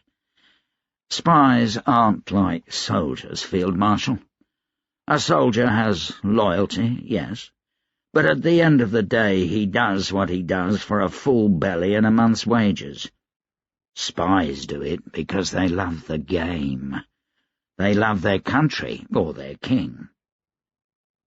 "Are you saying I won't be able to use Manhooch's old spy network?" Fingers pointed the stem of his pipe at Tamas. "Not at all, Field Marshal. Some of us were loyal to Manhooch himself. Those have already left the country or are working for the Kes outright. The rest of us love Adro and will drift back. I suspect the longer I stay alive, being an act and all, the more spies will come out of the woodwork." Tamas rubbed his eyes. When they came out of the woodwork, he'd have to worry about whether they were double agents and whom to trust. It was all a great big headache. "I thought you said you did this because you have a family to feed," Tamas said. Fingers nodded. "Right. Well, I may have lied about them." Sabon snickered. Tamas threw him a look. Spies! He'd rather let the whole lot of them rot in the pit. Unfortunately, he needed them. "Are the barbers here yet?" Tamas asked. "I don't know," Fingers said. Tamas jerked a thumb at the door. "Go find out." "Someone will let us know." "Now!" The spy scurried from the room, and Tamas went over to the counter, hoisting himself up. He rubbed at the stitches on his chest, resisting the urge to pick at them. "I need some advice," Tamas said. "Of course you do. You're like a newborn babe without me by your side." The silence dragged on for several moments. Tamas could read Sabon's eyes. "If I'd been there," they said, "that warden wouldn't have come close to killing you." "Mihaly," Tamas said, "the mad chef. Is this really worthy of your attention? He's cooking for the whole army. Morale is higher than ever, mostly thanks to him. So, what more do you know about him?" "He escaped from the Hassenbur asylum," he said. "Ah, a madman." "They certainly think so. They've sent some men to retrieve him. He claims he was committed because his relatives and competitors were jealous of him." "Paranoid?" Tamas shrugged, possibly. "Send him back," Sabon said. "His cooking is good, but it's not worth making enemies of the asylum's patrons. Do you know who they are?" "A man named Claremont." Sabon was silent for a moment. "The new head of the Brudania Gurla Trading Company?" "Yes. I think that settles it. We can't risk our supply of saltpeter." "I'm not so sure," Tamas said. "That rubbish in the newspapers," Sabon snorted. "Mihaly claiming to be Adam Reborn? Evidence of his madness, I would think. Not many educated men believe such myths." "You haven't met him." Sabon ran a hand over his smooth head. "You believe him?" "Don't look at me like that." "Of course not. But the man's harmless. Then what reason would you have to keep him?" "Sorcery," Tamas said. "He's a privileged." "He has the knack," Tamas said. "Something to do with food. He can create the stuff out of thin air." Sabon said, "That doesn't sound like much." "Have you ever heard of anyone who could create matter out of thin air? Even a knack?" "Huh," Sabon grunted. "He'd be the richest man in the world." "We can use him to feed all of Adro if we need to, even during a famine. We may need him badly the longer the war lasts." "Parlor tricks?" Tamas said. "I think not. Olam and I both watched him carefully. He pulled an empty pot down from its hook and set it on the stove, only to have it full of stew and boiling the next time I looked at it. He put 10 loaves of bread into the oven and pulled out 100. Sabon frowned. It could still be sorcery and tricks. He could be a powerful privileged, hiding his true strength. There's no telling what privileged are capable of. Not even the royal cabals know everything that aura manipulation can do. Yes, that crossed my mind as well. Rumors are spreading, however, and I fear that a cult might form. Among my ranks, no less, for Ulam says he's become very popular with the 7th Brigade. They love his food. What will you do? I can't just dismiss him and send him back to the asylum, Tamas said, not after what I've seen. At the very least, he's a powerful nact, if an odd one, and we'll want him as our ally. As I said, the worth of food during wartime is immeasurable. They were interrupted by the door opening again. It was Fingers. "Everything is ready," the spy said. "Come with me." They followed him in the dark up to a small room on the 2nd story at the front of the house with a good view of the street.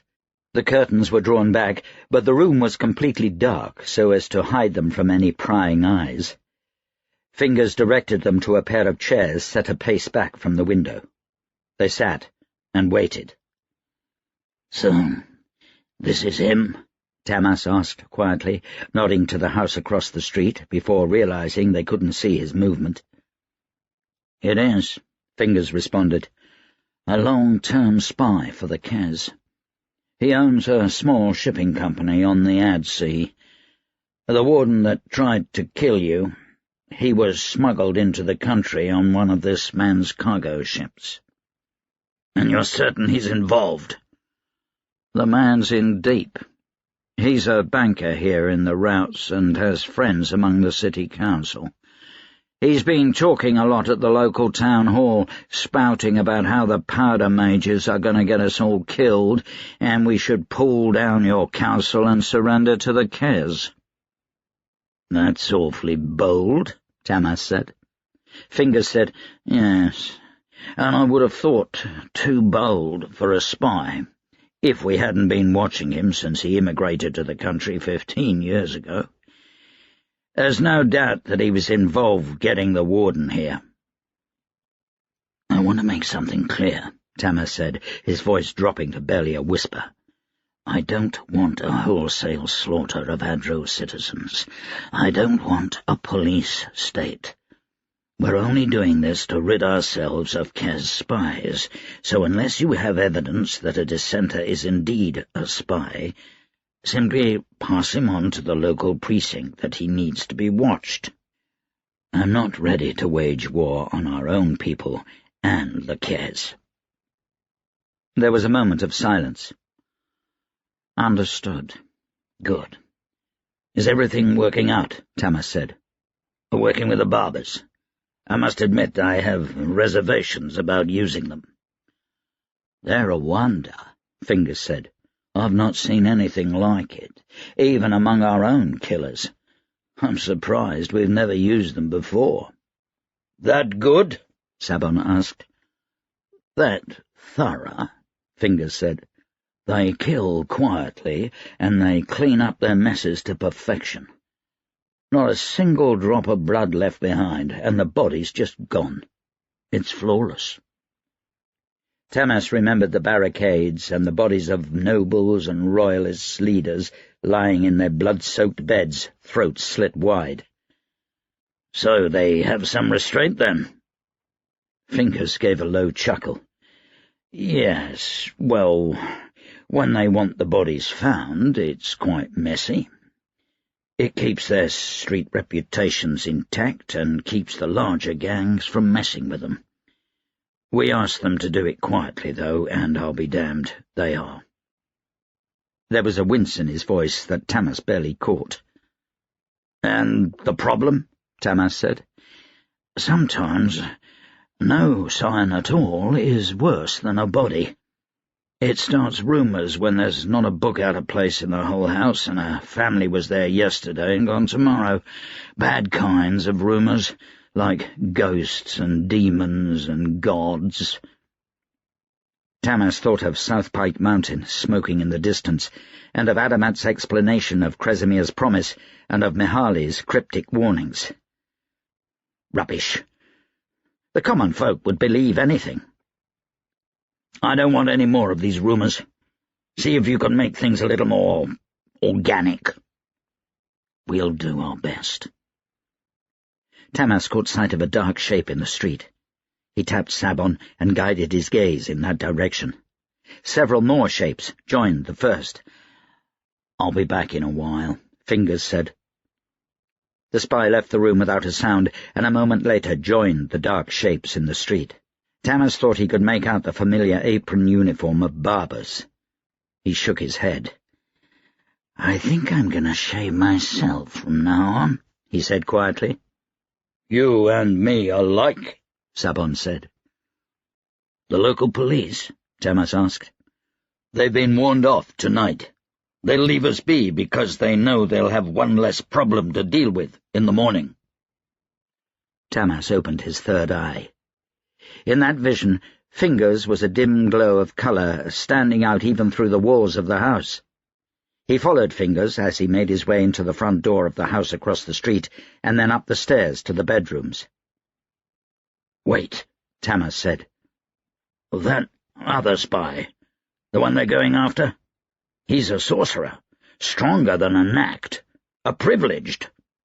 Sabon was silent for a moment. "Shit. Here, watch the windows." He moved from his chair, feeling around for a moment, then pushed a rifle into Tamas's hands. Tamas adjusted the rifle by feel alone. "Loaded and primed?" "Yes," Sabon said. "It'll make a hell of a racket," Tamas said. "There won't be any question of what happened here. Not for anyone on these streets." "Just in case," Sabon said.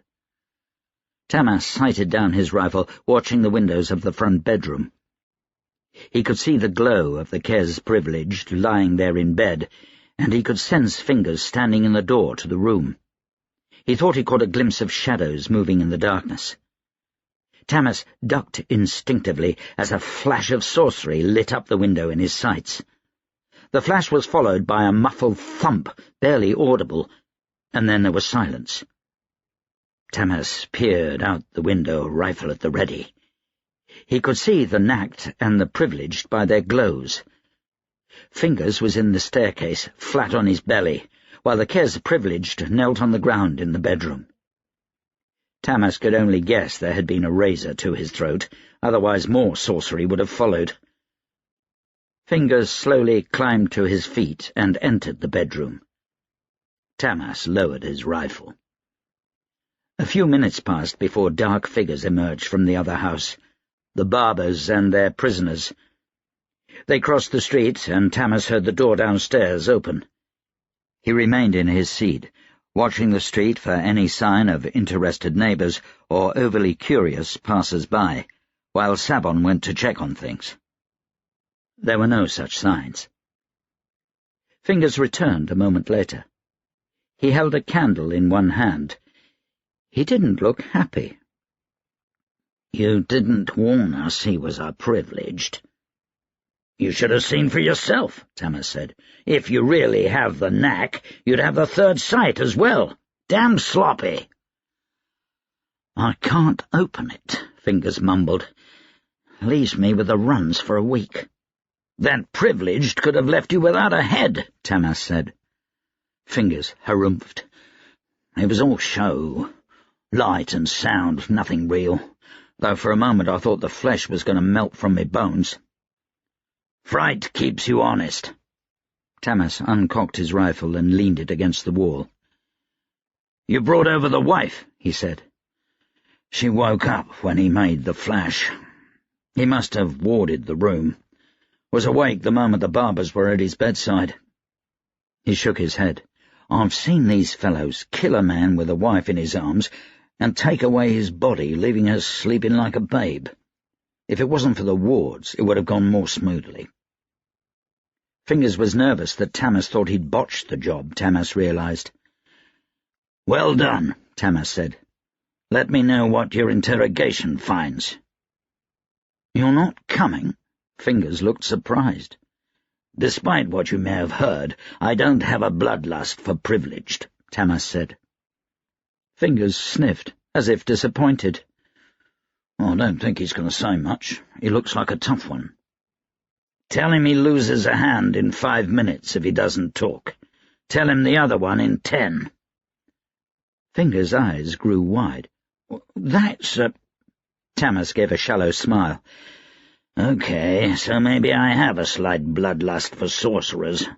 I also know how to deal with them. Fingers left the room. Tamas listened for screams, yet there were none. Wherever they were, they'd muffled the room well. Sabon came up after a minute.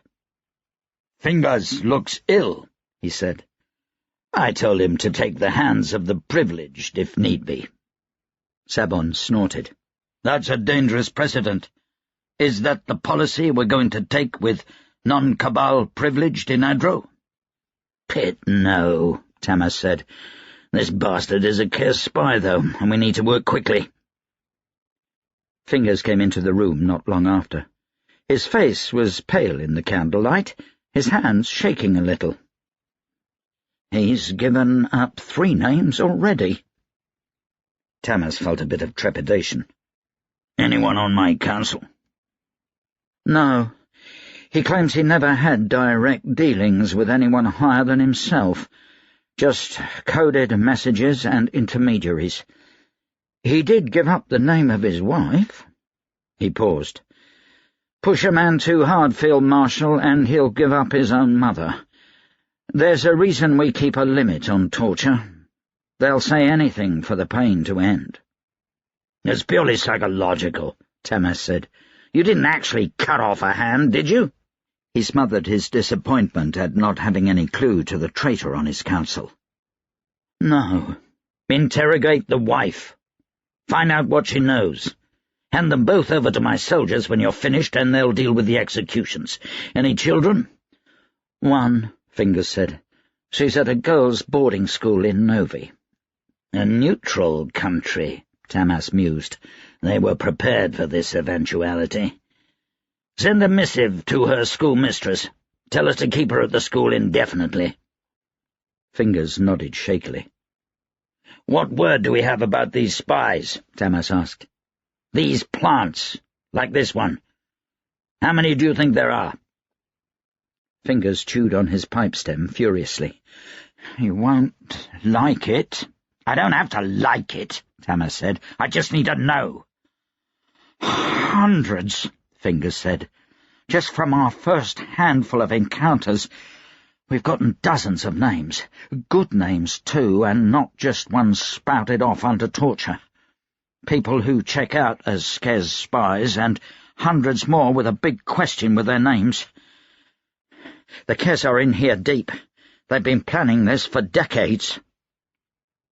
Tamas closed his eyes. Not what he wanted to hear. There could be spies in his army, spies in the city and the countryside, in every building in Adapest. He already knew one of his council had betrayed him.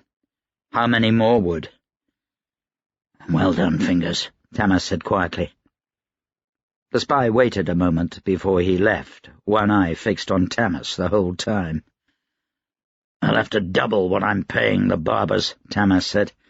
They have the manpower, if I have the money. Sabon said, It's dangerous, depending too much on them. A risk I have to take. And these spies, they could bring down everything we've worked for. We'll double patrols and give the local police more authority. Kresimir, we might have to push back plans for the new government. We've always known it was a dodgy road we would have to walk. Just don't forget about the people. Of course not. How goes the training? He asked Sabon. Pray tell me some good news. A weary smile crossed Sabon's face. Better than I expected. Andrea may be crazy, but the younger recruits like him. Vatislav, as it turns out, has some talent for teaching. We've shown the ones with the least amount of talent how to find a powder mage and turn them around, sending them out recruiting. There are already more candidates than I thought possible. How many? 13 so far, with a decent amount of talent. 2 of those with the capabilities to rival me. Unfortunately, none on your level, or Taniel's. 13, Tamas said. You're joking. It took me years to gather the powder cabal we have now. I wouldn't believe it unless I saw it myself, Sabon said. Remember, there was a Powder Mage cull less than 150 years ago in Adro. Every man, woman, and child checked for any strength with powder and executed if discovered. Nowadays, people hide it if they find themselves with the affinity. At least, they did. We're trying to work out a system to seek out powder mages directly. You mean like the privileged dowsers? Sabon nodded. The Royal Cabal had more potent sorcery at their call than we do, and greater numbers. I'm sure we'll work out something, though. Tamas slapped him on the shoulder. Good work, my friend. Keep me informed. I know you're not happy about the assignment. There is one other thing I should ask you. Sabon seemed to hesitate for a moment. What is it? Sabon spoke slowly, choosing his words carefully. Until recently, Taniel and Vlora were meant to wed. I must ask you, did you put them together purposefully? What do you mean? Tamas asked, though he had a pretty good idea where Sabon was heading. Did you pair them in order for their children to be powder mages? Tamas considered his response. It was opportune, certainly, and his encouraging them to be together was definitely not without ulterior motive. The thought had crossed my mind. Not even the Royal Cabals resorted to such breeding, Sabon said. It was obvious he disapproved. They didn't? Why do you think the king provided each male sorcerer with his own harem? Benevolence? No, Sabon, they most definitely bred for privileged. It's not common knowledge, but the beadle alone had over 1,000 children. Any privileged? One, Tamas said. A younger member of the Royal Cabal. Didn't even know who his father was. Sabon's mouth hung open in horror. What happened to all those other children? Work camps, orphanages, the Mountain Watch. Tamas shrugged. Some were even slaughtered as babes. The Royal Cabal has never been a pleasant place. I will not let my powder cabal become like that. But, yes, I intended for their children to be marked. In my own studies, powder mages inherit hereditarily far more often than privileged. How long have you been studying this? Sabon asked. Since long before we met. Sabon regarded him with dark eyes. Erica was a powder mage. Tamas fought the snarl that crept onto his face. It was a fair enough assumption on Sabon's part. Don't even think it, Tamas said. His voice came out an angry growl despite his effort. I loved my wife. I'd give anything to have her back. His voice cracked. He cleared his throat. Taniel was not an experiment. Good. He seemed satisfied with the answer. After a brief pause, I was hoping after your recent adventure you'd recall me. Tamas shook his head. I'm sorry.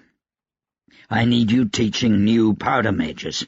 I can take care of myself. Tamas could hear Sabon grinding his teeth. You're a stubborn bastard, and it's going to get you killed, Sabon said. They'll send more than one warden next time. Likely, but not yet. I'm going to get some sleep. Before you head back to your school, let someone know I want that spy beheaded and his hands sent back to Kez with his widow. I want Apilly to know his spies will start coming back in progressively smaller boxes, unless he recalls them. Chapter 19.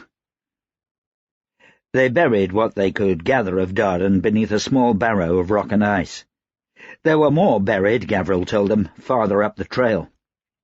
Pilgrims who did not survive the journey to the summit, and monks who'd fallen prey to winter, or to sickness, or to predators upon the mountain. He assured them Darden would be in good company. Taniel clenched a nub of charcoal between his fingers and began sketching Darden's face in his book.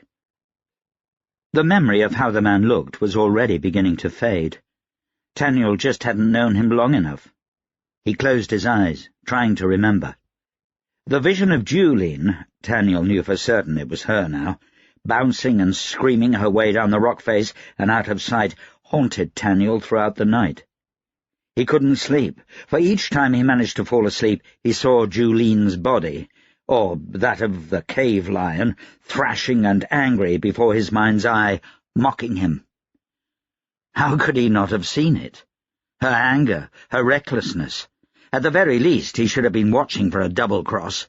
He ended up sitting in the cave entrance, watching the sky above begin to lighten as the sun rose in the east on the other side of the mountain.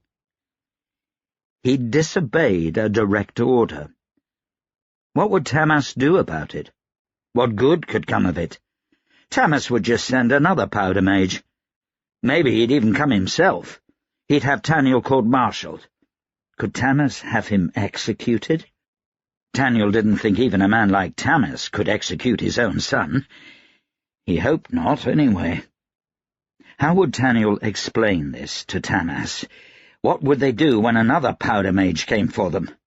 Taniel kicked a piece of ice over the ledge. They'd deal with those problems when they came up. He heard ice crunch underfoot as Bo joined him. Taniel gave his friend a long look. Bo seemed as if he hadn't slept well for weeks.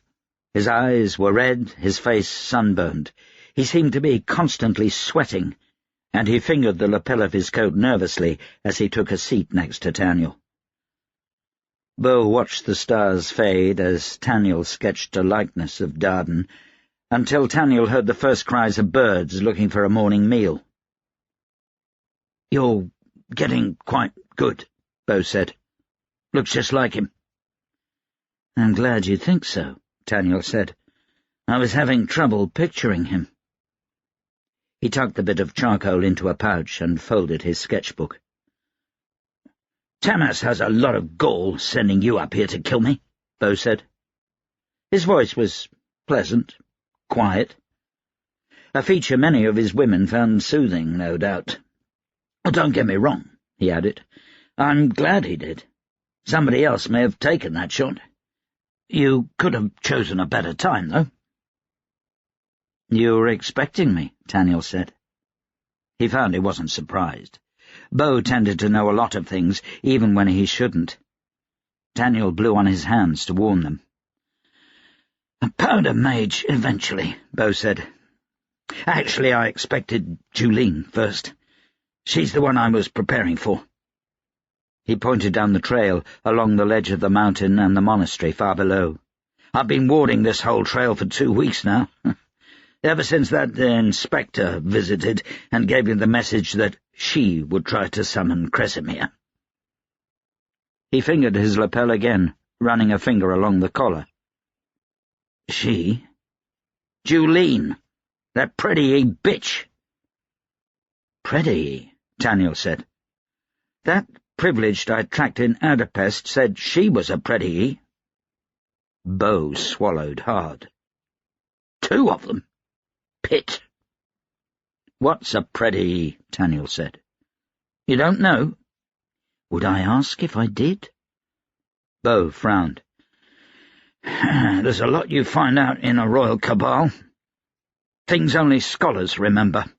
Secrets 1,000 years old or more. You said Tamas slaughtered the royal cabal, right?" "Yeah." Bo looked up at the fading stars. "I suppose no one will come after me for spilling secrets, then." He took a deep breath. "Kresimir didn't come here on his own." Taniel gave his friend a sceptical look.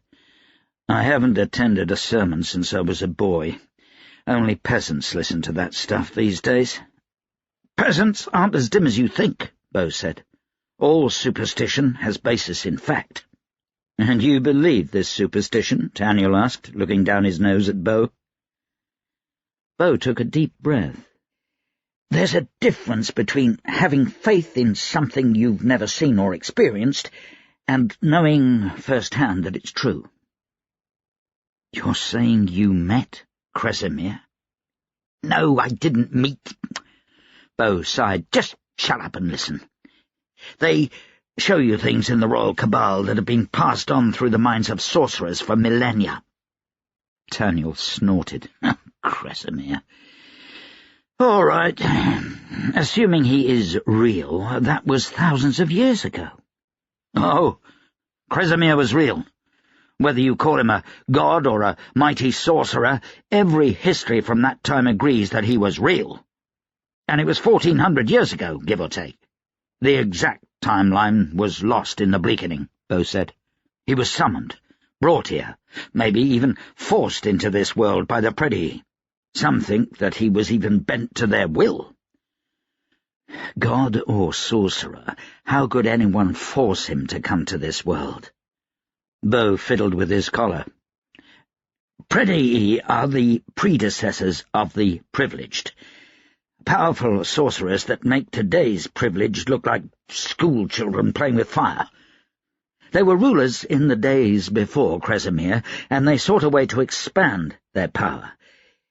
They summoned Kresimir from... He made a mystical gesture with one hand and shrugged. And they bid him use his power to bring order to the Nine. The Saints? Taniel said. Bo gave a shake of his head. No.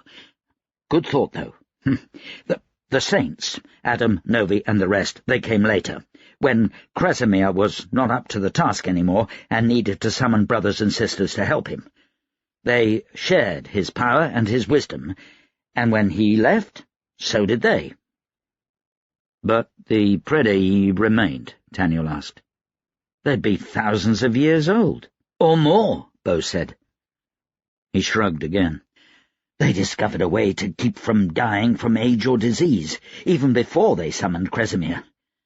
Sorcery was more potent back then. I don't even know if anyone has the power to kill a Predii now. Taniel swallowed. He looked over the edge of the cliff into the swirling clouds of nothingness below.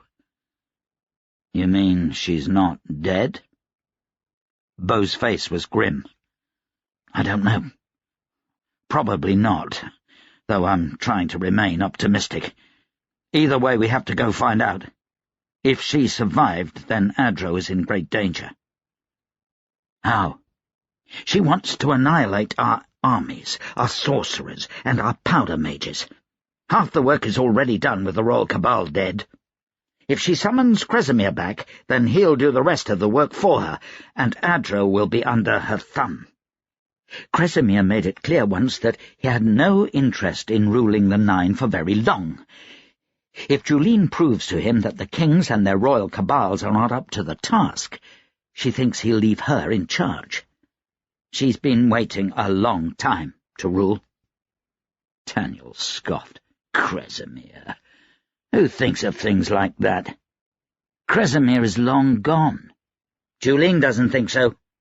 Neither do the Kes nobility, and certain factions within the Kresim Church. Why would she want a god here? It sounds like she's nigh unto a god herself.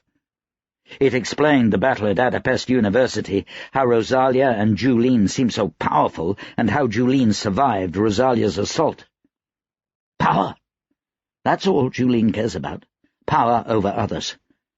The history books refer to the Bleakening, a time when knowledge of Kresimir was lost. Only the royal cabals remember what happened during the Bleakening. It was a war between the Predii and the new kings of the Nine and their royal cabals. Julene claims, quite proudly, to have started the war. Millions died. In the end, the Predii were vastly outnumbered and lost. Some died, some fled, others hid. Julene was one that survived. You seem to know a lot about her. We were, together, once. Bo grimaced. Taniel couldn't help but bark a laugh.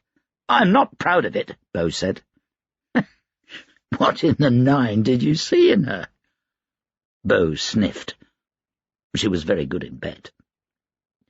"She's apparently 50 times your age. That gives her a lot of experience." Bo examined his nails. "And she doesn't have the best judgment when it comes to her emotions. She fell for me and taught me things she shouldn't have." "And now she's trying to kill you. Why?"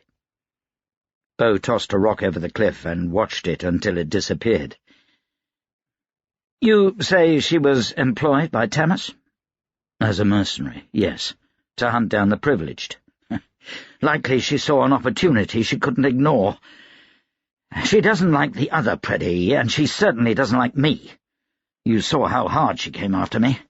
A woman scorned and all that. I barely even slowed her down, and I had enough sorceress traps on this trail to kill an army." He gave Taniel an annoyed look. "Too bad you sprang half of them." Taniel frowned. "You don't know?" Bo rubbed his temples. "God, how much do I have to explain? You're layered in protective sorcery tighter than your own skin. Not even the strongest privilege can create that kind of protection on a person. The human body's just too complex. I wove spells on this mountainside strong enough to disable a god, I thought, anyway, and you walked through them without even noticing. I've not seen sorcery like that before. Wards are weaker around are marked, and some of the strongest marked, like Tamas, can unravel wards completely, but it takes time and practice." "That's why you yelled at me not to come any farther." "Yeah." "Well," Taniel flicked snow off his coat. There was so much he didn't know. Bo seemed to have a lot of answers, but even he couldn't provide them all. There was something going on in Adro beyond the war and the coup and everything else that was much deeper than anyone knew. It made his head hurt. Who the pit has been weaving spells around me? I don't even— Ah. Her. Bo glanced into the cave toward Carpole's sleeping form. "Tell me about the savage," he said.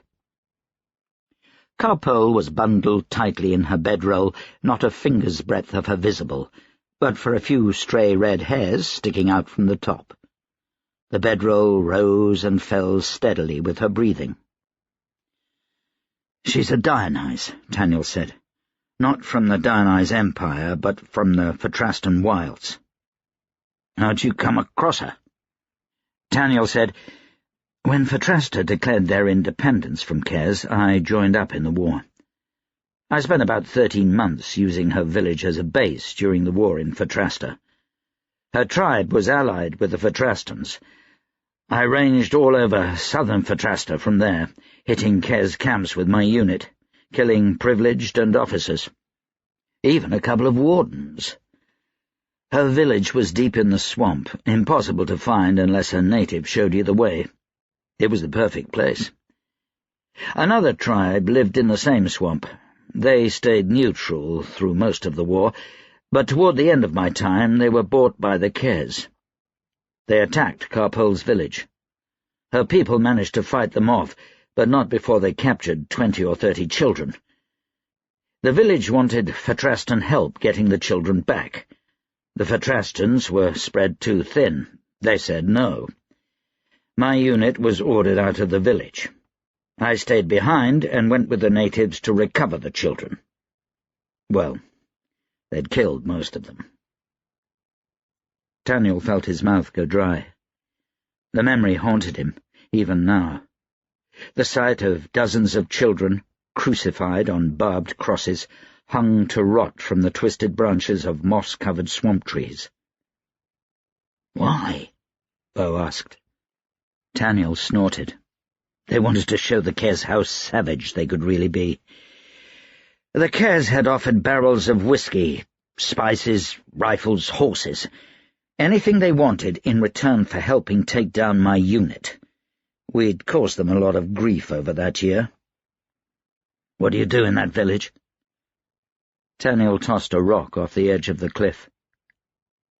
"Justice," he said. "I'm not proud, but I don't regret it either." Taniel watched wispy clouds form and roll and disappear with unseen air currents far off their cliff edge. He felt cold suddenly and wrapped his arms about himself. Memories of murder touched his mind, long shoved to the furthest part of his recollection and locked away. Perhaps there were a few things he'd regret. He shook himself out of his reverie. "Anyway," he said, "Poe was quite a bit older than the others, but they'd taken her just the same, probably because she was a bone-eye. I didn't know what that meant to them. I still don't. Yesterday was the first time I've seen her use her powers for more than just tracking, though I've long known she was a privileged of sorts." Taniel scrounged about his person and his pack until he found a spare powder charge. He bit the end, tasting the sulphuric powder on his tongue, and snorted half the charge in one go. Bo was watching him, a worried expression on his face. He edged away from the powder and scratched absently at his exposed skin. "Oh, don't look at me like that," Taniel said. "I've never seen sorcery like what she unleashed yesterday," Bo said. "Nor the protection woven about you. As far as the Royal Cabals are concerned, there are 3 different kinds of sorcerers: privileged, marked, and knacked. We've encountered minor sorceries from witches and shamans and warlocks in the far places of the world, but nothing with the potency of what she showed. Does she have the third eye?" "Yes, I'm certain," Taniel said. "She helps me track privileged." Bo reached out and pressed a palm against Taniel's forehead. He closed his eyes, muttering, and then jerked back. He dusted his palm off with snow. "God, you reek of powder. It's going to make my eyes swell up and the space between my fingers itch. As for your protection, I have no idea. It shrugged off my wards well enough. I don't know if it'll stop a bullet or a knife. It could just be against sorcery. Either way, don't risk it." Taniel thought back to the fight with the cave lion. With Julene, he'd nearly slid off the mountainside, taking a long plummet to his death. Then rock had sprouted from the very earth, jutting out to catch him. He wondered if that had been Car-Pole or Bo. He didn't ask. He didn't want to grow to depend on someone else's protection. Bo might take credit even if it wasn't his. Or even the opposite. He'd always been unpredictable. "Tamas sent me to kill you," Taniel said. "Yeah." They didn't look at each other. "I didn't." "Yeah." Bo's voice was wry. He gave Taniel a sidelong look, then a quick grin. "Should I have?" Bo's grin disappeared. "He knows about the Geist, then." "It's true?" "Yeah," Bo grunted. "Part of becoming a member of the Royal Cabal." He touched his collar gently. "I'll have to avenge the king someday. I'll have to kill Tamas." He pulled a pendant from beneath his shirt. It was a simple thing, braided silver around a single gemstone. Taniel vaguely remembered seeing similar necklaces upon dead Kes privileged. Not even the savages had looted those. Is that it?" Taniel asked. "A demon's carbuncle," Bo said. "Very dark stuff. You don't want to know. The Geist to protect or avenge the king is tied to this. Even now I can feel a pull tugging me toward Adapest. It's not very strong. It'll grow stronger as time passes. I'm not sure how quickly. If I resist for too long, though, it'll kill me." "The only way to break it is to avenge the king?" Bo remained silent. "So you have to kill my father." Bo picked up a rock and threw it off the cliff. He didn't look happy about it. "We should start looking for a way to break it," Taniel said. He hoped he sounded confident. "Privileged wouldn't attach themselves to something they can't get out of. It's just another secret. Maybe one of the Predii knows." Taniel examined his friend, realizing just how much the fight yesterday had taken out of him. His cheeks were gaunt. His skin looked saggy, wrinkled, as if he were 40 years older than he was. "We'll find out together," Taniel said.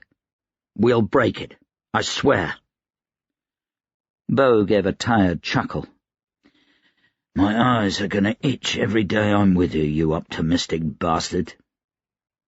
"Come on." He stood up, stretching. "We have to go find out if we killed that bitch." Chapter 20. The parlour of Winceslav House was a spacious affair with ornate brick walls and a granite fireplace big enough to drive a pair of oxen through. Adamat had politely refused a seat from the butler and made his way slowly around the room as he waited for the lady of the house. There were a number of paintings of Lady Winceslav and her late husband, Henri Winceslav, as well as a single painting of the two of them with their 4 children. The painting was perhaps 5 years old, done just before the old Duke passed away, and each of the children had since been sent to boarding schools or resided in the country with their governesses, according to Adamat's research.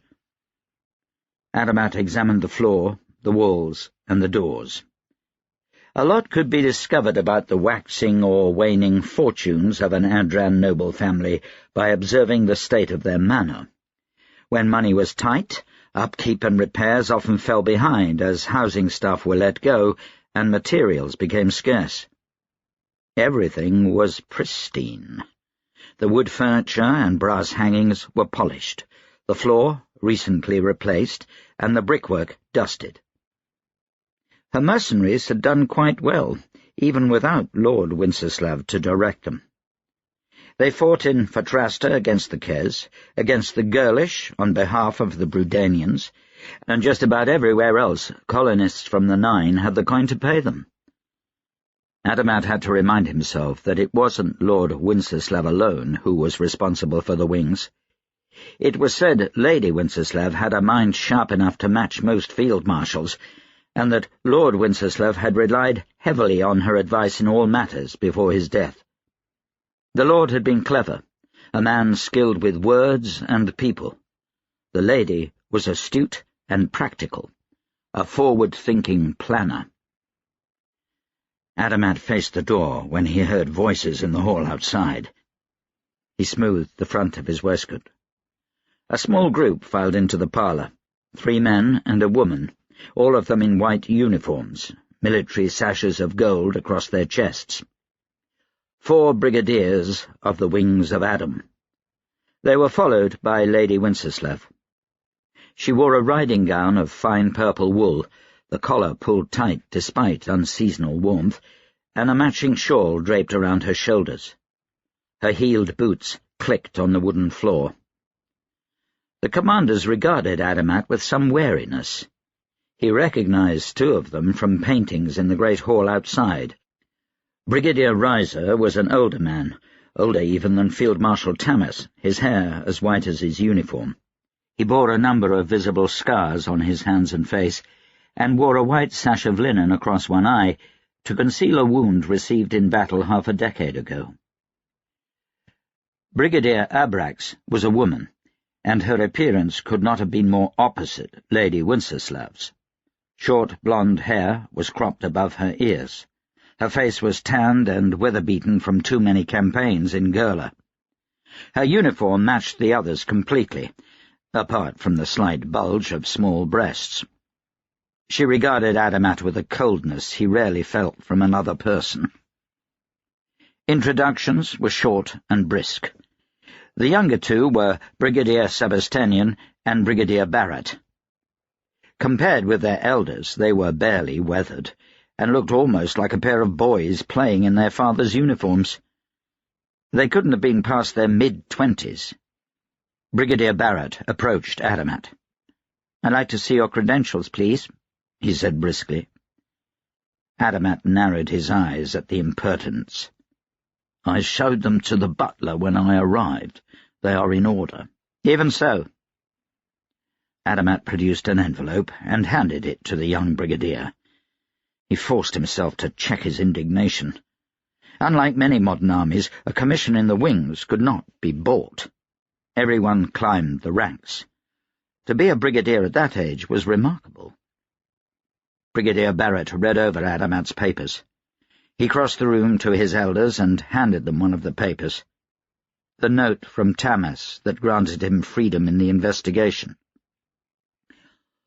"Why," Brigadier Reiser said slowly, "does Tamas feel the need to imply threats to his closest advisers?"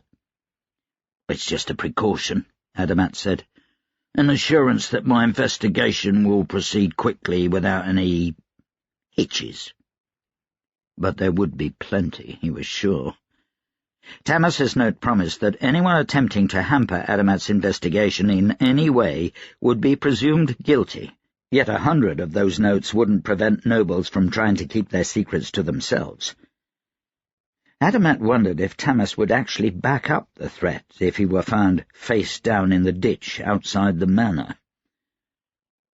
Brigadier Reiser handed the papers back to Brigadier Barrett, who returned them to Adamat. Adamat took the papers from the younger brigadier without acknowledging him, and returned the papers to his pocket. He could almost feel Barrett seethe as he returned to his superiors. Barrett had been plucked from the nobility, Adamat would wager, the type to look down on anyone beneath him and bend knee to anyone above him. "Get on with it," Brigadier Reiser said. "Lady Wincislev has nothing to hide." Adamat ran his gaze over the 4 brigadiers and turned pointedly to Lady Wincislev. She sat in one corner of the parlour, to the left and behind her brigadiers, as if she expected to be but a witness to an exchange of words. She seemed surprised when Adamat addressed her directly. "Did you inform the Kes of the location of your meeting with Field Marshal Tamas?" he said. "How dare you!" Brigadier Barrett stood, hand going to the smallsword at his side. Adamat waited for a moment, giving the other brigadiers a chance to reprimand their younger comrade. They did not. Adamat pointed to Barrett's chair with the tip of his cane. "Sit." The brigadier blinked at him for a moment, jaw tightening, before he returned to his seat. "Do I need to ask again, my lady?" Adamat said. "I did not," Lady Wincislev said. Adamat allowed himself a small smile. "Let us pray you are all as forthright and honest." "That is unnecessary," Brigadier Abrak said. Her tone was like a schoolteacher's, the words said quickly, clipped off at the end. Adamat paused for a moment. The brigadier sat as if to form a shield around the lady. He wondered if she was a fool to be prevented from speaking, or if they were really that protective of her. "I am here to interview you, my lady," Adamat said. "I'm not here to receive condescension from your brigadiers. I'm sure you have servants for that." Adamat cringed inside. He was letting his annoyance do the talking. He could hear his old commanding officer from his young days in the force. The old man had been clear how you treat the nobility. Never antagonize them. Lady Wincislev examined Adamat from beneath the brim of her riding hat for a moment. Her eyes were cool, her hands composed in her lap. She stood and crossed the room, taking a seat just opposite Adamat. "Ask your questions, Inspector," she said. Despite her polite tone, there was an air of superiority to her words, and her nose was turned up slightly. Adamat sighed inwardly. It was the best he was going to get. "Why did you support Tamas's coup?" "I had many reasons," the lady said. "For one, the Wings of Adam would have been disbanded if Manhuch had signed the accords with Kez."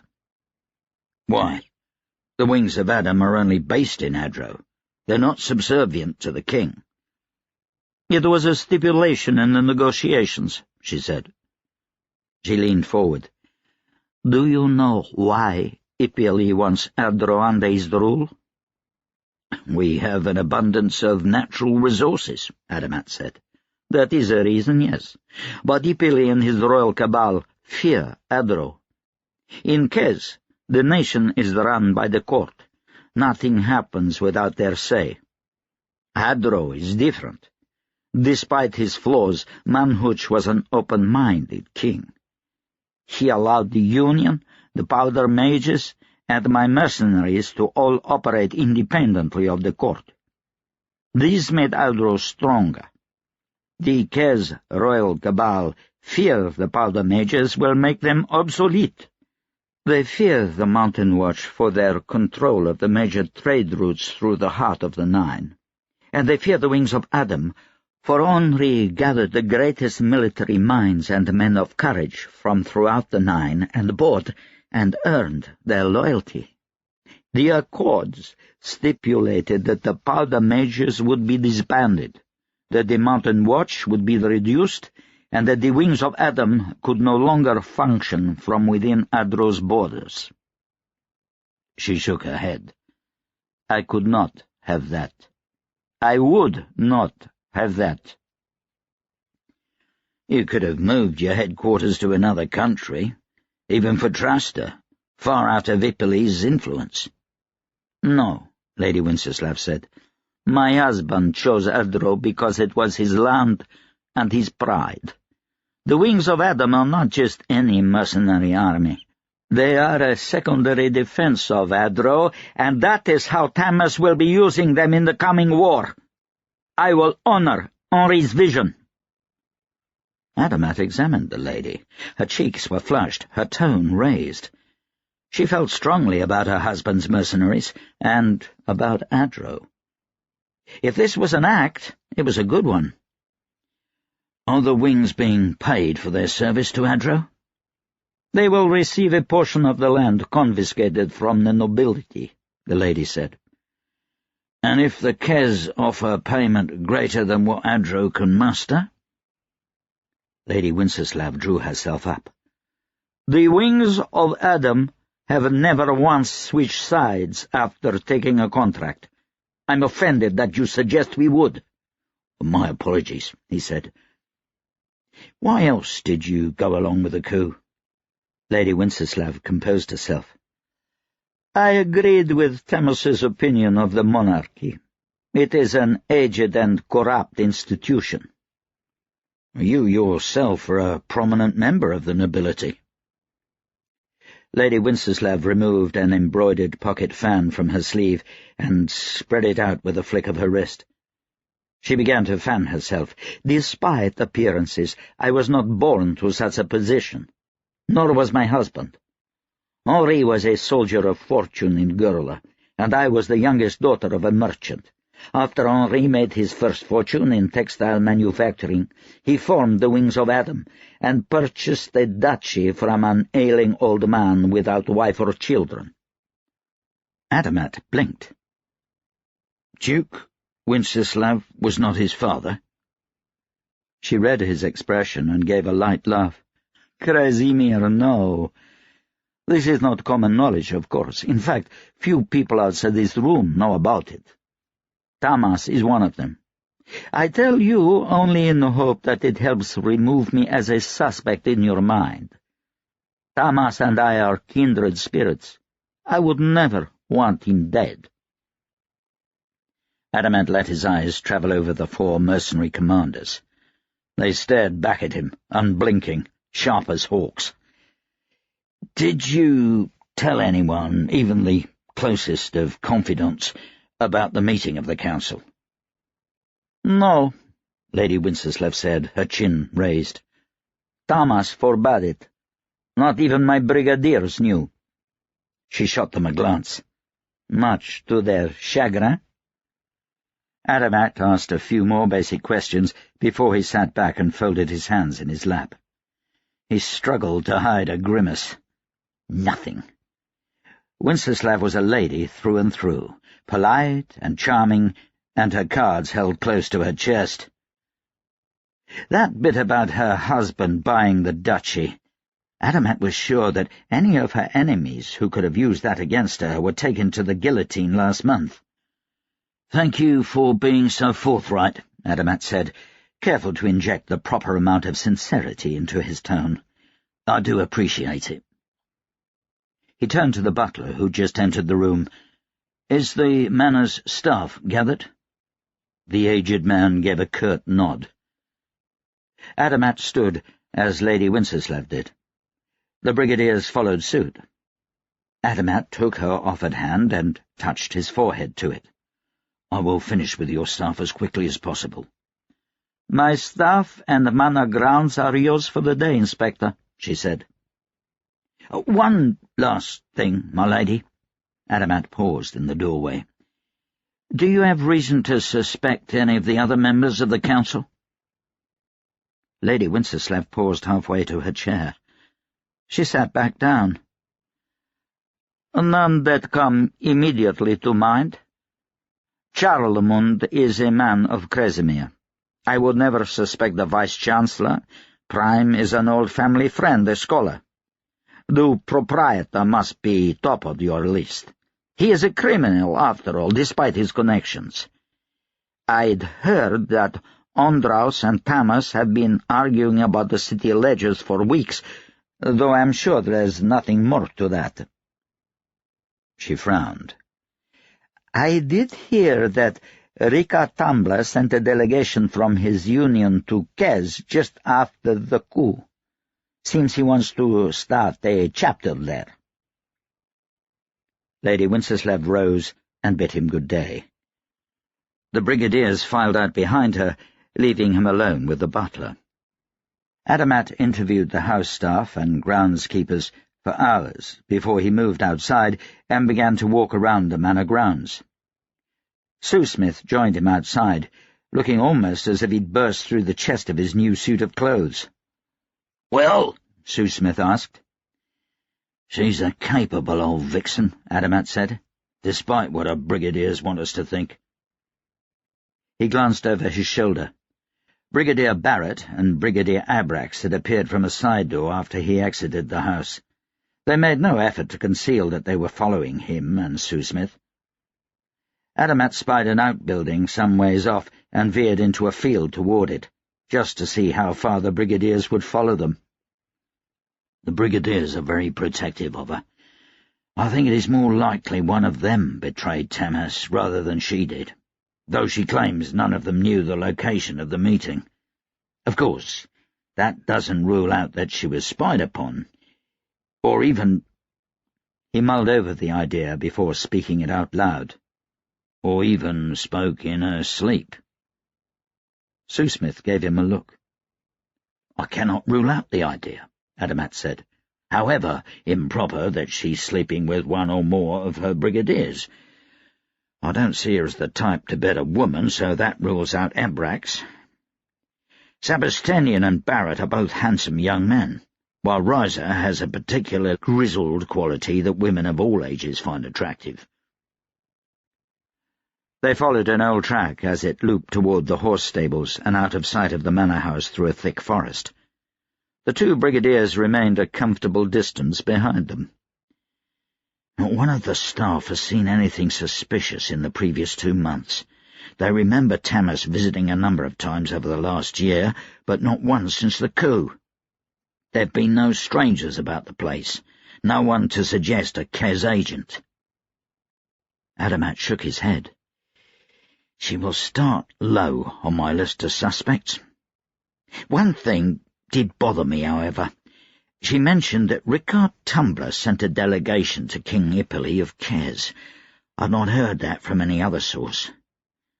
Makes me wonder." He tapped his cane on the ground. "We're done here." They reached their waiting carriage a dozen paces ahead of Brigadiers Abrax and Barrett. Adamat turned at the door of the carriage and leaned against it, waiting for the pair. They approached him without hesitation. Brigadier Abrax spoke. She was distant, cold, as if she was thinking of a battle far away and barely had the time or interest in Adamat. "I hope your investigation has been concluded in regard to our mistress, investigator," she said. "My investigation is ongoing," Adamat replied. "I'll be sure to inform Lady Wenceslav if she's needed further." "She will not be bothered," Barrett said. Abrax gave him an unreadable look, and he fell quiet. Adamat pretended to ignore Barrett, focusing his eyes on Abrax. Inwardly he examined the young brigadier. Why was he so protective? Son-like affection for the widow, or something deeper?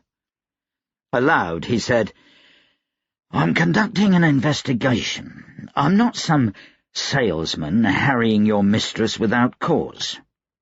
Now then," he opened the carriage door, "I have other suspects to bother." Brigadier Barrett stepped forward as the carriage door shut and put his hand on the windowsill. "Brigadiers of the Winds of Adam are not to be trifled with, Inspector. Do not push the limits of your authority." Adamat pushed the brigadier's fingers from the carriage window with the end of his cane. "Don't try my patience, young man. I've dealt with worse than you." Adamat rapped twice on the ceiling, and the carriage began to move. That one would be a problem sooner or later. "Beau says you've wrapped me in protective sorcery." Taniel fell into step beside Carpole. She gave him a sidelong glance, her green eyes unreadable. She'd avoided him as they made their way off the mountain by walking either far behind or far ahead.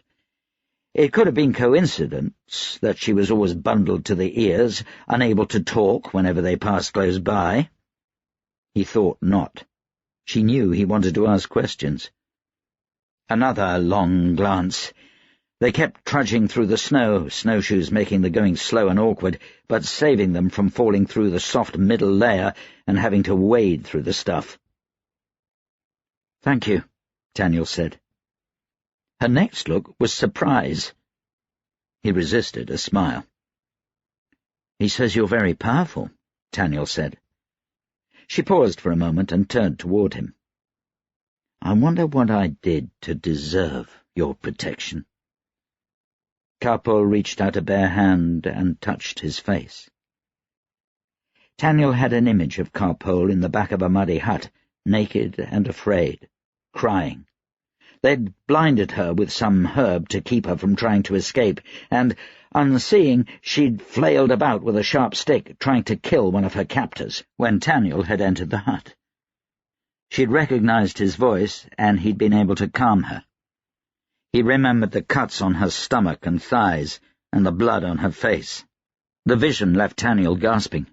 He slowed down to steady himself, suddenly weak in the knees. Had she done that? The vision had been from his own eyes. How could she— He shook his head. He ceased trying to guess what she could or couldn't do.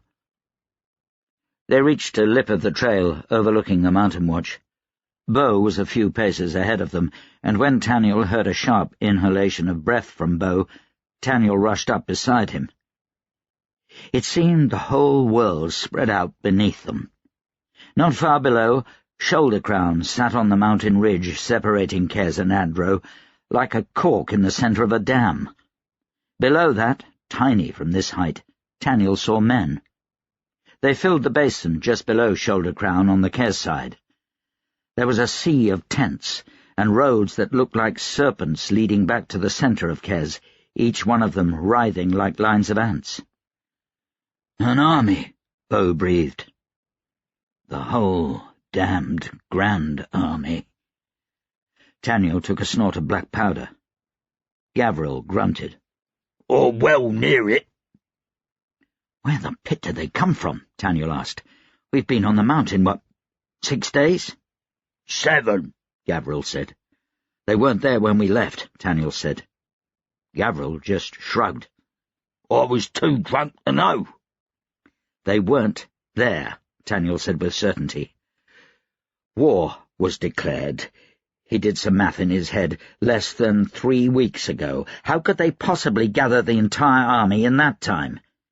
And why are they here, when Surkov's alley is an easier target? Taniel found they were all looking at Bo. Julene, Bo said with a sniff. No, Taniel said. No way she knew about the army. She's been with me for 5 weeks. It's not her army, Bo said.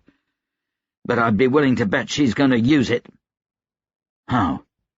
Plans within plans, Bo said. He avoided Taniel's gaze. She let slip once that she's well known in the Kes court. We're not going to find her body, are we? Bo shook his head. She fell on the Kes side, anyway. Then what now? Taniel asked. Gavril took a deep breath. We take our places at the Mountain Watch. We do what the Mountain Watch has done for 1,000 years. He drew himself up. We defend Adro. They reached the fortress by the middle of the afternoon. A small group of men and women waited at the northeast gate. Closer, a group of 3 women were rushing up the path. Taniel didn't even need to guess who they were. Privileged were magnetic to the opposite sex. Most agreed it was their bearing and power. It was common knowledge that their constant interactions with the else gave them incredible sex drives, so few privileged, especially the males, went without a harem. Bo was no exception.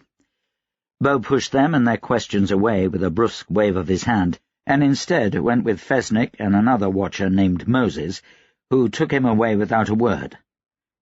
Carpole disappeared at some point, leaving Taniel alone with Gavril. I want to get a better look at that army, Gavril said. Taniel followed him across the bastion. He'd need to get a good look at this army to report to Tamas. Workers were everywhere. Taniel had not imagined so many people could fit in the Mountain Watch bastion, and he wondered if reinforcements had been sent from Adapest. Watchers rushed around in a frenzy, most of them carrying muskets or rifles. Despite the hurry, no one seemed to actually be doing anything. The watch was in top shape, and they'd done their preparations. Now they awaited the attack. The southern wall of the fortress was an ancient bastion, designed with the contours of the mountain in mind. The reality of artillery fire meant that the town could be bombarded quite easily from falling munitions, while the wall itself would remain almost undisturbed. The points of the bastion were filled with fixed gun emplacements, as many as could be crammed into the space. It fairly bristled. Taniel and Gavril went out to the tip of the bastion. They could see the whole mountainside from here, and Taniel couldn't help but wonder how suicidal the Kes troops would have to be to attempt to take the Mountain Watch. There were miles of switchbacks within clear sight of artillery and small arms, and only one flat approach to the main fortress, straight up the road. Anywhere else they'd have to scale the mountainside and then the wall, all while under fire from above. Taniel held up his thumb, trying to gauge distance. "There's a town halfway down the mountain," Gavril said, "called Mopenhague. They've set their advance camp there." "How far?" "In a straight line," Gavril said. 3 miles, just out of range of artillery." "Not too far for me." Taniel would crease a few heads when the fighting started, and they'd have to move their camp back another mile. "Novice toes!" Gavril was frowning down the mountain. "Those idiots!" He grabbed a young watcher by the shoulder and pointed down the slope. "Who's letting them get this close? They're within musket range, no problem, almost to our redoubts." The boy shrugged. "Sorry, they've just been coming up. No one's given the order to fire. We sent a runner to Adapest when the army arrived, but we haven't gotten orders yet." Taniel searched the slope for where Gavril had been pointing. There was a thin ribbon of men moving up and down the switchbacks. Their uniforms were sand-coloured with green trim. Kes infantry. They carried timber and tools, and they were coming up just below the redoubts. Adran's soldiers in the redoubts simply watched as the men worked. "Pitch!" Gavril said. He stormed down to the gate and out into the road. Taniel snatched up his rifle and a spare powder horn and followed. The redoubts were a series of 6 small forts jutting out from the corners of the first few switchbacks down the mountainside. They contained 1 small fixed gun each, and enough men to staff them, with a few riflemen beside. The snow had been shoveled from them recently, the big guns moved out from the fortress. Taniel guessed no one had staffed those redoubts for 100 years. Taniel and Gavril descended to the last redoubt on the mountainside. Gavril crossed the walk over the switchback below. "Who's the corporal of this redoubt?" Gavril asked. A man raised his hand. He was regular army, wearing the blue of Tamas's forces, sent up from Adapest to reinforce the mountain watch. He gave Gavril a sceptical look. "Me? Who are you?" "A watcher," he said. "Why are you letting the Kes set up artillery stations and—" He glanced over the wall. "Sapper tunnels?" Taniel frowned. Why would the Kes be working on sapper tunnels? They were too far out to undermine the bastion, and the redoubts could be rushed with enough men, certainly the preferred choice for most generals. They were simply a point at which to give advance fire. As soon as the enemy got past the switchback below, the men would retreat to the fortress. "Look, I don't have to take this from you," the corporal said, interrupting Gavril's berating. "I may not be a watcher, but I still outrank you, whoever you are." Taniel wasn't sure of Gavril's rank. The Mountain Watch had their own system. He pointed to his powder-keg pin. "And I outrank you. Listen to him," he said. The corporal scowled at Gavril, though Gavril was 2 heads taller and twice his weight. "Well, what are we supposed to do?" the corporal asked. Taniel could hear the big mountaineer's teeth grinding. "Your rifle loaded?" Gavril asked. Taniel handed him the rifle. Gavril gave it a once-over, running a finger down the length of the barrel with an admiring whistle. "This," he said. He leaned out over the bulwark and fired. A sapper not 50 yards away pitched to the ground. Kes workers scrambled for cover. Gavril handed Taniel his rifle. "The war's started," he said to the corporal. "Rake those bastards with shot until they're all running scared, or until they get privileged up here to slap you down." The corporal looked to Taniel for affirmation. "Go at it," Taniel said. Taniel walked beside Gavril as they headed back to the fortress. Behind them, intermittent musket fire began to pop, followed by the shouts of Kes soldiers. "Won't a privilege just stamp out these redoubts without a thought?" Taniel asked. The light artillery thumped behind them. "Go at it!" Gavril shouted to the next redoubt. "Anyone that comes in range!" To Taniel he said, "This whole mountainside is warded. Every brick of those redoubts and of the bastion was slathered in protective sorcery when it was built." "That was hundreds of years ago," Taniel said, glancing back uncertainly. The Kes Royal Cabal would come soon, he had no doubt of it. He wondered how long Bo could hold them off. Not long. He was just one privileged. "They had stronger stuff back then," Gavril said. "They say the power of the privileged has waned over the centuries since gunpowder. They used to be able to make wards to last 1,000 years. Now it's not often that wards will last past a privileged death." Gavril seemed to know a lot about sorcerers and the like. Taniel studied Gavril for a few moments. He barely resembled the drunk who'd guided Taniel up the side of the mountain a week ago. Moses, Bo, and Fesnik were waiting for them on the bastion when they reached the fortress. "I see you started the shooting," Bo said. He held a cloth over his nose and mouth. Taniel sniffed the air. Clouds from the black powder were already blowing up toward them. It would soon get far worse. Bo was not going to have a good time once the artillery lit up. "Someone needed to," Gavriel said. Watchers had come running at the sound of gunfire, and now watched as the sappers began to retreat down the mountain. "Oh, there," Gavriel said to a nearby group. "Prime the batteries. Give them some support. We don't lack ammunition. I don't want those sappers getting to the bottom of the mountain." Bo and Moses exchanged a long look. "You're taking charge, then?" Moses said. "Pit no," Gavriel said. "Just prepping the men for Jaro. Where is he?" Moses shook his head. "Something's taken him. He's far sicker than we imagined. Can barely move.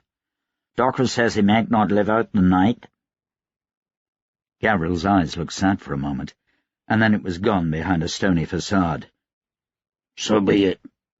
He whirled on one foot and marched down along the bulwarks. "You there! Bring those balls! More powder kegs!" He was off, giving orders, throwing about his ham-sized fists.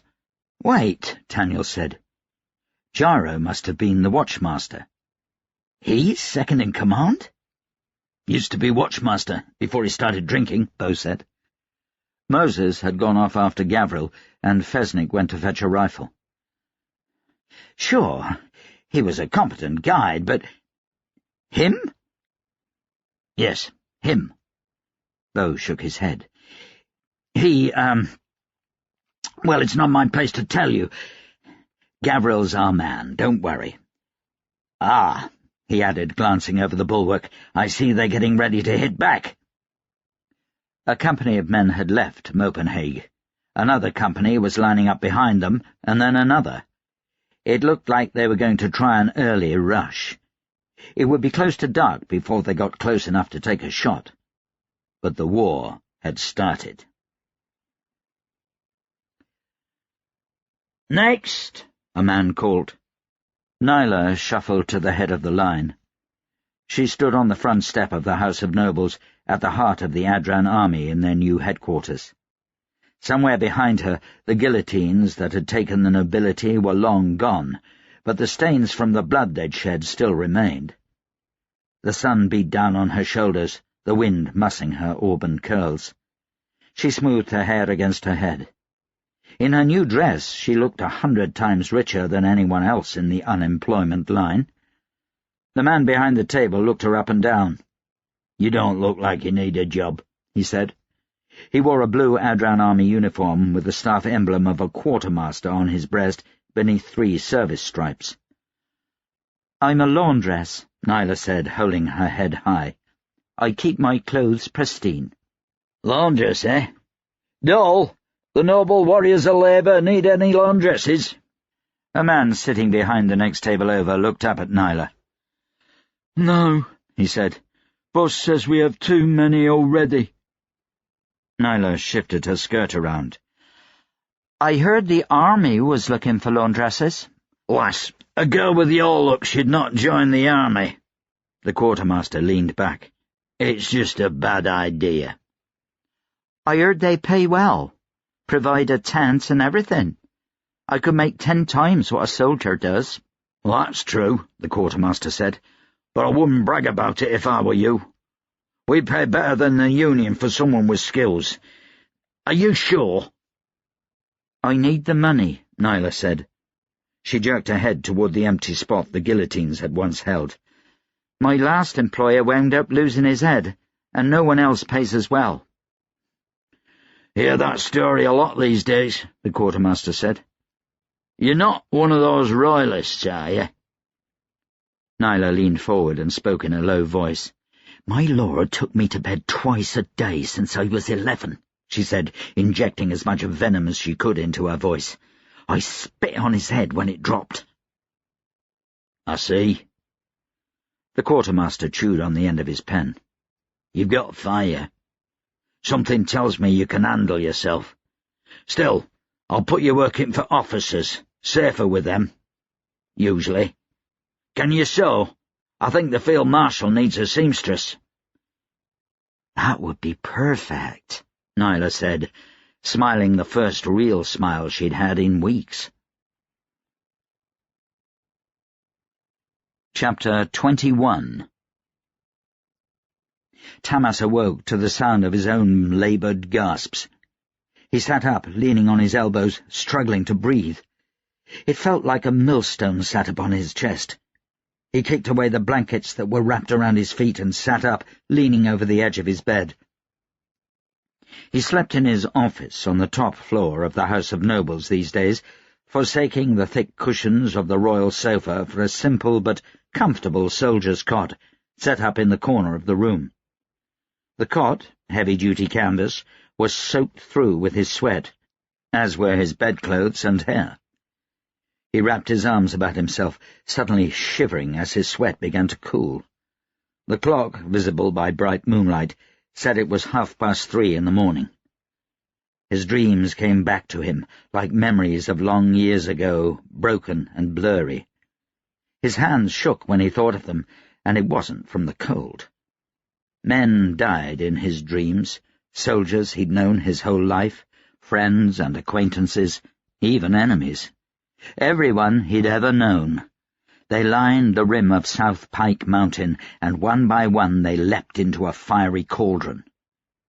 Taniel was there too, though his fate was obscured. He shuddered. Where was Vlora in those dreams? He'd seen Sabon leap into that volcano, but where was Olim? Tamas took a shaky breath. He made his way to the balcony window and stood for a moment, watching the full moon. The night sky was empty except for a single ribbon of cloud that formed a perfect circle around the moon. God's eye. Tamas began to shiver again, violently, until the shivers turned to shudders. He gripped the wall with both hands until it passed. He heard a familiar whine and looked down. "Krush," he said to the hound. "I'm all right. Where's Pitlock?" He stopped, the name disappearing in an involuntary cough. Right. Sorry, boy." He bent, offering the hound his hand. "I'll take you on a hunt soon. Get your mind off things." Tamas found his slippers and ran fingers through his hair. He donned his dressing gown and opened the door to the hallway, blinking against the light. Olim stirred in a chair beside the door. Across from him, Vlora slept in another chair, leaning on her rifle, snoring softly. Farther down the hall, a pair of guards waited beneath the lamplight. His commanders had doubled the guard after the warden's assassination attempt. "Sir," Olim said. He stubbed out a cigarette on the arm of his chair. "Don't you ever sleep?" "No, sir. That's why you hired me." "It was a joke, Olim." "I gathered." "Things quiet?" Tamas asked. "Very, sir. Not a peep in the place." Olim's voice was quiet, subdued. Tamas nodded at Vlora. "What's she doing here?" "Worried about you, sir." Tamas sighed. "You okay, sir?" Tamas gave a nod. "Bad dreams." "Me grandmammy used to say bad dreams were bad omens," Olim said. Tamas glared at the soldier. "Thanks, that makes me feel much better. I'm going to get something to eat." He shuffled down the hall. Olim gave him some space, trailing along at 10 paces all the way down the stairs. The trip 6 floors down to the kitchen seemed much longer in dark corridors, and Tamas had to admit that Olim was some comfort when shadows in doorways played upon his imagination, reaching for him from the darkness. He jumped once, thinking he saw the hunkering figure of a warden waiting in a corner. Closer inspection revealed a coal-burning stove. Tamas had hoped to find in the kitchens some scraps from last night's dinner and be back up in his room in minutes. Yet when he approached the kitchen, he saw the low glow of ovens and smelled fresh bread. His mouth began to water, a sure sign he was near Mihali's cooking. He stepped into the room, pausing at a sight he didn't expect. 2 women stood at one of the stoves. They worked over an enormous pan, as big as a wagon wheel, cracking eggs and tossing the shells to the side. Mihali stood just behind them. Just behind them, his body pressed close to theirs, an arm on either side of the two women, hands moving nimbly above the pan. He added a dash of salt, then one hand dipped down, eliciting a startled giggle from one of the women before appearing again with his knife and a whole green pepper, nimbly slicing it into the pot. Tamas cleared his throat. The two girls jumped, eyes growing wide at the sight of Tamas. Mihaly stepped away from them, moving smoothly despite his girth, and grinned. "Field Marshal," he said. He wiped his hands on his apron and patted each girl on the cheek, then headed over to Tamas. "You look like you haven't had a good night." "You look like you have," Tamas said. "I've seen it all now. Seduction by way of omelette." It was hard to tell in such poor light, but Mihaly seemed to turn red in the face. "Simply early morning lessons, Field Marshal," he said. "Bellany and Tasha are the most promising of my pupils. They deserve extra attention." "Pupils?" Tamas asked. "I thought they were assistants." "Every assistant is a pupil. If they don't learn, what good are they? Every master must be prepared to be bettered, as my father was before me. Someone will create more amazing dishes than I some day. Perhaps it will be one of those two." "I have doubts about that," Tamas said. He glanced toward the two women. One was older, perhaps in her 30s, a handsome-faced woman with a body rounded in all the right places. The other was young and slightly plump, with dimples on her cheeks. They watched Mihaly more than they watched their pan, with expressions Tamas only saw on two types of people, young lovers and religious sycophants. Tamas wondered which they were. "You're not sleeping well?" Mihaly asked. Tamas shrugged. "Bad dreams. Bad omens, more like." Olam's soft voice came from the doorway. "I told him." Mihaly gave Tamas a critical look over. "Warm milk. That's never worked for me," Tamas said. "Do you ever sleep? It's 3 a.m. 3:45, Mihaly said, though there were no clocks in the kitchen. "I've needed little sleep since I was a boy. Papa told me it was because of the gods touching me." "Your father believed you?" Tamas asked. "I don't mean to be rude. You said before that he told you to keep quiet about being Adam reborn." "No offense taken." Mihaly edged over to an empty table and began to produce a number of small clay spice bottles from his apron pockets. There were no labels, but he set them down in a very specific order on the table. "He believed me. He just knew of the problems I'd face if it became public knowledge." "And now," Tamas said, "you've told me, and I think word is spreading about your claims." He glanced at the two women. Which was it? Religious adoration or love? Or both? They still watched Mihaly, until one of them noticed that the omelette was smoking and turned around with a cry of dismay. A smile played upon Mihaly's lips. He produced a mortar and pestle and began to grind herbs together. "My claims?" Mihaly said. "You don't believe me, do you?" "I don't know," Tamas said. "It's a lot to swallow. I've seen what you do with food, how you can make it appear. I've never heard of any sorcery like that, and I've seen the glow of the knack around you." Mihaly seemed startled by this. "You noticed?" "Yes, well, you did it right in front of Olam and me." "Oh. No one is supposed to notice that. I usually pay better attention. Papa told me to hide it when I was a boy, said the royal cabals or the church would come for me if they found out." Tamas examined Mihaly's face for any sign of a lie. Mihaly was concentrating on his work, combining herbs until he was satisfied with the result. He produced a dark powder and added it to the mixture. "Tasha," he said. "Warm some goat's milk, please." "I thought you were doing it on purpose," Tamas said slowly. "Perhaps to convince us of your godhood?" Mahali gave him a shy smile. "I've never been a flashy god," he said. "I leave that to Kresimir." "You've also been serving dishes very foreign to Adro," Tamas said. "We don't have eels in the Adsea, for instance. You use expensive spices like they were simply flour or water. I served in Gurla for a time. I know what these things can cost, and I know Ondraus doesn't approve this kind of money for food. Is that your knack, producing food from thin air?" Mohali scratched his thin moustache.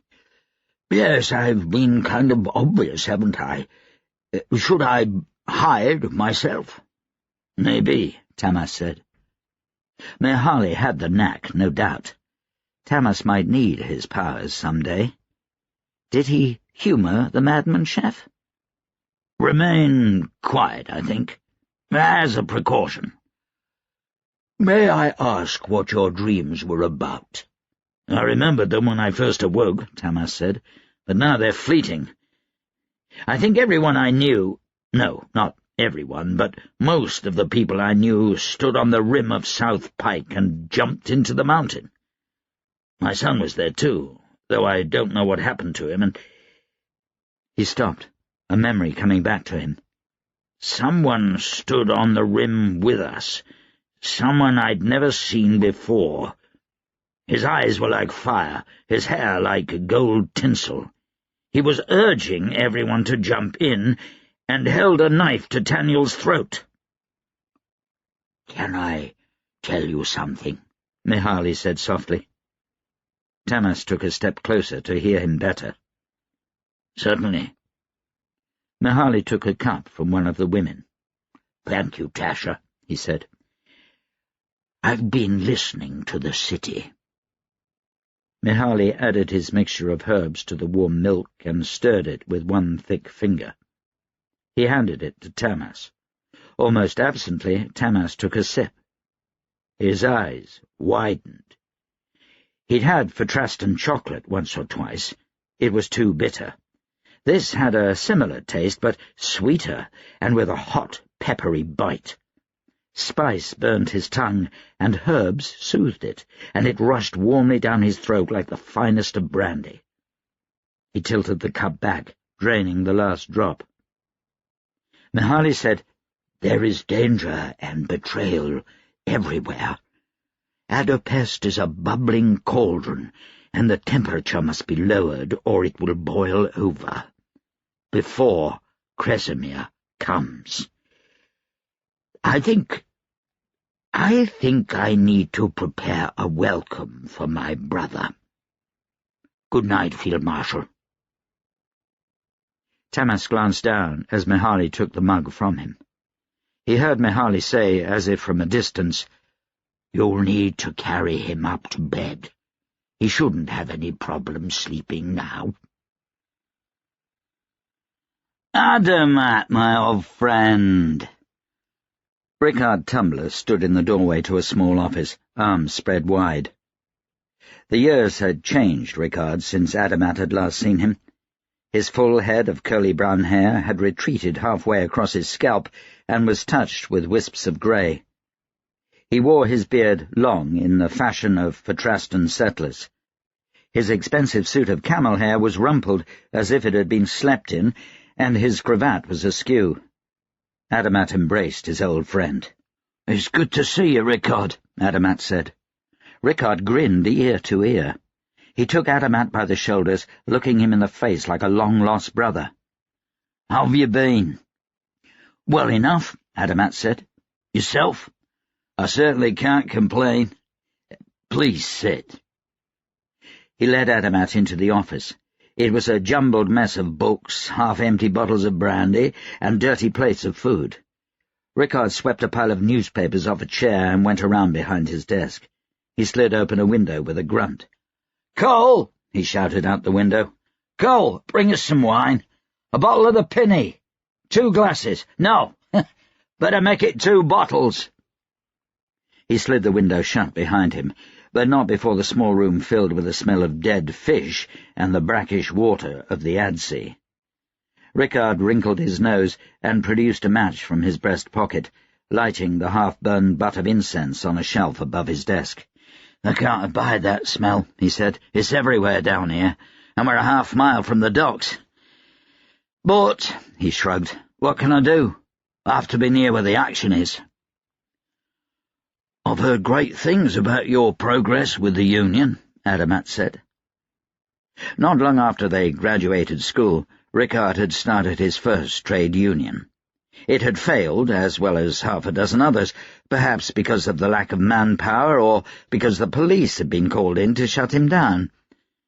Rickard had been jailed 5 times.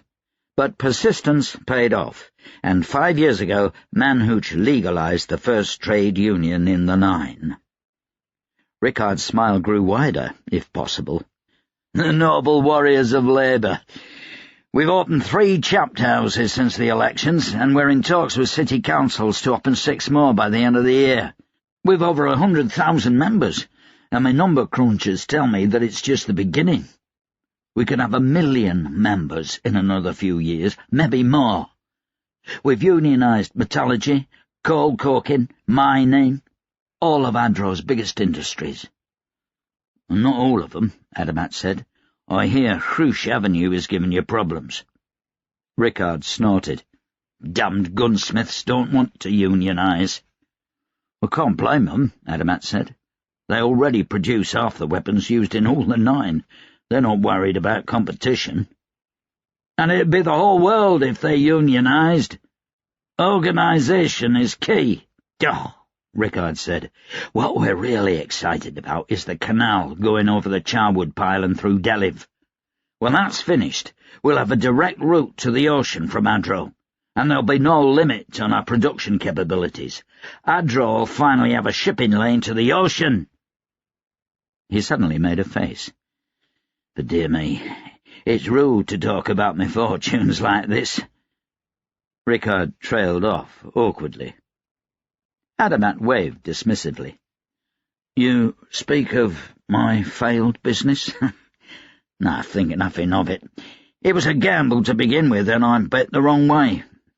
I could blame it on the price of paper, or the stalwart competition, or the exploding printing press.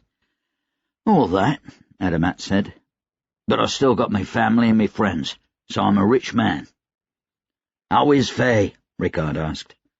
"Quite well," Adamat said. "She's staying out in the country until things have stabilized a little more here in the capital. I've been thinking of having her remain until the war's over, in fact." Rickard nodded. "War is the pit." A young man with scrawny arms and old cast-off clothing entered the room with a bottle of wine and a pair of crystal wine-glasses. "I said 2, damn you," Rickard said. The young man seemed unperturbed by Rickard's shouting. "There was only 1 left." He let the platter drop on Rickard's desk with a clang and beat a hasty retreat, dodging a cuff from Rickard's fist. "Impossible to find good help," Rickard said, steadying the wobbling bottle of wine. "Indeed." Rickard poured the wine. The goblets were dirty, but the wine was chilled. They drank 2 glasses each before exchanging another word. "You know why I'm here?" Adamat asked. "Yes," Rickard said. "Ask your questions. I'm no fop to take offence. You got a job to do." This would be a relief, Adamat decided. He leaned forward. "Do you have any reason to see Field Marshal Tamas dead?" Rickard scratched his beard. "Well, I suppose he's been grumbling lately that he wants to see a reduction in the size of the Union. Says we're gaining too much power too fast." He spread his hands. "If he decides to put a cap on our manpower, or to tax our earnings heavily, it could cause a big problem for the warriors." "Big enough to have him killed?" "Certainly. But one has to weigh the benefits and risks. Tamas is tolerant of the unions. He supports their existence, despite our being outlawed for almost 1,000 years now. Manooch only allowed me to set up the warriors because of the exorbitant taxes he planned on getting from us. We were able to dodge enough of them to make it cost-effective for us to exist. If you could exist under Manooch, why did you support the coup? A number of Manooch's accountants were taking a closer look at her books. They realized they weren't getting nearly as much in taxes as they'd planned, and his advisers were encouraging him to have us disbanded entirely. The nobility hated us. They hate having to pay workers more, even if it means higher production. Even if Manooch hadn't had us disbanded, the Accords put Adro under Kes colonial law, which would have found me and the rest of the Union bosses in prison. Or worse, and the warriors are disbanded anyways, our property confiscated. You said there would be risks for you in having Tamas killed, Adamat said. Mostly questions. I don't have a lot of friends in the council. Lady Winceslav tolerates me. The Reeve hates me because my accountants are almost as good as his, and the Diocel has excommunicated me twice. Prime Lector thinks I'm a fool, and the proprietor, well, the proprietor enjoys the bribes the Union pays him. If Tamas were killed, that would leave me with only 2 supporters on the council, both of whom could turn on me. Adamat took a sip of his wine. It may be that one already has, he thought, remembering what Lady Winceslav had said. Word has it you sent a delegation to Ipili. Rickard sat back. Who told you that? You know better than to ask me that. Oh, you and your sources. I forget sometimes that you seem to know everything, even things done in the deepest of secrecy. So you did? Rickard shrugged. Of course. Not even Tamas knows. Not that I'm hiding anything, he said quickly, throwing up a hand. Why the secrecy if you aren't hiding anything? Adamat found himself on edge. Old friend or not, if Rickard was dealing behind Tamas's back, friendship was cheap currency. I told you we might make 1 million members. Yeah? Well, imagine if that could be 10 million, or 100 million. You're talking every working man in all the 9? Rickard nodded solemnly. The warriors sent a small delegation to Ipili. Nothing so underhanded as trying to sell out Adro, mind you. Simply a letter of intent that the warriors want to spread outside Adro throughout the whole 9. It's well known the Kes outnumber us, but they don't have anything to match our industry. We offered a number of small incentives if they let us start a chapter house in one of their cities. I see, Adamat said. He examined the inside of his wineglass. He understood perfectly why Rickard had done it in secrecy. With the war on, Tamas would not want even an inkling of anyone helping the Kes. And the Kes would have much to gain from the unions. Kes was primarily an agricultural country. They had yet to embrace industry, not the way Adro did, so they were behind in technology and production, despite their immense population. If the warriors spread to Kes, their knowledge of Adran manufacturing would spread with them. As Rickard said, the Kes could not match Adran industry. Yet. Have you received an answer? Rickard made a face. He looked around his desk, then on the shelves, and finally found what he was looking for underneath a crust of half-eaten bread. He tossed a paper into Adamat's lap. It bore the royal seal of King Ipili of Kes. Adamat ran his eyes across the contents. They rejected you. With venom, Rickard said. My men were thrown from the palace by their belts. The Kes are fools, idiots. They remain in the last century, while the rest of the world already looks to the next. Damned nobles. Adamat considered this. This lead was gone anyway, unless there were further negotiations going on beneath the surface. Such a thing wasn't unheard of. Adamat would dig deeper if need be. Rickard was not such a good friend that Adamat wouldn't see whether his story held water. Rickard drained the last of the wine straight from the bottle. He set it down on the desk on its side and spun it. "Mice left me last month, right after the coup." Mice was his 6th wife in 20 years. Adamat couldn't help but wonder what he'd done this time. "Are you all right?" Rickard's eyes were on the spinning bottle.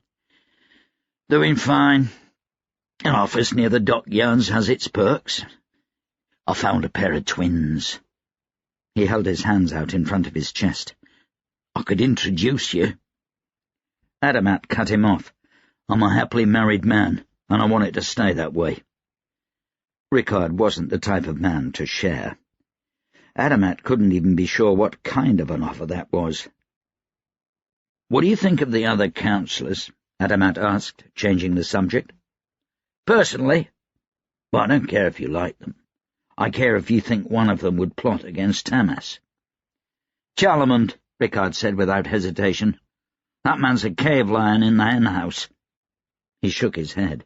"You've heard stories about his villa, right? A pleasure villa for the high and mighty just outside the city." "Rumours," Adamat said. "Nothing more." "Oh, they're true," Rickard said. "Makes me blush, and I'm no innocent virgin. Any man with appetites like that has designs for the country, mark my words." "Do you have any proof? Any solid suspicions?"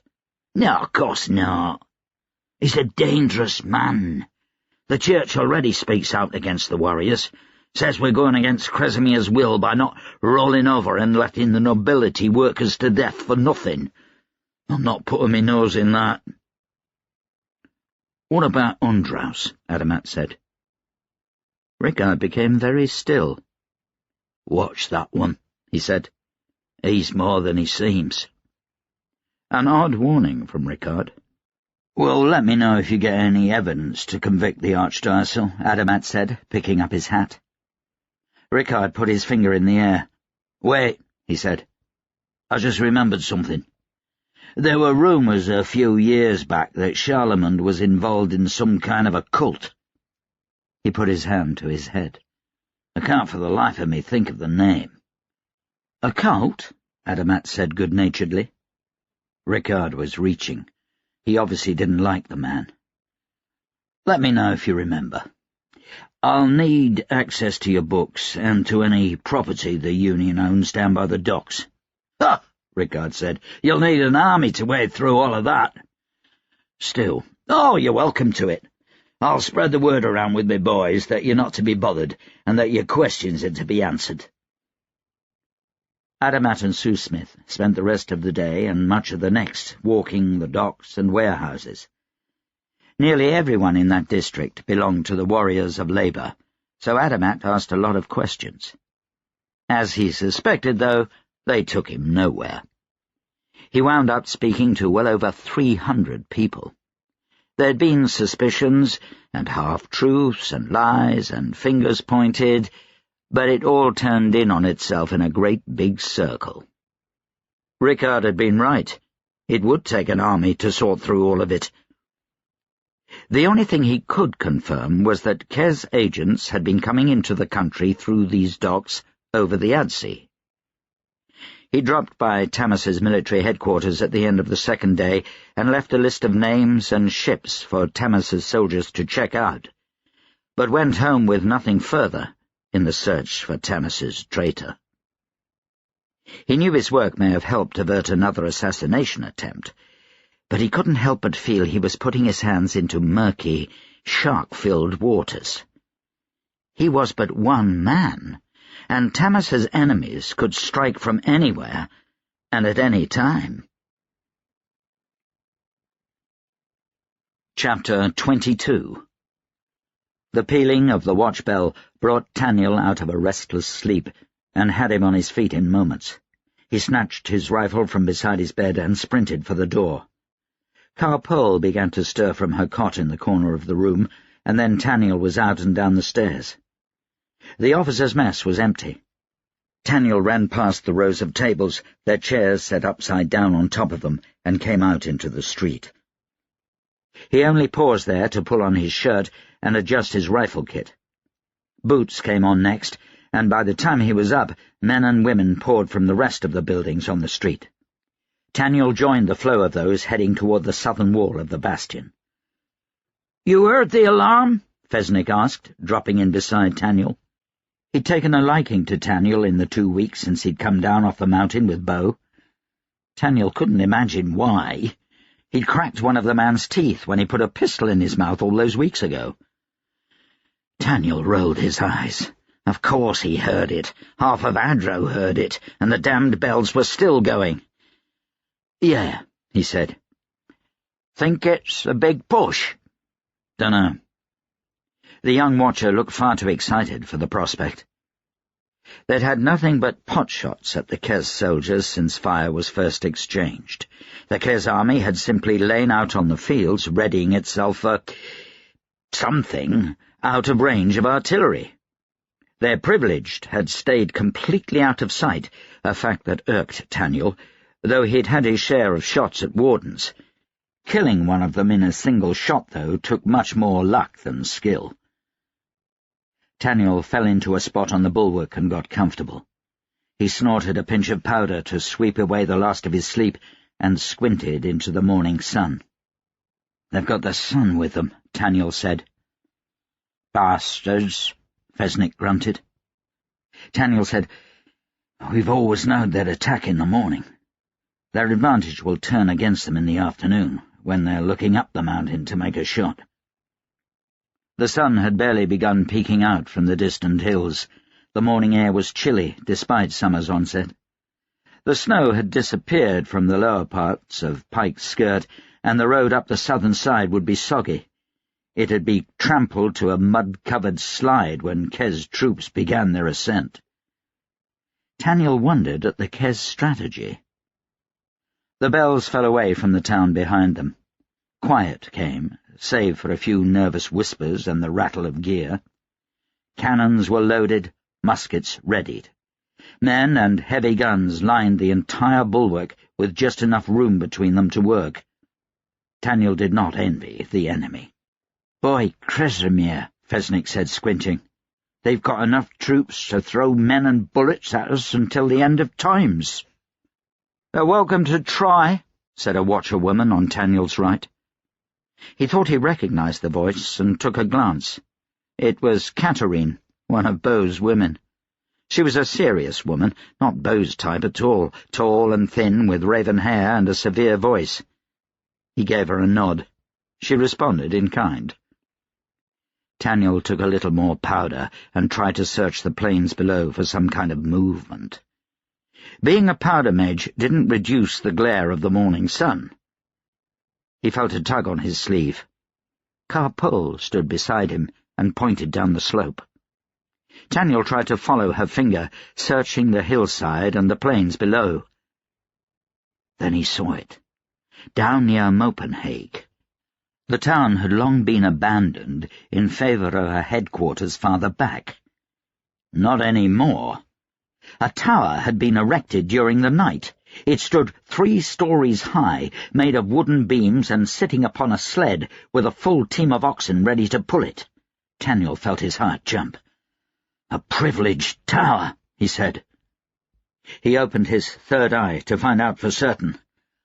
A glow surrounded the tower in the else, thick enough to blot out individual auras.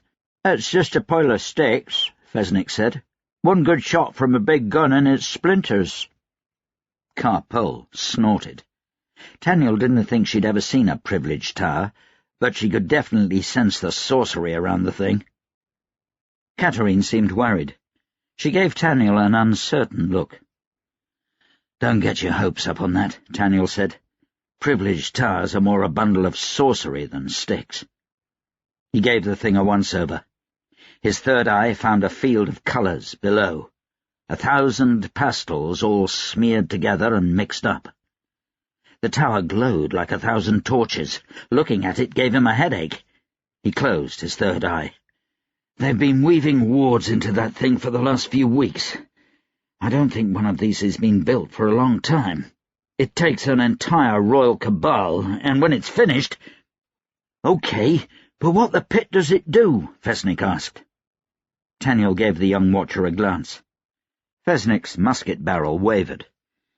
"It'll protect the soldiers as they come up the hill," Taniel said, "and the privileged riding it." "I still can't see the thing," Fesnik said, shielding his eyes. "You will soon enough."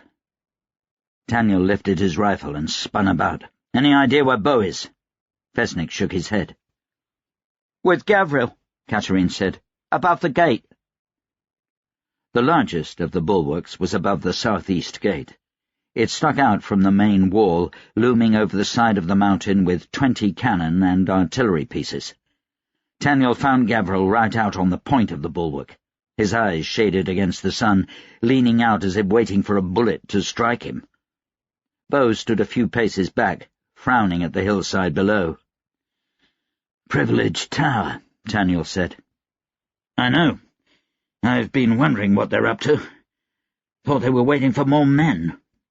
He grunted and tugged at his collar. "I wasn't expecting this." "I've never seen one before," Taniel said. "Just heard stories." "I'd be surprised if you had. The last one made was, 215 years ago. A siege of a Shah's palace in Gurla by Kez forces, allied with Adro, no less." He snorted. "The Adran and Kez royal cabals worked together to build 3 privileged towers. Won them the battle, and the war." "Why'd they need them?" Taniel asked. Beau gave him a long look. "Because the Shah's palace was guarded by a girlish god." Taniel felt a chill in his chest. It wasn't caused by the wind. "You're joking. A god?" "Royal cabal secrets, my friend," Beau said, tapping the side of his nose. "A young god. Young and naive." Beau's voice was wistful. "Not a story you'll hear in the history books," Gavril added. He climbed down from the bulwark and faced them, placing a looking-glass back in his pocket. He wore the assorted furs of a mountain man, with brown leather boots and a matching vest that barely fit across his chest. The vest was old and faded, and Taniel could practically smell the dust from it, as if it had been sitting in the back of a closet or bottom of a chest. On the left breast it had an emblem of the Mountain Watch.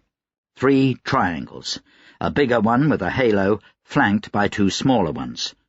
A watchmaster's vest. Gavril, the town drunk, was the watchmaster. It still boggled Taniel's mind. "What do you think?" Beau said, nodding over the edge of the bulwark. "I don't like it." Gavril rubbed at the stubble on his chin. He'd shaved off his beard since he took over as watchmaster. It grew back in quickly, and he only bothered to shave every few days. "A privileged tower means they've got the whole cabal down there." "Or something worse," Beau said. "Julene," Taniel said. They exchanged unhappy glances. "I've seen her unleash sorceries," Taniel said. "Powerful stuff." "Oh," Beau said, "she held back. You don't know the half of it." "Then she'll sweep this fortress aside." "Don't care who she is," Gavril said. "She'll not get rid of her so easily. Sorceries as old as she is anchor this fortress to the mountain. They've been woven into every brick and every handful of dirt and rock. This is the Mountain Watch." Beau gave Gavril an annoyed look. "She's not to be underestimated either," he said.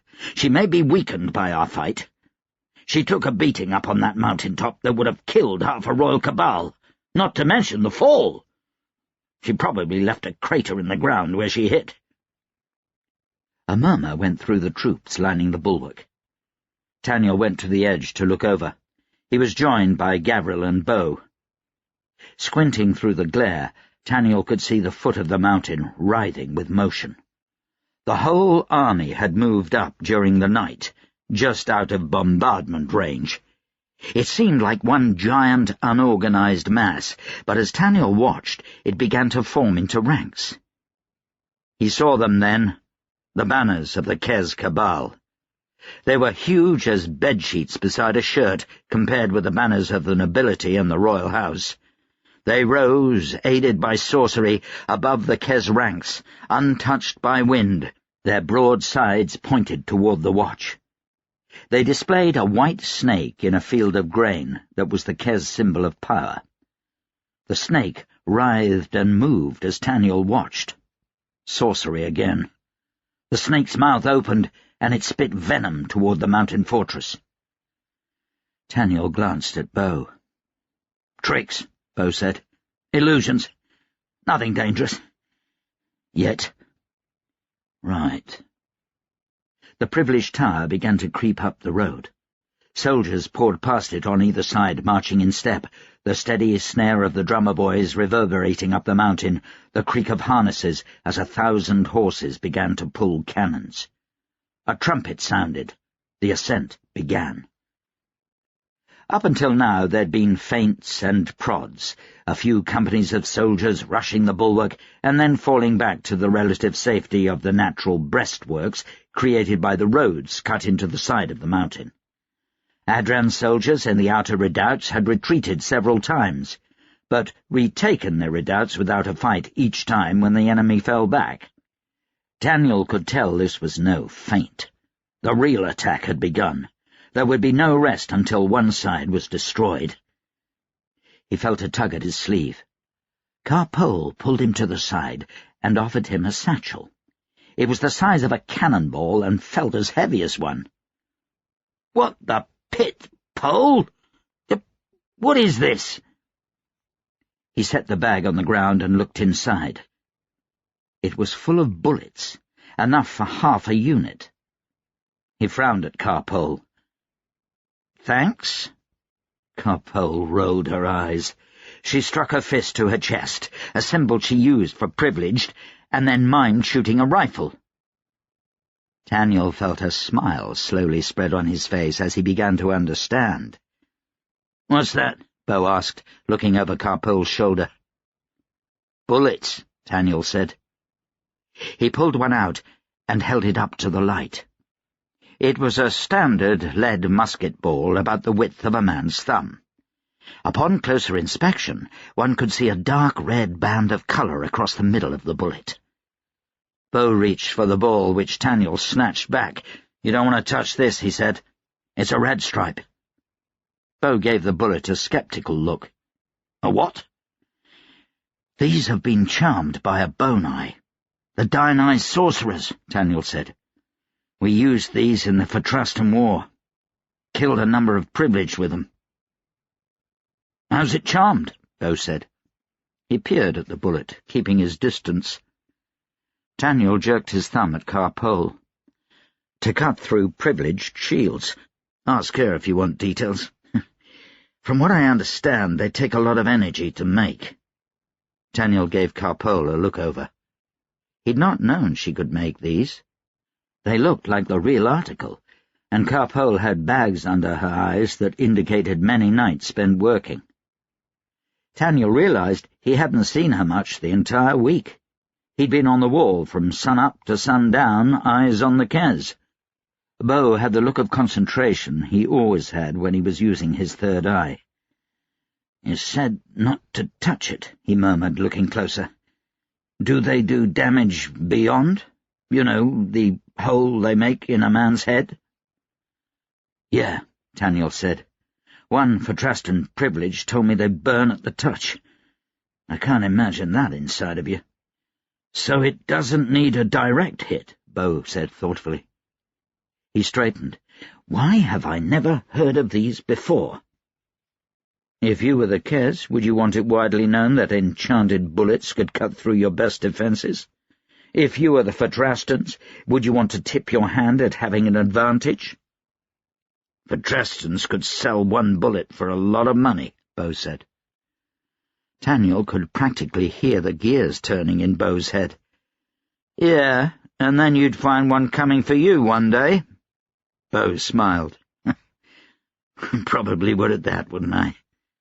He still looked thoughtful. I wouldn't tell anyone else about those if I were you. Gavril moved up beside them. Taniel, the privileged have begun to show themselves. Time to go to work. And you, Bo.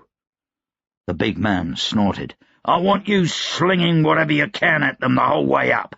The battle's about to begin. A cannon blast punctuated his words and left Taniel's ears ringing. Another followed in less than a few heartbeats, and then another. Get used to the sound, Gavril shouted above the racket. The only thing we're not short of is ammunition. They'll pound away day and night, till either we crack the barrels or the Kes send us to the pit. Taniel spent the rest of the morning sending Kes Privilege scrambling for cover. The red stripes cut through the protection offered by the Privilege Tower everywhere but nearest the tower itself. The sorcery was just too strong there, and the red stripes pinged off an invisible shield just as the conventional artillery did. Kes Privileged huddled around the tower, matching its ponderous progress. Some even rode on it, sending half-hearted shots of sorcery up the mountainside in the form of fire and lightning. Not once did a shot make it past the redoubts. The wards protecting the mountain watch were too powerful. The Privileged Tower reached a point 3/4 of the way to the fortress from Mopenhague around noontime. It rolled to a stop on a relatively flat part of the road near a level area of ground big enough for a squat house and a latrine, a resting point for travellers on the switchbacks. Blocks were put behind the wheels, and the oxen were corralled. Tents were set up in the shadow of the Privileged Tower. The Kes cabal had found their staging ground. The Kes worked all day beneath a torrent of artillery fire. The air above them shimmered where cannonballs and canister shot rained down upon the sorcery-woven shield. Late in the day, Taniel found himself near Bo. Bo wore his gloves, but had yet to make any response to the Kes cabal. He scowled while he examined the Royal Cabal's new position through a looking-glass. "Picked," Bo said to himself. He stowed the looking-glass when he sensed Taniel's presence and turned. "She's down there," he said. "Julene?" Taniel asked. "How can you be sure?" Bo rubbed his temples. "I've had my third eye open all day. She's hiding herself well, and, Pitt, it's tough to pick out individuals beneath that shield. I've seen her well of power manifest twice now, each time when the tower got stuck." He snorted. "Bitch is driving cattle now. I just saw it again right now. It's her, all right. Only a Preddy has that flair to them in the else. She's barely bothering to hide." "What if there's another one down there?" Taniel asked. Bo turned white as a cloud. He swallowed and turned around, staring through the looking-glass again. After a moment he took it away from his eye. He spit at Taniel's feet. "You're a bastard for suggesting that," he said. He rubbed his eyes. "I'll be up all night now looking for a second one, damn it." "So she survived that beating we gave her on the mountain?" "It seems so." "How the pit do we kill her, then? Can it even be done?" "I don't know." "You inspire a lot of confidence, you know that?" Taniel ignored Bo's glare. "She's really trying to come up here to summon Kresimir?" "Yes." Taniel had asked the question 50 times now. He hoped Bo's answer would change. It hadn't. He felt like he couldn't give up trying. "Why didn't she do it weeks ago? She could have snuck past us and gone up there." "Last time it took 13 of the most powerful privileged in the world," Bo said. "She'll need an entire royal cabal this time." "Hence the Kes." "Yes." "Why would they help her?" "Who knows what she's promised them," Bo said. "Immortality? Power? Ruling the 9 at Kresimir's side?" "We have to tell my father." "I sent a warning to him over a month ago," Bo said. "The answer I got was that he sent you to kill me." "I believe you," Taniel said. "Oh, very reassuring. Have you written him about Julene?" I did. He had yet to hear a word from his father. What did that mean? Last news from Adapest was a week ago. A warden had tried to kill Tamas. They'd not succeeded. Taniel had no idea whether his father had been wounded or incapacitated, or whether he was simply too busy to write back. Or maybe he was still planning on sending someone to kill Beau.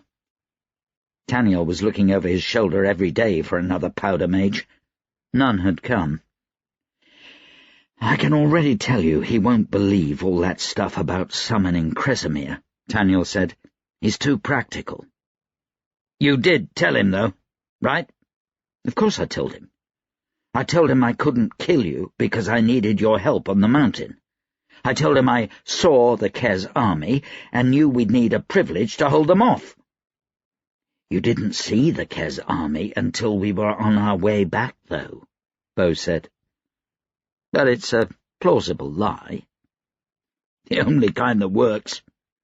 "I requested reinforcements, too," Taniel said. "At the very least, Tamas will send those." "Good.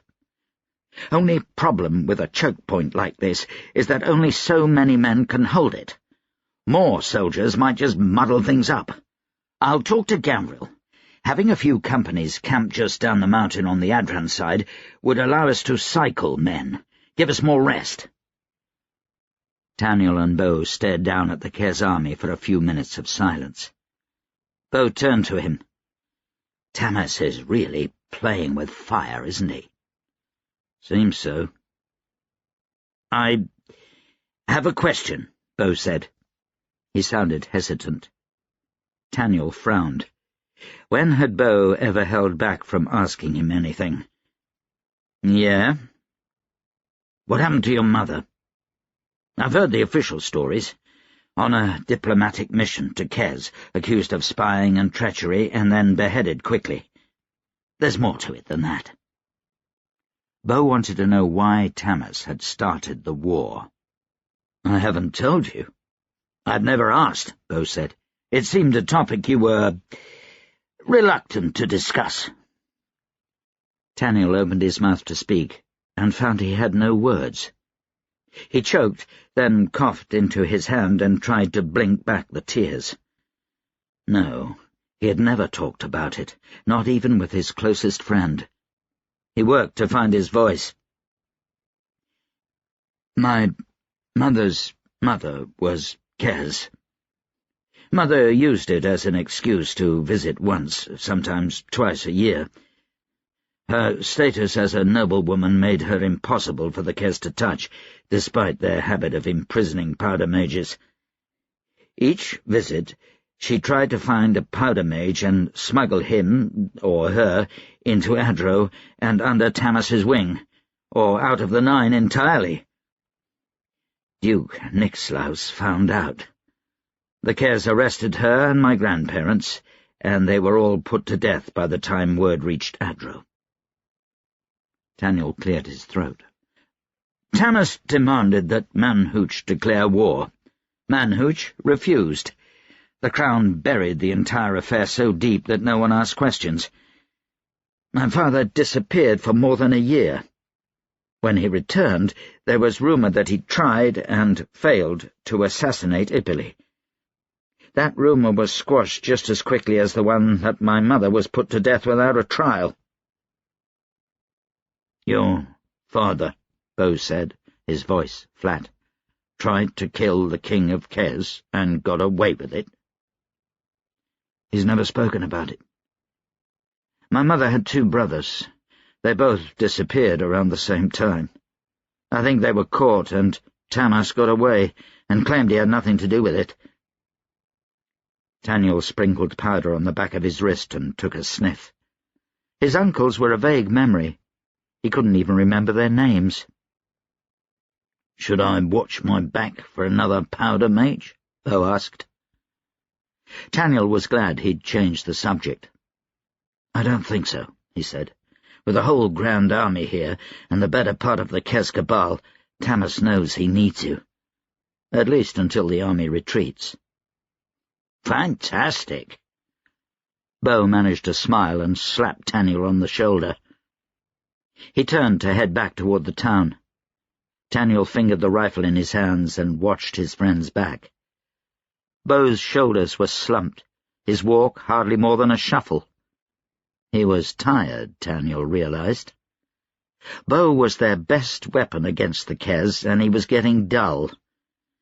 Their second-best weapon— Taniel felt his mouth go dry.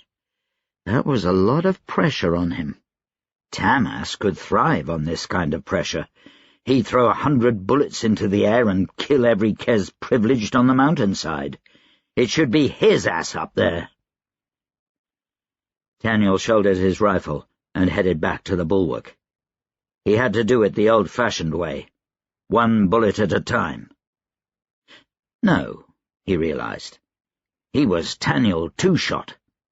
He'd take 2 at once. Chapter 23. Tamas stepped out of his carriage and took a deep breath of country air. Olam already stood in the drive, one hand on the butt of a pistol at his belt, the other tucked into the pocket of his scarlet hunting coat. His nose was in the air like a guard dog as he examined their surroundings. He wore an outfit matching Tamas's, with black laceless boots and dark pants, in addition to the scarlet coat and hunting cap, a rifle over one shoulder. The baying of hounds echoed out across the pastures. The hunting lodge rested between 2 hills beside a stony creek on the edge of the King's Wood. It was a vast affair, with hundreds of rooms in the traditional bad taste of the Adran monarchy. It had originally been built of local stone and immense oaks, the likes of which hadn't grown in this area for 100 years. Recent renovations had given it a brick facade. The kennels, a 2-story building as big as the King's stables, were visible across the southern pasture. "Come on, Hrush," Tamas said. The hound dog leapt from the carriage and immediately put his nose to the ground, floppy ears dusting the gravel. Tamas felt a twinge when Pitlaw didn't follow Hrush out of the carriage, as he had so many years in the past. A great many things were different about the hunt this year. Tamas entered the farmhouse and was hit by the nervous titter of uncertain conversation. He was among the last to arrive, yet there were fewer than a dozen people in the main foyer. "Not many here, sir," Olam said. A butler gave Olam's cigarette a disapproving look. Olam ignored him. "I killed 90% of the people who usually come," Tamas murmured. Tamas nodded to each of the men and the women in the foyer. A couple of merchants of means, and a pair of noblemen with low enough rank to spare them the elections. Last year they would have worn the pale breeches and dark waistcoats of those not included directly in the hunt. This year they would wear hunt colours, along with everyone else, simply to fill out the numbers. Brigadiers Reiser and Abrax chatted idly with the merchants. Tamas exchanged a few words with them and thanked them for their service against the Royalists. Conversations died as he passed by the minor nobility.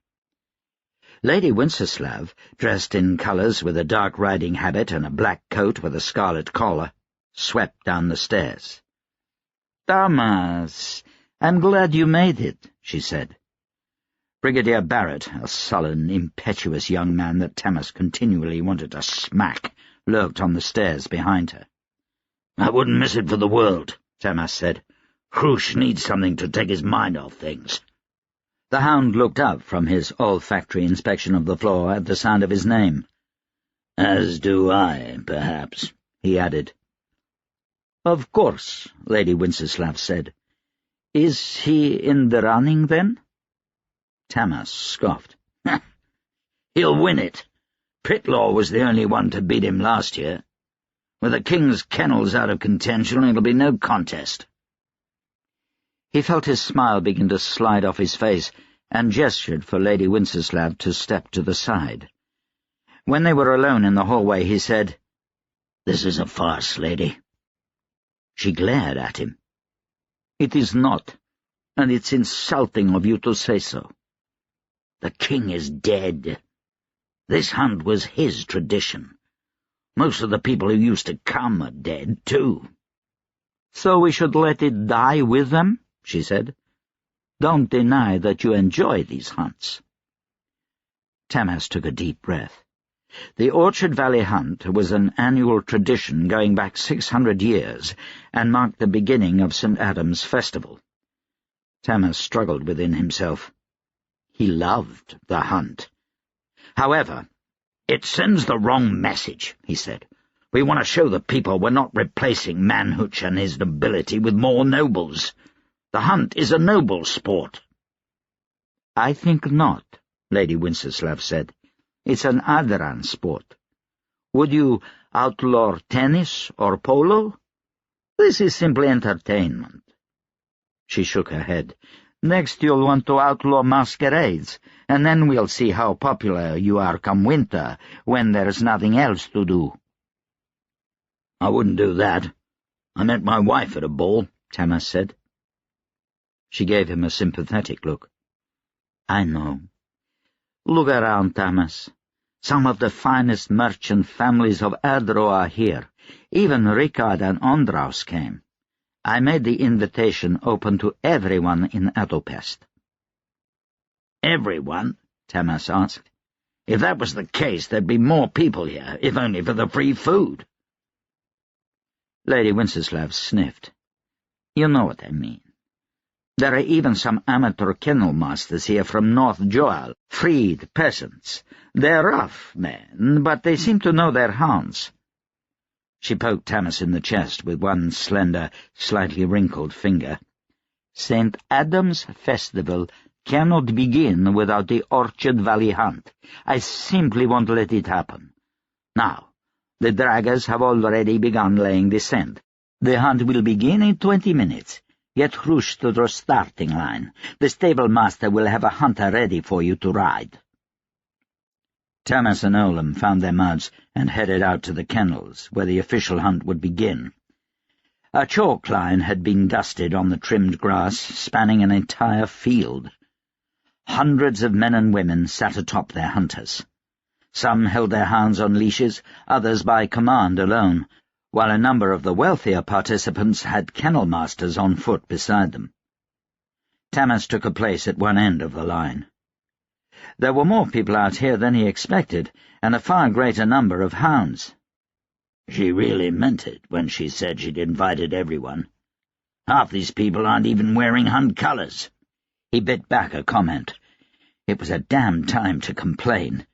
It would still be fine colours and nobility if it weren't for him. "Aye," Olam said. "I'm glad there's anyone here at all. Would be a sad start to the festival without a hunt." "Did Lady Winceslav pay you to say that?" Tamas said. Olam was a soldier, risen from the peasantry to his current position. He had no attachment to the hunt. Olam looked surprised. "No, sir?" He flicked the end of his cigarette into the grass and immediately began rolling another. "I'm joking, Olam." Tamas glanced about, grimacing at the sight of a peasant on a mangy-looking mare with 2 hounds and an off-red coat that didn't come close to hunt colours. In a few minutes' time, the horn was blown and the hounds were off. Tamas began at a slow canter, watching Hrush fly off ahead of the rest of the animals in the direction of the scent. It wasn't long before the dogs disappeared into the woods. Tamas urged himself ahead of the rest of the riders until he reached the woods, then slacked off and let himself be passed. He closed his eyes, listening to the softening bays of the hounds, the sound soothing to his ears. He opened his eyes after some time to find himself alone with Olam. The bodyguard's hunter trotted along beside Tamas's. Olam's eyes scanned the surrounding brush with the vigil of a hawk. "Do you ever relax?" Tamas asked. "Not since the warden, sir." Tamas could see horses up ahead and hear others behind them. The huntsmen had begun to spread out in order to enjoy themselves, while the hounds ran themselves to exhaustion. The sport would last all day, either until one of the hounds caught up with the volunteer dragging the scent, or until they reached the end point of the race.